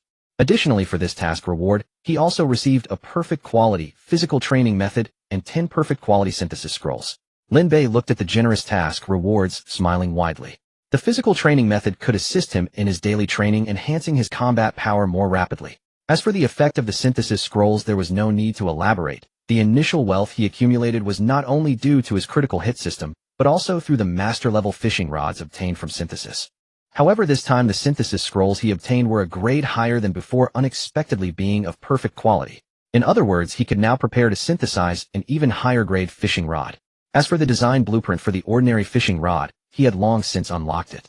Coupled with the numerous synthesis scrolls he had obtained recently, synthesizing a perfect quality fishing rod would be no challenge for him. This time's harvest is also quite good. Indeed, having a support behind you feels great. Lin Bei nodded in satisfaction. After teleporting back and leaving behind over 100 good friends by Dahei's side, he plunged back into the cave world.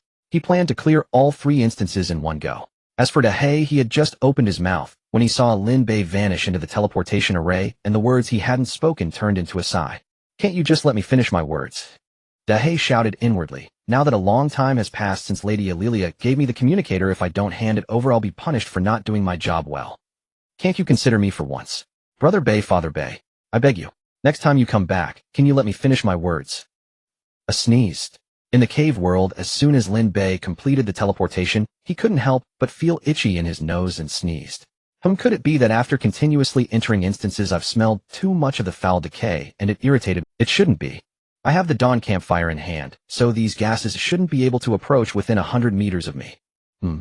Could it be that the remnants of those hunting teams are secretly plotting against me again? When I go back they will have something to fear. Above the sea, countless remnants of the hunting teams felt that overwhelming sense of dread return, each showing a look of terror, sweating profusely. Damn, this time I really have a heart attack. Suddenly, on a huge wooden ship adrift at sea, a middle-aged man gasped for breath, his face pale, and collapsed on the deck, his body twitching for a while before going still. At the same time, a prompt suddenly sounded in Lin Bei's ears in the cave world. Prompt: you scared the survivor cow from Rio de Janeiro ID 15151 to death. Congratulations, you have inherited all of his possessions. Please check promptly. Lin Bei, who had just lit a campfire, paused for a moment, incredulously touching his ears, thinking he had misheard. What's going on? That guy named Cow from Rio de Janeiro, if I remember correctly, should be one of the hunting team members, right? Damn, how did I scare him to death? Goodness, this guy should be the first poor fellow among all survivors to die of fright, right? Wow, this world is truly vast and full of wonders. Lin Bei said in shock as he collected the survival bracelet from his temporary storage and crossed out the name Cow from Rio de Janeiro on the list. Lin Bei stood frozen in place like a wooden chicken. In his ears, the system prompt sound rang out once more. Prompt: you have obtained 42000 raw stones. Prompt: you have obtained 1000 Fiji cups, fine. Prompt: you have acquired a special pet egg, epic one. Prompt: you have obtained 1 vibranium. Not good. My fighting power. Lin Bei suddenly came to his senses, feeling the surging blood power within him like a volcanic eruption, and quickly applied the healing liquid he had prepared in his storage space. This was something he had previously obtained from Nilu, originally kept for emergencies. Who would have thought that this cow from Rio de Janeiro he had scared to death would pull such a stunt, nearly sending him off on the spot? Fortunately, his reaction was quick enough. After applying the healing liquid all over his body, the feeling of his meridians being torn apart eased considerably. However, even so, he was still drenched in cold sweat, gasping for air. It was still too painful. Although his mind remained clear, his whole body was completely immobile. This is bad. If a fog monster suddenly appears now. Damn it, it really is true that what you fear. Lin Bei had originally been worried about unexpected situations, but as soon as the thought crossed his mind, he saw a large number of bizarre fog monsters surging in from the black mist. In an instant, Lin Bei's face turned green. Damn, how can I be this unlucky? He wanted to control the shadow tank nearby to bombard these monsters, but his thinking was sluggish, and by the time he thought of this, the fog monsters had already swarmed in, surrounding him in the center. It's over. I can't use the shadow tank's cannon to bombard them directly now, otherwise these monsters would definitely die, but I don't know what would happen to me in the end. Lin Bei closed his eyes, silently praying that his energy shield could hold out for a while longer, and that his current state of stiffness would pass soon. The black mist enveloped him, and the campfire that Lin Bei had just ignited was extinguished once more. Around him, darkness returned. In the air, terrifying roars and sounds of gnawing could be heard. Lin Bei lay on the ground with his eyes closed, praying that he could quickly regain his ability to move. But something feels off. The attacks from these monsters. Why do they feel so soft and have no impact at all? Lin Bei opened his eyes again, and with the boost of his super intuition, he could see everything in the black mist. He was suddenly stunned. Because the fog monsters that were gnawing at his body were now covered in blood, their teeth shattered, and their already dim-witted, deformed eyes revealed a look of confusion. My teeth. How did they get shattered? Isn't this human meat? Why is it harder than alloy to chew? Mom, I want to go home. This survivor is cheating and my teeth are shattered. Boo-hoo. A group of fog monsters, blood dripping from their mouths, looked at each other in bewilderment. Lin Bei fell silent. It seemed he had slightly overestimated the attack power of these fog monsters. So he became lazy and directly focused his mind to check the rewards he had received after triggering the critical hit. Fiji cup. It's not even fully durable. What use is 1,000 of these to me? Lin Bei complained in his heart, thinking about hanging it directly in the trading market. If someone buys it, that's great. If no one buys it, he planned to directly gift it to the oil tycoon. This guy should like it, right? Then he shifted his gaze to the mountain of raw stones. This is truly a mountain of raw stones. With so many raw stones along with the ones I obtained before, it should be enough to upgrade my island by 2 levels, right? Although my combat power can't be upgraded now, that doesn't prevent me from upgrading the island level. I wonder what new functions can be unlocked if the island continues to upgrade. I'm really looking forward to it. Lin Bei thought to himself. Then he glanced at the other items, most of which were basic supplies or low-quality junk that he wasn't interested in at all.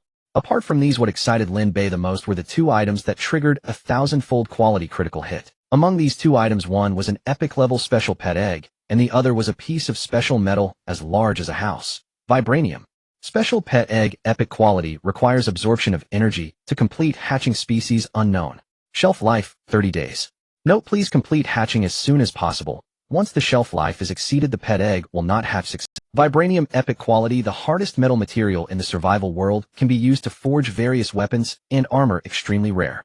All of them are epic quality. My luck has really exploded this time. I actually triggered a 1,000-fold quality critical hit twice in a row. Lin Bei was extremely happy, but when he saw the pet egg's shelf life of 30 days, he couldn't help but raise his eyebrows in dissatisfaction. This is a pet egg. Why does it have a shelf life like ordinary ingredients? Isn't that funny? Besides, time in the storage space is relatively static. What's the point of a shelf life? As long as I keep it in the storage space and don't take it out, isn't the shelf life up to me to decide?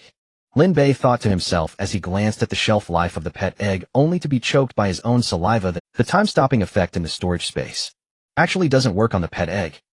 Lin Bei was bewildered. He looked at the surrounding items, carefully observing for a while, and found that apart from this pet egg, the time flow for the other items was indeed still relatively static, and the shelf life of other ingredients had not changed. This is really bizarre. Lin Bei cursed inwardly, then his gaze fell on the pet egg, feeling a bit conflicted. Finally, he let out a sigh, releasing his obsession.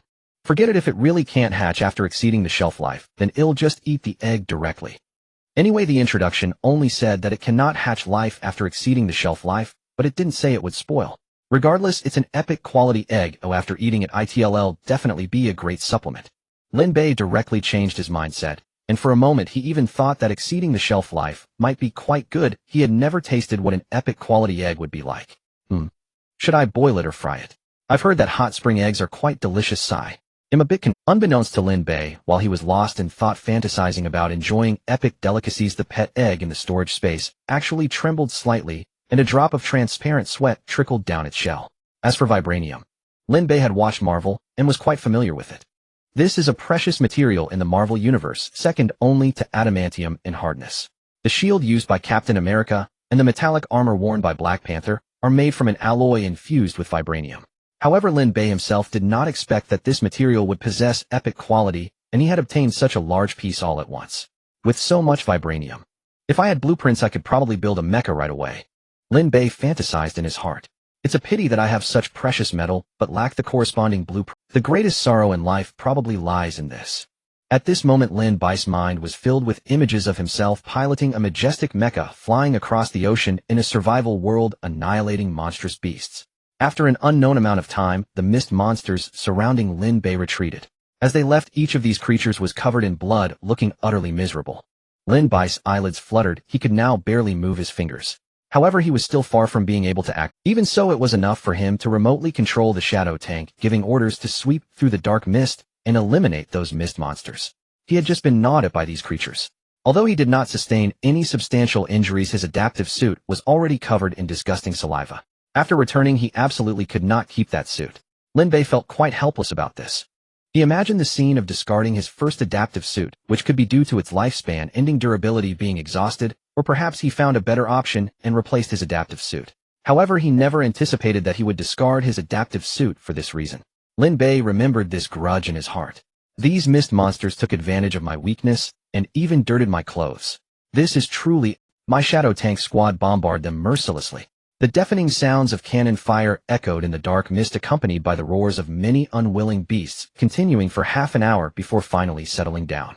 At that moment, Lin Bei finally regained some strength and struggled to rise from the ground. He disdainfully removed his adaptive suit and then put on a brand new one. Phew, that was really close. This time I was fortunate to encounter mist monsters with low attack power. Otherwise, if stronger enemies had taken advantage of the situation to attack me, the consequences would be unimaginable. It seems that next time I venture out, I need to bring a perfect grade healing pod.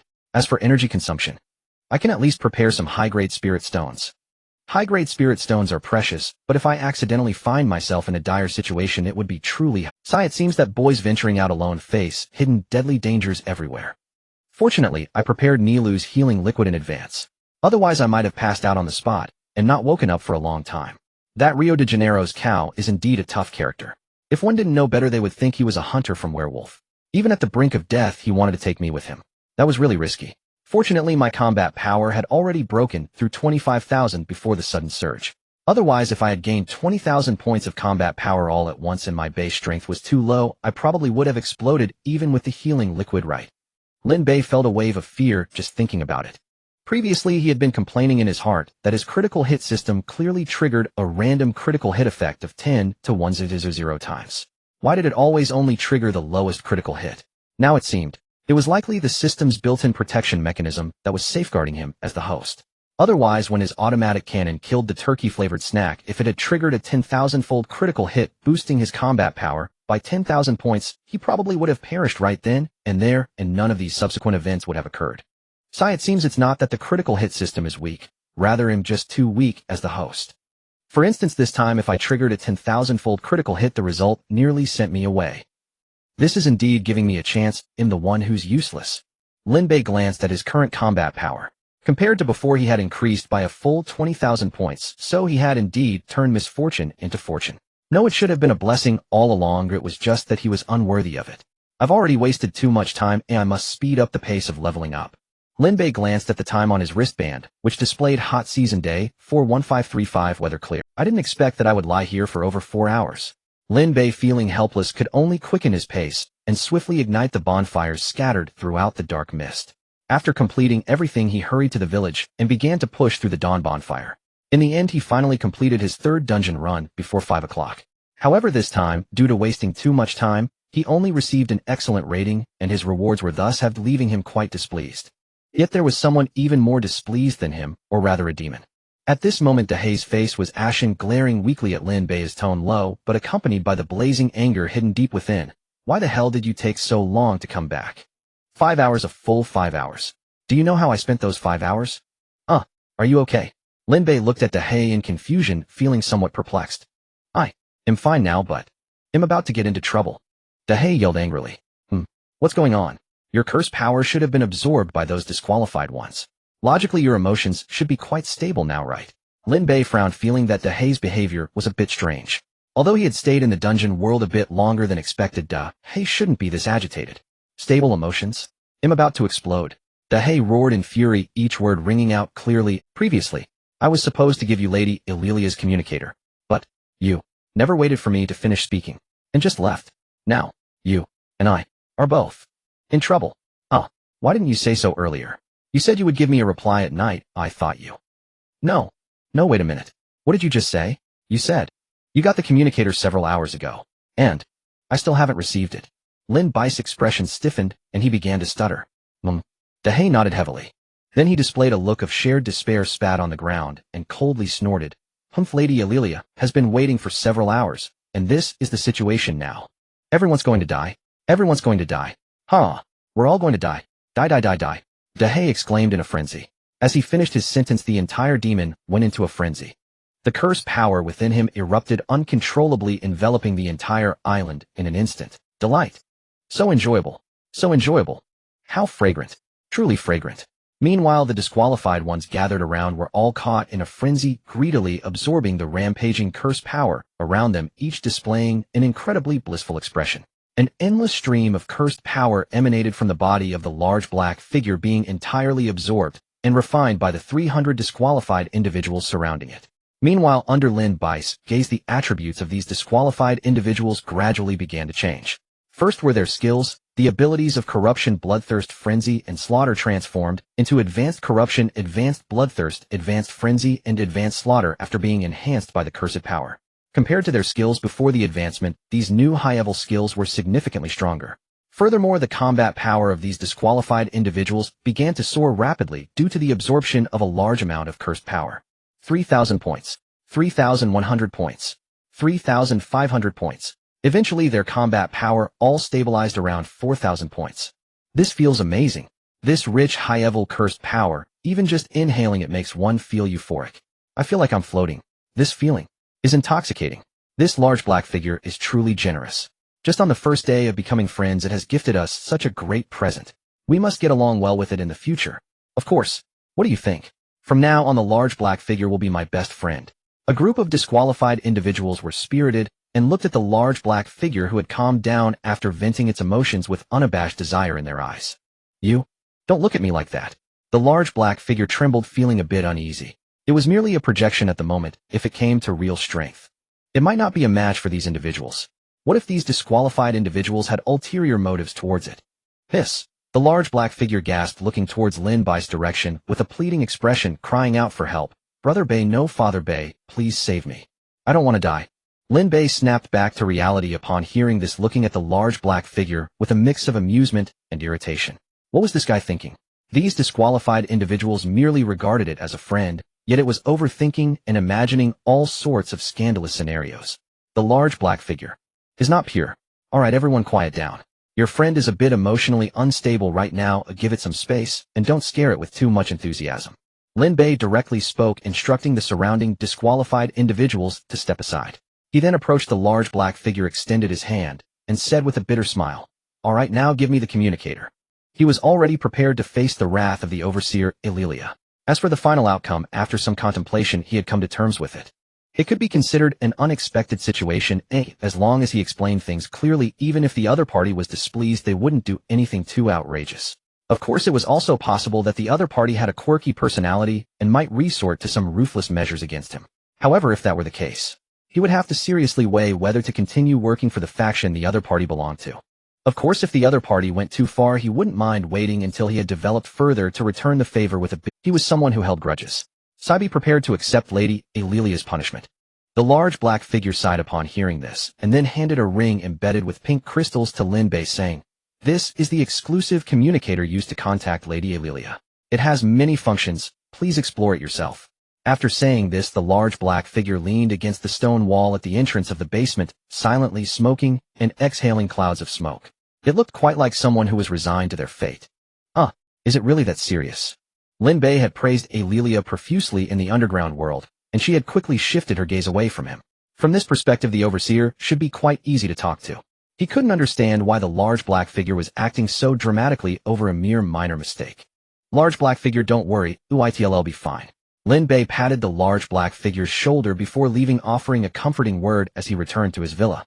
"Master, you're back." Ching greeted him with a smile at the door. "Yes, could you please prepare a healing chamber for me? I plan to carry one with me in the future, just in case." Lin Bei nodded, immediately giving instructions about the most important matter that weighed on his mind. Ching looked a bit confused upon hearing this, but seeing Lin Bai's serious expression, she nodded and left without asking further. Although using the healing chamber outside would require high-grade spirit stones for energy after losing the energy supply from the manor villa, Ching thought that some high-grade spirit stones were not a big deal for Lin Bei. Since the master wanted to take one out, she would fulfill that request. There seems to be a saying among humans. What was it again? That's right, it said that the preferences of the wealthy are always somewhat different. Perhaps the master likes to lie down in the healing chamber to rest when going out. Ching thought as she walked. Then she recalled that Lin Bei seemed to particularly enjoy morning exercises, and a blush crept onto her cheeks. The master's preferences seemed to be quite numerous. Ching murmured softly. After Lin Bei returned to the villa, he hurried to his bedroom and took out the ring embedded with pink crystals. He took a deep breath and began to explore the various functions of the ring. On the interface, besides the communication function, there was surprisingly also a trading function. The other areas were shrouded in mist. One could imagine that this ring should have other functions as well, but they were temporary. This thing resembles the survivor's ring a bit. Lin Bei was somewhat surprised by the design of the pink ring, but he didn't think too much of it. Instead, he opened the communication function and looked at the only name in the contact list, Alilia. "Sigh, if I have to die, then so be it." Lin Bei sighed, gritted his teeth, and clicked on Alilia's name to initiate communication. With a beep, the other party surprisingly answered immediately. Soon in the communication interface, a girl with pink hair appeared. She looked to be around 17 or 18 years old, with delicate features, her lips slightly curved upwards. A pair of bright eyes were currently scrutinizing Lin Bei through the communication screen, yet she said nothing. Hello there." Lin Bei forced a smile that looked worse than crying. If this communication function didn't have a beauty filter, he could definitely say that the beauty named Alilia in front of him had a score of 9 for her looks. 9 points. As for her figure, it was a bit flat, barely a 6. 66 out of 10. However, upon seeing her, Lin Bei felt an odd sense of déjà vu. It seemed he had seen her somewhere before. Wait, I remember. This Alilia looks remarkably similar to Anya from Spy X Family. Strictly speaking, this beautiful girl in front of me resembles Anya, teenage beauty version. I just wonder, does she also possess the ability to read minds like Anya? Damn, if she really can read minds, doesn't that mean? Lin Bei suddenly snapped back to reality, his gaze fixed on the pink-haired beauty in the communication screen. At that moment, she was looking at him with a half-smile. Oh, your brain is quite active, why don't you continue your wild thoughts? And, you actually know Anya. She's my little sister. But your eyesight seems to be lacking and my figure is practically perfect, so how could it only be a 6? 6,666. I'll give you a chance to rephrase, tell me what score my figure deserves. Alelia's smile was radiant, yet to Lin Bei it felt chilling. His super intuition was not misleading. So it seems. Alelia was truly angry. Cough cough. I didn't mean it that way, and 66,666 in my human world means something very impressive. I just thought your figure was exceptionally perfect, that's all. Oh, is that really the case? Alelia raised an eyebrow upon hearing this, and then it seemed she was tapping on a complex operation interface to check some information. A few seconds later, a smile reappeared on her face. It seems you weren't lying. I just consulted the vocabulary database from your human world, and indeed 66666 represents the meaning you mentioned. Very good. It seems that not only are you skilled, but your taste is also quite refined. Lin Bei felt a twitch at the corner of his mouth, letting out a sigh of relief. Fortunately, he was clever enough. Otherwise, the consequences would be unimaginable. Alright, you don't have to be so nervous. I'm quite easy to get along with. And since you have already become a lucky envoy, you're one of us now, so there's no need to be so reserved. Alelia said cheerfully.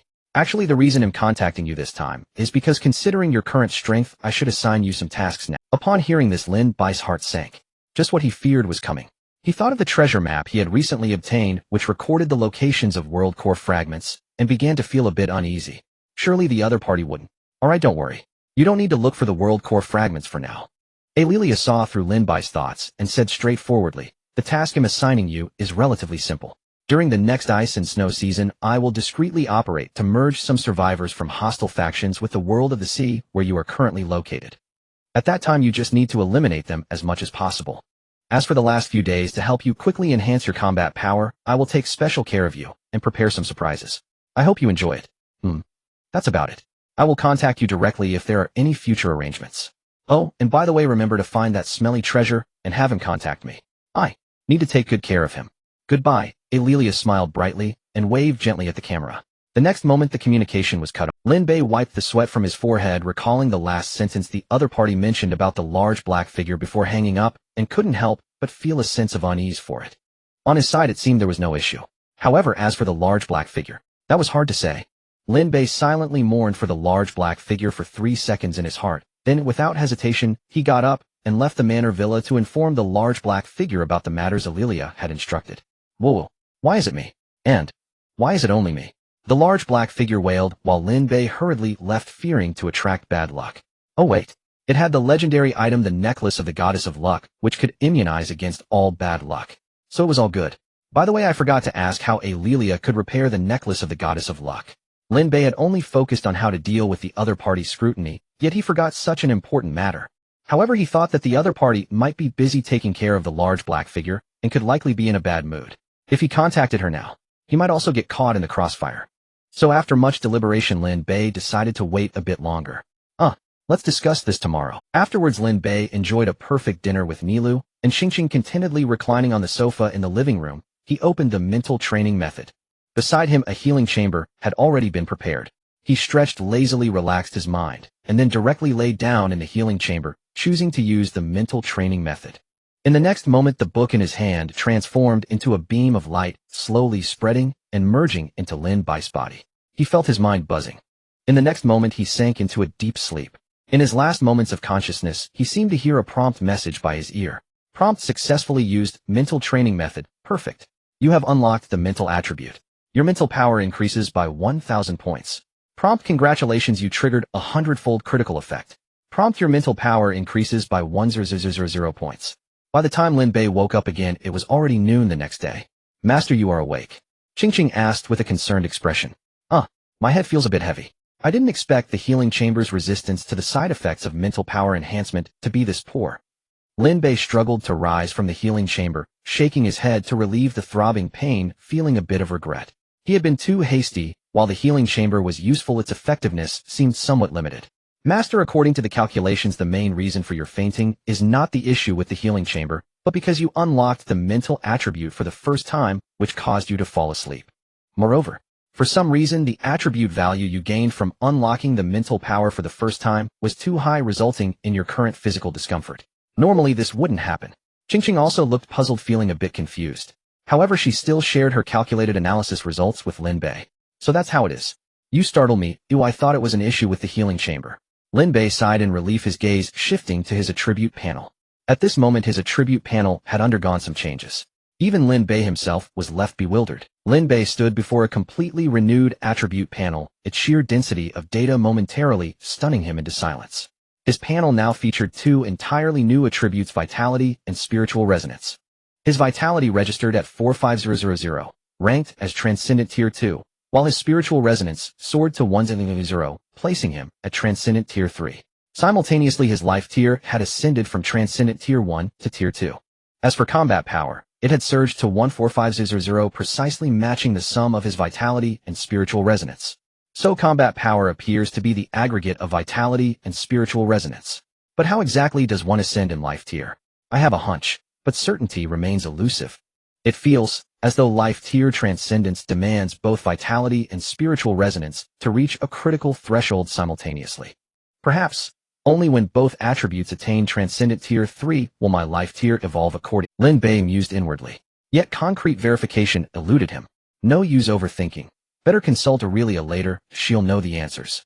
Resolving to set aside speculation, Lin Bei finished lunch and entered the training chamber to assimilate the energy from his meal and the surging vitality accumulated overnight through his hunter title.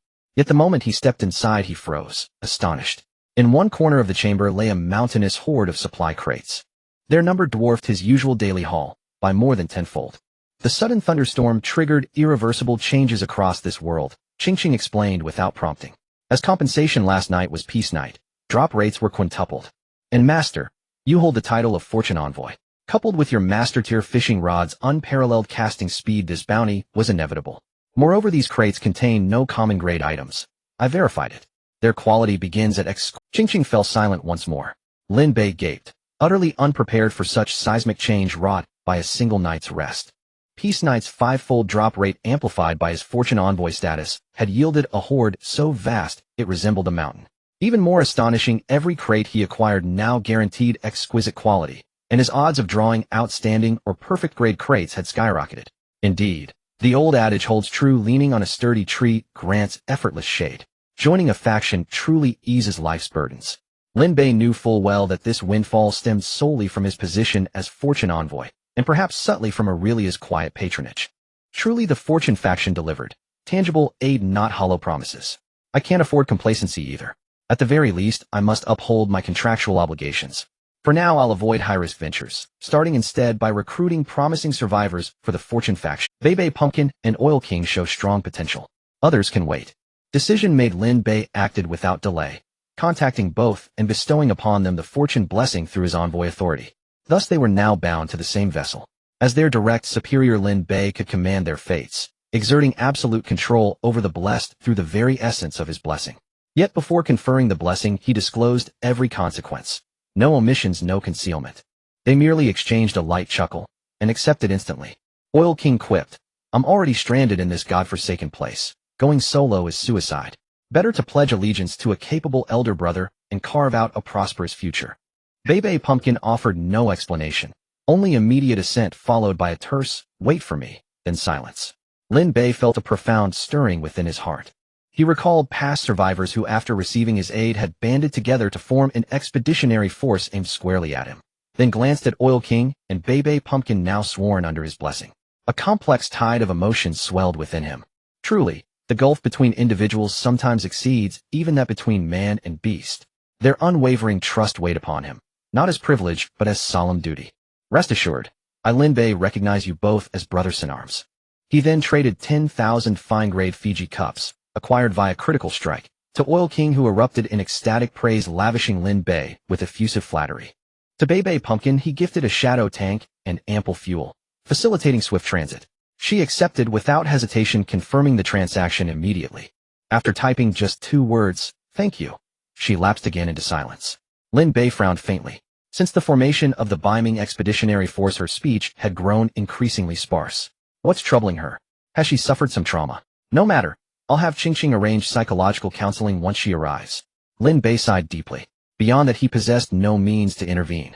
Resolution would await their reunion. On a remote stretch of sea, Bei Pumpkin stood atop a severed, mutilated corpse, her gaze glacial eyes flickering with detached indifference. She turned and walked away, casually dismantling the island to harvest raw ore. The survivor's wristband dropped by her foe remained unopened, stowed silently in her pack. Opening her trade interface, she beheld the shadow tank and abundant fuel Lin Bei had sent. Her tightly pressed lips softened into a gentle curve, her frosty eyes thawed, warming with tenderness then brightening with quiet, radiant joy. Brother Beiming, rest easy. Every member of that expeditionary force. I will hunt them down one by one. None shall escape. With that, she sheathed her frost dance blade, summoned the shadow tank from her spatial inventory, and drove it into the open sea, vanishing slowly beyond the horizon. Meanwhile, Lin Bei completed his training regimen. Assisted by flawless steer equipment, and aided by the gradual absorption of stored energy, his vitality surged dramatically. Upon finishing, his combat power leapt by 300 points in a single session. One session now yields combat power equivalent to 30 Bei pumpkins. This pace, a satisfied smile touched Lin Bei's lips. Indeed, paired with daily flawless deer meals, the hunter title propelled his growth like a celestial rocket. I still possess a perfect tier manual physical conditioning method. Shall I try it now? Suddenly Lin Bei recalled acquiring yesterday a unique cultivation manual rivaling spiritual resonance cultivation method, and felt an irresistible urge to begin. Lin Bei took out the physical training method, an ancient book emanating a rustic aura suffused with a potent vitality. This time Lin Bei was prepared. He lay directly in the treatment pod before beginning to employ the physical training method. Soon the ancient book transformed into a rich vitality that flowed into Lin Bei's body. At the same time, a series of ancient training techniques flashed through Lin Bei's mind, deeply imprinting themselves in the recesses of his consciousness. Your vitality has increased by 1,000 points. You have triggered a 100-fold critical effect. Your vitality has increased by 1,000 points. A familiar system notification echoed in Lin Bei's ears as the vitality surged within him, cleansing every cell and vein. The treatment pod began to operate autonomously, blocking Lin Bei's pain receptors while injecting nutrient and healing fluids, replenishing his energy and repairing his damaged meridians. Time passed second by second.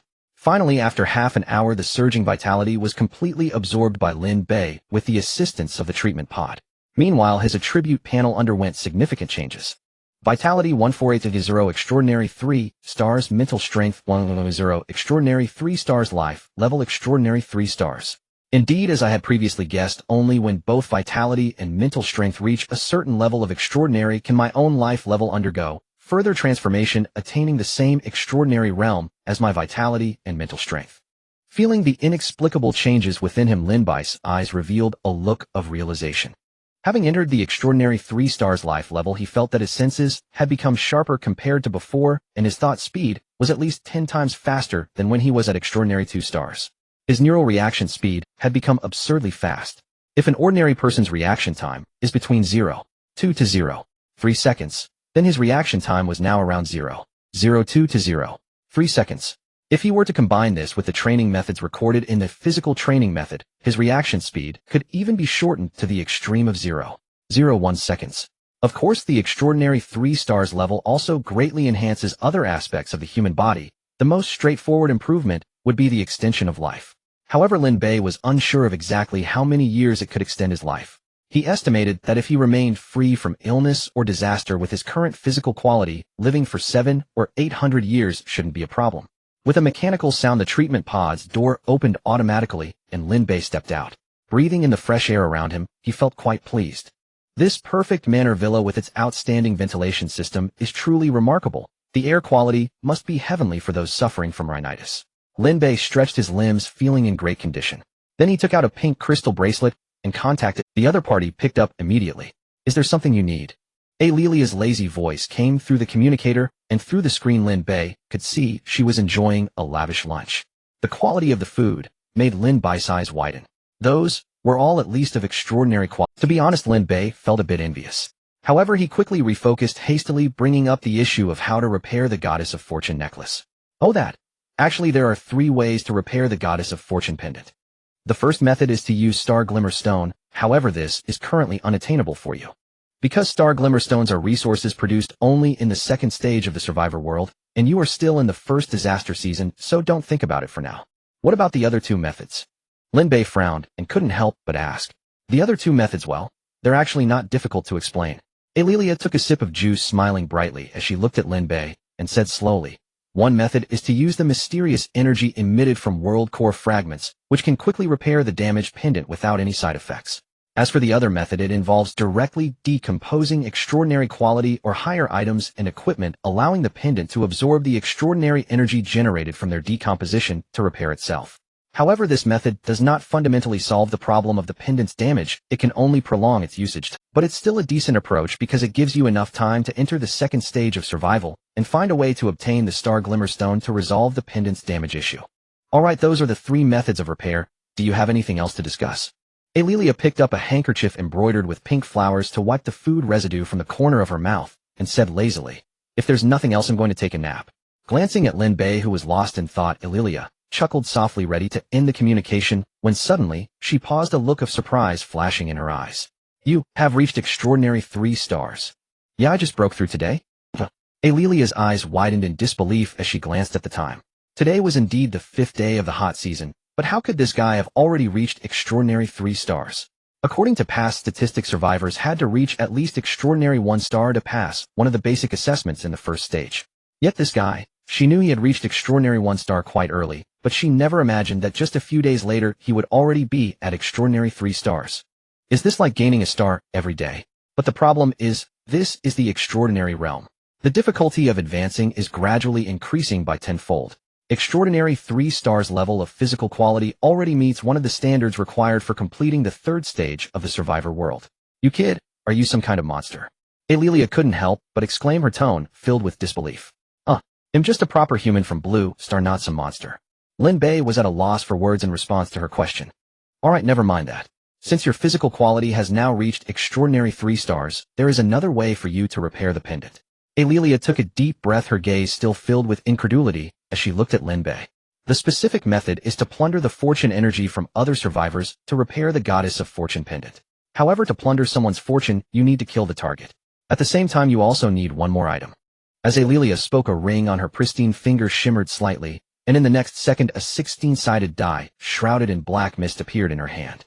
This cursed lucky die can help you absorb the fortune energy within others, and since you have the Goddess of Fortune pendant, you will be immune to its curse. So you can use it without worry. Alelia opened the trading interface, placed the 16-sided die covered in black mist in the trade section, and clicked to confirm the transaction. Lin Bei glanced at the quality of the die, his eyes brightening. It was actually a special item of epic quality. Although its power was diminished due to the black mist curse, it could absorb the residual fortune energy from a killed target. Additionally, it could also apply a curse of luck to the target, which was quite effective. Lin Bei did not hesitate, and clicked to confirm the transaction. Soon the 16-sided die fell into his. He pondered for a moment before taking out the dawn campfire, lighting it to see if it could dispel the black mist on the. Unfortunately, the result disappointed him. The black mist, although it seemed to lighten, could not dissipate. Don't waste your effort. Do you think a cursed black mist on an epic level item can be dispelled by a superior quality? Unless your dawn campfire's quality reaches extraordinary and you burn at least epic quality fuel otherwise. Seeing Lin Bei's actions, Alelia couldn't help but cover her mouth and chuckle. Alright, I've told you the specific methods to repair the Goddess of Fortune pendant. Good luck. With that, Alelia ended the communication. Lin Bei frowned, staring at the 16-sided die shrouded in black mist in his hand, and finally sighed, shaking his head. Sigh, my strength is still insufficient. Extraordinary 3 stars is indeed too weak. Lin Bei then hung the cursed lucky die beside his chincoin bag. Surprisingly, it looked quite impressive. What should I do now? Lin Bei clenched his fist, opened a small booklet that served as his memo, which recorded many tasks he needed to accomplish. Memo 1. Eliminate the remnants of the expedition team in progress 2. Expand the island 3. Daily training 4. Synthesize higher-level fishing rods 5. Use character summoning cards to summon partners 6. Hatch pet eggs 7. Enjoy online shopping 8. Daily morning exercises 9. The small booklet was densely packed with at least 20 reminders. Lin Bei scanned through them, and the corner of his mouth couldn't help but twitch. Didn't I come to the island for vacation? Why does it feel like there are more tasks waiting for me than working 900? Lin Bei silently closed the memo booklet and tossed it into the chincoin bag. Then he took out 10 perfectly crafted character summoning cards from his body, frowning. Should I go for a 10 consecutive draw directly, or should I try a single draw first? Lin Bei pondered for a moment and couldn't help but think of the extremely gluttonous little Anya mumbling to himself, if just one little fellow can eat so much, what if 10 more come? At this thought, Lin Bei couldn't help but shiver. Forget it, it'll just go for a single draw. Lin Bei's gaze was firm as he decisively abandoned the idea of a direct 10 consecutive draws. There was no choice. Although he was much wealthier than other survivors, he still lacked sufficient food resources to support the growth of more than 10 perfect level companions. Tip: you have used a character summoning card perfect. Congratulations, you have obtained a new character partner. Anya. Huh. Lin Bei looked at the prompt message that popped up in front of him, unable to resist rubbing his eyes and focusing again. Did I misread it? It really is Anya. No way can it be true. Lin Bei's brows twitched violently. If he remembered correctly, when he first contacted Alelia, she seemed to have mentioned that Anya was her younger sister. Does that mean I now? Lin Bei swallowed hard, feeling a dryness in his throat. Sure enough, before Lin Bei could recover from his shock, he felt the pink crystal bracelet in the Chinquan bag vibrating violently. At the same time, the dazzling light emanating from the character summoning card slowly faded, and a cute little girl with pink hair reaching only to Lin Bei's waist appeared before him with a confused expression. The little girl looked to be only 5 or 6 years old, and she resembled Anya from Lin Bei's memory of anime. Almost identical. Where am I? Oh, did you call me here? It seems like a lot of information suddenly appeared in my head. You are Bei, and I am your contracted summoning partner. Wow, that sounds like so much fun. Soon the little girl's bewildered expression disappeared, replaced by a face full of joy and excitement. Hey Bei, is this really the survival world? That's awesome. That big brother really didn't lie to me. I've longed for this place for a long time. Anya's little face was filled with an excited smile as she clenched her chubby little fists and looked up at Lin Bei, who was frowning. Don't worry, Anya won't hold Bei back. I will work hard to get stronger. Seeing this, Lin Bei couldn't help but sigh deeply, covering his forehead and murmuring, great, I'm afraid I'll be monitored by Alelia every day now. How Bei do you know, lady sister? Anya looked at Lin Bei with curiosity, unable to help but ask. Yes, not only do I know her, but in a sense we can also be considered colleagues. Lin Bei shrugged helplessly, then took out the pink crystal bracelet from the Chinquan bag side again, and chose to accept the video call invitation from Alelia. What exactly is going on? How did my sister end up in the survival world because of you? As expected, Alelia shouted at Lin Bei on the screen as soon as the call connected. Lin Bei shrugged his shoulders in resignation and said, I don't know either. Why don't you ask her yourself? She just said that a big brother helped her appear here. Saying this, Lin Bei directly handed the pink crystal bracelet to Anya and said, it's your sister's call, so you Then Lin Bei quietly stood to the side, ears perked up, ready to enjoy the show. His intuition told him that there was definitely something fishy about this matter. Anya, who exactly sent you to the survival world? Alelia asked loudly. Lady sister, I wanted to come by myself. Anya poked her finger, unable to look directly at Alelia on the screen. I'm asking you, who sent you there? Alelia's face remained cold, her tone leaving no room for doubt. If you don't tell me, I will use all means necessary to bring you back. Oh, no. Anya doesn't want to go back. I will tell you. It was that big brother who likes to wear a mask and worked with you before, who helped me. But you must not tell him I was the one who told you. We made a promise that this matter cannot be disclosed to others. Bang. However, just as Anya finished speaking, Alelia on the screen had already thrown a punch, directly smashing the screen in front of her into pieces, forcibly ending the communication, and a busy tone rang in Lin Bei's ears. Lin Bei said, Anya, is your sister always this violent? He swallowed nervously. Although he was only watching through the screen when Alelia's furious punch landed, it still made him feel as if he were being pricked by needles, his hair standing on end, as if someone had a grip on his throat, making it hard for him to breathe. One could imagine that if she punched him face to face, even with his current terrifying strength exceeding 100,000 in combat power, he would probably bleed out instantly and die on the spot. That's not true. Sister usually has a very good temper. She was just a bit unhappy just now, not violent at all. Anya wrinkled her nose, looking at Lin Bei with some dissatisfaction, pouting and saying, you're not allowed to speak ill of my sister otherwise. Otherwise Anya won't like you anymore. Lin Bei fell into silence upon hearing this. That punch's power, would you call that just a bit unhappy? Not violent at all. Lin Bei's instinct told him that just that punch alone was enough to kill 100 of him. Damn, I never expected that I would use others as a measurement for my strength every day, and now I've become the measurement unit myself. Lin Bei cursed inwardly. One could only say that the cycle of heaven is just, who can escape the heavens? Bei Pumpkin, I will never use you as a measurement of battle power again. Sorry, my fault. Achoo. In the vast ocean, a majestic tank was moving through the water. Inside the cockpit, Bei Nan, who had been resting with her eyes closed, suddenly sneezed and opened her eyes that shouldn't be. I already have 200 points of combat power. and I'm wearing an adaptive protective suit. How could I catch a cold and sneeze? Then she turned around, glanced at the radar map, and after finding no abnormal targets, took out a blanket, covered herself, and fell into a deep sleep. These past few days she had been rushing and fighting, and her body was already very fatigued. Now with the shadow tank, she could finally get a good night's sleep. Bang! In the depths of a black space within a golden hall, AI Lilia roared in fury, delivering a punch that caused all the equipment before her to cave in, sparks flying as they evidently became completely unusable. Damn it. Don't think you can do whatever you want just because you are the inspector? Apostle, you are dead meat. AI Lilia's ample chest heaved violently, a cold glint of murderous intent flashing in her eyes. She naturally understood the reason behind the other party's actions. It was merely a warning to make her think twice. However, they should never have used her beloved sister against her. So this is what you call the Order faction. Truly deserving of being one of the three major factions you all. AI Lilia seemed like an enraged lion, her murderous intent towards Inspector Apostle reaching it. In the survival world, there are three strongest factions. According to the different deities they follow, they are divided into the Chaos, Order, and Judgment factions. The three factions constrain each other. However, since the inception of the survival world, there is no doubt that these three factions have always been the strongest. Although their rankings may occasionally change, they have never fallen out of the top 3 positions for many years. The best ranking for the Lucky faction, to which AI Lilia belongs, has only ever been 6th place.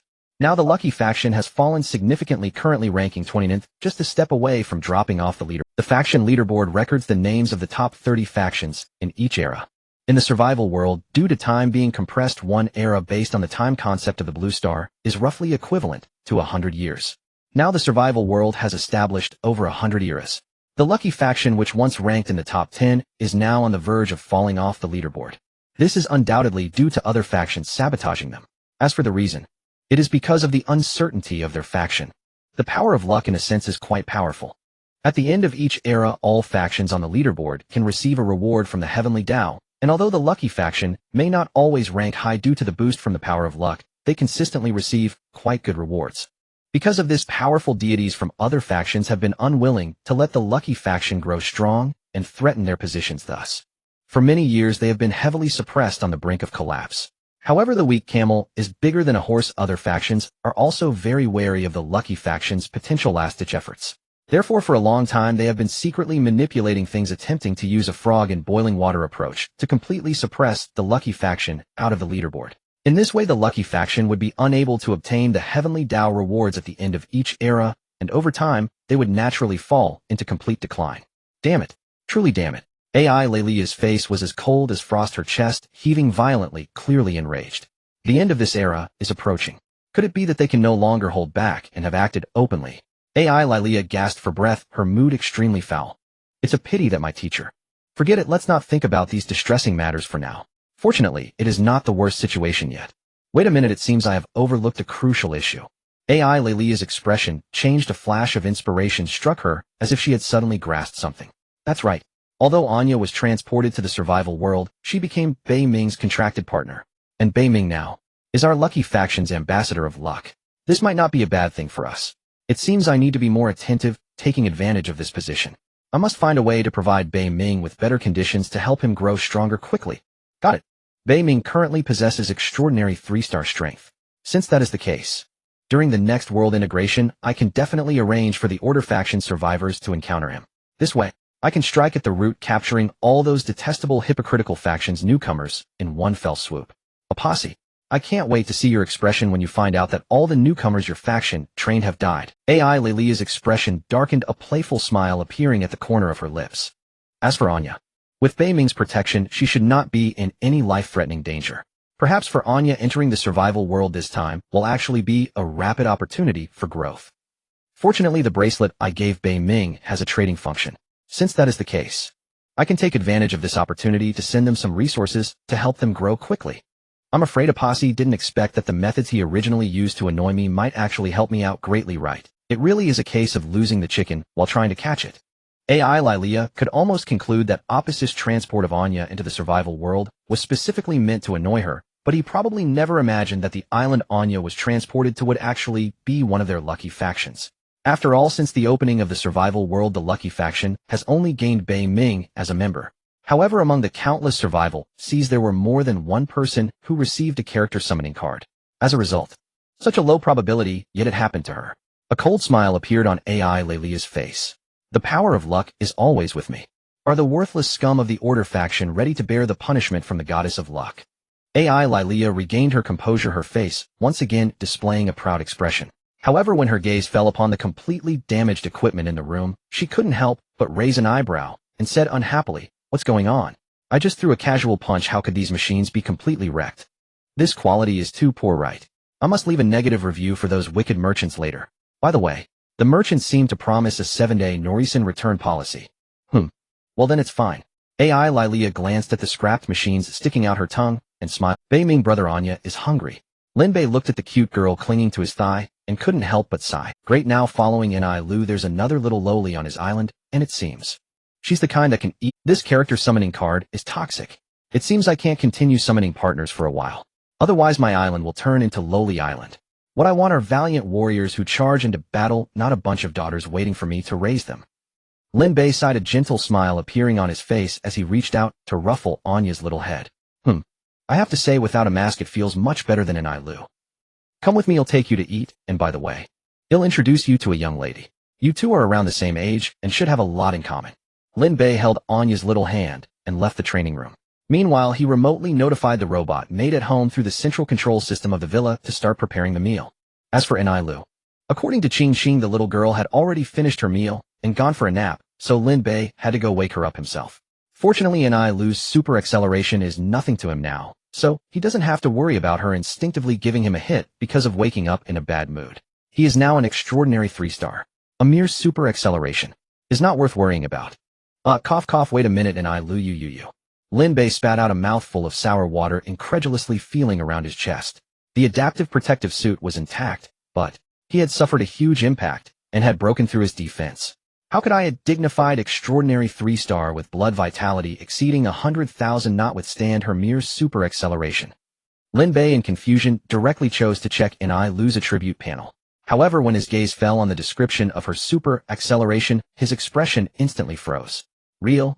True. Penetrating damage. Isn't it just a few days of a perfect meal? Is it really that outrageous? It's just a headbutt from a super acceleration, and it can actually trigger true penetrating damage. Lin Bei looked at the drowsy Ni Lu, her adorably clumsy appearance, which was simply too cute. It's hard to imagine that the attack that just made him spit out sour water actually came from her. No, it came from her head. Hey brother Bei, do you need something from Ni Lu? Gulu, Ni Lu is hungry. Then Ni Lu looked at Lin Bei with a pitiful expression, rubbing her round little belly. Hello Ni Lu. My name is Anya. I'm also hungry now. Just as Lin Bei was completely stunned, the petite Anya peeked out from behind him, waving her little hand at Ni Lu with a cute smile. Hello Anya. You're so cute. Let's go eat together. They'll tell you the food here is super delicious. Sure. Then the two little cuties held hands and skipped away. Only Lin Bei was left standing alone in silence for a long time. I'm suffering inside, but I won't say it. Lin Bei, coming back to his senses, felt somewhat like crying with a sigh. Lin Bei sighed deeply, then instructed Qing Qing to take care of the two little girls before leaving. He had woken up too late today and needed to hurry to grind the dungeon world instance. However, just as he reached the vicinity of the dungeon entrance, the scene before him left him completely stunned. What are they doing in broad daylight? Lin Bei felt mentally polluted.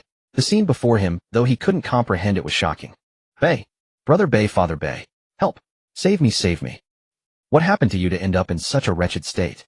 Lin Bei covered his face, looking at the tattered clothing of Da Hei, struggling to find the right words.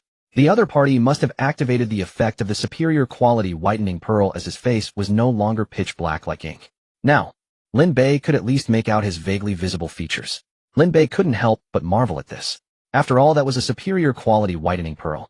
If used by a normal person, the effects would surely be remarkable. But on Da Hei, well, it could only be said to be difficult to describe. At that moment, Da Hei was pitifully squatting on the ground, looking utterly disheartened. Beside him, a group of over 100 disqualified individuals had gathered, each radiating vitality and exuding a powerful aura. Lin Bei glanced over and immediately understood. After a night, these disqualified individuals' combat power had surprisingly risen to around 4,500 points. It seemed that Da Hei had indeed worked hard yesterday. However, it appeared that his friends were somewhat out of control, continuously taking turns to absorb the curse power within Da Hei, even going so far as to provoke him to instinctively release more of that power. By now he had already reached this state. But Lin Bei glanced at the disqualified individuals around him. They still seemed to be unsatisfied. Everyone please disperse. I know you're absorbing curse power to become stronger quickly to help me, but it would be better if everyone exercised a bit of restraint. Dahe is merely a projection and it's not easy for him. Yes, master.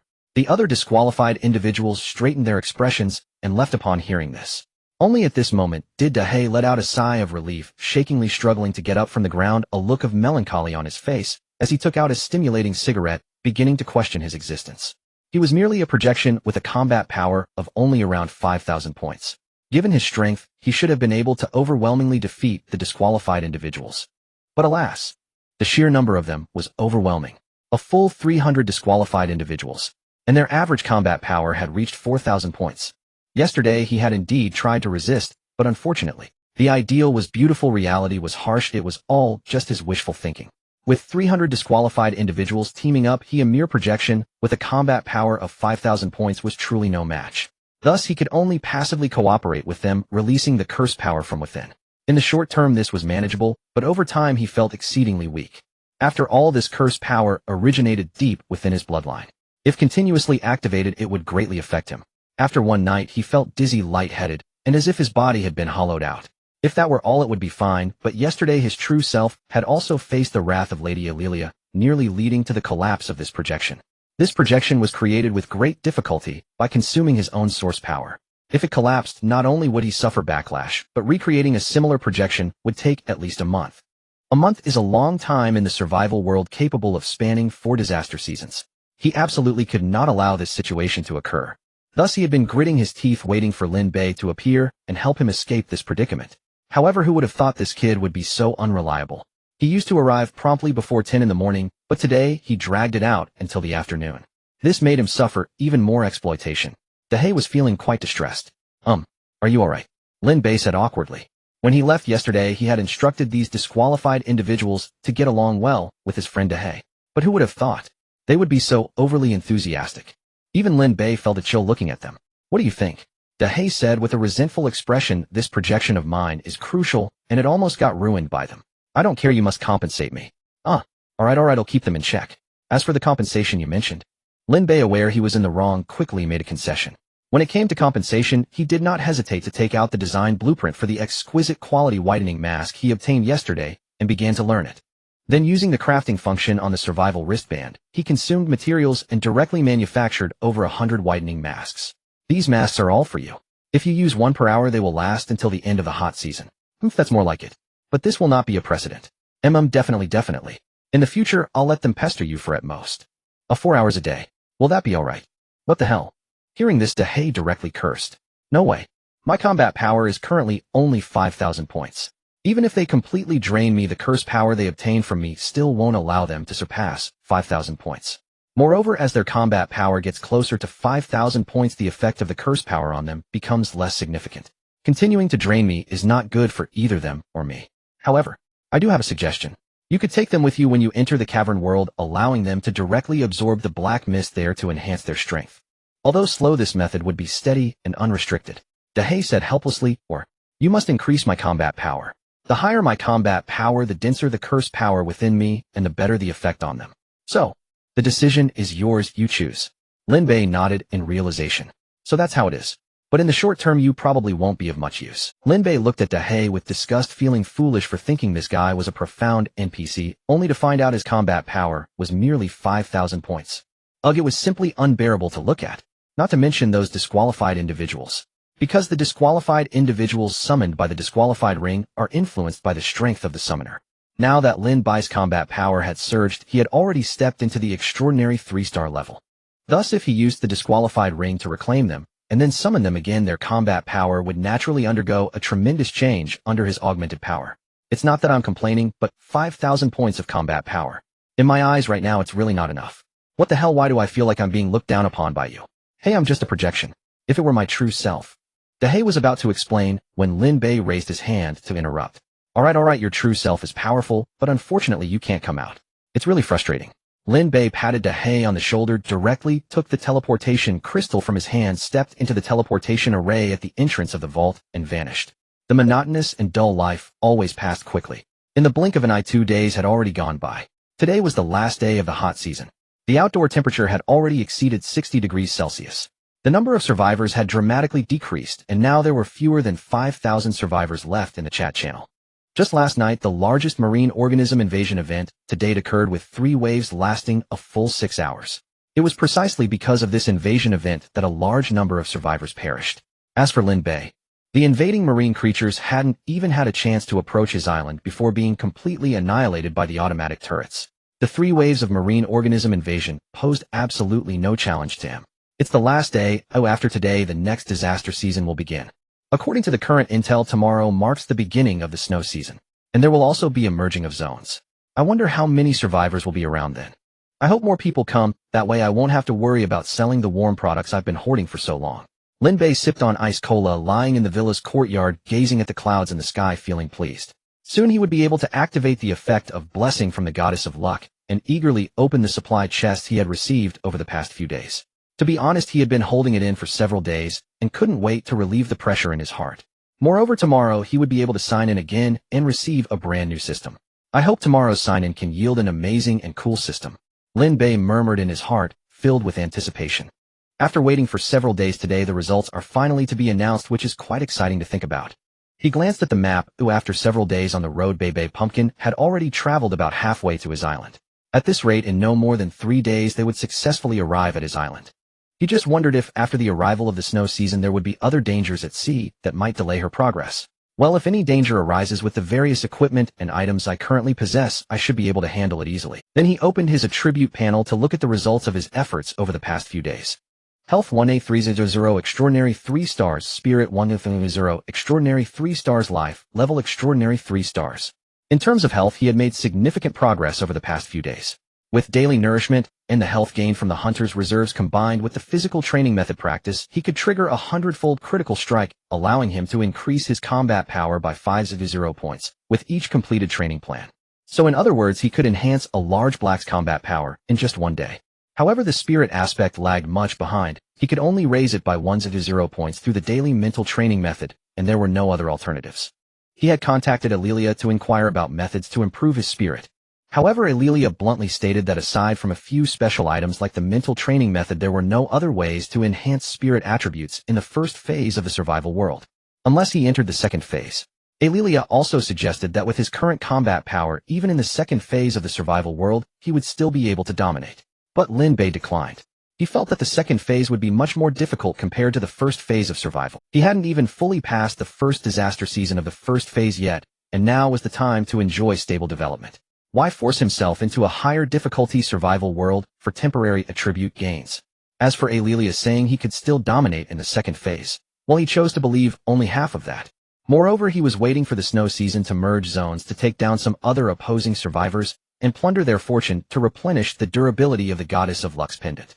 Members of opposing factions in high-level survival worlds cannot directly intervene in low-level survival worlds. Therefore, here he could develop steadily without worrying too much about plots and schemes. Alright, you can be happy, but don't forget to take down more hypocrites from the Order faction. In fact, she was also quite conflicted about whether to directly throw Lin Bei into a higher-level survival world, but thinking of her sister Anya still being on the other island, she ultimately shook her head and decided to give them more time to develop. After all, there is still some time until the next ranking announcement. For now, let's leave it at that. Returning to Lin Bei's side, he had already gotten up and arrived at the warehouse of the villa where the supply chests were piled high. Various colors of light flashed continuously, dazzling to behold. Master, here is the detailed list. Lin Bei took a glance, and upon seeing the numbers on it, he couldn't help but gasp in surprise. There are actually, yes, for some reason since a few days ago the supply chests our island receives have increased several times. Is that so? Lin Bei nodded slightly. If he guessed correctly, this should be Alelia secretly manipulating matters to increase the chances of his island receiving supply chests. Though this was quite unfair to other survivors, he really liked it. He wished for more allies like Alelia in the same faction. He wouldn't mind having more. Lin Bei silently noted this favor in his heart, then his gaze fell back on the list. Excellent chests 1111, fine chests 666, superior chests 119, perfect chests 18, total chests 1914. That's nearly 2,000 chests combined. Since he joined the faction of Luck in just 4 days, he had averaged over 400 supply chests daily. This speed was simply astonishing. For other ordinary survivors, let alone 4 days, even if given 40 days, they probably wouldn't get 400 supply chests. Because for other survivors, they cannot fish for chests without worries at every moment, They also need to face extreme weather and the danger of monster invasions. Considering it, getting 4 or 5 chests in a day would be considered lucky. Compared to that, Lin Bei felt he had a master-level fishing rod that could automatically fish. He only needed to lie down to continuously acquire supply chests. Plus, relying on Alelia as a strong ally, the rate of chest acquisition had further increased, making it incredibly enjoyable. He glanced at the time. It was already noon. The outside temperature had already reached 63°C. It was no exaggeration to say that this temperature could directly dig a pond outside to boil eggs. It's about time. If I activate the equipment effect now, it will last for 24 hours until tomorrow noon. In a second, he was enveloped in a dazzling golden light. From a distance, he looked like a glowing little golden. What the heck? It's just activating an equipment effect. What's with this golden legendary effect? Lin Bei looked around, wanting to cancel the golden light effect surrounding him.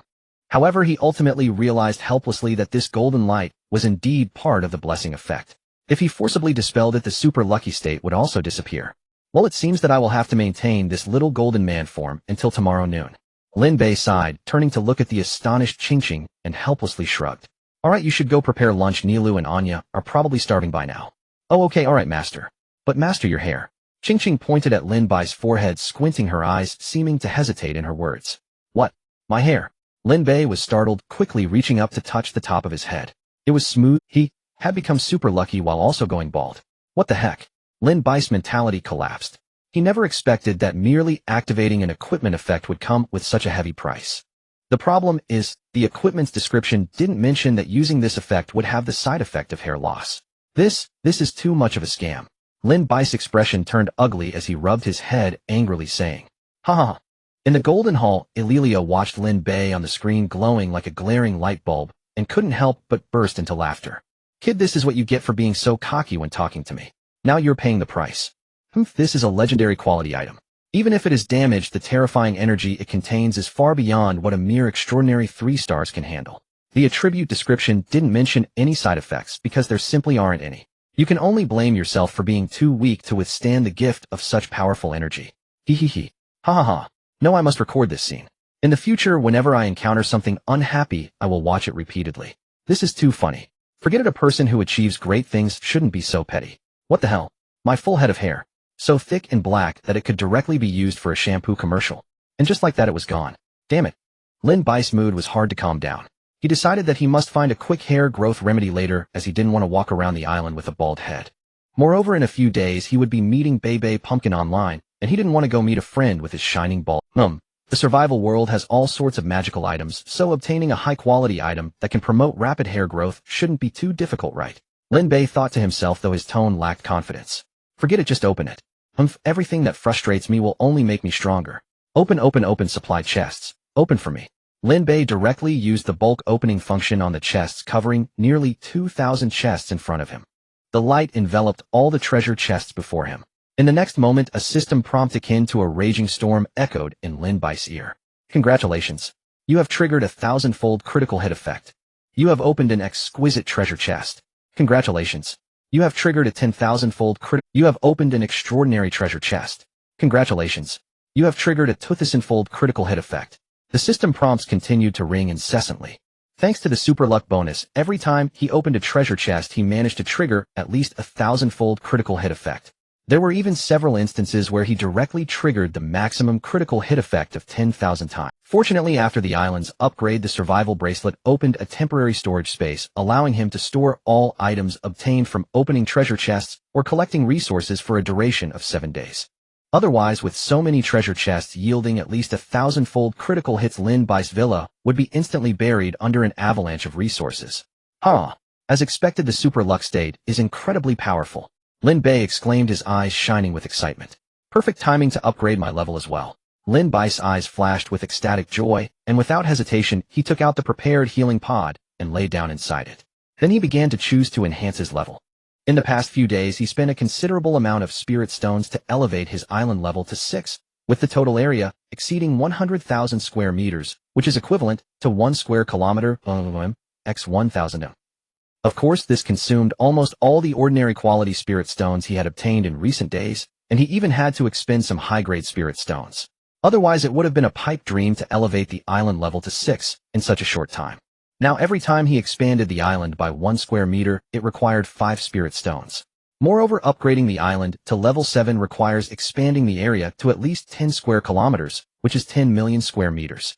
In terms of ordinary spirit stones, excluding the current area of 100,000 square meters, he would need to invest a staggering 45 million spirit stones. Such a terrifying number made even Lin Bei, who possessed the critical hit system, feel a sense of dread. Of course, if he could activate the super luck state to trigger at least a 1,000-fold critical hit effect before hunting down those opposing survivors, gathering 45 million spirit stones might not be too troublesome. Survivors who made it to the snow season, Lin Bei assumed they all had at least a level 2 island, meaning each of them could yield at least 100 spirit stones upon disassembly. Triggering a 1,000-fold critical hit, killing one, would yield 100,000 spirit stones. Thus, 45 million spirit stones would equate to 450 opposing survivors. Such a small number of people didn't even surpass the temporarily gathered members of the expedition team. Lin Bei felt that as long as he had their precise coordinates, it shouldn't be too difficult to operate. Moreover, with Illyria backing him, obtaining the coordinates of those individuals was not a problem at all. This feels great. Lin Bei felt the surging power within him, unable to suppress a groan of pleasure. The healing pod operated at full capacity, and at that moment all the energy of the villa was dedicated to maintaining the power supply for the healing pod, continuously operating at maximum power to restore Lin Bei's damaged body. Prompt: your level has increased to level 41. Your combat power has increased by 40 points. Prompt: you have triggered a 1,000-fold critical hit effect. Your combat power has increased by 4,000 points. Prompt: your level has increased to level 42. Your combat power has increased by 40 points. Prompt: you have triggered a 5,000-fold critical hit effect. Your combat power has increased by 2,000 points. Prompt: your level has increased to level 51. Your combat power has increased by 80 points. Prompt: you have triggered a 3,000-fold critical hit effect. Your combat power has increased by 2,400 points. Prompt: your level has increased to level 60. Your combat power has increased by 80 points. Prompt: you have triggered a 10,000-fold critical hit effect. Your combat power has increased by 8,000 points. Boom. Lin Bei's internal vitality surged, and at the same time the spiritual energy in his mind stirred like a vast ocean, churning with monstrous waves. Since he had previously activated the mental attribute, the combat power gained from each level increase simultaneously affected both his vitality and mental attributes. The healing pod crackled and finally could not withstand the immense load, emitting white smoke and becoming completely unusable. Cough, cough, cough. Amidst a cloud of smoke, Lin Bei coughed violently as he rolled out of the healing pod. He didn't even have time to check his attribute panel before feeling excruciating pain all over his body, accompanied by a sense of weakness in his mind. In just a few breaths, he collapsed onto the ground, falling into a deep sleep. Ching hurried over, carrying a healing pod on her shoulder. With a loud thud, Ching casually tossed the healing pod onto the ground, quickly stepped forward, and gently picked up the unconscious Lin Bei, placing him into the healing pod. When she saw the hint indicating life status good light up inside the healing pod, she finally sighed with relief. Master, oh master, I really don't know how you always manage to get yourself into such a predicament, making us worry so much. Ching couldn't help but complain. Then her expression became serious as she glanced at the healing pod, which was emitting white smoke and sparks, murmuring to herself, it seems even the perfect quality healing pod isn't very reliable. I must remind him to prepare a higher grade healing pod once he wakes up. Ching felt a deep sense of helplessness. She realized she needed to find a way to upgrade her core, otherwise with her master's speed of improvement, she would soon be of no use. Ching took one last look at Lin Bei, who was breathing steadily and had fallen into a deep sleep inside the healing pod. A bitter smile appeared on her lips as she sighed and turned to leave. Lin Bei had a dream. In the dream, he transformed into a bald man wielding power in the forest, defeating the king of Gigi, ultimately leading the monkeys to ascend to the heavenly court, sweeping across all directions and becoming the great sage of sun. Beautiful lady. Lin Bei smiled slightly as a glistening liquid slowly slipped down. Ding ding ding. Suddenly a sharp phone ring sounded. The beautiful girl in Lin Bei's arms instantly transformed into Illyria, who had long pink hair. Her lips curved into a cruel smile as she punched Lin Bei's face, waking him up with a start. He looked down and realized it was Illyria's pink bracelet flashing incessantly in his Chincoin bag, emitting continuous prompt sounds. How did I pass out again? Lin Bei was taken aback, feeling a wave of regret wash over him. Oh no, I didn't miss the duration of the super luck state, did I? He quickly glanced at the time. Snow season day 1, time 1:00 a.m., weather heavy snow, temperature 15.1 C. Damn it. That was close. Luckily I made it just in time. Lin Bei exclaimed, feeling a bit of a scare. If he had woken up 2 hours later, his plan to sign in and draw for the second system, while under the super luck state, would have been ruined. Illyria's call was indeed timely. Otherwise, if I had finished what I was doing in the dream, I would have probably woken up 2 hours later. Lin Bai's face flushed red as he thought of the embarrassing scenes from his dream, feeling a bit dry in his throat. Nevertheless, he quickly gathered his thoughts, took out the continuously flashing and ringing pink crystal bracelet, and answered Illyria's call. Hey, how long are you planning to sleep? Illyria's voice came through filled with urgency. It's time to get to work. However, before she could continue her tirade, she suddenly froze in place, as if she had seen something unbelievable. After a moment, she slowly opened her mouth and asked hesitantly, You have already transcended to 4-star transcendence. Illyria's face was filled with confusion, her eyes brimming with disbelief. Could it be that I've been overworking myself lately and am just hallucinating? Illyria extended her small hand and gently pinched her thigh. It hurts so much. It turned out it was not an illusion. Does that mean? Illyria's gaze turned serious as she looked at Lin Bei. He really reached extraordinary 4 stars. Extraordinary 4 stars. How come I didn't know about this? Lin Bei was completely baffled. But recalling that he had slept through the entire night yesterday, he couldn't help but feel a surge of realization, quickly opening his attributes panel. Name Lin Bei, codename Biming, ID 10101, Title Hunter, Exceptional Lucky Ambassador, Extraordinary Level 60, Maxed Out Class, Combat Ammunition Expert, Health 37830, Extraordinary 4 stars, Spirit 3700, Extraordinary 4 stars, Life Level Extraordinary 4 stars, Skills Martial Master, Potential Surge, Explosive Destruction, Super Intuition, Combat Maniac, Ammunition Mastery, Ammunition Expert, Combat Power 374300. Lin Bei stared at the completely new attributes on his panel, utterly dumbfounded. What is going on? I just took a nap. How did my attributes soar to an incomprehensible level? I only leveled up 20 levels, right? How could these attributes suddenly jump from the original hundreds of thousands to several million? The boost from the super lucky state is just too terrifying, isn't it? No wonder it's said to be a legendary item. Lin Bei felt a wave of unease in his heart. Right, while the super lucky state is still active, can I use the class forgetting scroll directly to refresh my class skills repeatedly? With my current luck, it should be easy to obtain powerful skills after advancement, right? Lin Bei thought excitedly. He even thought of hanging up the call immediately to execute his plan. Hey, do you think of me as a decoration? Don't think just because you're now extraordinary 4 stars that you can become complacent. In the vast starry sky, your strength is hardly noteworthy. The road ahead of you is still long. Illyria sensed Lin Bei's thoughts, and realizing he wanted to hang up, furrowed her brow, expressing her dissatisfaction. Oh, all right. Lin Bei replied somewhat absent-mindedly. He just realized that Illyria possessed mind-reading abilities, so he immediately cleared his mind to prevent her from probing his thoughts. As he activated his spiritual attributes, he vaguely understood some ways to block mind-reading techniques. The simplest one was to have his spiritual attribute higher than hers. Of course, despite Lin Bei having over 3 million points in spiritual attributes, it was still nowhere near enough compared to Illyria. Therefore, he could only choose to empty his mind, letting his thoughts drift, which would also interfere with her mind reading. However, doing so would make him appear foolish to outsiders staring blankly with a silly expression. You little brat. Forget it, let's get down to business. Seeing Lin Bei like this, Illyria initially wanted to get angry, but after reconsidering, she suppressed her anger and spoke as calmly as possible. This time, the fusion of the survival regions is at a 1-to-1 ratio. In other words, the original 100 survival zones have now merged into one survival zone. I merged the survival zones led by 10 order factions with the survival zone you are in through some means. In addition, there are about a dozen other enemy faction survival zones combining for less than 30 enemy zones. I hope you can apply some pressure to them. Illyria finished speaking and looked expectantly at Lin Bei. However, Lin Bei couldn't help but feel confused. You, how many? Nearly 30 enemy zones. You want me to apply pressure to them? Lin Bei found it hard to believe. Come on, do you really not consider me a person? Taking down all these enemies from so many zones, how much effort would that take? Lin Bei thought, his brows furrowing in displeasure.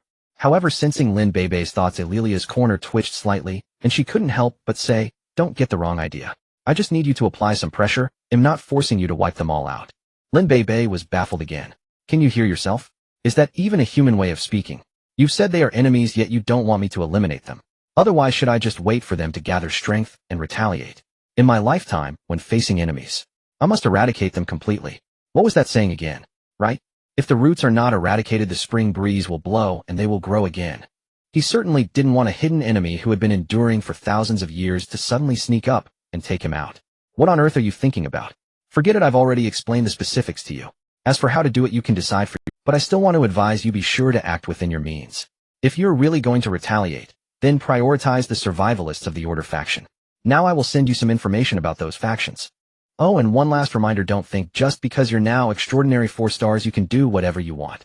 You need to conceal your true combat power, otherwise those behind the enemy factions might not sit idle and will find ways to give their survivalists powerful items to target you.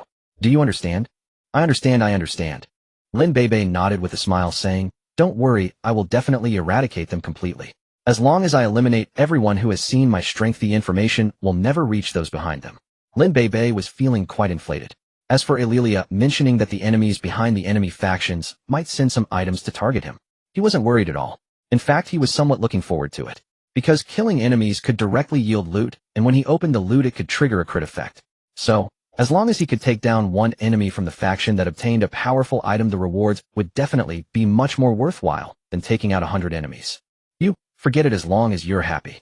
Ililia replied somewhat helplessly, finally instructing Lin Bei to take good care of Anya before hurriedly hanging up the communicator. Now that the zones had just completed their merge, she, as the overseer, still had many things to attend to. Everything else could only be left to him. As for the outcome, Ililia remained optimistic.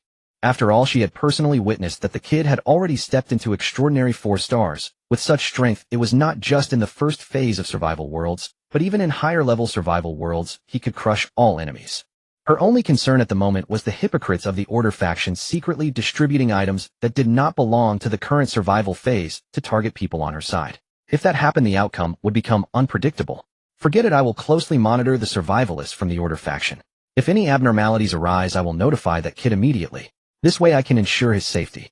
I just hope he can grow quickly and not disappoint me. But speaking of which, that kid is truly a monster. In just a few days he has transformed from an ordinary person to the level of extraordinary 4 stars. This speed, even the sons of gods wouldn't be able to achieve it, right? Luckily he is now one of us. Indeed, luck is on our side. Those trash who want to oppress our lucky faction may be in for a surprise. Damn it, this was unexpected. In another mysterious space within a white hall emanating holy light, a man wearing a strange mask spoke in a deep voice. I didn't expect that my little maneuver would inadvertently bring that brat Anya into the hands of the survivalists from the lucky faction. Now this may not be a good thing for us. Ililia will definitely use every covert means to help Anya grow. I need to come up with a plan. How about selecting a few survivalists from the Order faction to help them quickly enhance their strength and collectively attack the island where Anya is located? Good idea. This way not only can we eliminate Anya to disrupt Ililia's emotions, but we can also conveniently take down her faction's sole survivor. It's practically a two-for-one deal. Indeed, in terms of schemes, no one is my match. Ililia, just wait and see, you'll be in tears. Ha ha ha. The sound of the masked man's maniacal laughter echoed in the holy white hall. After hanging up the communicator, Lin Bei finally let out a sigh of relief. Every time he spoke with Ililia, he felt a sense of trepidation. Due to the other party's mind-reading abilities, he feared that he might inadvertently reveal some of his own secrets. In normal circumstances, Ililia could not read his inner thoughts through the communication screen. However, the hand ring given to him by the other party had been specially treated, allowing Ililia to use it to assist her in performing her mind-reading abilities during their conversations. This was nothing to fault. After all, he was from the fortunate faction, and she had provided him with many benefits. But the problem was, Lin Bei had many secrets. Moreover, after witnessing the cursed scroll, he absolutely dared not reveal his real name. Who knows if there are other cursed factions besides the fortunate one? If the other party secretly targeted him with some sinister methods, it would be manageable if it were a mere minor calamity. But what if the other party had strength comparable to Ililia? He might not even know how he died. Therefore, to keep his secrets, he must refrain from acting. As long as he does not utter his name, that information would be hard to reveal. However, facing a powerful mind reader, that was a different story. Just thinking of his name could likely lead to the other party probing into it. If that were to happen, and he inadvertently exposed it, he would be left in tears. Therefore, he felt immense pressure every time he spoke with Ililia. Fortunately, Anya's mental attributes were not as good as his, and she couldn't read his thoughts at all. Otherwise, he would probably be in despair. After all, as a normal person, one cannot help but think. Continuing this way is not a solution. I need to find out if there's another way to avoid mind reading from Anya. I believe that as long as I can provide enough delicious food, she will surely agree to help me solve this problem. Thinking of this, Lin Bei couldn't help but smile slightly. Anya and Nilu had indeed become very good friends, or rather, food buddies. The two of them were insatiable eaters. Lin Bei felt helpless about this. However, he was fortunate that he had enough resources, and each day he received a considerable number of brave medals, allowing him to purchase many high-quality ingredients in the store. Otherwise, if it were any ordinary survivor, they would have likely starved to death long ago. Moreover, I have a perfect quality farm where I can cultivate various high-grade crops to support my household. According to Qingqing's statistics over the past few days, the perfect quality soil significantly promotes crop. As for crops that do not meet the perfect quality level, they can be harvested in just one day at most, and some special crops can even be harvested twice or thrice in a single day. However, crops of perfect quality require at least 2 days to be fully harvested. Some crops, like perfect quality fruit trees that can be harvested repeatedly, need a full 7 days to grow. Fortunately, my villa allows me to adjust the surrounding environmental temperature freely, so even during the snow season the crops in the farm can grow normally. With that, I don't have to worry too much about the farm's yield. Lin Bei thought to himself. Now, even if he were self-sufficient, he could comfortably survive every disaster season. Just then Lin Bei suddenly received a notification. You have received a private message from the overseer, Ililia. Please check it. Opening the interface of the pink crystal hand ring, a huge map of the sea appeared, densely marking many islands. Of course, it also included the coordinates of the island he was on. However, on the entire map, his island was merely a tiny, almost like a grain of dust. At the same time, Lin Bei saw the map of the sea he was currently in, and to his surprise, the area of the sea he occupied accounted for about 1/10 of the total area of the merged sea. This meant that this time, although it was a merge of 100 zones, the area had not simultaneously increased 100-fold. In other words, the density of survivors in this sea was higher than before. Even if the casualty rate among survivors in other seas during the hot season exceeded half, the area of the merged sea only expanded 10-fold, meaning the population density far exceeded that of the first day of the hot season. In this case, all survivors are more likely to conflict over resources and territorial waters. At that time, it will either be alliances or warfare, seeking neutrality, unless one possesses overwhelming strength. Otherwise, it's just a fantasy. It seems that this snow season will inevitably further intensify the conflicts between all survivors, presenting a rare opportunity for me to profit from the chaos. Lin Bei pondered, gradually gaining some insights. After upgrading his island to level 6, his survivor hand ring unlocked many new abilities. One of them was the item leasing function. He could list his items for rent in the trading hall, and users would only need to pay a certain amount of resources according to the rental price to temporarily gain usage rights. The rented items would consume durability normally, but once the rental period ended, they would be forcibly returned to the original owner. Leasing is divided into 2 types: time leasing and durability leasing. In time leasing, the rental price is based on time, while durability leasing calculates the price based on the durability consumed. Lin Bei believed that he could take advantage of the conflicts during this snow season to make a fortune. After all, for him, low-level equipment and weapons from treasure chests were abundant. If he ran out, he could produce them infinitely. Moreover, leasing items compared to direct purchases seemed more economical in the short term. Therefore, Lin Bei was confident that as long as he launched this service, many survivors would be willing to spend their resources. For instance, would you like a fine-quality Gatling gun that shoots blue flames? The original price was 98 spirit stones. Now it only costs 8 spirit stones for a day's rental. With such an enticing price, many survivors would definitely be willing to rent it. After all, renting for just one day only costs 8 spirit stones, but for those fighting for survival, an extra fine-quality Gatling gun could help them survive the night against oceanic invasions or eliminate more mist monsters in the caverns. The ultimate gains would definitely exceed those 8 spirit stones. Thus, Lin Bei's advanced unlocking of the item leasing function compared to other survivors would undoubtedly allow him to earn a significant amount of spirit stones at this stage. Those still alive were all seasoned survivors, and faced with such a choice, Lin Bei was confident they would not hesitate. For Lin Bei, survivors only needed to rent the various items he listed with their eyes closed, while he, as the supplier, had to consider many factors, such as how to control the leasing items within a reasonable range of firepower, and how to gradually lead those survivors to upgrade their consumption, making them eager to rent more powerful weapons. In short, this was quite a cumbersome task for Lin Bei. Therefore, he planned to formulate a plan and then directly hand over these matters to Qingqing. For Lin Bei, Qingqing was like his secretary. As the saying goes, why bother the secretary with matters? Of course, he intended to find a way to upgrade Qingqing's energy core, because only by becoming powerful enough could she help him manage all the problematic children on the island. For instance, the disqualified army that had already exceeded 1,000 members, or the various high-level beasts that appeared after the island upgrade, and also the new members who might appear on the island in the future. These beings all needed to be managed by Qingqing. Strange, why do I always feel like I've forgotten something? Lin Bei frowned and muttered to himself. Suddenly his expression changed and a loud explosion echoed in his mind. Damn, I remembered. Dahei mentioned before that on the last day of every disaster season the Brave Store can refresh rare items. And yet, I passed out. Lin Bei looked distressed, feeling a mix of emotions. He had been saving up thousands of store refresh cards for this day, only to let it slip by. So bitter, too bitter. Lin Bei pressed his lips down, feeling a bit overwhelmed. His super lucky state could last for over an hour, but the problem was, it was already the first day of the snow season, and time couldn't be reversed. He couldn't go back to yesterday. If he wanted to refresh rare items in the Brave store, he would have to wait another 6 days. No way, I must remember this. Next time, I must refresh items first before upgrading. Yes, definitely next time. Lin Bei took a deep breath and opened the public chat channel. It displayed that the current total number of survivors in the area was nearly 400,000. One must say the merge of 100 zones was indeed impressive. With such a large market, Lin Bei couldn't wait to monopolize it. Of course, before that he still had an important task to accomplish. Activate the super sign-in system. I want to sign in. Lin Bei's consciousness sank into the depths of his mind, directly initiating the second system sign-in of his life. Then he held his breath, silently waiting for the second system to activate. Time seemed to stop at this moment. In the depths of Lin Bei's consciousness, a mechanical synthesized voice sounded.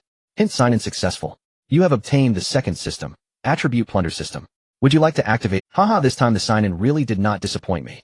Lin Bei smiled broadly at the system prompt that appeared. Activate the system directly. Without hesitation, Lin Bei initiated the system. Hint: the attribute plunder system is activated.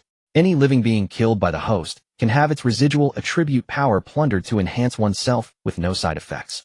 Simple and straightforward. I like it. Lin Bei's face beamed with joy. He just didn't know if the effects of the attribute plunder system could stack with the critical hit system. If they could, the attributes gained from plunder plus critical hits excited him just thinking about it. He'll go try it in the cave world later and see how it works. However, with the plunder system, now the title of Hunter on me feels somewhat redundant. As for the killing intent perception provided by the title, with my super intuition, it's essentially a superior substitute for the killing intent perception. The current attribute plunder can directly enhance attributes without needing to train and absorb vitality to slowly improve combat power. Could it be that I need to phase out this title? Lin Bei felt a bit helpless. But then again, if the plundered attributes and critical hits cannot stack, the Hunter title still has some value. At the very least, the vitality gained from the Hunter title after being trained and absorbed can trigger critical hit effects. Lin Bei thought to himself. He just needed to verify it further before making a decision. It's a pity that the title cannot be traded or rented, otherwise it could be used to earn spirit stones. Lin Bei shook his head and then focused on the super lucky status that still had over an hour left. Since there's still plenty of time, why not go for something big? He opened the attribute panel and looked at all the skills in his profession section. Super intuition had already reached its limit, while other skills still had room for improvement. Thus he planned to take advantage of the super lucky status to use the remaining profession for getting scrolls he had to wash, but before that, he needed to lie in the healing pod.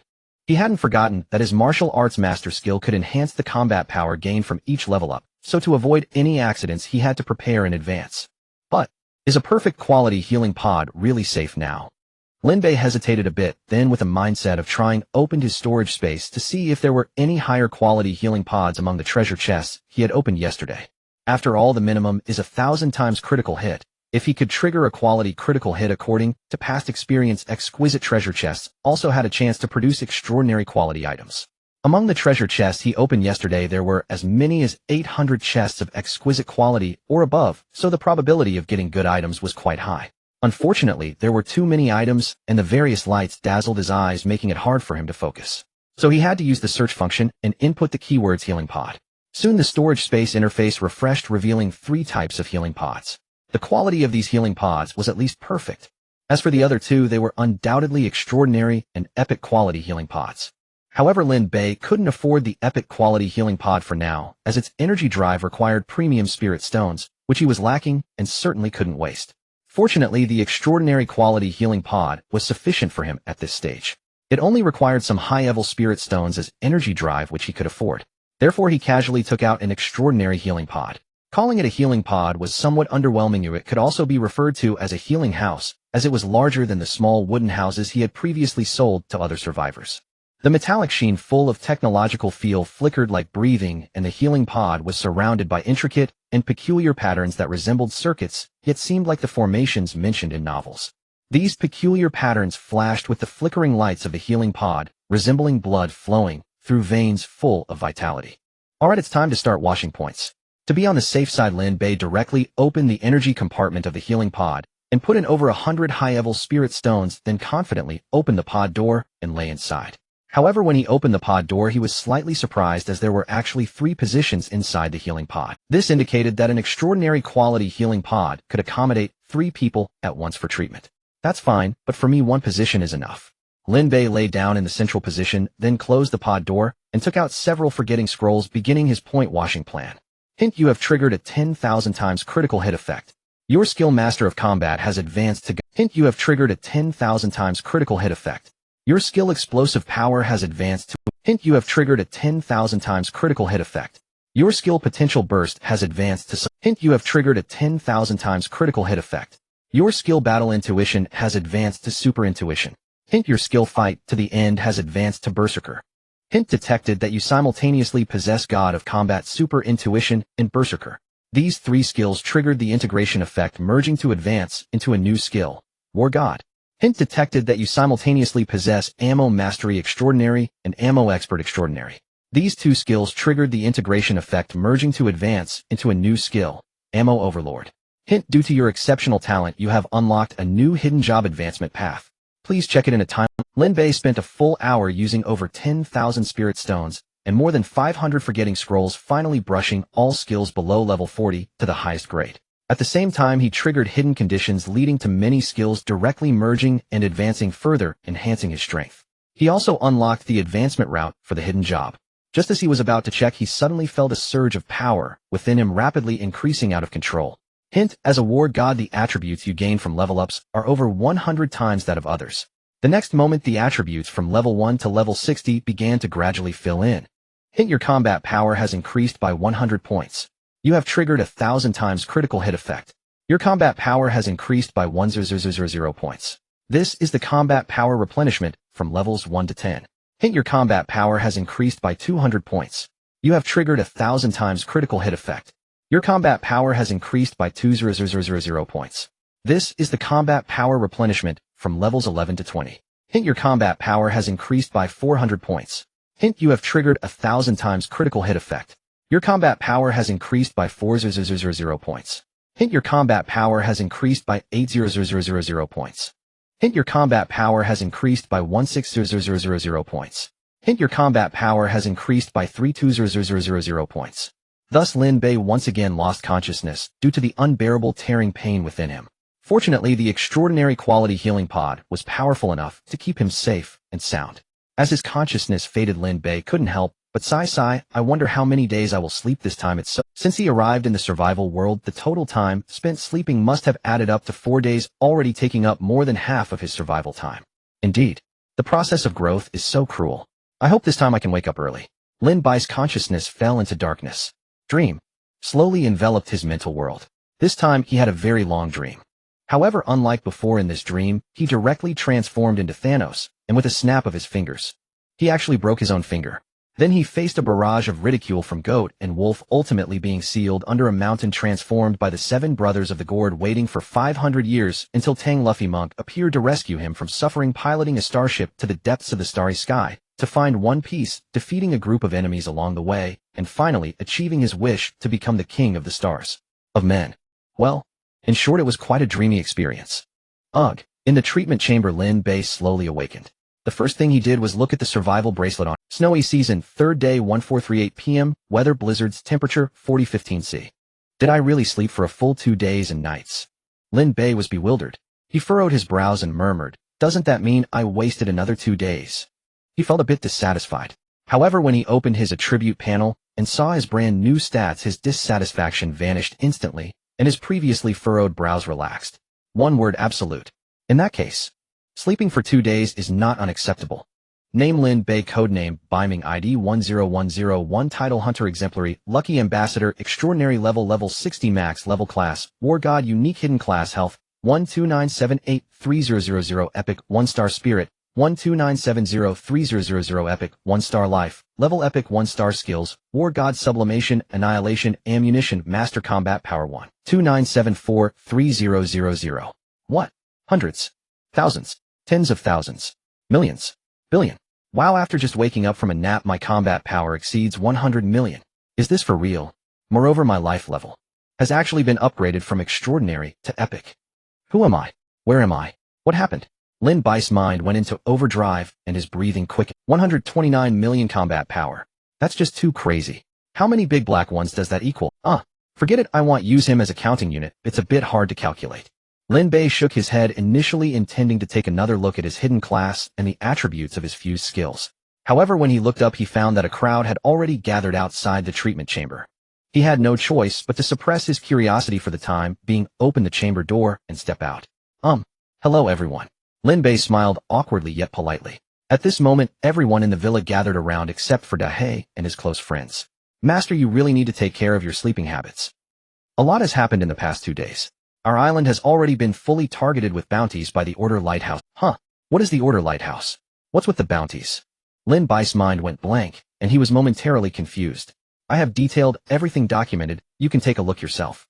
Qingqing took out a booklet and handed it to Lin Bei. I've compiled all the information about the Order Lighthouse, including personnel lists and outsiders. Currently, this organization has about 7 or 8,000 members, and it is rapidly expanding. It needs to be dealt with quickly. I didn't take any action without your orders, but there have been quite a few scouts appearing around the island in recent days. These survival bracelets were dropped by them. There are a total of 361, all collected from survivors taken out by the automatic cannons set up around the island. I've gathered them for you. Do you want to open them now? As she spoke, a smile appeared at the corner of Qingqing's mouth as she looked Lin Bei up and down teasingly, saying, didn't expect to wake up and find so many treasures. Cough cough, it's a misunderstanding really. I'm not a sleepyhead at all.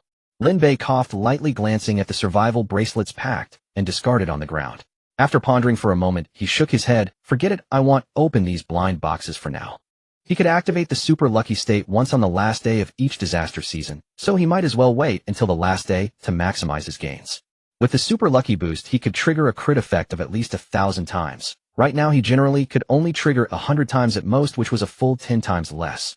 Lin Bei waved his hand, and the packed survival bracelets were stored in his storage box. Then he rubbed his brow, realizing that he had wasted too much time after sleeping twice in a row. Next, he needed to get busy. Now he felt an abundance of power surging through his body, even faintly sensing a flow of energy circulating around him. With just a thought, he could control this energy to shoot out, taking down enemies from 10,000 meters away. It's like using sword chi, as in the legends. The key is that the power of these sword chis far exceeds that of the icy arrows in his hand. It could be said without exaggeration that for Lin Bei, whose combat power had surpassed 100 million perfect quality equipment and items were merely toys. Their output was not even as high as the damage from the airflow he exhaled when yawning. He could now be considered a humanoid ultimate weapon. Alright, considering my current combat power, if I summon the Outcast Legion again, using the Ring of Outcasts, will their combat power become extraordinarily high? You know, the Ring of Outcasts is just an exemplary item, but it is a special item from the underground world. Even if it only retains one of my combat power, they would still have at least 1 million combat power. That's strength. One of them is equivalent to 200 Dahe. TSK. Upon thinking of Dahe facing the fervent gazes of his close friends in the future, Lin Bei couldn't help but mourn for the latter for 3 seconds. Poor Dahe. But this is good. It can at least teach him a lesson. The weak will be bullied. It can also serve as a motivation for him. As a member of the island, how can one survive with only 5,000 combat power? You must strive to become stronger. Otherwise, you will only be a lowly Karami, easily bullied by anyone. Dahe, it's not that I don't want to help you, it's just that you are too weak. Work hard to become stronger, I believe you. Lin Bei silently encouraged Dahe in his heart, then opened the booklet in his hand. His mental energy spread out, and in an instant he scanned through all the contents of the thick booklet and firmly memorized them in his mind. With his strong mental energy, he could learn anything quickly, quantum reading anyone. Alright, I know everything now. Qingqing, go prepare the cruise missiles. It's time to give those Order Lighthouse folks a shocking long-range precision strike. Lin Bei curled his lip, after just a glance he understood what the faction called Order Lighthouse was all about. It was definitely a force formed by the minions of those hostile factions after the fusion of the 100 districts. I didn't expect them to grow to nearly 10,000 members so quickly, but this is nothing for Lin Bei. The more people mean more treasures, more blind boxes to open. Just thinking about it is thrilling. Lin Bei felt incredibly satisfied. Alright, I'll go arrange it now. Qingqing nodded at his words and was about to turn to leave. Wait a minute. I have something for you. However, just as Qingqing turned, Lin Bei called out to her. He opened his storage space and searched for the extraordinary mechanical energy core. Sure enough, a large pile of energy cores quickly appeared in his sight. He selected an extraordinary quality comprehensive mechanical energy core and handed it to the dazed Qingqing. Well, you are my good steward, so your strength must keep up. This extraordinary energy core is a gift from me to you. I hope you like it. Lin Bei patted Qingqing on the head and smiled as he left the training room. Behind him, 2 little tails followed closely, namely Nilu and Anya. At this moment, they looked at Lin Bei with expectant faces, each grabbing a leg of his pants and asking, "Brother Bei, what about our gifts?" Nilu and Anya tugged at Lin Bei's pant leg, looking up at him with eager expressions. Lin Bei, noticing the gaze of the two girls, paused in his steps. He opened his storage space and searched for. Soon the screen flashed, revealing a plethora of food in the storage interface. Among them, there were even some epic-level dishes. A perfect quality KFC bucket, a total of 10,000 buckets. Let's give each of them 10 buckets, that should be enough. And perfect quality freshly squeezed juice. Let's add 2 buckets for each as well. Quickly, Lin Bei waved his hand at the empty space, and a pile of steaming food and delicious juice appeared on the ground. Alright, this is a gift for you. Remember to train well after eating, understood? MHM. Nilu and Anya's eyes turned into shining little stars as they nodded, vigorously drooling. Sigh. I feel like I've spoiled these two girls, haven't I? Lin Bei shook his head helplessly. In fact, he had considered taking out higher quality food for them, but thinking about their tendency to binge eat combined with their still developing bodies, consuming too much high-quality food could lead to an accumulation of energy in their bodies that they couldn't expend. At that point, they would probably end up being fed into 2 little fat pigs. Nilu was fine, but for Anya, Lin Bei still needed to weigh this carefully, especially since there was a supervisor sister named Lilia behind Anya. This sister was still his support at the moment, and if he truly turned her sister into a pig, who knows if she would get angry and make things difficult for him. Therefore, after careful consideration, Lin Bei still provided them with extraordinary quality food in large quantities, ensuring they could enjoy their meals while quickly improving their strength. With their physical fitness, as long as they maintained normal training after eating, keeping their figures shouldn't be a big problem. Speaking of which, I'm a bit hungry too. As Lin Bei stepped out of the villa's gate, looking at the icy surroundings, he couldn't help but rub his stomach and mutter, "How about hunting some game to eat?" Although the temperature around the island was minus 30 or 40 degrees, Lin Bei's island had already been upgraded to level 6, and the quality of animals spawning on the island had significantly improved.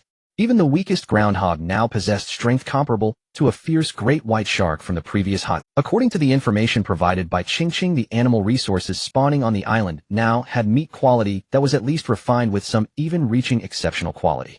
As for animals with perfect quality meat resources, none had appeared so far. However, this was not a problem. Even when gathering, he could trigger a critical strike system, meaning that even if it was refined quality meat after being collected by him and triggering the 100-fold quality critical strike, he could at least harvest a portion of perfect quality meat. Of course, if he was lucky enough to trigger a higher multiplier for the quality critical strike, theoretically, he could even obtain legendary quality meat resources. Around the villa, the snow had already been cleared by the mechanical servants. Lin Bei walked into the deeper parts of the island's pine forest. Soon he spotted a gray wild rabbit with its rear end sticking up in the snow. Then he simply flicked his fingers, and in the next moment the surrounding air currents, under the combination of his blood energy and mental power, immediately coalesced into a vacuum blade, slicing through the air at an incredible speed and landing deep in the woods.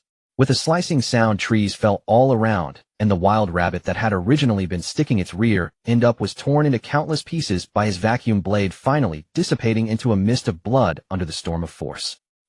It seems my move was a bit too strong. It doesn't seem suitable for hunting. Seeing this, Lin Bei awkwardly rubbed his nose, glanced around, and noticed that no one was paying attention to him, which made him breathe a sigh of relief. Fortunately, I wasn't discovered, otherwise it would be quite awkward. I only intended to try out the newly mastered vacuum slash, but I didn't expect such a result. It seems I need to change my hunting method. Let me think. Since my attack turns the prey into blood mist, why not directly use mental power to intimidate? This way, even if those prey die, they can leave their whole bodies behind. Indeed, I'm truly a genius. I even thought of this method. With that thought, Lin Bei quickly proceeded deeper into the woods and unleashed his mental intimidation on a massive brown bear hiding in a tree hole to the east. Boom! In an instant, the massive bear's head exploded. Fortunately, the rest of its body remained intact. Lin Bei did not end up empty-handed like when he hunted the rabbit. Headless exceptional grade bear meat. Collecting it will yield 100 portions of exceptional quality bear meat. I never expected my luck to be so good that I immediately encountered a brown bear with exceptional bear meat. However, it's a pity that the bear's head was directly blown apart by my released mental power. It seems that after my strength skyrocketed, my control over it still needs improvement. But if I try a few more times, I should be able to master the release of my mental power, ensuring that the target's head doesn't explode while still achieving brain death. Subsequently, Lin Bei continued to wander through the depths of the pine forest, specifically targeting hibernating animals. After taking down 5 or 6 prey, he finally became more proficient in using his mental power. That's about it. I can collect these meats now. Lin Bei reached out to touch the corpse of the prey, and a deep blue light emanated from the bracelet on his wrist. Prompt: do you want to collect the meat resources? Collect. Prompt: collection successful. You triggered a 300-fold critical effect. Prompt: congratulations. You have obtained 300 portions of extraordinary quality bear meat. Prompt: collection successful. You triggered a 500-fold critical effect. Prompt: congratulations. You have obtained 500 portions of refined quality squirrel meat. Prompt: collection successful. You triggered a 1,000-fold critical effect. Prompt: congratulations. You have obtained 100 portions of exceptional quality snake meat. Lin Bei had hunted a total of 3 brown bears, 1 large snake, and 2 squirrels. In the end, he harvested 300 portions of extraordinary quality bear meat, 2,000 portions of perfect quality bear meat, 1,000 portions of refined quality squirrel meat, and 100 portions of exceptional quality snake meat. He planned to keep the meat of exceptional quality and above for himself. Even if some were of lower quality, he could use the refining feature of his Chinquan bag to elevate their quality to the highest perfect quality. He just checked and found that after sleeping for 3 days, all the materials and items in his Chinquan bag that could be refined to improve quality had already been upgraded to perfect quality. He roughly calculated that it would take about 7 or 8 days to upgrade a common quality material to perfect quality, which coincidentally aligned with the duration of a disaster season. This rate of advancement was still acceptable for Lin Bei. It's just a pity that raw stones cannot be upgraded through the refining function. Otherwise, Lin Bei would only need to gather a bunch of common raw stones and wait for 7 days to reap a large number of high-grade raw stones. One must know that a high-grade raw stone can directly expand an island area by 1,000 square meters, and unlike common raw stones, as the island's level increases, more materials are required to expand the same area. A single high-grade raw stone can always directly expand an island area of 1,000 square meters. This indirectly proves the value of high-grade raw stones. Of course, if it were a superb raw stone, the effect would be even more exaggerated. A single superb raw stone can directly expand an island area of 1 square kilometer. However, Lin Bei just checked his storage space, and even after opening nearly 2,000 material treasure chests, due to the earlier super luck, he only had less than 100 superb raw stones, which was quite pitiful. As for high-grade raw stones, he had many now, with over 10,000 high-grade raw stones in total, making him quite affluent among all survivors. However, he did not plan to use high-grade raw stones to expand the island area unless absolutely necessary. Firstly, his island was already upgraded to level 6, and there was no immediate need for further upgrades. Secondly, high-grade raw stones have very versatile uses. They can serve as energy sources for high-grade items, and be used to craft numerous high-grade equipment and weapons like the extraordinary quality battleship Lin Bei previously obtained, which required high-grade raw stones for synthesis. Lin Bei traversed the forest and came to another coastline. Not far ahead was a mining pit. After several consecutive days without mining, the veins in these pits had become intricate and intertwined, seemingly on the verge of bursting forth. It seems that the concerns I had previously were unfounded. Clearly, when resources are not fully collected on one day, they do not just disappear when the next day arrives. Lin Bei's gaze was fixed on the flickering purple light within the veins. Based on his judgment, these should be exceptional grade mining materials, and there were quite a few. It seems that appropriately controlling the intensity of mining is also beneficial for generating higher quality. That being said, my previous routine of tirelessly clearing all the resources on the island every day seems to have been a thankless task. From today onward, it's necessary to mine the island's resources more reasonably. I should consult Qingqing for a plan.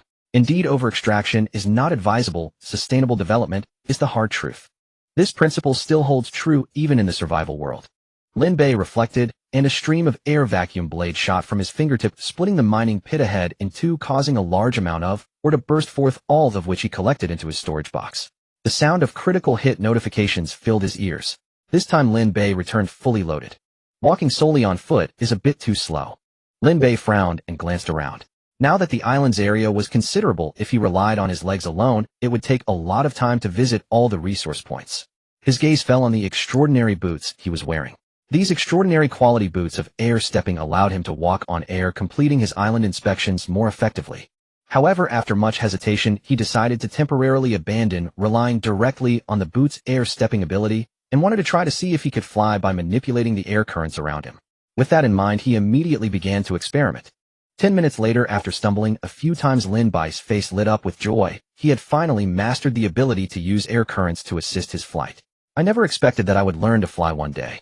Originally, he thought that apart from relying on special items, he would need to depend on vehicles made from blueprints to fly. Now it seems that with the combination of his blood energy and mental power, he can easily realize his dream of flying freely in the sky.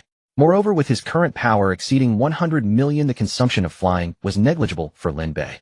If he maintained his speed, he could even achieve a recovery rate faster than the consumption rate, allowing him to fly endlessly in the sky. He tested it out. Maintaining such speed was roughly comparable to the speed of sound.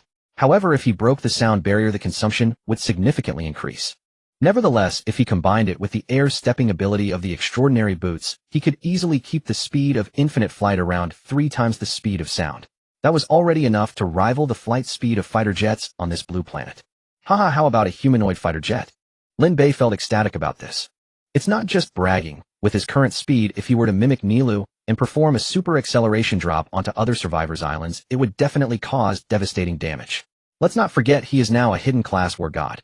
Among his skills, there's even one called Annihilation. This skill is similar to the previous Explosive Destruction Estate skill and the pinnacle evolution of it.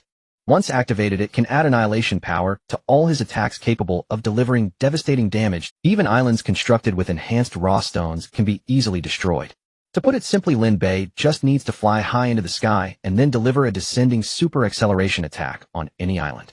It would undoubtedly unleash destruction comparable to a nuclear bomb. Of course, his attack would not have radiation effects. However, he could simultaneously unleash mental pressure while using annihilation power to cover the surrounding area, directly inflicting damage far exceeding that of a nuclear bomb. Therefore, in Lin Bei's view, those so-called Order Lighthouse survivors, even when gathered together, merely served as tools, providing him with blind box resources.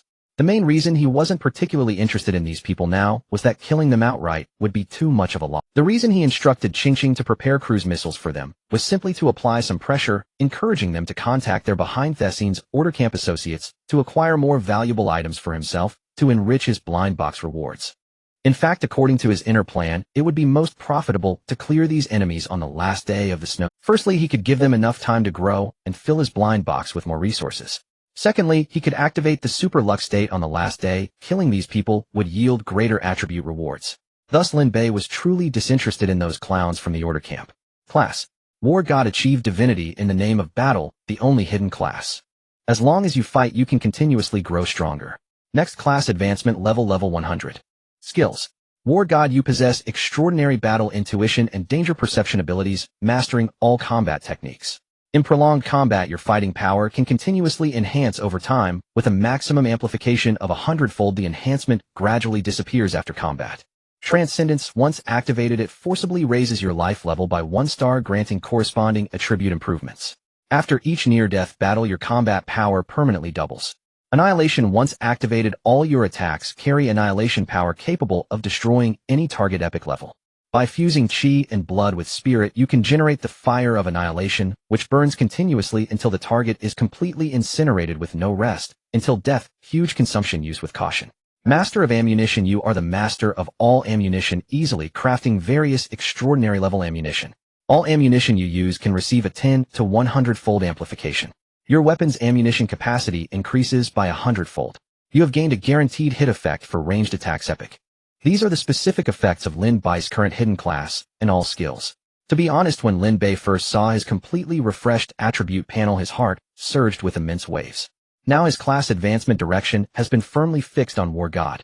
As for the previous life type and combat type class advancement directions, they have completely drifted away from him. Moreover, the ammunition skills he obtained from his previous class change to Ammunition Expert have now transformed into a standalone Master of Ammunition after integration with skill effects that are simply absurdly powerful. He can only walk this one path to the end. Fortunately, the unique hidden class War God is sufficiently powerful. Although the skills have decreased, each skill is enough to astonish the world.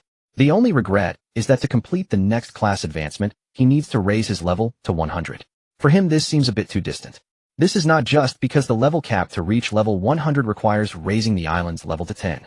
The key issue is that the experience required to level up by 1 level now can only be described as if he is not mistaken, after level 60, the experience required to continue leveling up is probably going to be in the hundreds of millions. Although he has a critical hit system in place allowing him to earn over 1 million experience points by casually clearing a dungeon, and he can clear it 3 times a day, even so gathering 100 million experience points is still quite challenging. Unless he can find a more reliable way to grind for experience. Otherwise, his leveling speed will inevitably be affected by the massive experience required gradually slowing down. Forget it, I'll ask Dehei later to see if he can allow me to clear the dungeon a few more times in a day. Or open a backdoor for me to access some high-level dungeons that can only be cleared in the subsequent survival phase. This way the experience grinding speed should improve significantly. However, to accomplish this, it seems I will need some behind-the-scenes maneuvering from Alilia. I guess I should find a time to have a serious talk with her. You wouldn't want your sister to suffer on my island, would you? Ahem, I think I'm thinking too much. This matter should actually be discussed properly. Lin Bei quickly shook his head, tossing aside some inappropriate thoughts. But if I just go to Alilia to make demands, she probably won't agree. It seems I need to show some sincerity. Just right, I've already asked Ching Ching to prepare the cruise missiles. This time, let's put in some effort, take down some lackeys of the Order faction, and give our overseer a boost. When she's pleased, asking for anything shouldn't be a problem. Lin Bei pondered with lowered brows, his thoughts gradually becoming clearer. With these thoughts in mind, he explored the various resource points on the island at a much faster pace. In less than half an hour, he had toured the entire island and collected a wealth of resources. After finishing these tasks, he opened the trading hall, intending to list some items for trade with other survivors. As soon as he opened the trading hall interface, he was dazzled by the hundreds of pages of trading items before him. Wow, there are so many items.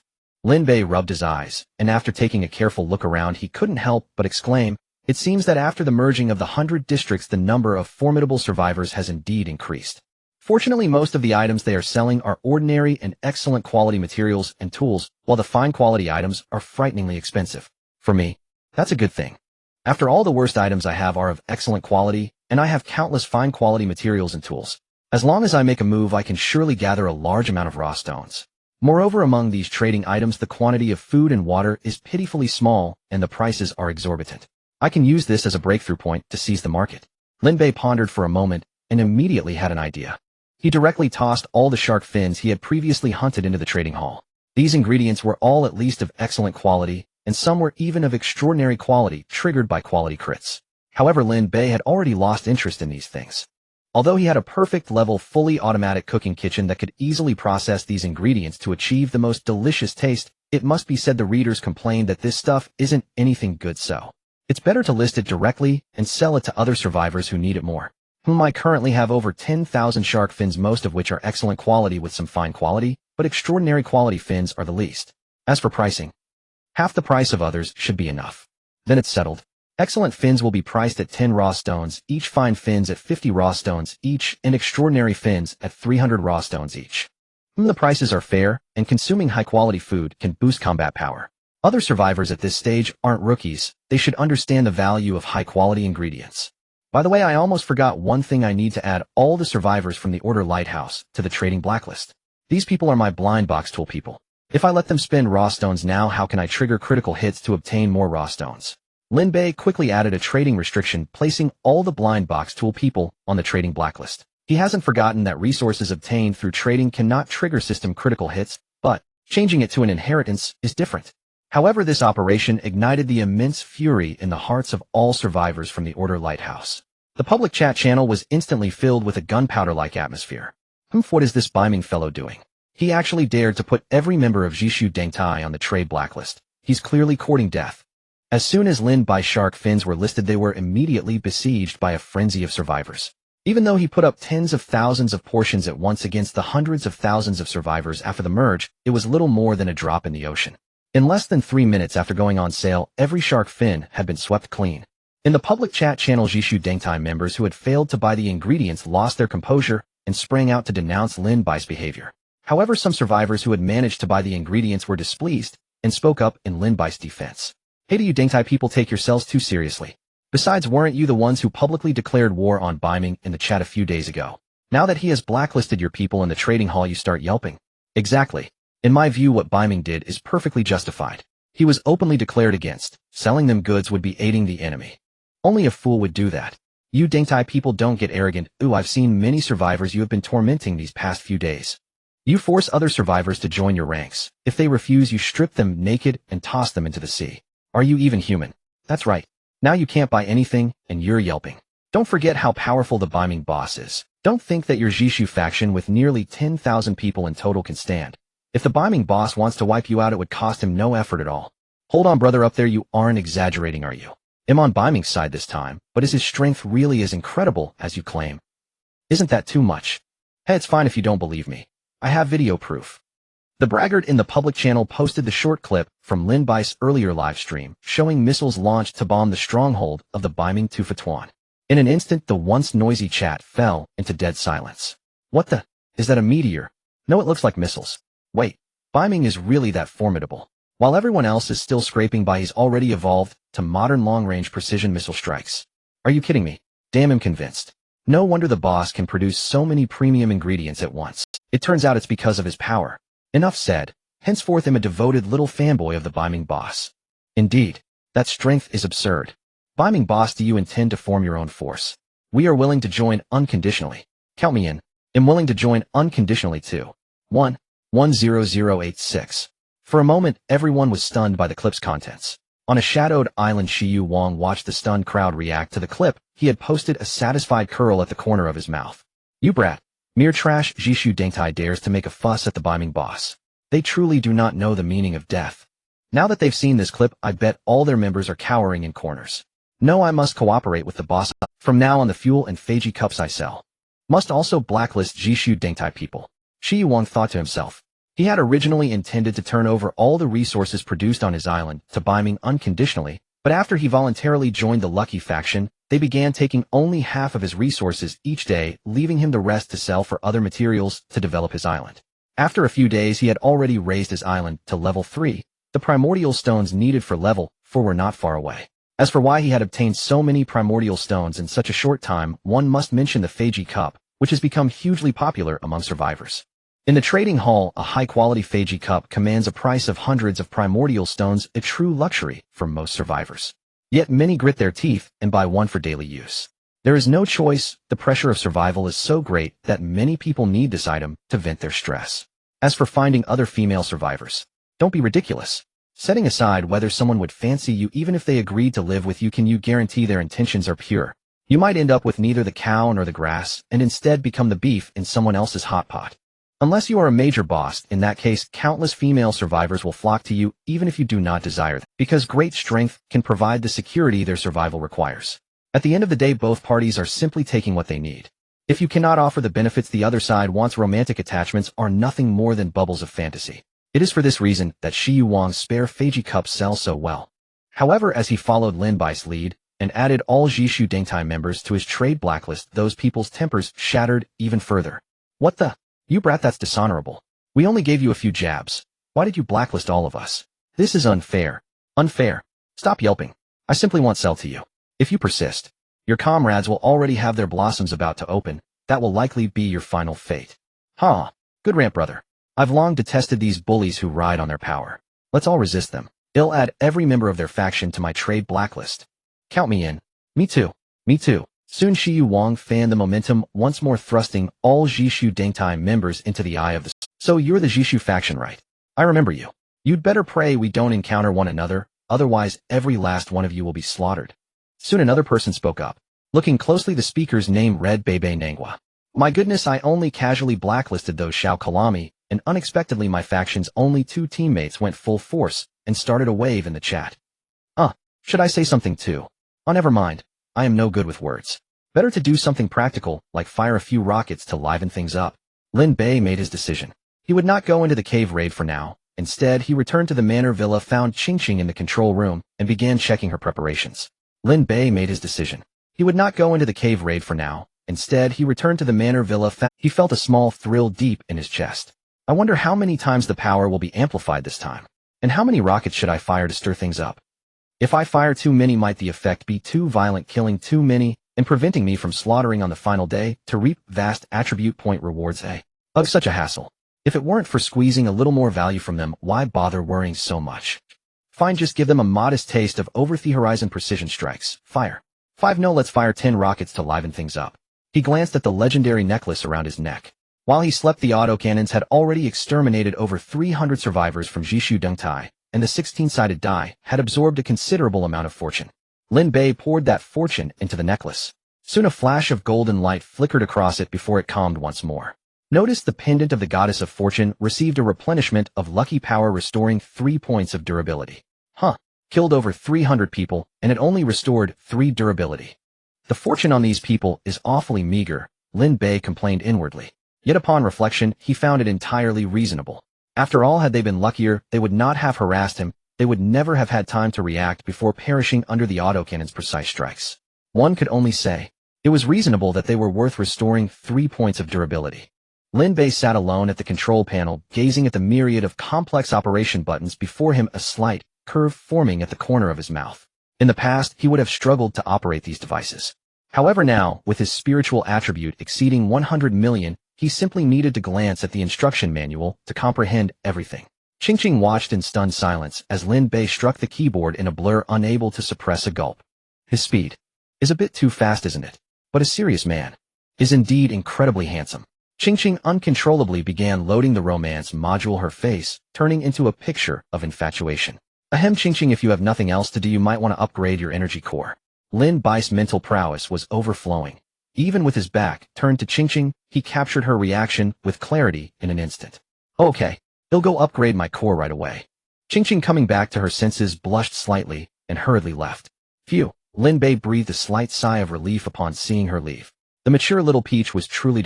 He hadn't released himself for several days, and with his combat power skyrocketing, it felt as if a raging fire was burning within him, making him resemble a ticking time bomb ready to explode.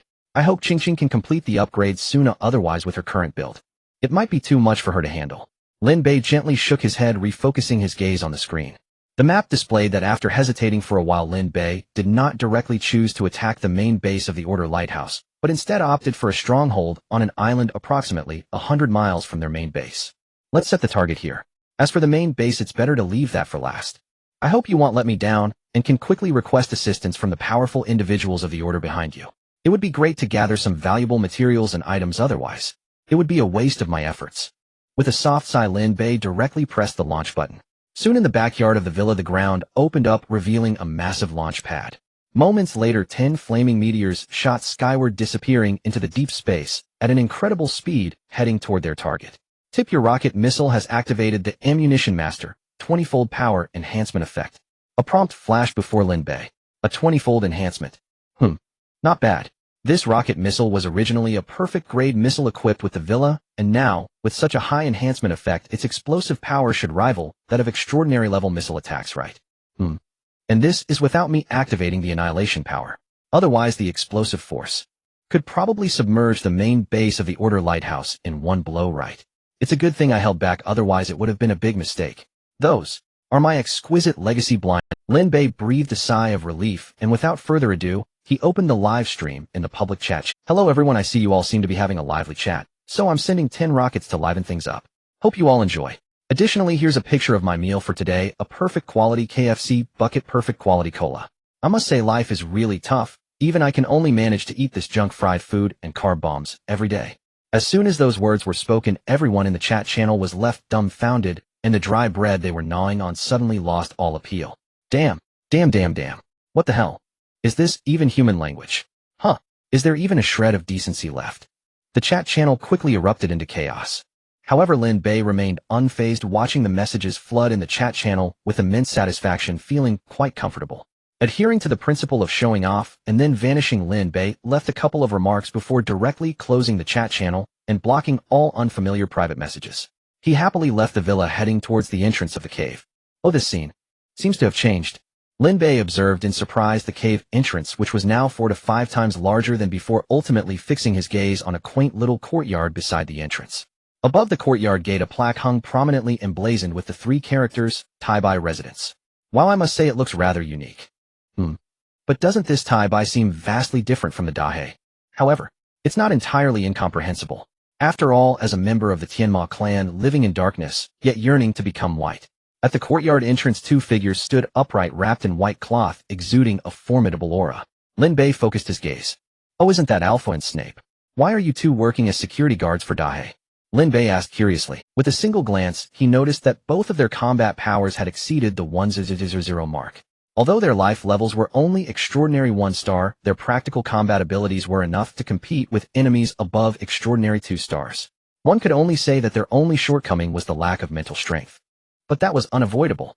These disqualified individuals were once eliminated, and in essence they were merely vessels with lingering remnants, hoping to summon strong mental powers from a wisp of soul. That was akin to dreaming. Yet their breakthrough to a combat power of over 1,000 placed them among the strongest in the current survivor pool. It seems their combat power didn't reach even one of mine as I had guessed. This should be due to physical limitations. What a pity. Lin Bei felt a tinge of regret. Oh my lord, it's like this. Dahe promised us that as long as we guard outside for an hour we can absorb a wisp of pure bloodline curse power from him. You know this is an opportunity we fought hard to snatch from the other brothers. Alpha explained to Lin Bei the reason behind their role as security guards. Lin Bei was taken aback. What a clever strategy. This Dahe, now just a mediocre fighter, yet he knows how to use schemes. How interesting. Lin Bei felt a bit of respect for Dahe's tactics. The latter directly added a filtering mechanism allowing powerful, disqualified individuals to defeat relatively weaker ones, thus eliminating some to absorb the curse power within their bloodline. In this way they could effectively reduce physical exhaustion while avoiding the troubles of curse power. One must admit Dahe had indeed carved out an unusual path. He initially thought that after sleeping for a few days this guy would probably be emaciated. Now it seemed he had overestimated things. Tap tap tap. Lin Bei stepped forward and knocked on the courtyard gate. Who's there? Don't you know that Dahe is napping? Don't come here and disturb me. If you want to absorb curse power, wait until I wake up. However, as soon as the knocking sound rang out, a boisterous shout came from within the courtyard. The aura made Lin Bei believe that the other party could claim to have a combat power exceeding 100 million. Goodness, how much have you drunk to talk like that? Lin Bei's smile instantly froze, and his eyes narrowed slightly, a glint of dangerous light flashing in his gaze. Yo, haven't seen you in a few days, and you've become Dahe. When did that happen? Come out and tell me, who do you think you're calling your lord? With that, his combat power erupted. The chi and blood power burst through the gate in an instant, transforming into a blood chi long sword resting against the neck of the seemingly impatient Dahe, lounging on a recliner. Gulp. The latter's throat moved slightly, struggling to swallow. Brother Bei, no, Father Bei, don't make a move. It's someone from our side. Dahe's expression stiffened, his arrogant aura instantly deflating, sliding off the recliner and collapsing to the ground, trembling. Oh no, it's over. I overdid the show off and exposed myself. I'm feeling so distressed, it's really too hard. I will definitely thank you. A grand gift in return. Can someone tell me what I should do now? I'm waiting online, it's quite urgent. Oh, weren't you quite arrogant just now? I merely knocked on the door, yet your anger flares up so easily. Why has it subsided now? Cough, well. I was just sleeping and talking in my dreams. Don't mind me, Brother Bei, haha. Looking at your aura, your strength has improved quite a bit.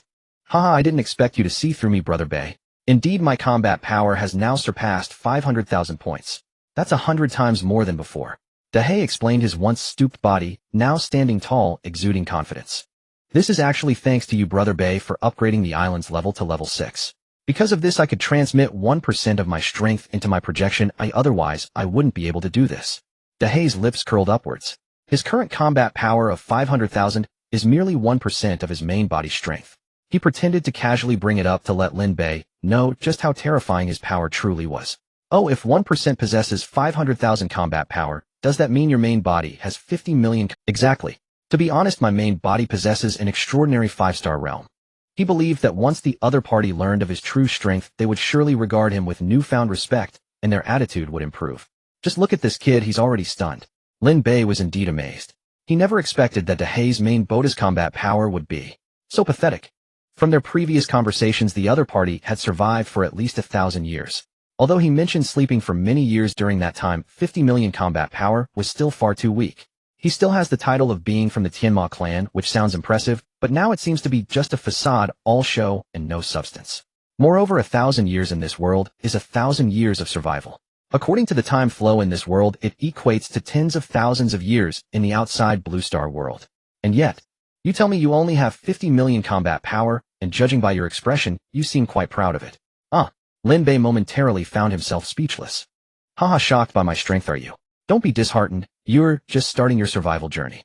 It's perfectly normal to feel anxious about your own strength. Seeing Lin Bei fall silent, Dahe's smile grew even more pronounced. He stepped forward with concern, patting Lin Bei's shoulder, and earnestly said, Little Bei, it's not that your brother He is saying this, but with your current talent you are indeed quite strong. However, you need to understand that this world is vast, and there are many talented survivors out there, not just you. You must know that there are heavens beyond heavens, and people beyond people. Temporary strength does not equate to eternal strength. So young one, you have a long road ahead of you. You must remain humble and steady. Do not become complacent, stagnating, and losing sight of your vast future. As someone who has been through it, take my advice, you should pay attention and not get too carried away.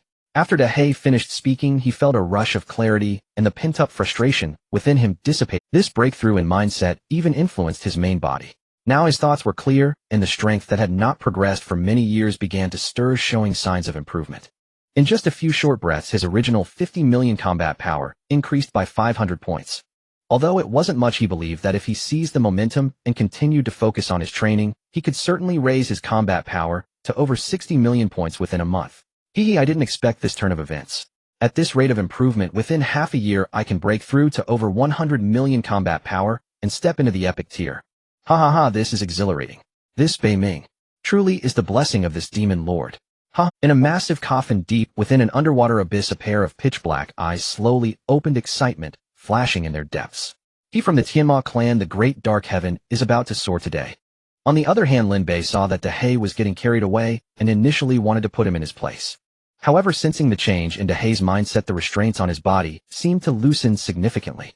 He suppressed the impulse to deal with Dahei and merely shrugged, saying nothing further. Ha ha, he's cowed. Ha ha ha, he really is cowed. As expected, Lady Elia was right. Only with a strong fist can one speak convincingly. Dahei's mouth was nearly splitting from grinning, the emotional boost from Lin Bei filling him up completely. But I can't slack off. This kid has astounding talent. If given time, his strength will surely rise rapidly. As an elder, I cannot allow a junior to catch up to me. I must work even harder in my training to keep this kid in check and show him why I am his senior. Dahei's long silent heart ignited completely. He glanced at Lin Bei, who was pretending to be indifferent, a smile appearing on his lips. Now that he had activated his spiritual attributes, even if he couldn't see, he could perceive the outlines of things around him through his mental power. He planned to pat Lin Bei's shoulder again and continue his lecture. However, the latter stepped back, slightly avoiding his hand. You know you're right. Oh, everything you say is right. As long as you're happy. Lin Bei said a few words quietly, then got straight to the point, saying, I need to accumulate a significant amount of experience to ensure future upgrades. Now that the island has been upgraded to level 6, has the dungeon entrance upgraded as well? For example, can I enter the dungeon instances more times per day now? Or has the difficulty of the instances increased? He directly asked the questions in his mind, his gaze fixed firmly on Dahei. If the other party didn't answer him and continued with the patronizing lecture, he wouldn't hesitate to take action to let the other party understand that 50 million combat power was merely garbage in his eyes. Dahei's smile froze suddenly. He felt an inexplicable chill rise from his feet, surging up his spine and striking his brain. Oh no, this feels ominous. He wore a face of uncertainty, then retracted his playful expression, took a deep breath, and replied seriously, well, the function of the dungeon entrance has indeed been upgraded, and the 2 points you mentioned can now all be realized here. With your current island level permissions, you can challenge the dungeon world 5 times a day. As for the difficulty selection, normally only 3 difficulty levels are provided: normal, hard, and elite difficulty. However, earlier Elia opened a back door for you, allowing you to access the elite difficulty dungeon world area. So now you can additionally unlock the other 2 difficulty selections: brave difficulty and king difficulty. Of course, the higher the difficulty, the higher the ticket price. I hope you can keep this in mind ahead of time. Dahei finished speaking in one breath, feeling the chill dissipate, and he finally relaxed a bit. He thought that the strange, suffocating feeling he just experienced was undoubtedly due to Lady Elia secretly watching him. Fortunately, he was sharp enough to react quickly. Otherwise, he would likely face punishment again. Phew. That was close. Is king difficulty the highest difficulty? Oh, that's not the case. The dungeon world has 2 even higher difficulty levels: hell level and abyss level. However, for you right now, it's best not to think about it. To enter a dungeon world of that difficulty, you must at least reach the extraordinary 5-star realm. The dungeon instances of hell level are vastly different in difficulty compared to the previous king level. With your current strength, cough cough, I'm not trying to discourage you, but you still couldn't manage it. As for the even higher abyss level, you need to touch upon epic tier combat power to step into that realm. Not to mention even my main body here doesn't qualify for entry. With what I've just said, you should understand the value of that difficulty, right? So one must take it step by step. Taking large strides could lead to pitfalls. Dahei adopted an elder brother demeanor, speaking earnestly. Damn, how does this kid have a rocket missile? Wasn't it said that the reason this kid could launch missile attacks on the Survivor Island was merely due to luck, having obtained a few missile heads by chance? Why does he now have 10 rocket missiles at once? With our current defense system, it would be strange if we could withstand such. In the headquarters of the Order Lighthouse, a young man with golden curly hair frowned at the other 12 individuals around the round table, speaking urgently. Why don't you contact the Lord yourself and see if he can provide us with some assistance? A middle-aged man with burgundy hair suggested, with a frown, from a position near the front of the table. Upon hearing this, the others nodded in agreement. Buhaisai looked at the 12 round table knights in his faction, his brows furrowing. After a while he let out a long sigh and leaned back against the golden throne behind him. Alas, it seems we have no choice but to do so. Rocket missiles. Such a threat indeed exceeds our current capabilities. I hope the Lord can help us out of this predicament. As his words fell, the 12 knights around the round table immediately lifted their spirits, their faces filled with excitement. Rest assured, leader, that is the Lord. The Lord is an all-powerful existence. That's right. As long as the Lord is willing to intervene, a mere Bei Ming is nothing. We can destroy him with a wave of our hands. With a decision made, Bu Haowei left his throne and arrived at the grand altar built with immense manpower and resources deep within the island. He took a deep breath, cut his finger, allowing his blood to flow into the array on the altar, and then knelt on the ground, praying sincerely. Supreme Lord, please listen to the heart's voice of your devout believer. Grant me powerful strength to destroy all the evil before me. On the altar, after the blood flowed through the array in a special trajectory, it suddenly exploded, transforming into a blurry, blood-colored figure that appeared before Bu Haowei. Speak, what troubles have you encountered? The blood-colored figure spoke softly with no trace of emotional fluctuation in its tone, as if it were the supreme existence capable of deciding the life and death of all things in the world with just a thought, transcending everything. Supreme Lord, your devout believer, is currently facing a rocket attack from heretics. We are about to face the crisis of annihilation. Please, my Lord, bestow upon me your unparalleled power to drive away the rockets launched by those evil heretics. Bu Haowei bowed his head, his expression filled with reverence. Oh, rockets. Who is it? The blood-colored figure inquired, still devoid of emotional fluctuation. It is the heretic you previously decreed must be eradicated, Bei Ming. He has launched 10 rocket missiles at us. Bu Haowei hurriedly explained, embellishing his account of Lin Bei's offenses in the trading hall quickly and skillfully, labeling Lin Bei as disrespectful to our Lord, contemptuous of life, disturbing the hearts of men, and bloodthirsty. Is it him? Upon hearing this, the blood-colored figure's tone carried a hint of surprise. However, it quickly concealed this hint. Rockets are indeed a trouble for you at this time. But with me here, you will not be in danger. The grade of the rocket missiles, even at their peak, can only reach the perfect level. Here I grant you an array barrier capable of defending against all attacks below the extraordinary level. Once activated, it will cover an area of 100 miles, blocking all attacks below the extraordinary level. As for the subsequent energy replenishment, you only need to consume some original stones. Additionally, I heard you mention that the heretic has set up automated artillery around his island, killing many followers. Therefore, I grant you a design blueprint for an extraordinary level battleship. With this blueprint, you can produce a powerful battleship with a firing range greater than those automated artillery. At that time, you can lead your people to completely eradicate the island of the heretics. Alright, leave the specifics. The spiritual power possessed by your mortal world is far too thin. It can only use a limited amount of power at once, so do not contact me again within 3 days. After speaking, the blood-colored figure gradually faded away. Obey your lord's command. Bu Haowei prostrated on the ground respectfully, seeing off the departure of his lord. As the blood-colored figure disappeared, the array on the altar flickered slightly, and a crystal star disk along with a blueprint radiating purple light appeared before him. Great.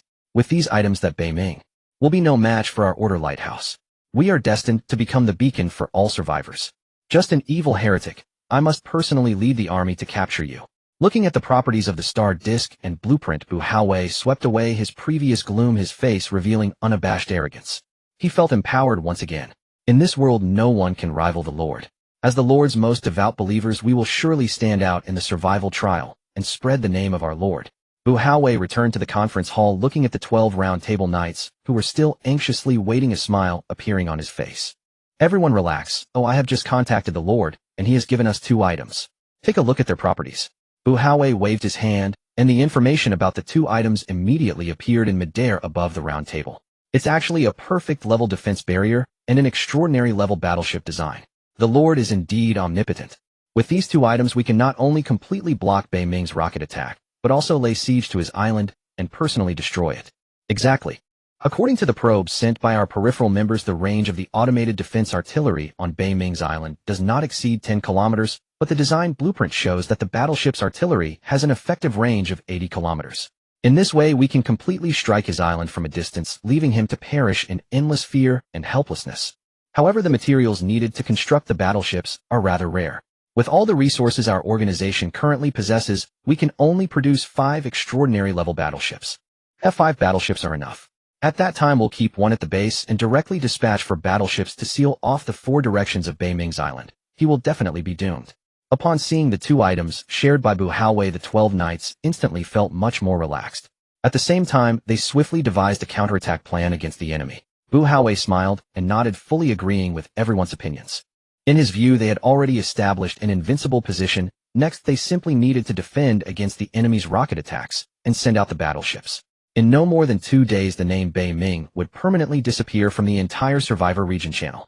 He looked forward to seeing the public chat channel pop up with a system message announcing Bei Ming's death by battleship. Alright, the matter has been perfectly resolved. Next, we need to establish the authority of our Lord among those ignorant survivors. At that time, we should also hold a live broadcast to show those disrespectful ignorant ones just how powerful the strength bestowed by our Lord is. I believe that once they witness Bei Ming's demise at our hands, they will willingly set aside their prejudices and embrace our Lord. Bu Haowei spoke calmly, his tone filled with confidence. I say those people should be dealt with directly. At that time we can also harvest a lot of resources. One of the 12 knights, a bearded man, coldly snorted. Lawrence, don't be too impulsive. Keeping these people is a never-ending source of exploitable slaves for us. Let them live and continue to gather resources for us is far more beneficial than simply killing them. Beside the burly man, a brown-haired middle-aged man with a curled mustache flicked his mustache, speaking with an air of elegance. Besides, we are the Lord's messengers, not ruthless fiends. Impulsiveness is the devil. Humph. Upon hearing this, the burly man coldly snorted and stood up, walking towards the exit of the conference hall. I'm going to inspect the outer stronghold. Without looking back, the burly man left. Alas, I meant no harm. What I just said was merely a kind reminder. Didn't expect him to be so rude. Oh dear, I'm truly saddened. The middle-aged man with the curled mustache shrugged, helplessly sighing. However, the smile at the corner of his mouth indicated that he was in an excellent mood, showing no trace of the sadness. Alright, let's not air out our grievances in front of everyone. We are all chosen messengers of the Lord, and the key is to seek common ground while reserving differences. Our fundamental goal is to expand the scale and strength of the organization, so let's refrain from speaking words that disrupt internal unity from now on. Otherwise, I will personally report to our Lord and have him judge your internal strife. Bu Haowei frowned, casting a calm glance at the 12 knights, each displaying different expressions, and said in a solemn voice, I'm not joking with you, so it's best if you all restrain yourselves a bit. Indeed, as Bu Haowei's words fell, the others immediately changed their expressions, a hint of fear flashing in their eyes. Yes, Chief. They hurriedly bowed. Alright, I will personally arrange the defense barriers shortly. As for you, return to your respective strongholds and instruct your subordinates to gather more resources. Yes. Seeing that Bu Haowei did not continue to reproach them, the few of them sighed in relief and quickly got up. Although the 12 knights had also received the Lord's blessings, their strength was indeed several tiers above other survivors. Bu Haowei, as their leader, was even more powerful than all of them combined. Moreover, the most crucial point was that only their leader could use the altar to contact the Lord. Thus, facing Bu Haowei's sternness, they were still quite fearful. These 12 knights. While they should have some assistance to help with tasks, I might as well turn a blind eye to their little friction. Bu Haowei watched the figures of the others fleeing in a hurry, smirking slightly, and then leaned back in his golden throne, taking out a revitalizing cigarette, lighting it, and taking a deep drag. I must say this world is so much better for me than Blue Star. Beautiful women, power, resources. Everything one could wish for. And I can possess powers as strong as those of superheroes. Island survival. To me this is merely a game of island domination. Looking across the entire sea, the only one who poses a threat to my dominance is that kid called Bei Ming. But soon he will completely disappear from this world. At that time, with my means and the help of the Lord, I will undoubtedly be able to dominate the entire sea in a short time, becoming the true overlord. Just thinking about it makes me excited. As Bu Haowei puffed out smoke, a hint of madness flashed in. Soon he finished one cigarette, then took out the barrier star disc, adjusting the defense strength to the perfect level, enveloping all the seas within 100 miles. In this way, including the central island where he resided and the 12 surrounding strategic strongholds, it was completely secure. I want to launch a few rockets for fun. I want to see if your rockets can stir up even a ripple in front of my perfect level defense barrier. Truly. It is anticipation as the rockets in the live broadcast are effortlessly intercepted by the defensive barrier, revealing your astonished expressions. To be honest, I can't wait any longer. Bu Haowei's lips curled into a cruel arc. Now it is time for all survivors to acknowledge the formidable strength of our Order Lighthouse. At that time, if they are willing to submit and join us, that would be fine, but if they dare to resist, a low chilling laugh echoed from the throne. No way, I disagree. You still do not have the authority to enter a hell level or higher dungeon world. Dahei's expression turned cold as he said in a deep voice, even if you seek Lady Alelia, it won't work. To be honest, under normal circumstances, to unlock a hell level or higher dungeon difficulty, you need to elevate the island level to level 10. Your words might allow for an earlier entry, but you still need at least an island level of 8, and to raise the... Although Lady Alilia is a supervisor, her authority is not omnipotent. Above her there are the inspectors and the sovereign. What you are doing could very likely implicate her. Dahei spoke seriously. Our faction is currently a target of many. There are countless eyes watching us from outside, so you should let Lady Alilia rest easy. Is that so? All right. Lin Bei nodded helplessly and said, then just let me enter the king-level difficulty dungeon world area. Since communication was ineffective, he could only settle for the next best option and choose to enter the king-level difficulty dungeon. What? You want to enter the king-level difficulty dungeon world? Are you sure? Of course I'm sure. What does your expression mean? Is there something different about the king-level difficulty dungeons? It's definitely different. In king-level difficulty dungeons, you cannot use teleportation crystals to return directly. To come back, you need to find a spatial node and then teleport back. Are spatial nodes hard to find? Quite difficult. Because their appearance locations are randomly refreshed. If you're not lucky, even if you kill all the mist monsters in the area, you might be trapped inside for a long time. Moreover, the length of time it takes for you to return is closely related to your clearance evaluation each time. Dahei patiently explained. So if you want to achieve a high evaluation in the king-level difficulty dungeon world, you not only need to be strong enough, but also lucky enough. Of course, the king-level difficulty will drop a brand new item, the King's Medal, which belongs to a higher-level exchange resource that can be used to purchase more precious and rare items in the King's shop. Upon hearing this, Lin Bei showed a contemplative expression. After a while, he directly spoke. I'll try it first, and if it really doesn't work, I'll choose another difficulty. After all, he was the envoy of luck. He should be fine in this regard. Thus, he planned to challenge the king-level difficulty dungeon world to see what he could gain. Moreover, he was quite curious about the King's Medal and the King's shop that Dahei mentioned. All right, then follow me. Seeing Lin Bei making a decision after deep contemplation, Dahei didn't waste any time and directly walked to the dungeon entrance, opening a special teleportation array. 10 high-grade raw stones. Dahei extended his palm and said with a smile. How much? 10. And high-grade raw stones. Is the ticket so expensive, eh? Don't get too excited. You get what you pay for. Once you teleport over, you'll understand. Dahei chuckled and explained, the king-level dungeon world is not simple. If you're lucky enough, you might find excellent raw stones inside. There are excellent raw stones inside. Lin Bei was genuinely shocked. Yes. Dahei nodded with a smile. Moreover, there are survivors from the high-level survival world. If you can take them down, you might also obtain resources from the high-level survival world. Dahei continued, pointing to the lucky pendant on Lin Bei's chest. This must be a prop that can repair your pendant. If you're lucky, you might get that too. However, Dahei's expression soon darkened as he changed his tone. Of course, opportunities come with dangers. You can hunt others, but others can also hunt you. I suggest you act low-key after entering, otherwise if you die inside, I'll have to fall into slumber again. Dahei spoke with a sense of helplessness. Of course, you can bring those disqualified individuals with you. Each of them has a battle power of 100,000, so if you run into trouble, they can back you up. You want me to bring them along? Lin Bei looked at Dahei with a smile. Of course. Cough, it's not that I'm thinking about your safety. If you bring them all along, your chances will be greater. Dahei's words slipped out, but upon noticing Lin Bei's somewhat amused expression, he immediately cleared his throat and weakly explained.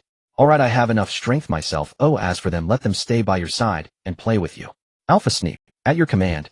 You two go gather all the brothers and have a good time with Dahei, or just say it's my arrangement. If Dahei dares to refuse your kindness during this time, come back and tell me, and I will deal with him. Understood. The two responded, looking eager as they hurried away. Wow. You. Dahei could no longer hold back. You are not adhering to the code of conduct. All right, those who are capable do more work. You work hard to improve their battle power. Don't worry, it won't be for nothing. If this time as I enter the dungeon world, he'll find a way to get you some whitening items. Is that true? You can rest assured it's guaranteed. Then. All right, but you have to come back quickly. Although I can transmit more curse power through my main body now, I can't withstand so many of them. If too much time passes, I won't be able to handle it. Dahei found it hard to resist the temptation of the whitening items and ultimately had to submit. Lin Bei smiled as he took out 10 high-grade raw stones and handed them to Dahei, then stepped forward and entered the teleportation array, disappearing. In the public chat channel, almost all the survivors were watching the live broadcast of the rocket flight. I must say, Boss Biming is incredible. He actually launched 10 rockets at once. This time the guys from the Order Lighthouse must be suffering heavy casualties. Who told those Order Lighthouse people to be so arrogant before? Now that they've hit a wall, they deserve it. Exactly.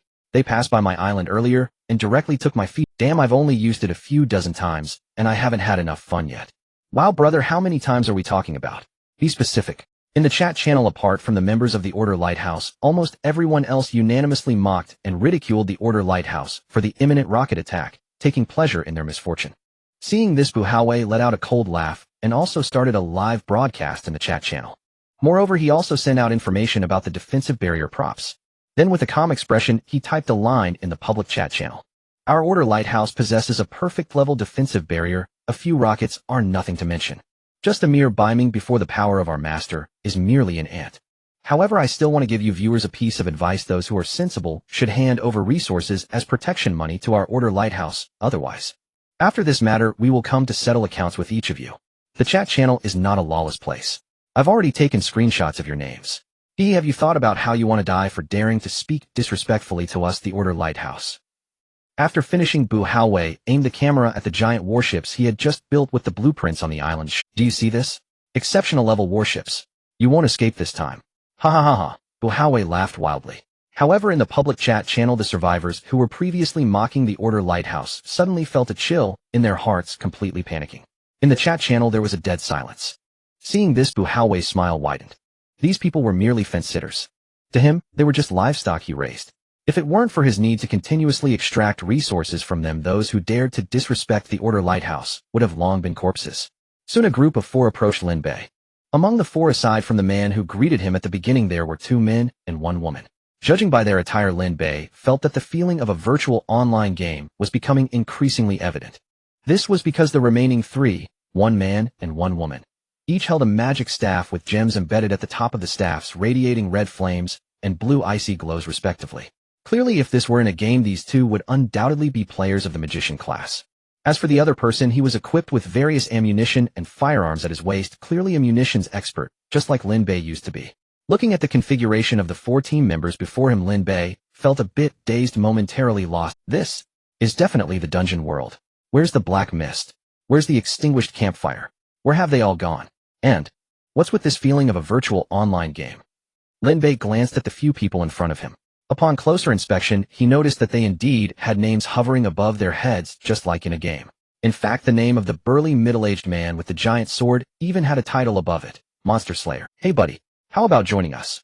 The munitions expert known as Battle Tyrannosaurus asked with a smile. It doesn't matter if you aren't a tank, our captain is tough enough to handle it all. That's right, you're quite handsome. With that adorable look, I can protect you once you join our team. I'm actually a hidden class ice mage. The only female survivor in the team, known as Vanilla Nemo, said to Lin Bei, her large, sparkling eyes blinking enticingly. Captain, this kid looks like a total novice. Isn't it a bit unwise to bring him into the team? After all, we're about to challenge the Shadow Forest dungeon, where the monsters are quite fierce. Bringing a dead weight would be quite troublesome. Another fire mage named One Way Elbow frowned and remarked, scrutinizing Lin Bei with a look of, all right, everyone quiet down and let me speak. The middle-aged man with the giant sword known as Level 8 Gale spoke directly. We have already delayed for 3 days due to the issues with the Shadow Forest. This little brother here, if I'm not mistaken, should be a newcomer entering the king-level dungeon world for the first time. You should know that for newcomers, this world has a protection mechanism. If we act as the guides for the newcomers, the monster difficulty in the Shadow Forest will decrease significantly. So I suggest we all set aside our biases. After speaking, Level 8 Gale specifically glanced at the frowning fire mage One Way Elbow, implying, all right, I have no objections. The fire mage nodded in response, but quickly changed his tone. But Captain, don't be too confident. Whether he agrees to your invitation is still a question. Sure enough, as soon as he finished speaking, the room fell silent. Ahem. Little brother, you heard what I just said, right? You wouldn't mind us being your guides, would you? Level 8 Gale cleared his throat and quickly continued, and don't worry, we can sign a guiding agreement. Once it takes effect, we will have the obligation to ensure your safety for 10 days. Moreover, as a newcomer, you must be unfamiliar with many aspects here. As your guides, we can answer some fundamental survival questions for you free of charge. Of course, in return, you need to temporarily join my Gale team and help us tackle the monsters in different misty areas. Ultimately, we're helping each other. Rest assured, we won't take more than what belongs to you. All of this can be written into the agreement. After saying that, Level 8 Gale looked at Lin Bei expectantly. Upon hearing this, Lin Bei pondered for a moment and curiously asked, how did you know I was a newcomer? Haha, that's simple. You actually revealed 2 flaws. The munitions expert Battle Tyrannosaurus directly replied, first, your expression earlier was one of astonishment. If you were an experienced player, you wouldn't be shocked by the surrounding sights. In fact, everyone is the same. A first-time entrants into the king-level dungeon world are teleported randomly to a central square outside the city. I was also shocked back then. As for the second flaw, Battle Tyrannosaurus pointed to the name above his head saying with a smile, usually first-time survivors need to open their attribute panels to set whether to display their name, title, level, and profession, but you don't have a name above your head at all. Combining that with your unusual behavior, we concluded you were a newcomer. It's that simple. So how about it? I answered your question, and now you can tell me what your profession is, right? Battle Tyrannosaurus looked at Lin Bei with expectation. In fact, among the four in the Gale team, he was the least experienced. Coupled with his lively personality, he was very much looking forward to having a newcomer join their team. In this way, he wouldn't be the youngest in the team anymore. Like you, I am also a munitions expert, Lin Bei replied calmly. What? You're also a munitions expert? Haha, what a coincidence. But don't worry, as a senior munitions expert, my level has exceeded 50, so if you have any questions, just ask me. I can teach you how to become a qualified munitions expert. Battle Tyrannosaurus's expression brightened at this, and he immediately recommended himself, pointing to his Lin Bei fell silent upon hearing this. He glanced at his own attribute panel, where Munitions Master had already merged into his super skill, and silently mourned for this enthusiastic munitions brother for 2 seconds. A level 50 munitions expert was nothing significant to him. However, he didn't sense any malice from these people toward him except for the fire mage named One-Way Elbow. Upon closer inspection, Lin Bei realized that this One-Way Elbow always looked at the ice mage Vanilla Nemo, with dodging eyes, appearing like a lovesick fool. Well, it turns out he's worried that I might steal his crush after joining the team, since I'm so handsome, Lin Bei thought with a smile, looking at the somewhat nervous middle-aged man. To be honest, he was new here, and indeed needed to understand the information about the king-level dungeon world, so temporarily joining their team wasn't a problem. However, if they thought they could lower the difficulty of clearing dungeons just by relying on his newcomer status, they would likely be sorely disappointed. After all, his current combat power had already exceeded 100 million. Even though there was a protection mechanism for newcomers, the strength of the enemies encountered should not be something this four-member team could withstand. Although he didn't have any detection skills, the skill War God, which he acquired after merging with numerous combat skills, such as super intuition, allowed him to have a general understanding of the strengths and weaknesses of the combat abilities of the people before him. Among them, the strongest was undoubtedly the leading middle-aged man, whose aura, according to his perception, should be comparable to that of the current Great Black, with combat power around 500,000. As for the other few, their strength was slightly weaker. The Fire Mage and Ice Mage should barely reach 400,000 in combat power, while the weakest Munitions Expert had combat power even below 300,000. However, after glancing at the ammunition and firearms the other party was equipped with, he assessed that if Battle Tyrannosaurus used these weapons and ammunition, his practical combat ability should also barely reach the level of 400,000 combat power. Alright, I agree to temporarily join your team. Let's sign the agreement now. Lin Bei broke the silence directly. Upon hearing this, everyone except the Fire Mage looked delighted. Then they signed the agreement. A ray of golden light slowly descended from the sky, incorporating the agreement into the depths of space, vanishing from sight. Alright, this agreement is now recognized by the will of this realm. If anyone violates the terms of the agreement within the next 10 days, they will face corresponding penalties. Level 8 Gale let out a sigh of relief and directed his gaze at Lin Bei. Next, we will prepare our supplies and head to the Shadow Forest to tackle the Shadow Cat Demon King there. During this time, if you have any questions, feel free to ask me. As long as I know, I will clarify them for you. Soon, Level 8 Gale assigned tasks to the other members, and they quickly dispersed to prepare the resources and items needed for their actions. You said you've been stuck here for several days. Doesn't this affect your arrangements in the outside world? Oh, about that. Level 8 Gale replied. Indeed, we have been in the dungeon world for several days, but you might not know that the time density in the dungeon world is different from that in the survival world. 10 days here only equates to 1 day outside. Don't think that just because we've been here for several days it has only been a little over half a day in the outside world. The reason I'm anxious now is that I want to return before the day ends outside, fearing that I'll miss out on some rewards in the survival world. Level 8 Gale explained with a light smile, and Lin Bei appeared to understand. In fact, once a survivor's combat power exceeds 100 points, they can choose to activate the teleportation array for the king-level dungeon world.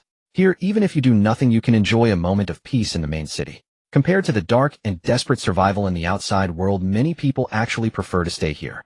Moreover, survivors have 3 opportunities to enter the dungeon world each day. If they die, they will be teleported back to the island they were on before, and they won't really die. So dying here doesn't mean real death. Lin Bei was bewildered upon hearing this. If he remembered correctly, Great Black hadn't mentioned this to him. Yes, didn't your guide on the island tell you about this before you entered? Level 8 Gale looked at Lin Bei with a puzzled expression, saying, For us survivors who have already passed the first stage of survival, we have received preliminary recognition from the gods of the survival world and can enjoy certain protective rules. So even if we die in the dungeon world, we only lose some combat power and don't really die. Of course, this comes with a prerequisite: you cannot use up all the chances to enter the dungeon world. Otherwise, if you die, it's true death. No, that's not quite right. It should be said that if you reach that point, dying here will cause you to be assimilated into this world, becoming a disqualified person. You know about disqualified persons, right? Level 8 Gale pointed to many figures setting up stalls outside the square. As he explained, those people are reentrants evolved from disqualified persons. Once disqualified persons absorb enough vitality or achieve certain unknown goals, they can gain the qualification for promotion and become reentrants existing in the king-level world as well, similar to NPCs. It is said that these reentrants also have their own paths for advancement, but I don't know what kind of existence they can become after advancing further. Lin Bei sighed inwardly upon hearing this. It seemed he had wrongly accused Great Black. According to the middle-aged man's explanation, it was only those who had entered the second stage of survival that would be protected upon dying in the dungeon world. As a first-stage survivor intruding into the king-level dungeon world, dying would indeed mean real death. By the way, how do you usually leave here to go back? Don't you have to commit suicide every time? Of course not. To go back, we need to pass through spatial nodes. Generally, a random one or several spatial nodes will refresh here daily. As long as you pass through a spatial node, you can be directly teleported back. However, these spatial nodes are usually occupied by powerful factions in the main city shortly after they appear. Ordinary people wanting to use spatial nodes for teleportation need to pay a certain amount of resources. Alternatively, one can rush through a spatial node before those major factions arrive, or if you're strong enough, you can choose to join those factions, allowing you to use those spatial nodes for free. Unfortunately, our team's strength is limited, so those major factions don't pay us any mind. Hence, to go back, we'll most likely need to spend a certain amount of resources. Generally speaking, the teleportation fee for one person is 5 pieces of star stones. Level 8 Gale said with a bitter smile. In fact, with his current combat power of 510,000, he was fully qualified to join any major faction. However, the problem was that if he left, his Gale team would completely disband. Thus, he remained in the team, waiting until all his teammates' strengths were raised above 500,000 before joining a faction together. Isn't there any other way? Lin Bei frowned upon hearing this. He didn't expect that just because survivors were gathered together in a dungeon world, it would become so complicated. As for the star stones needed to pay the teleportation fee, those were products of the second stage survival world, which, of course, even if he had them, he didn't plan to give them to others. After all, Aloria had said that the energy in star stones could also be used to repair the durability of the pendant. So the issue with the spatial nodes was giving him a headache. After all, Level 8 Gale had also said that in this world, those second stage survivors could not truly die. This meant that even if he killed these people, he wouldn't trigger the looting system's effect, let alone expect to loot their belongings. This was somewhat restricting for him. Sigh, there is another way, but forget it. Since you want to know, I'll tell you. As long as you establish a faction recognized by the current will of the world, you can also have a spatial node belonging to your faction. Moreover, a faction's spatial node is very stable and won't dissipate. But creating a faction is incredibly difficult. First, the leader's combat power must exceed 10 million points. As for other conditions, sigh, it's better not. Level 8 Gale sighed, patting Lin Bei on the shoulder with a smile. People like us can't compare to those powerful figures with backing. Ooh, let's just honestly level up and get stronger. Perhaps if we're lucky, we might even join a major faction and live a better life. By the way, didn't you just say that as long as you establish a faction, you can have your own spatial node? Why do they still occupy randomly appearing spatial nodes? Haha, what else could it be for? Of course, it's to exploit more resources from other survivors. In fact, in this world, no matter where you are, the essence is the same. It has always been the strong exploiting the weak. It's just that compared to the outside world, the survival world laid these dirty truths bare for everyone to see. Level 8 Gale's tone was filled with helplessness and despair, completely different from his earlier optimistic demeanor. Lin Bei contemplated upon hearing this, ultimately nodding slowly. You're right. Lin Bei said as he took out a bottle of perfect quality liquor from his storage bag along with 2 jade cups. After pouring the liquor, he handed 1 cup to the other party with a smile. So how about a couple of drinks? Let's have a couple of drinks. Level 8 Gale came back to his senses and raised his cup, drinking it. However, soon he felt a powerful force surging within him. What the a? Little brother, what's the quality of this liquor? It's so potent. If you like it, I can give you a bottle. Lin Bei shook the liquor bottle in his hand, sharing the item introduction of the perfect quality liquor with him. Oh, this is actually perfect quality. Damn you. You. Sure. Let's discuss something. I need some star stones. How many can I get for a bottle of something like this? Lin Bei thought hard, realizing he needed to find a way to obtain some star stones. After all, this thing could be used to repair the durability of the pendant, but it seemed he couldn't obtain resources by killing other survivors. So upon careful consideration, engaging in fair trade with others seemed like a good choice. This? Nor are you really planning to sell wine of such quality. But have you considered that although this item is precious if it catches the attention of those powerful factions? Don't say anything about trading for the Starry Sky Stone. You might even lose your life here. Although survivors here are protected by the will of the world, it doesn't mean they can't die. Once all 3 chances are used up, death is truly death. Since you are giving me wine, I won't cheat you. We are currently in Tianjin City, one of the 36 main cities in the king-level cave world. Here there are 3 massive forces formed by survivors, each led by a powerhouse, whose combat power exceeds 10 million points. These individuals, even in the 3rd stage of the survival world, are considered rulers. In their eyes, we are mere ants. You should understand the principle that a common person is innocent, but possessing treasures can lead to trouble. If they really fix their eyes on you, you're finished. Moreover, under normal circumstances, you will directly bind the coordinates of your initial main city. Even if you enter the king-level cave world again, you will still come back to Tianjin City. Can you guarantee that you will always be safe? So, you should abandon this unrealistic idea. 8th-level Gale sighed, looking helpless. We are simply not their opponents. Moreover, in the cave world, the common currencies used for trading are generally the brave metal and the king metal. Not many use the Starry Sky Stone. Such items are generally obtained from the treasure chests in the 2nd stage of the survival world. They are mainly used to enhance starships. Here, those who have returned don't need Starry Sky Stones. They prefer various metals. However, if you really want Starry Sky Stones, I happen to have some extra. If you don't mind, I can exchange 200 Starry Sky Stones for a bottle of wine. But my finances are limited. Excluding the 50 Starry Sky Stones needed for the return trip, I can buy at most 5 bottles from you. By the way, do you need Starry Sky Stones to continue enhancing the level of your starship? Normally, for an average survivor, having a level 3 starship is sufficient to operate in the cosmic space of the survival world. Generally, only those who build factions need to enhance their starship levels to higher tiers. Because the higher the starship's level, the more energy and raw stones it consumes, which average survivors cannot. If you just want to upgrade your starship level to show off, I suggest you enhance it to level 3 at most. Beyond that, it's not cost-effective. 8th-level Gale seemed to have opened a floodgate, earnestly advising Lin Bei. Don't worry, I understand. For now, let's trade for 5 bottles of wine. Listening to 8th-level Gale spill out various information like beans, Lin Bei, while surprised, nonchalantly took out 6 bottles of high-quality liquor and handed them to 8th-level Gale. These liquors were not precious to him at all.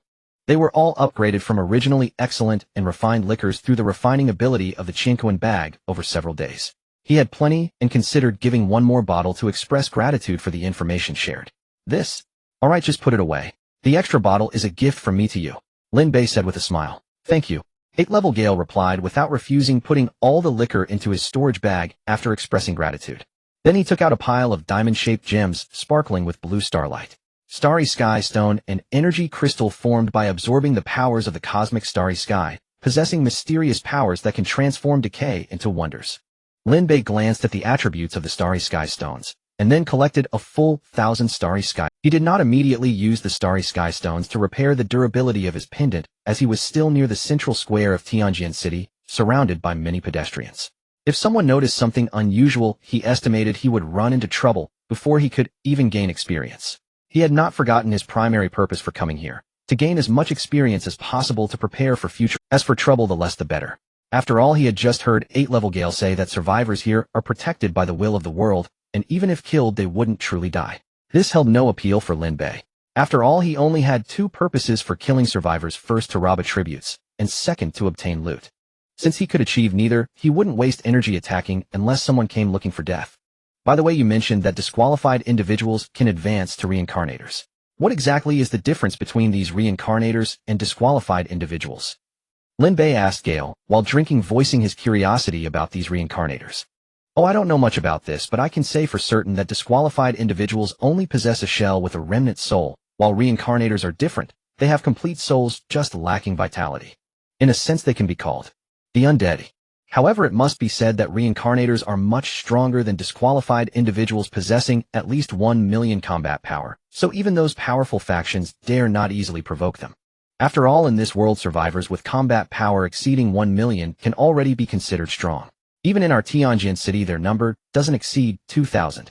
Gale drank the wine in his cup in one gulp and said with a hint of longing, "For me, breaking through 1 million in combat power would be the greatest goal of my life." At that time, he planned to buy a beautiful villa in the king's world and spend the rest of his life there. As for continuing to increase his combat power, to enter higher-level survival worlds.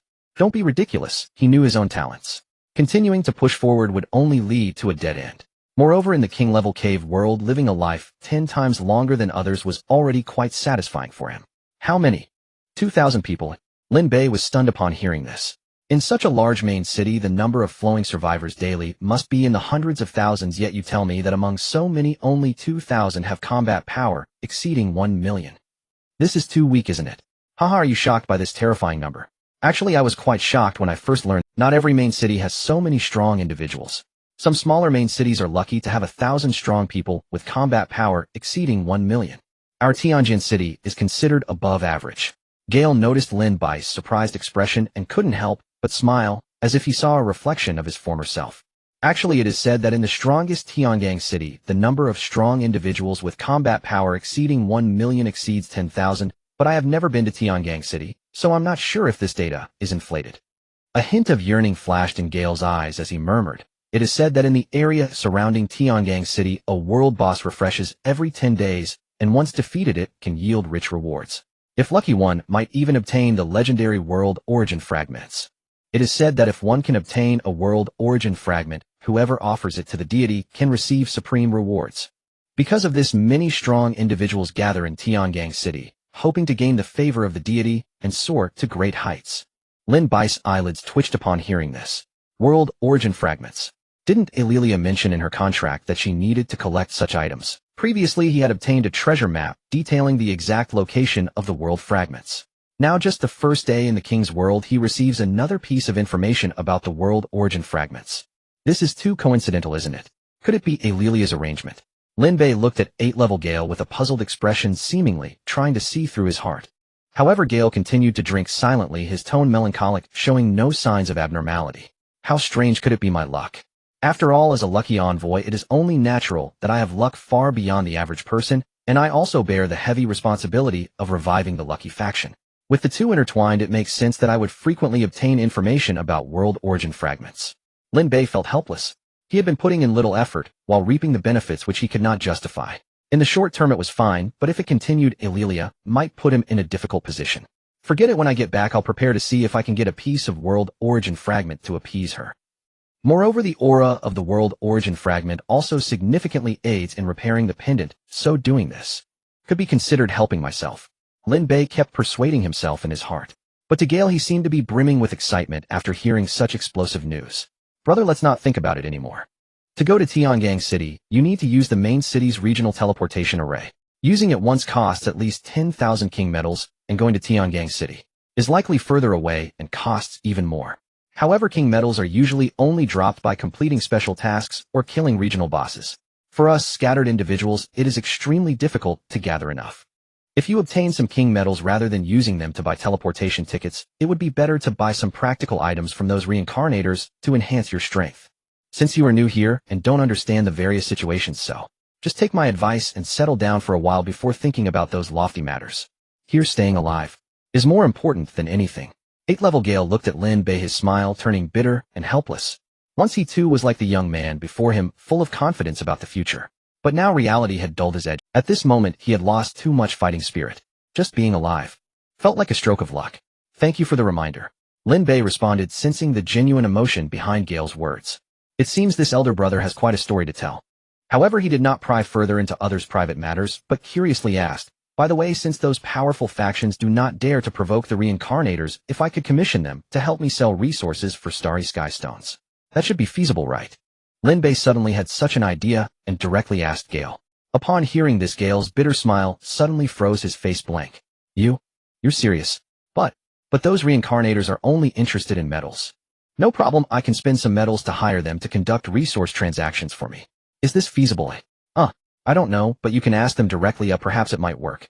Gale seemed uncertain, but he still advised. However, the fees of those reincarnators are not cheap and metals are also very precious, so don't lose sight of the big picture. Don't worry, I understand. Lin Bei replied with a smile, then quickly surveyed the surroundings, soon fixing his gaze on a shop in the northwest corner of the square, named Little White General Store. The store appeared small, even quite narrow compared to the surrounding shops. But Lin Bei immediately took a look because of its name. Little White feels like a perfect match with Big Black. He just didn't know if the owner was also from the Tianma clan. If so, perhaps he could use Big Black's connections to gain more benefits in the future. So he stood up, greeted Gale, and walked towards the store. Wait, are you really planning to collaborate with those reincarnators? Gale was left dumbfounded as he watched Lin Bei's receding figure. He had thought the other party was merely mentioning it casually, and even if he planned to proceed, he would first need to investigate before making a decision. But who could have thought that the other would just have a moment of inspiration and decide to dive right in? He really didn't know whether to call the other party bold or reckless. Forget it, everyone has their own choices. I've explained the pros and cons clearly to him. If he still insists on being stubborn, I can't do anything about it. Just some starry sky stones, although precious, they shouldn't have too great a demand, right? Could it be that he obtained some powerful design blueprints needing a large number of starry sky stones as materials? Or does he actually need to collect a vast amount of starry sky stones as a core member of a starship fleet? Forget it, whatever he does is none of my business. I am just a temporary guide for him, as long as he can provide a new player protection mechanism allowing our team's subsequent actions in the Dark Forest to be easier, that's enough. As for the rest, that's not something a mere fish in this survival world should concern himself with. He knew well that there were many hidden talents in the survival world. Their performances were often difficult to discern, inexplicable, even unreasonable. Yet these individuals appeared extraordinarily fierce. They seemed to be favored by heaven, children of luck, able to navigate through any difficulty and remain unimpeded. His assessment was to look less and inquire less. Otherwise, it's easy to get caught up in trouble. He certainly was not a child of luck. If trouble did find him, 10 lives wouldn't be enough to pay for it. And that young man who had just arrived gave him an odd and unfathomable feeling. So, is there something wrong with wanting to take it easy? As an ordinary survivor, how can I compete with those freaks? It's better to recognize reality early and prepare for retirement. Otherwise, if I continue to vie for supremacy, one day, I'll become someone else's stepping stone without even knowing how I died. Sigh. The differences between people can sometimes be greater than that between humans and dogs. Gale watched Lin Bei's distant figure unexpectedly, feeling a sense of looking up at a mountain, his heart filled with mixed emotions. Little white general store. Behind the counter, a young girl with a pair of pure white wings was resting her chin on her hand, half asleep. With a jingling sound, the wind chime at the store's entrance swayed gently, creating a crisp sound. Oh, has a customer arrived? The girl rubbed her sleepy eyes and looked towards the door. Soon she was stunned. There at the entrance of the shop stood a tall figure, curiously surveying the surroundings. Sunlight poured down, casting a long shadow on the shop's floor. Hello. The young woman gazed at Lin Bei's handsome face with starry-eyed adoration, a trickle of saliva slipping unconsciously from the corner of her lips. Hello. Lin Bei instinctively raised an eyebrow and took half a step back as if preparing to retreat through the shop's entrance. Though undeniably beautiful, with a figure both graceful and alluring, her gaze unsettled him. It was unnervingly predatory, as though he were prey rather than patron. Wait, don't leave. My shop carries countless affordable yet exceptional artifacts and equipment, truly unmatched in value. If you'd like to purchase anything, well, given your extraordinary handsomeness, I'll grant you an 8. No, a 7-fold discount. Seeing Lin Bei about to depart, the girl hurriedly cried out, and then without hesitation fluttered her crystalline wings behind her, enveloping the surrounding space in a peculiar shimmering energy. In the blink of an eye, the shop, previously shabby and cramped, transformed utterly. Walls gleamed with refined elegance, and the interior expanded 100-fold. Exquisite floating shelves circled the chamber, each laden with artifacts and armaments radiating vivid luminescence, every glow unmistakably violet or brighter. That meant every item on display was at minimum of exceptional quality. Lin Bei paused mid-step. A subtle invisible force now barred his retreat. Glancing back, he found the entrance replaced by a shimmering violet barrier. A seamless, impenetrable ward sealing the shop from the outside world. Are you attempting coercion? Lin Bei frowned faintly. Though newly arrived and unfamiliar with this realm's customs, he would not hesitate to assert himself should force be employed against him. Oh dear big brother, you've misunderstood me entirely. How could I ever impose upon you? I only wish to keep you here a little longer. Truly, I bear no ill intent. If absolutely necessary, I'll slash prices to 40%. That's my absolute floor. I procure goods at 30%, so even this leaves me but a modest margin. Surely you won't begrudge me that. She blinked sweetly, eyes wide with earnest entreaty. Lin Bei, momentarily flustered, found himself utterly at a loss. This lovely shopkeeper appeared charmingly innocent, yet her speech betrayed a disarming, almost comical lack of coherence. Moreover, his war god skill, the ultimate instinctual warning system, registered no malice whatsoever. This maiden held no ill will toward him. I'm not here to buy. I'm recruiting staff. To dispel misunderstanding, Lin Bei spoke plainly, and with he had scanned the shelves in an instant. Impressive wares, yes. Even over a dozen items of transcendent quality, but none stirred genuine interest in him. Yet those transcendent artifacts demanded king metals for purchase. and their prices were steep. Lin Bei possessed only hero medals, thus his gaze lingered nowhere. Huh, recruiting staff. What does that mean? Her expression turned utterly bewildered, as if Lin Bei had spoken in an alien tongue. In her understanding of this world, all survivors were customers, never employers. Yet this striking young man stood before her not as patron, but as potential master. And if this handsome young master were to hire her, wouldn't that place her quite literally in the most advantageous position of all? Beauty is justice. So no problem. I'll gladly join your team. Though you're wondering about compensation. Rest assured it won't be skimpy. No, not that at all. I mean, if I'm hired, might you offer, well, certain supervisor to subordinate attentions. She gazed up at him, hopeful and expectant. Lin Bei fell silent, brief but profound. After a pause he asked quietly, such as, for instance, one of your worn undergarments, or perhaps an encouraging embrace, or, if master wishes to bestow even greater rewards, I'd be delighted. Her cheeks flushed crimson, head bowed low, like a ripened apple blushing beneath summer sun. Lin Bei fell silent once more. He understood now beneath that pure winsome exterior beat the heart of a woman utterly unreservedly and irredeemably infatuated. Perhaps we'll settle wages and medals instead. Lin Bei coughed lightly, embarrassment coloring his tone. Fine, she pouted, but then brightened, instantly recalling that employment meant endless opportunities to deepen their bond. With renewed vigor she nodded. My name is Balan. I was once a princess of the Elven clan. And yours, handsome sir.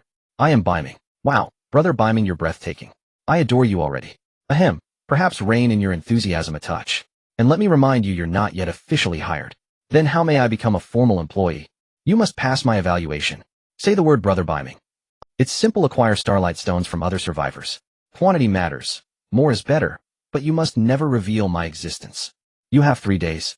I'll return to assess your results. Perform well, and you'll earn full employment.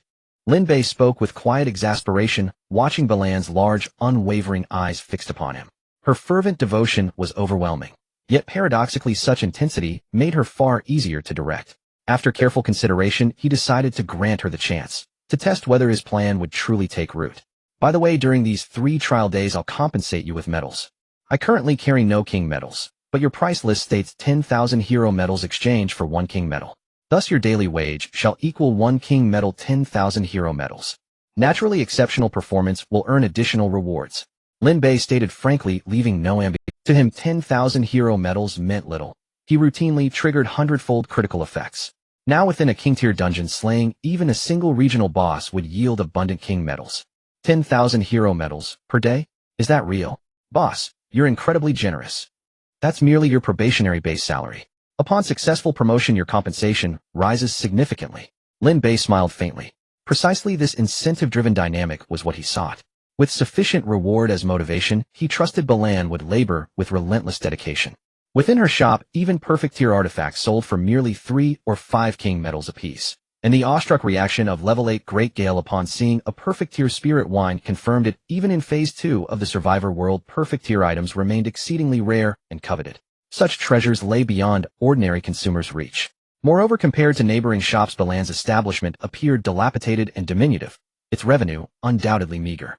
Lin Bei had observed clearly upon entering the girl had been dozing off, eyelids heavy. Proof enough that foot traffic here was virtually non-existent. 10,000 hero medals per day was by any measure a generous probationary wage. Thank you, boss. Balan will work tirelessly. And, what else? Is there any special employee benefit? For instance, Warren. Boom! Before she could finish, Lin Bei pivoted and struck the violet barrier behind him, effortlessly punching a gaping hole through its radiant surface. He regarded her with a faint, knowing smile. Your thoughts are perilous, yet not entirely unacceptable, if you possess the strength to back them. Can you withstand the force of that blow? He shook his head, turned, and walked away. I'll return in 3 days, don't disappoint me. His silhouette receded into the distance, stretching long and sharp across the ground. Balan watched transfixed. Saliva dripped unbidden from her lips. Wow, boss is so powerful. Haha, I love him so much. My heart, dormant for years, has ignited anew. If strength is what it takes, for boss's sake I believe, I will achieve it. Her eyes burned with fierce, unwavering resolve. All preparations complete, we depart for the Darkwood Forest. On the plaza the squad assembled. At level 8 Great Gale's command they set forth together, marching beyond Tianjin City's gates. Beiming, listen to me. The area we are heading to is called the Dark Forest. There are many Shadow Cat demons lying in ambush there. They are extremely fast, and their attacks carry a curse effect. If you get wounded, you will need to use a purification potion immediately. But don't worry, because you are a newcomer. When teamed up with us, the strength of those Nightcat demons will be forcibly balanced under the novice protection mechanism, making them relatively weaker. Moreover, our experience is quite substantial. As long as you stay obediently among us, you won't run into. After leaving the city gate, everyone spent 10 hero medals each and boarded an old cart operated by the Reborn, racing towards the direction of the dark mist outside the city. Inside the cart, the level 8 Hurricane noticed Lin Bei, remained silent, thinking that he was worried about his safety, so he hurriedly spoke to comfort him. Don't worry, little brother, I will take good care of you. My frost magic can greatly reduce the movement speed of those Shadow Cat demons, so you don't have to worry about getting hurt.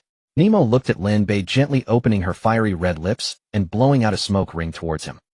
Kid, make sure you keep your eyes sharp when the crucial moment of battle arrives. We may not have the energy to. With an indifferent tone, Hurricane said, all right, leave Beiming's safety to me. As a pill expert, I have plenty of good stuff. The battle Tyrannosaurus quickly leaned towards Lin Bei, presenting a few grenades exuding a cold aura, and handed them to him, saying, look at this. This is a specially made frost grenade developed in the latest research. It contains a lot of Sister Nemo's frost magic, doubling the freezing efficiency. With this in hand, even if the battle gets intense, and we can't take care of you for a moment, you can just throw this grenade and turn those Shadow Cat demons into ice sculptures instantly. How about that? Am I amazing, or what? The battle Tyrannosaurus said proudly. Lin Bei took the frost grenade, nodded silently, and gave him a thumbs up. Impressive. He praised lightly. Not wanting to expose too much of his information, he only revealed his identity as Beiming, choosing to hide his level, profession, title, and combat power. To the outside world, he stated he was an ammunition expert. As for the weapon, he used a set of frost crossbow arrows, and no one else had any doubts. Fortunately, after entering the dungeon world, he could use the survivor interface to hide the glow of his equipment effects. Otherwise, the orange glow emitted by his perfect level frost crossbow arrows would definitely leave everyone speechless. On the way, he asked several people many questions about the king-level dungeon world.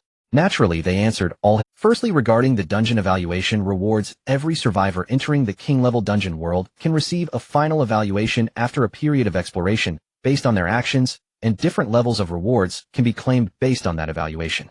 Generally speaking, completing hidden tasks released by the Reborn and strategizing in the misty areas makes it easier to obtain high evaluations.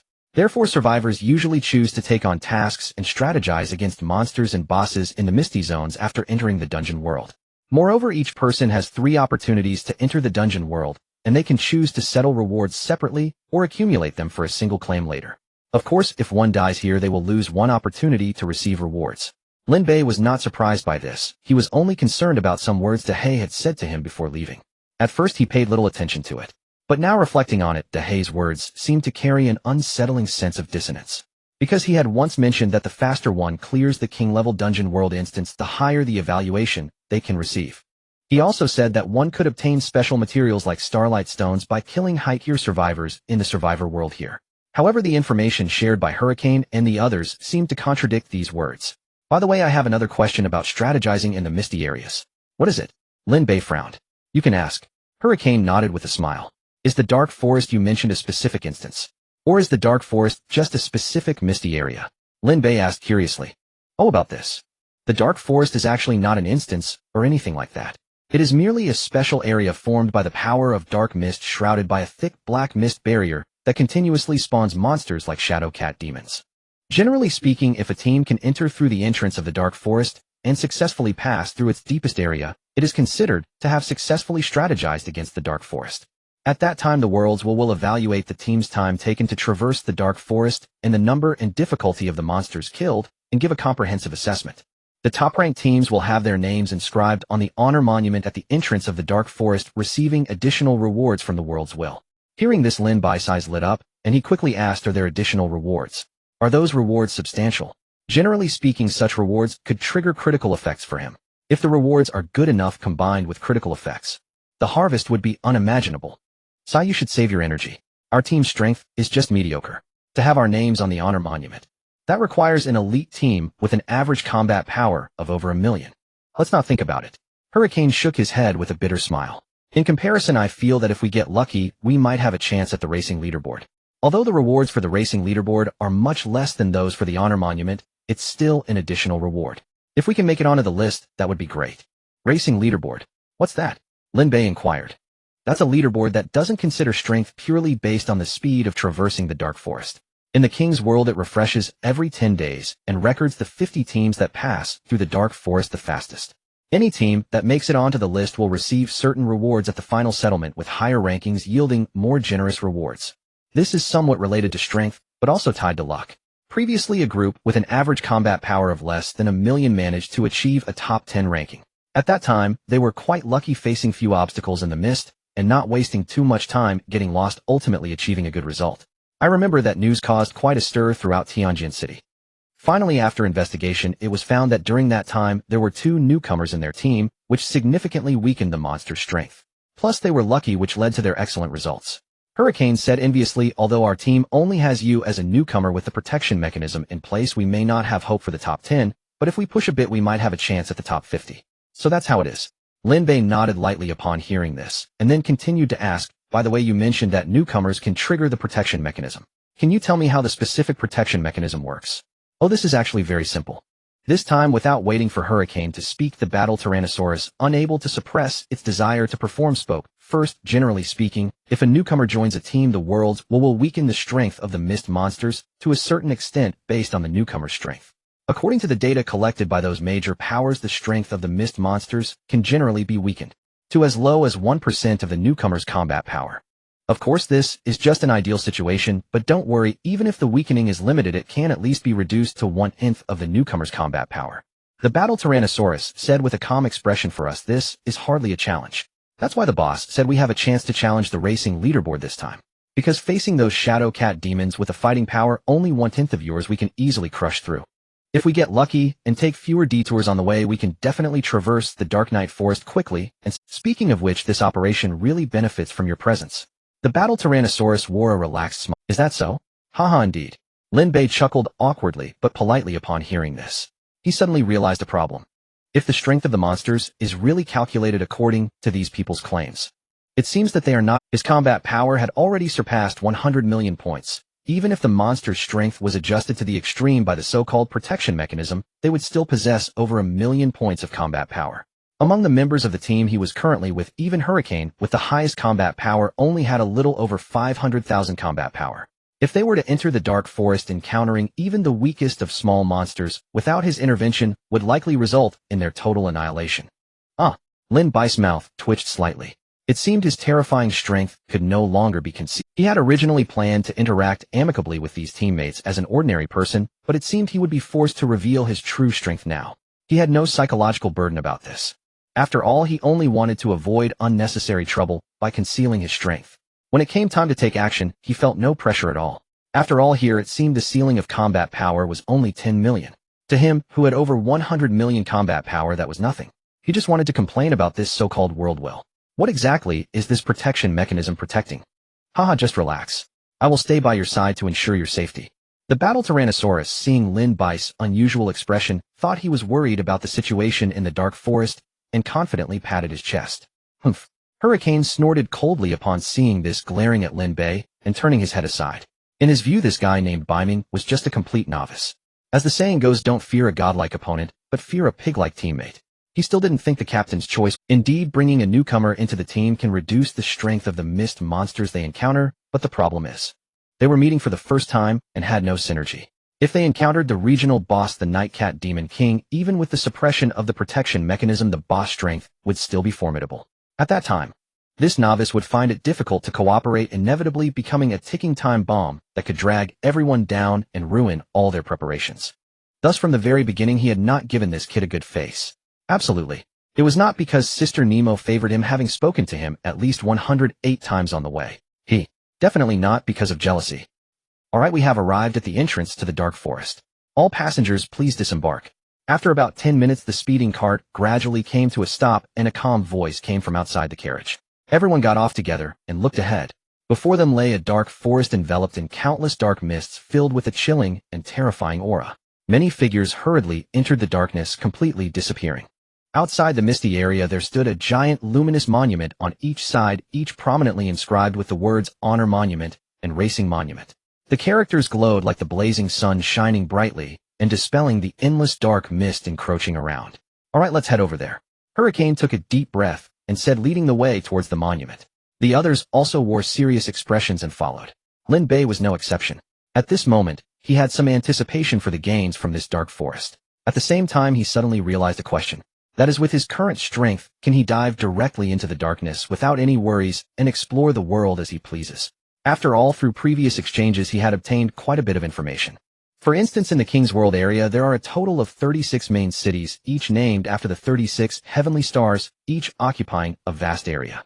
Moreover, there are powerful barriers covering the areas between the various main cities, separating them from each other, unless one possesses the sealing combat power of this world. Otherwise, it is impossible to break through the defense barriers with personal strength, and one can only use the teleportation arrays between different main cities for transportation.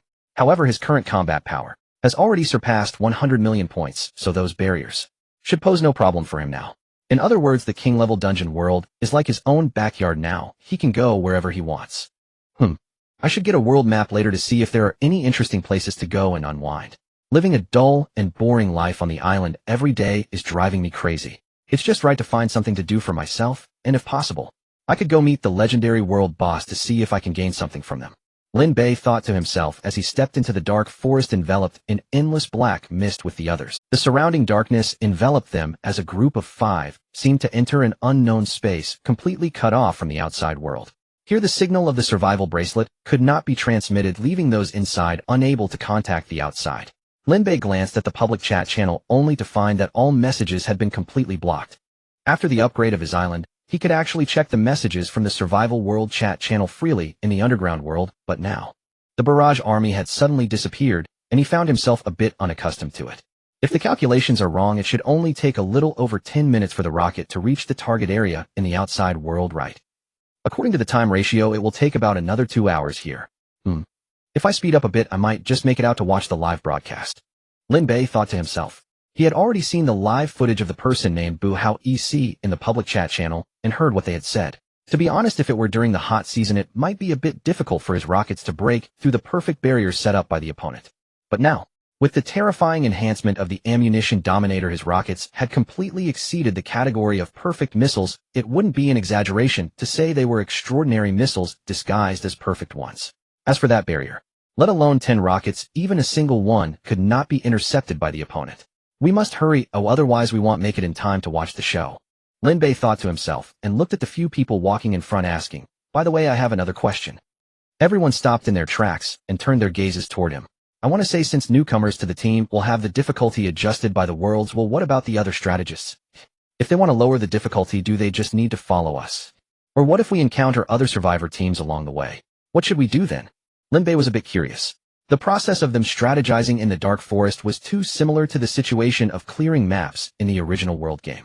However, he was currently unsure whether the dark forest in front of them was considered a private dungeon for everyone or a public one. If it were the former, it would be fine. The entire mapping process would not encounter interference from others. But if it were the latter, then they would need to be wary of others coming to sabotage or play dirty. Oh, about that. Generally speaking, after a team enters the misty forest area, they are isolated into groups of 5 and assigned to different areas. Under normal circumstances, they won't encounter each other. Of course, there are exceptions, but such occurrences happen less than 1% of the time, so we really don't need to worry about those issues. Moreover, even if we do encounter other survivors, it may not necessarily be a bad thing for us, because at that time, everyone can choose to team up directly to pass through the dark forest faster. Huang Feng had a slight smile on his face and completely dismissed Lin Bai's concerns.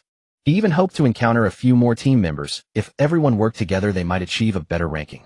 For example, those survivors from large factions would gather many members to enter the misty area, so even if the odds were extremely low, as long as there were enough participants, it was bound to happen that allies would appear to join forces. At that point, combined with their already powerful strength, they could easily secure a rank, appearing on the Speed Monument and the Honor Monument, and receiving even more generous rewards. This, for those large factions, was also a means of monopolizing the rankings. However, it was difficult for ordinary survivors to replicate. Upon hearing Huang Feng's explanation, Lin Bei suddenly understood. Just a one chance, but shouldn't be a problem. With that thought, Lin Bei took out the dawn campfire, added perfect-grade fuel, and ignited it. In an instant, the surrounding mist dissipated, and the area became brilliantly bright. This is a purification-type special item. Next to Lin Bei, the battle Tyrannosaurus looked dumbfounded and said in disbelief, "Damn, you actually have such a precious item. Is this thing really so rare?" Lin Bei asked curiously. If he remembered correctly, he still had a few hundred similar items in his storage space. Although in terms of quality the lowest was only excellent and the highest was just the extraordinary quality, he held Lin Bei didn't think it was particularly precious. After all, AI Lei Liya had mentioned that this item couldn't even dispel the curse power from the 16-sided dice, so it wasn't anything special. Rare. This is nowhere near rare. Such items are extremely scarce even across the entire star. The battle Tyrannosaurus exclaimed excitedly. In all 36 main cities of the king's world there are no more than 50 forces that possess such purification-type special items. Moreover, the function of your item is simply too powerful. The battle Tyrannosaurus pointed to the now spacious and bright area around them, his eyes filled with astonishment. Just taking it out has already purified the dark mist within 1,000 meters around us, and as time goes on, it can purify the area several times larger. Yet as far as I know, even the purification-type special items in the hands of those powerful factions can only barely dispel the surrounding area of 100 meters. You're simply amazing. The battle Tyrannosaurus was so excited that he was practically dancing. The other team members, noticing the abnormality, all looked at the dawn campfire in Lin Bei's arms with astonished expressions. This item was simply the nemesis of the mist. With this campfire they no longer needed to worry about getting lost in the mist. And even if they were attacked by monsters under the assistance of such a powerful item, those monsters would definitely be severely constrained, and it would be impressive if they could exert even 10% of their original strength. Ha ha ha. Bei Ming, you've truly given all of us a huge surprise. Kuang Feng laughed heartily, grinning. I originally thought whether we could make it onto the speed monument would depend on luck, but now we are definitely secure. After saying that, he scanned the faces of the other team members and said with a serious tone, you all this time, we owe it to Brother Bei Ming, so I hope none of you reveal anything about him possessing such a powerful item. Did you hear that? Kuang Feng's tone was serious, his expression grave. Understood. The others immediately nodded, indicating they wouldn't disclose any information. Seeing this, Lin Bei revealed a smile. He glanced at the one who had always been subtly targeting him. The latter, noticing Lin Bei looking over, showed a dejected expression and sighed, Don't look at me like that. Though I have a bad temper, I'm not the kind of person who would betray my teammates. I may not like you much, but I wouldn't do something disgusting like that. Besides, thank you this time. With the help of your item, everyone in the team can receive good rewards. This kindness, I will definitely repay you. After saying that, he turned around and walked to the corner, no longer speaking. Interesting. Lin Bei activated his full perception. Under the probing of his over 100 million points of mental power, these people could not conceal their thoughts at all. Although Lin Bei could not directly read others' thoughts like AI Lei Liya, yet he could grasp the general ideas and feelings of others. Indeed, these people had no intention of betraying him. In a world filled with scum, this character was already a rare, but it was also his good fortune to encounter such good teammates the moment he stepped out. It could be considered a kind of... With this thought, Lin Bei took out another purification campfire, which was the lowest quality campfire. He currently had only excellent quality, and when he added the corresponding level of fuel, it could illuminate a space of 10 meters around. If higher quality fuel was added, the illumination range could be further expanded. However, compared to the dawn campfire, the purification campfire could only be used to purify the dark mist and had no effect on enhancing human strength. This purification campfire may not be as good as the one in my hand, but it can still play a crucial role for you in future explorations in the misty area. Meeting is fate, and since everyone has taken care of me so much, I can't not show my gratitude. They'll give you this item. I hope you won't dislike it. Lin Bei had always believed in the principle of treating others with kindness in return for kindness. Although the strength of these team members seemed insignificant in his eyes, their character was good, so he didn't mind lending a little help to make their days ahead a bit easier. Additionally, he felt that as a qualified ambassador of luck, he must always keep in mind the mission of recruiting. However, he was quite picky. Those scum could not catch his eye, so his expansion of influence was quite slow. These few people currently had good character, and he planned to continue assessing them. If they showed potential, he wouldn't mind bringing them all into the lucky faction. This way he could use them in the future to help himself obtain resources in high-tier survival worlds that lower-tier survival worlds did not have, allowing him to continue surviving stably in the island survival world. Going out is impossible. The outside world is so vast and dangerous, and my strength is only 100 million points. I probably can't even defeat AI Lei Liya. I must continue to stay low and develop steadily. I've heard that aside from the regulators, other strong individuals cannot forcibly intervene in the lowest-tier island survival world. The only ones who might intervene are the patrol envoys, who are a level above the regulators. However, if the patrol envoy wants to act, it comes with a significant cost, and each time they act, it also places a considerable burden on themselves. So for me, the best choice now is to continue staying in the island survival world without going out. In this way, even if there are strong individuals outside wanting to target me, they simply cannot act. Once I become stronger and possess 100 billion battle power, No, at least 10 trillion battle power. Then when I leave the island survival world, I wonder who would dare to act against me. This incident regarding the Order Lighthouse has already proven everything. From the moment he joined the Lucky faction, the two sides had completely become mortal enemies. Lin Bei did not believe that a survivor who had only experienced a single disaster season could simultaneously possess a perfect defense barrier covering an area of over 100 kilometers and extraordinary battleship blueprints. Clearly this should have been the patrol envoy of the Order faction that AI Layla mentioned. By the way, that person named Buhao EC seems to be planning to create a fleet of warships to attack my island. I should find a way to upgrade the island's defensive weapons later so that when the time comes, they must have a one-way trip. Lin Bei thought to himself while opening his memo and adding a few notes. Then he smiled in satisfaction and looked at the crowd that had completely frozen in place. Hey, why are you all staring at me? Lin Bei asked curiously. Bei Ming, your smile, just now. It made us, and this. Purification campfire, it's too precious. Kwang Feng swallowed hard. Oh, I just remembered something happy. It has nothing to do with you. Alright, you should put away the purification campfire. Consider it a small token of my gratitude. Lin Bei waved his hand, interrupting Kwang Feng, and directly said, along the way you all answered many of my questions, and I gained a lot. Plus we are teammates now. This item is just average for me, not particularly precious. Moreover, you all have good character, much better than other survivors I've met. Being with you is quite comfortable. I hope you can live well. Lin Bai's smile faded slightly as he looked at the surrounding darkness that had been dispelled, murmuring, you guys are very much to my liking. Although Liu Zhou is somewhat harsh, his nature isn't bad, and he is grateful. In the world of survivors, to be honest, that already belongs to a rare species. This world, good people have a hard time living while the bad ones run rampant. What I'm doing is just to try and change some things as much as possible. So just accept these items. After his words fell, the surroundings fell into silence. After a while, Kwang Feng took a deep breath and said, alright, we accept this goodwill. But rest assured, although our strength is not as good as those strong ones, our hearts are still firm enough. I can't say much else, but if we encounter any trouble in the future, feel free to ask us. As long as it doesn't violate our principles, even if it's a mountain of knives or a sea of fire, we'll follow you. Haha, the boss is right.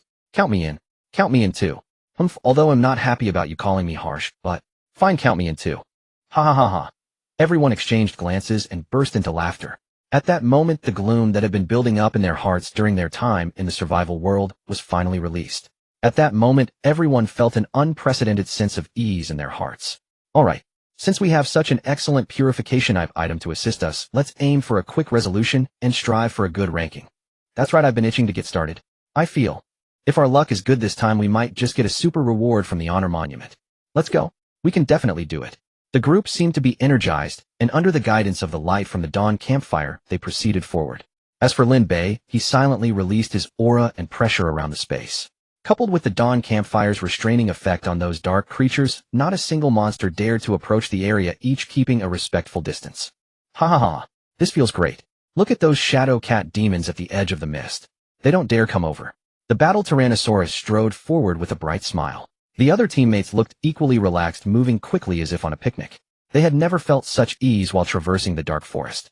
Wherever they passed, even the black trees formed from dark mist could not obstruct the purifying effect of the dawn campfire, dissipating at a visible speed. Their current speed of advancement was simply outrageous. I have a feeling that for this speed monument we might just come in first. The battle Tyrannosaurus was excited, breathing heavily. Might feel the same. After all, even those powerful factions working together to pass through this area couldn't possibly match our speed. Xiang Cao Nimo nodded her watery eyes, looking at Lin Bei, constantly throwing flirtatious glances at him. Meanwhile, Liu Zhou looked on with a darkened face, gritting his teeth. Damn, this is just too infuriating. What's wrong with me? Just because this kid is a bit more handsome than me, young and wealthy. What makes him better than me? Liu Zhou's heart bled as he felt utterly defeated. Everyone pay attention. Prepare for battle. However, just at that moment, Kwang Feng, who had been staring ahead, suddenly stopped, frowned, and looked at a group of figures gradually appearing in the shadows ahead. His expression suddenly darkened, and he said in a grave tone, Bei Ming, put away the campfire. We seem to have run into some bad luck, as other survivors have spotted us. They might attack together to seize the purification item from you. At this moment, the atmosphere became extremely tense. Upon hearing this, Lin Bei looked up and scanned the area where the shadows met the light, where indeed a group of people had gathered. A rough glance revealed there were as many as 20 survivors. At this moment, they were looking at the group with malicious intent, especially the leading person, who was greedily staring at the dawn campfire, in Lin Bai's hands, a fierce glint erupting from his eyes. Ha ha ha. Wanna run? It's too late. I am a battle general of the Order Dynasty with a combat power of 3 million, you little trash. Don't even think about escaping from my grasp. I advise you to hand over that purification item from the boy. If you are sensible, I don't mind recommending you to join our Order Dynasty. Of course if you refuse. Then you don't need me to explain what will happen next. I'll give you 5 seconds to think. I hope your decision won't disappoint me. 5, 4. In the Order Dynasty, 20 individuals stood blocking the path ahead. The leader among them wore an arrogant expression, counting down the numbers. In his eyes, this small team of 5 was merely fish on the chopping block ready for them to slaughter. The reason he was willing to waste time talking was simply to acquire that powerful purification tool in the hands of the other party. His own team possessed a similar tool, but the effectiveness was vastly inferior. If he could seize this purification tool from the other party, and then return to take credit, he would surely receive the leader's commendation. By then his status in the Order Dynasty would rise dramatically. The benefits he would reap were beyond imagination. 5, 4. However, as he barely spoke one number, the second number had just begun to escape his lips when he suddenly saw a smiling, handsome face appear before him. The speed was so astonishing that he didn't even have time to react. You? He exclaimed in surprise, but before he could utter more than a syllable, he saw the other party seemingly throw a punch. The pressure from the punch exceeded even the fury he felt when facing the leader. His strength rivals that of the leader. How is this possible? A terrifying thought flashed through his mind, and instinctively, he wanted to dodge the punch. Yet he felt as if his body had ceased to exist. He tried to look down, but suddenly realized that his consciousness seemed to be drifting away. Am I being killed instantly? What kind of monster is this kid? But fortunately, I still have a chance to respawn otherwise. You have been killed by Bei. Your soul is about to perish. Please choose whether to turn and become a disqualified person embarking on a new path of evolution. WTF. At the brink of death, a notification sounded in his ears, instantly shaking him to his core, giving him a moment of clarity. He actually managed to kill me. No, this information is crucial. Why must? Fear and unwillingness filled his heart as he desperately sought to convey the information. However, to others at that moment, he had completely turned into a cloud of crimson dust dissipating into the air without a trace. You did not make any decision. The default choice is to refuse. Your soul is about to completely perish, merging with the world. Countdown 5, 4, 3. Damn. When did I default to refusal? Normally, isn't it default consent? Damn it, I fought my way through dangers and finally broke through 3 million points of combat power. I don't want to die. Damn it. Damn it. Who the hell is this kid?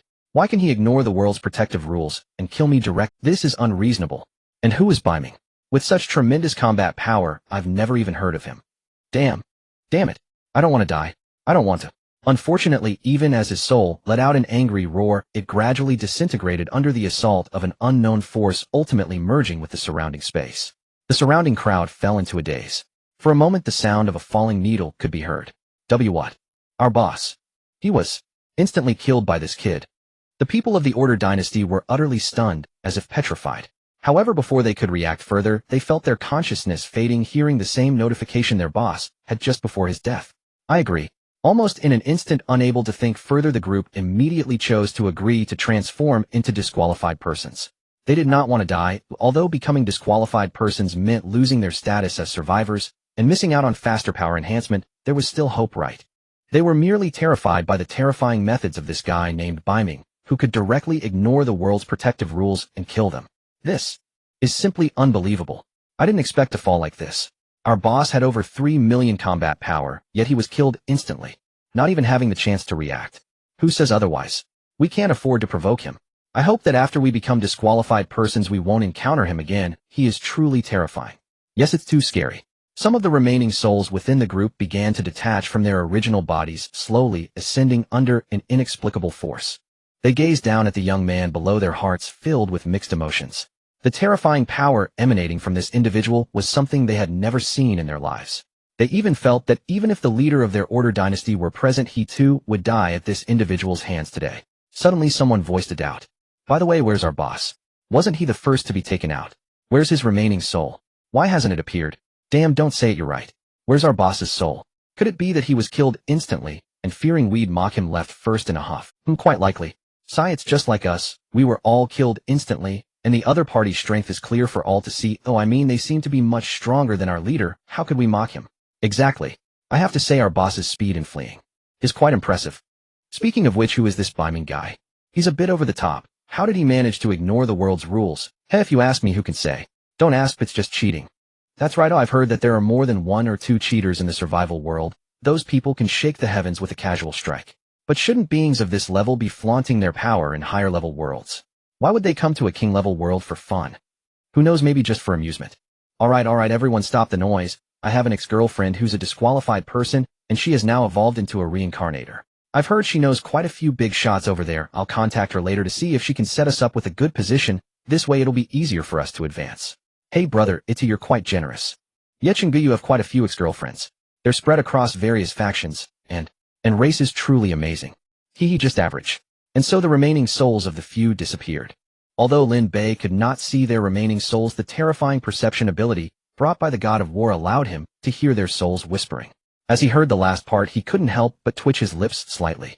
But soon he regained his composure, turned to look at the petrified figures of Quangfeng, and the others shrugged his shoulders and said, "Sai, I didn't want to make a move.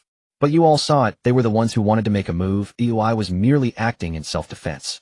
Upon hearing this, the others felt their scalps go numb. You call that self-defense? Damn, look at what you did. The other party clearly intended to intimidate us and force us to hand over our treasures. But what was the outcome? They hadn't even finished speaking before they turned into a cloud of crimson dust. The crowd was completely stunned. Meanwhile, a series of system notification sounds suddenly rang in Lin Bei's ears, leaving him in shock. Hey, didn't they say that survivors in high-level worlds are protected by the will of the world and cannot be killed? But how come the system indicates they are dead and they've dropped loot? This feels a bit off. You have slain the mad dragon. You have obtained all of his treasures. Your spiritual energy has increased by 120,000 points. You have triggered a 100-fold critical effect. Your vitality has increased by 20 million points. Your spiritual energy has increased by 12 million points. You have slain Ito Makoto. You have obtained all of his treasures. You have successfully plundered. You have triggered a 300-fold critical effect. Your vitality has increased by 15 million. Your spiritual energy has increased by 15 million points. You have slain horrific disaster. You have slain Kyritan. You have slain Sanjirfu. You have slain Bull Warrior. You have slain Cosmic Robot. You have slain Sleepless and Bald. A series of notifications echoed in Lin Bei's ears. Feeling the overwhelming power surging within him, Lin Bei immediately took out a super healing pod, switched it on, opened the door, and lay down inside. Could you all keep an eye out for me for a moment? I'll just rest for a bit. Lin Bei hastily left a sentence before slamming the door of the healing pod shut. The others were stunned upon seeing this. What's happening? Ilu asked, confused. I am not entirely sure, but judging by his anxious demeanor, he must have used some trump card that puts a huge burden on his body. That would explain why he needed to lie down in the healing pod so urgently. Kong Feng frowned and spoke uncertainly. Moreover, from the looks of the healing pod, it seems to be at least an exceptional grade healing pod, possibly even higher. Sai, it seems that this time, in order to deal with those from the Order Dynasty, Brother Beiming has paid quite a hefty price. I wonder if he will have any after effects after this move. It's our fault for relaxing our vigilance due to the purification type's special items. If only we had checked the situation at the edge of darkness beforehand, we could have discovered those people immediately and not let Beiming. Sigh. Kong Feng felt guilty looking at the healing pod with concern. The anxious expression on the other party made him silently break into a cold sweat. So he used a move that came at a great cost, huh? Then I can rest easy. I was worried that Beiming was a hidden power. The battle Tyrannosaurus let out a sigh of relief upon hearing this. He had boasted in front of the other party all along, and if the other party really was a hidden powerhouse.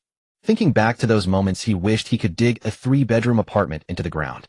Fortunately, the other party must have used a forbidden technique, causing significant damage to their body. Otherwise, how could a newcomer have such destructive power?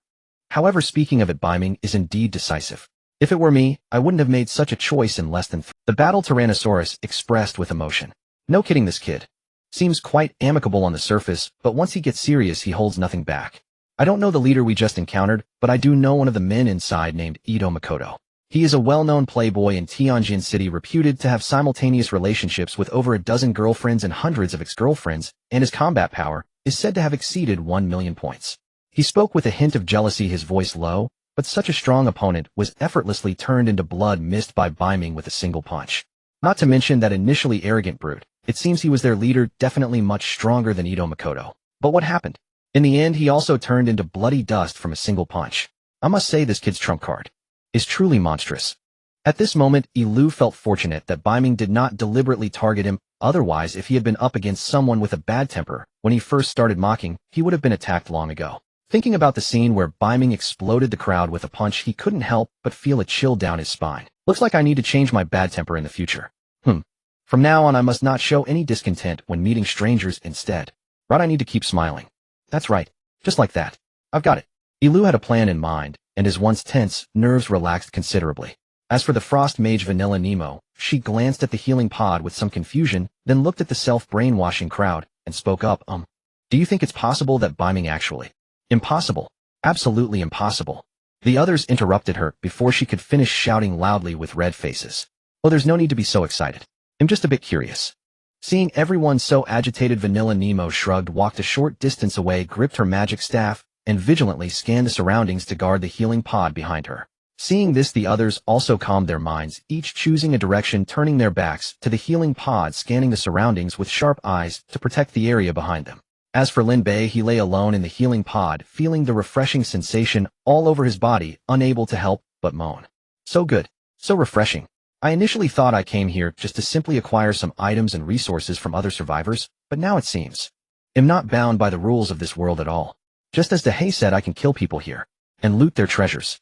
That means I can ignore the protection rules here and directly kill other survivors. Moreover, I can plunder their attributes, rapidly enhancing my own combat power with the critical effect. The key is, while 10 days have passed in here, only 1 day has passed outside. Honestly, if there weren't some matters outside that needed my attention, I would want to stay here forever. For me, this place is simply paradise. No, it's even better than paradise. Ha. He could feel the power within him rapidly increasing. The 20 opponents he had just slain all had combat powers exceeding 500,000 points. Even if the plunder system only took about 1/10 of their attributes, combined with at least 100-fold critical effect, his combat power would definitely increase significantly this time. The only thing that messed with his mindset was that he needed to enter the healing pod every time to enhance his combat power. There was no way his previous experiences had left him apprehensive. So for safety, Sake entering the healing pod to boost his combat power was absolutely the right choice. About a quarter of an hour later, Lin Bei finally walked out of the healing pod, letting out a long breath. Sorry for the wait, everyone. Let's hurry and clear the stage so we don't delay our progress. Lin Bei said, taking out a shadow tank. Get in. With him leading the way, we can go much faster. Lin Bei said as he flipped into the tank's cockpit. The interior of the shadow tank was spacious enough it could fit not only 5 people, but even 10. Moreover, after adding premium-grade fuel, the shadow tank moved extremely quickly on land, easily becoming the best transportation tool for the journey. Wait, are you calling this a car? Do you have some sort of misunderstanding about cars? Also, you just went through a fierce battle and only rested for a dozen minutes. Are you really okay? And by the way, what exactly is up with this tank? In a high-level survival world, how could such a thing exist? Or did you obtain this limited edition tank through some special channel? Looking at the exterior paint, it should be of high quality, right? A few of them were puzzled, watching Lin Bei skillfully flip into the tank. The group exchanged glances, their expressions dazed. Did he really use a forbidden technique and pay a tremendous price? Should be, I guess. But why does he look so rosy and vibrant without a hint of exhaustion? Maybe he's just putting on a brave face. After all, he's a young man, and it's normal to care about appearances. Are you sure? Yeah. Just like that, the group, confused, hopped into the self-driving tank, speeding deeper, and this time, due to the unexpected event that just occurred, Kong Feng and the others absolutely refused to let Lin Bei use the dawn campfire. He had no choice but to rely on his instincts, allowing the shadow tank to charge recklessly. However, he secretly released his spiritual pressure, so even though there were many shadow cat demons lurking in the mist, they all fled in unison when faced with the oncoming shadow tank. As for Lin Bei, he took out some aromatic fried chicken combos and devoured them in front of the others. There was no way after his power surged, he felt his appetite increase significantly. How about you all have some too? After flaunting 100 perfect hamburgers, seeing the others' stunned expressions, he couldn't help but smile awkwardly and ask, let's skip it. It looks like you can't even finish it all by yourself. We aren't hungry at all, Kong Feng said helplessly. Honestly, he really wanted to eat at first, but now he had completely lost his appetite. Thus, Lin Bei dined alone while the others stared in astonishment. Soon they traversed the fog-covered area of the dark forest without any obstacles. From start to finish, the entire process took just over half an hour. Among this, Lin Bei spent several minutes lying in the treatment pod. Notification: your team has successfully crossed the dark forest. Time taken 41 minutes 11 seconds and 11 milliseconds. Notification: evaluation of the dark forest clearance perfect. Notification: your squad has successfully made it to the honor roll. Current ranking 3rd place. Notification: your squad has also reached the speed ranking. Current ranking first place.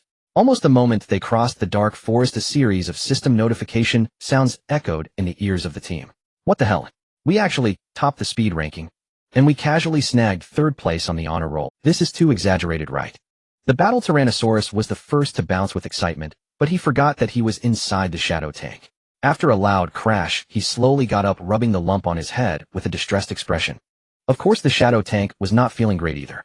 It was merely a tank of exceptional quality, and its internal defense was much weaker compared to the exterior. Facing the heat and attack of the battle Tyrannosaurus, a being with combat power in the hundreds of thousands, it also bulged at the top. Hey, are you guys not the least bit excited? The battle Tyrannosaurus looked puzzled at the others in the team. However, everyone looked at him with an expression as if he were a fool. Could they not be excited about something like this? The problem was that they hadn't reacted yet when they witnessed the performance of the tank's lid above the battle Tyrannosaurus, which jolted them back to reality. Alright, don't get too excited. Look at what you've done, you almost broke the tank. Exactly, it's just 2 rankings, right? Don't act like you've never seen the world. Yeah, we went through without a hitch. What's wrong with getting a good ranking? You stinky little brother are just too unstable. The others chided the battle Tyrannosaurus for a bit, then turned to Lin Bei with a look of deep emotion, unable to say a word. What are you looking at me for? Lin Bei swallowed a steak burger in one bite and looked at everyone in confusion. He had considered whether to restrain his mental pressure and take down a few shadow cat demons along the way to see if he could obtain some materials and items. But then he thought if he acted alone in the future, such opportunities would be plentiful. Therefore, to secure a good ranking for the Gale squad members, he abandoned the idea of farming monsters and instead used his mental pressure to intimidate the monsters lurking in the dark, allowing them to pass through the dark forest smoothly. However, he didn't expect that even with this he still wouldn't be able to secure the first place on the honor roll.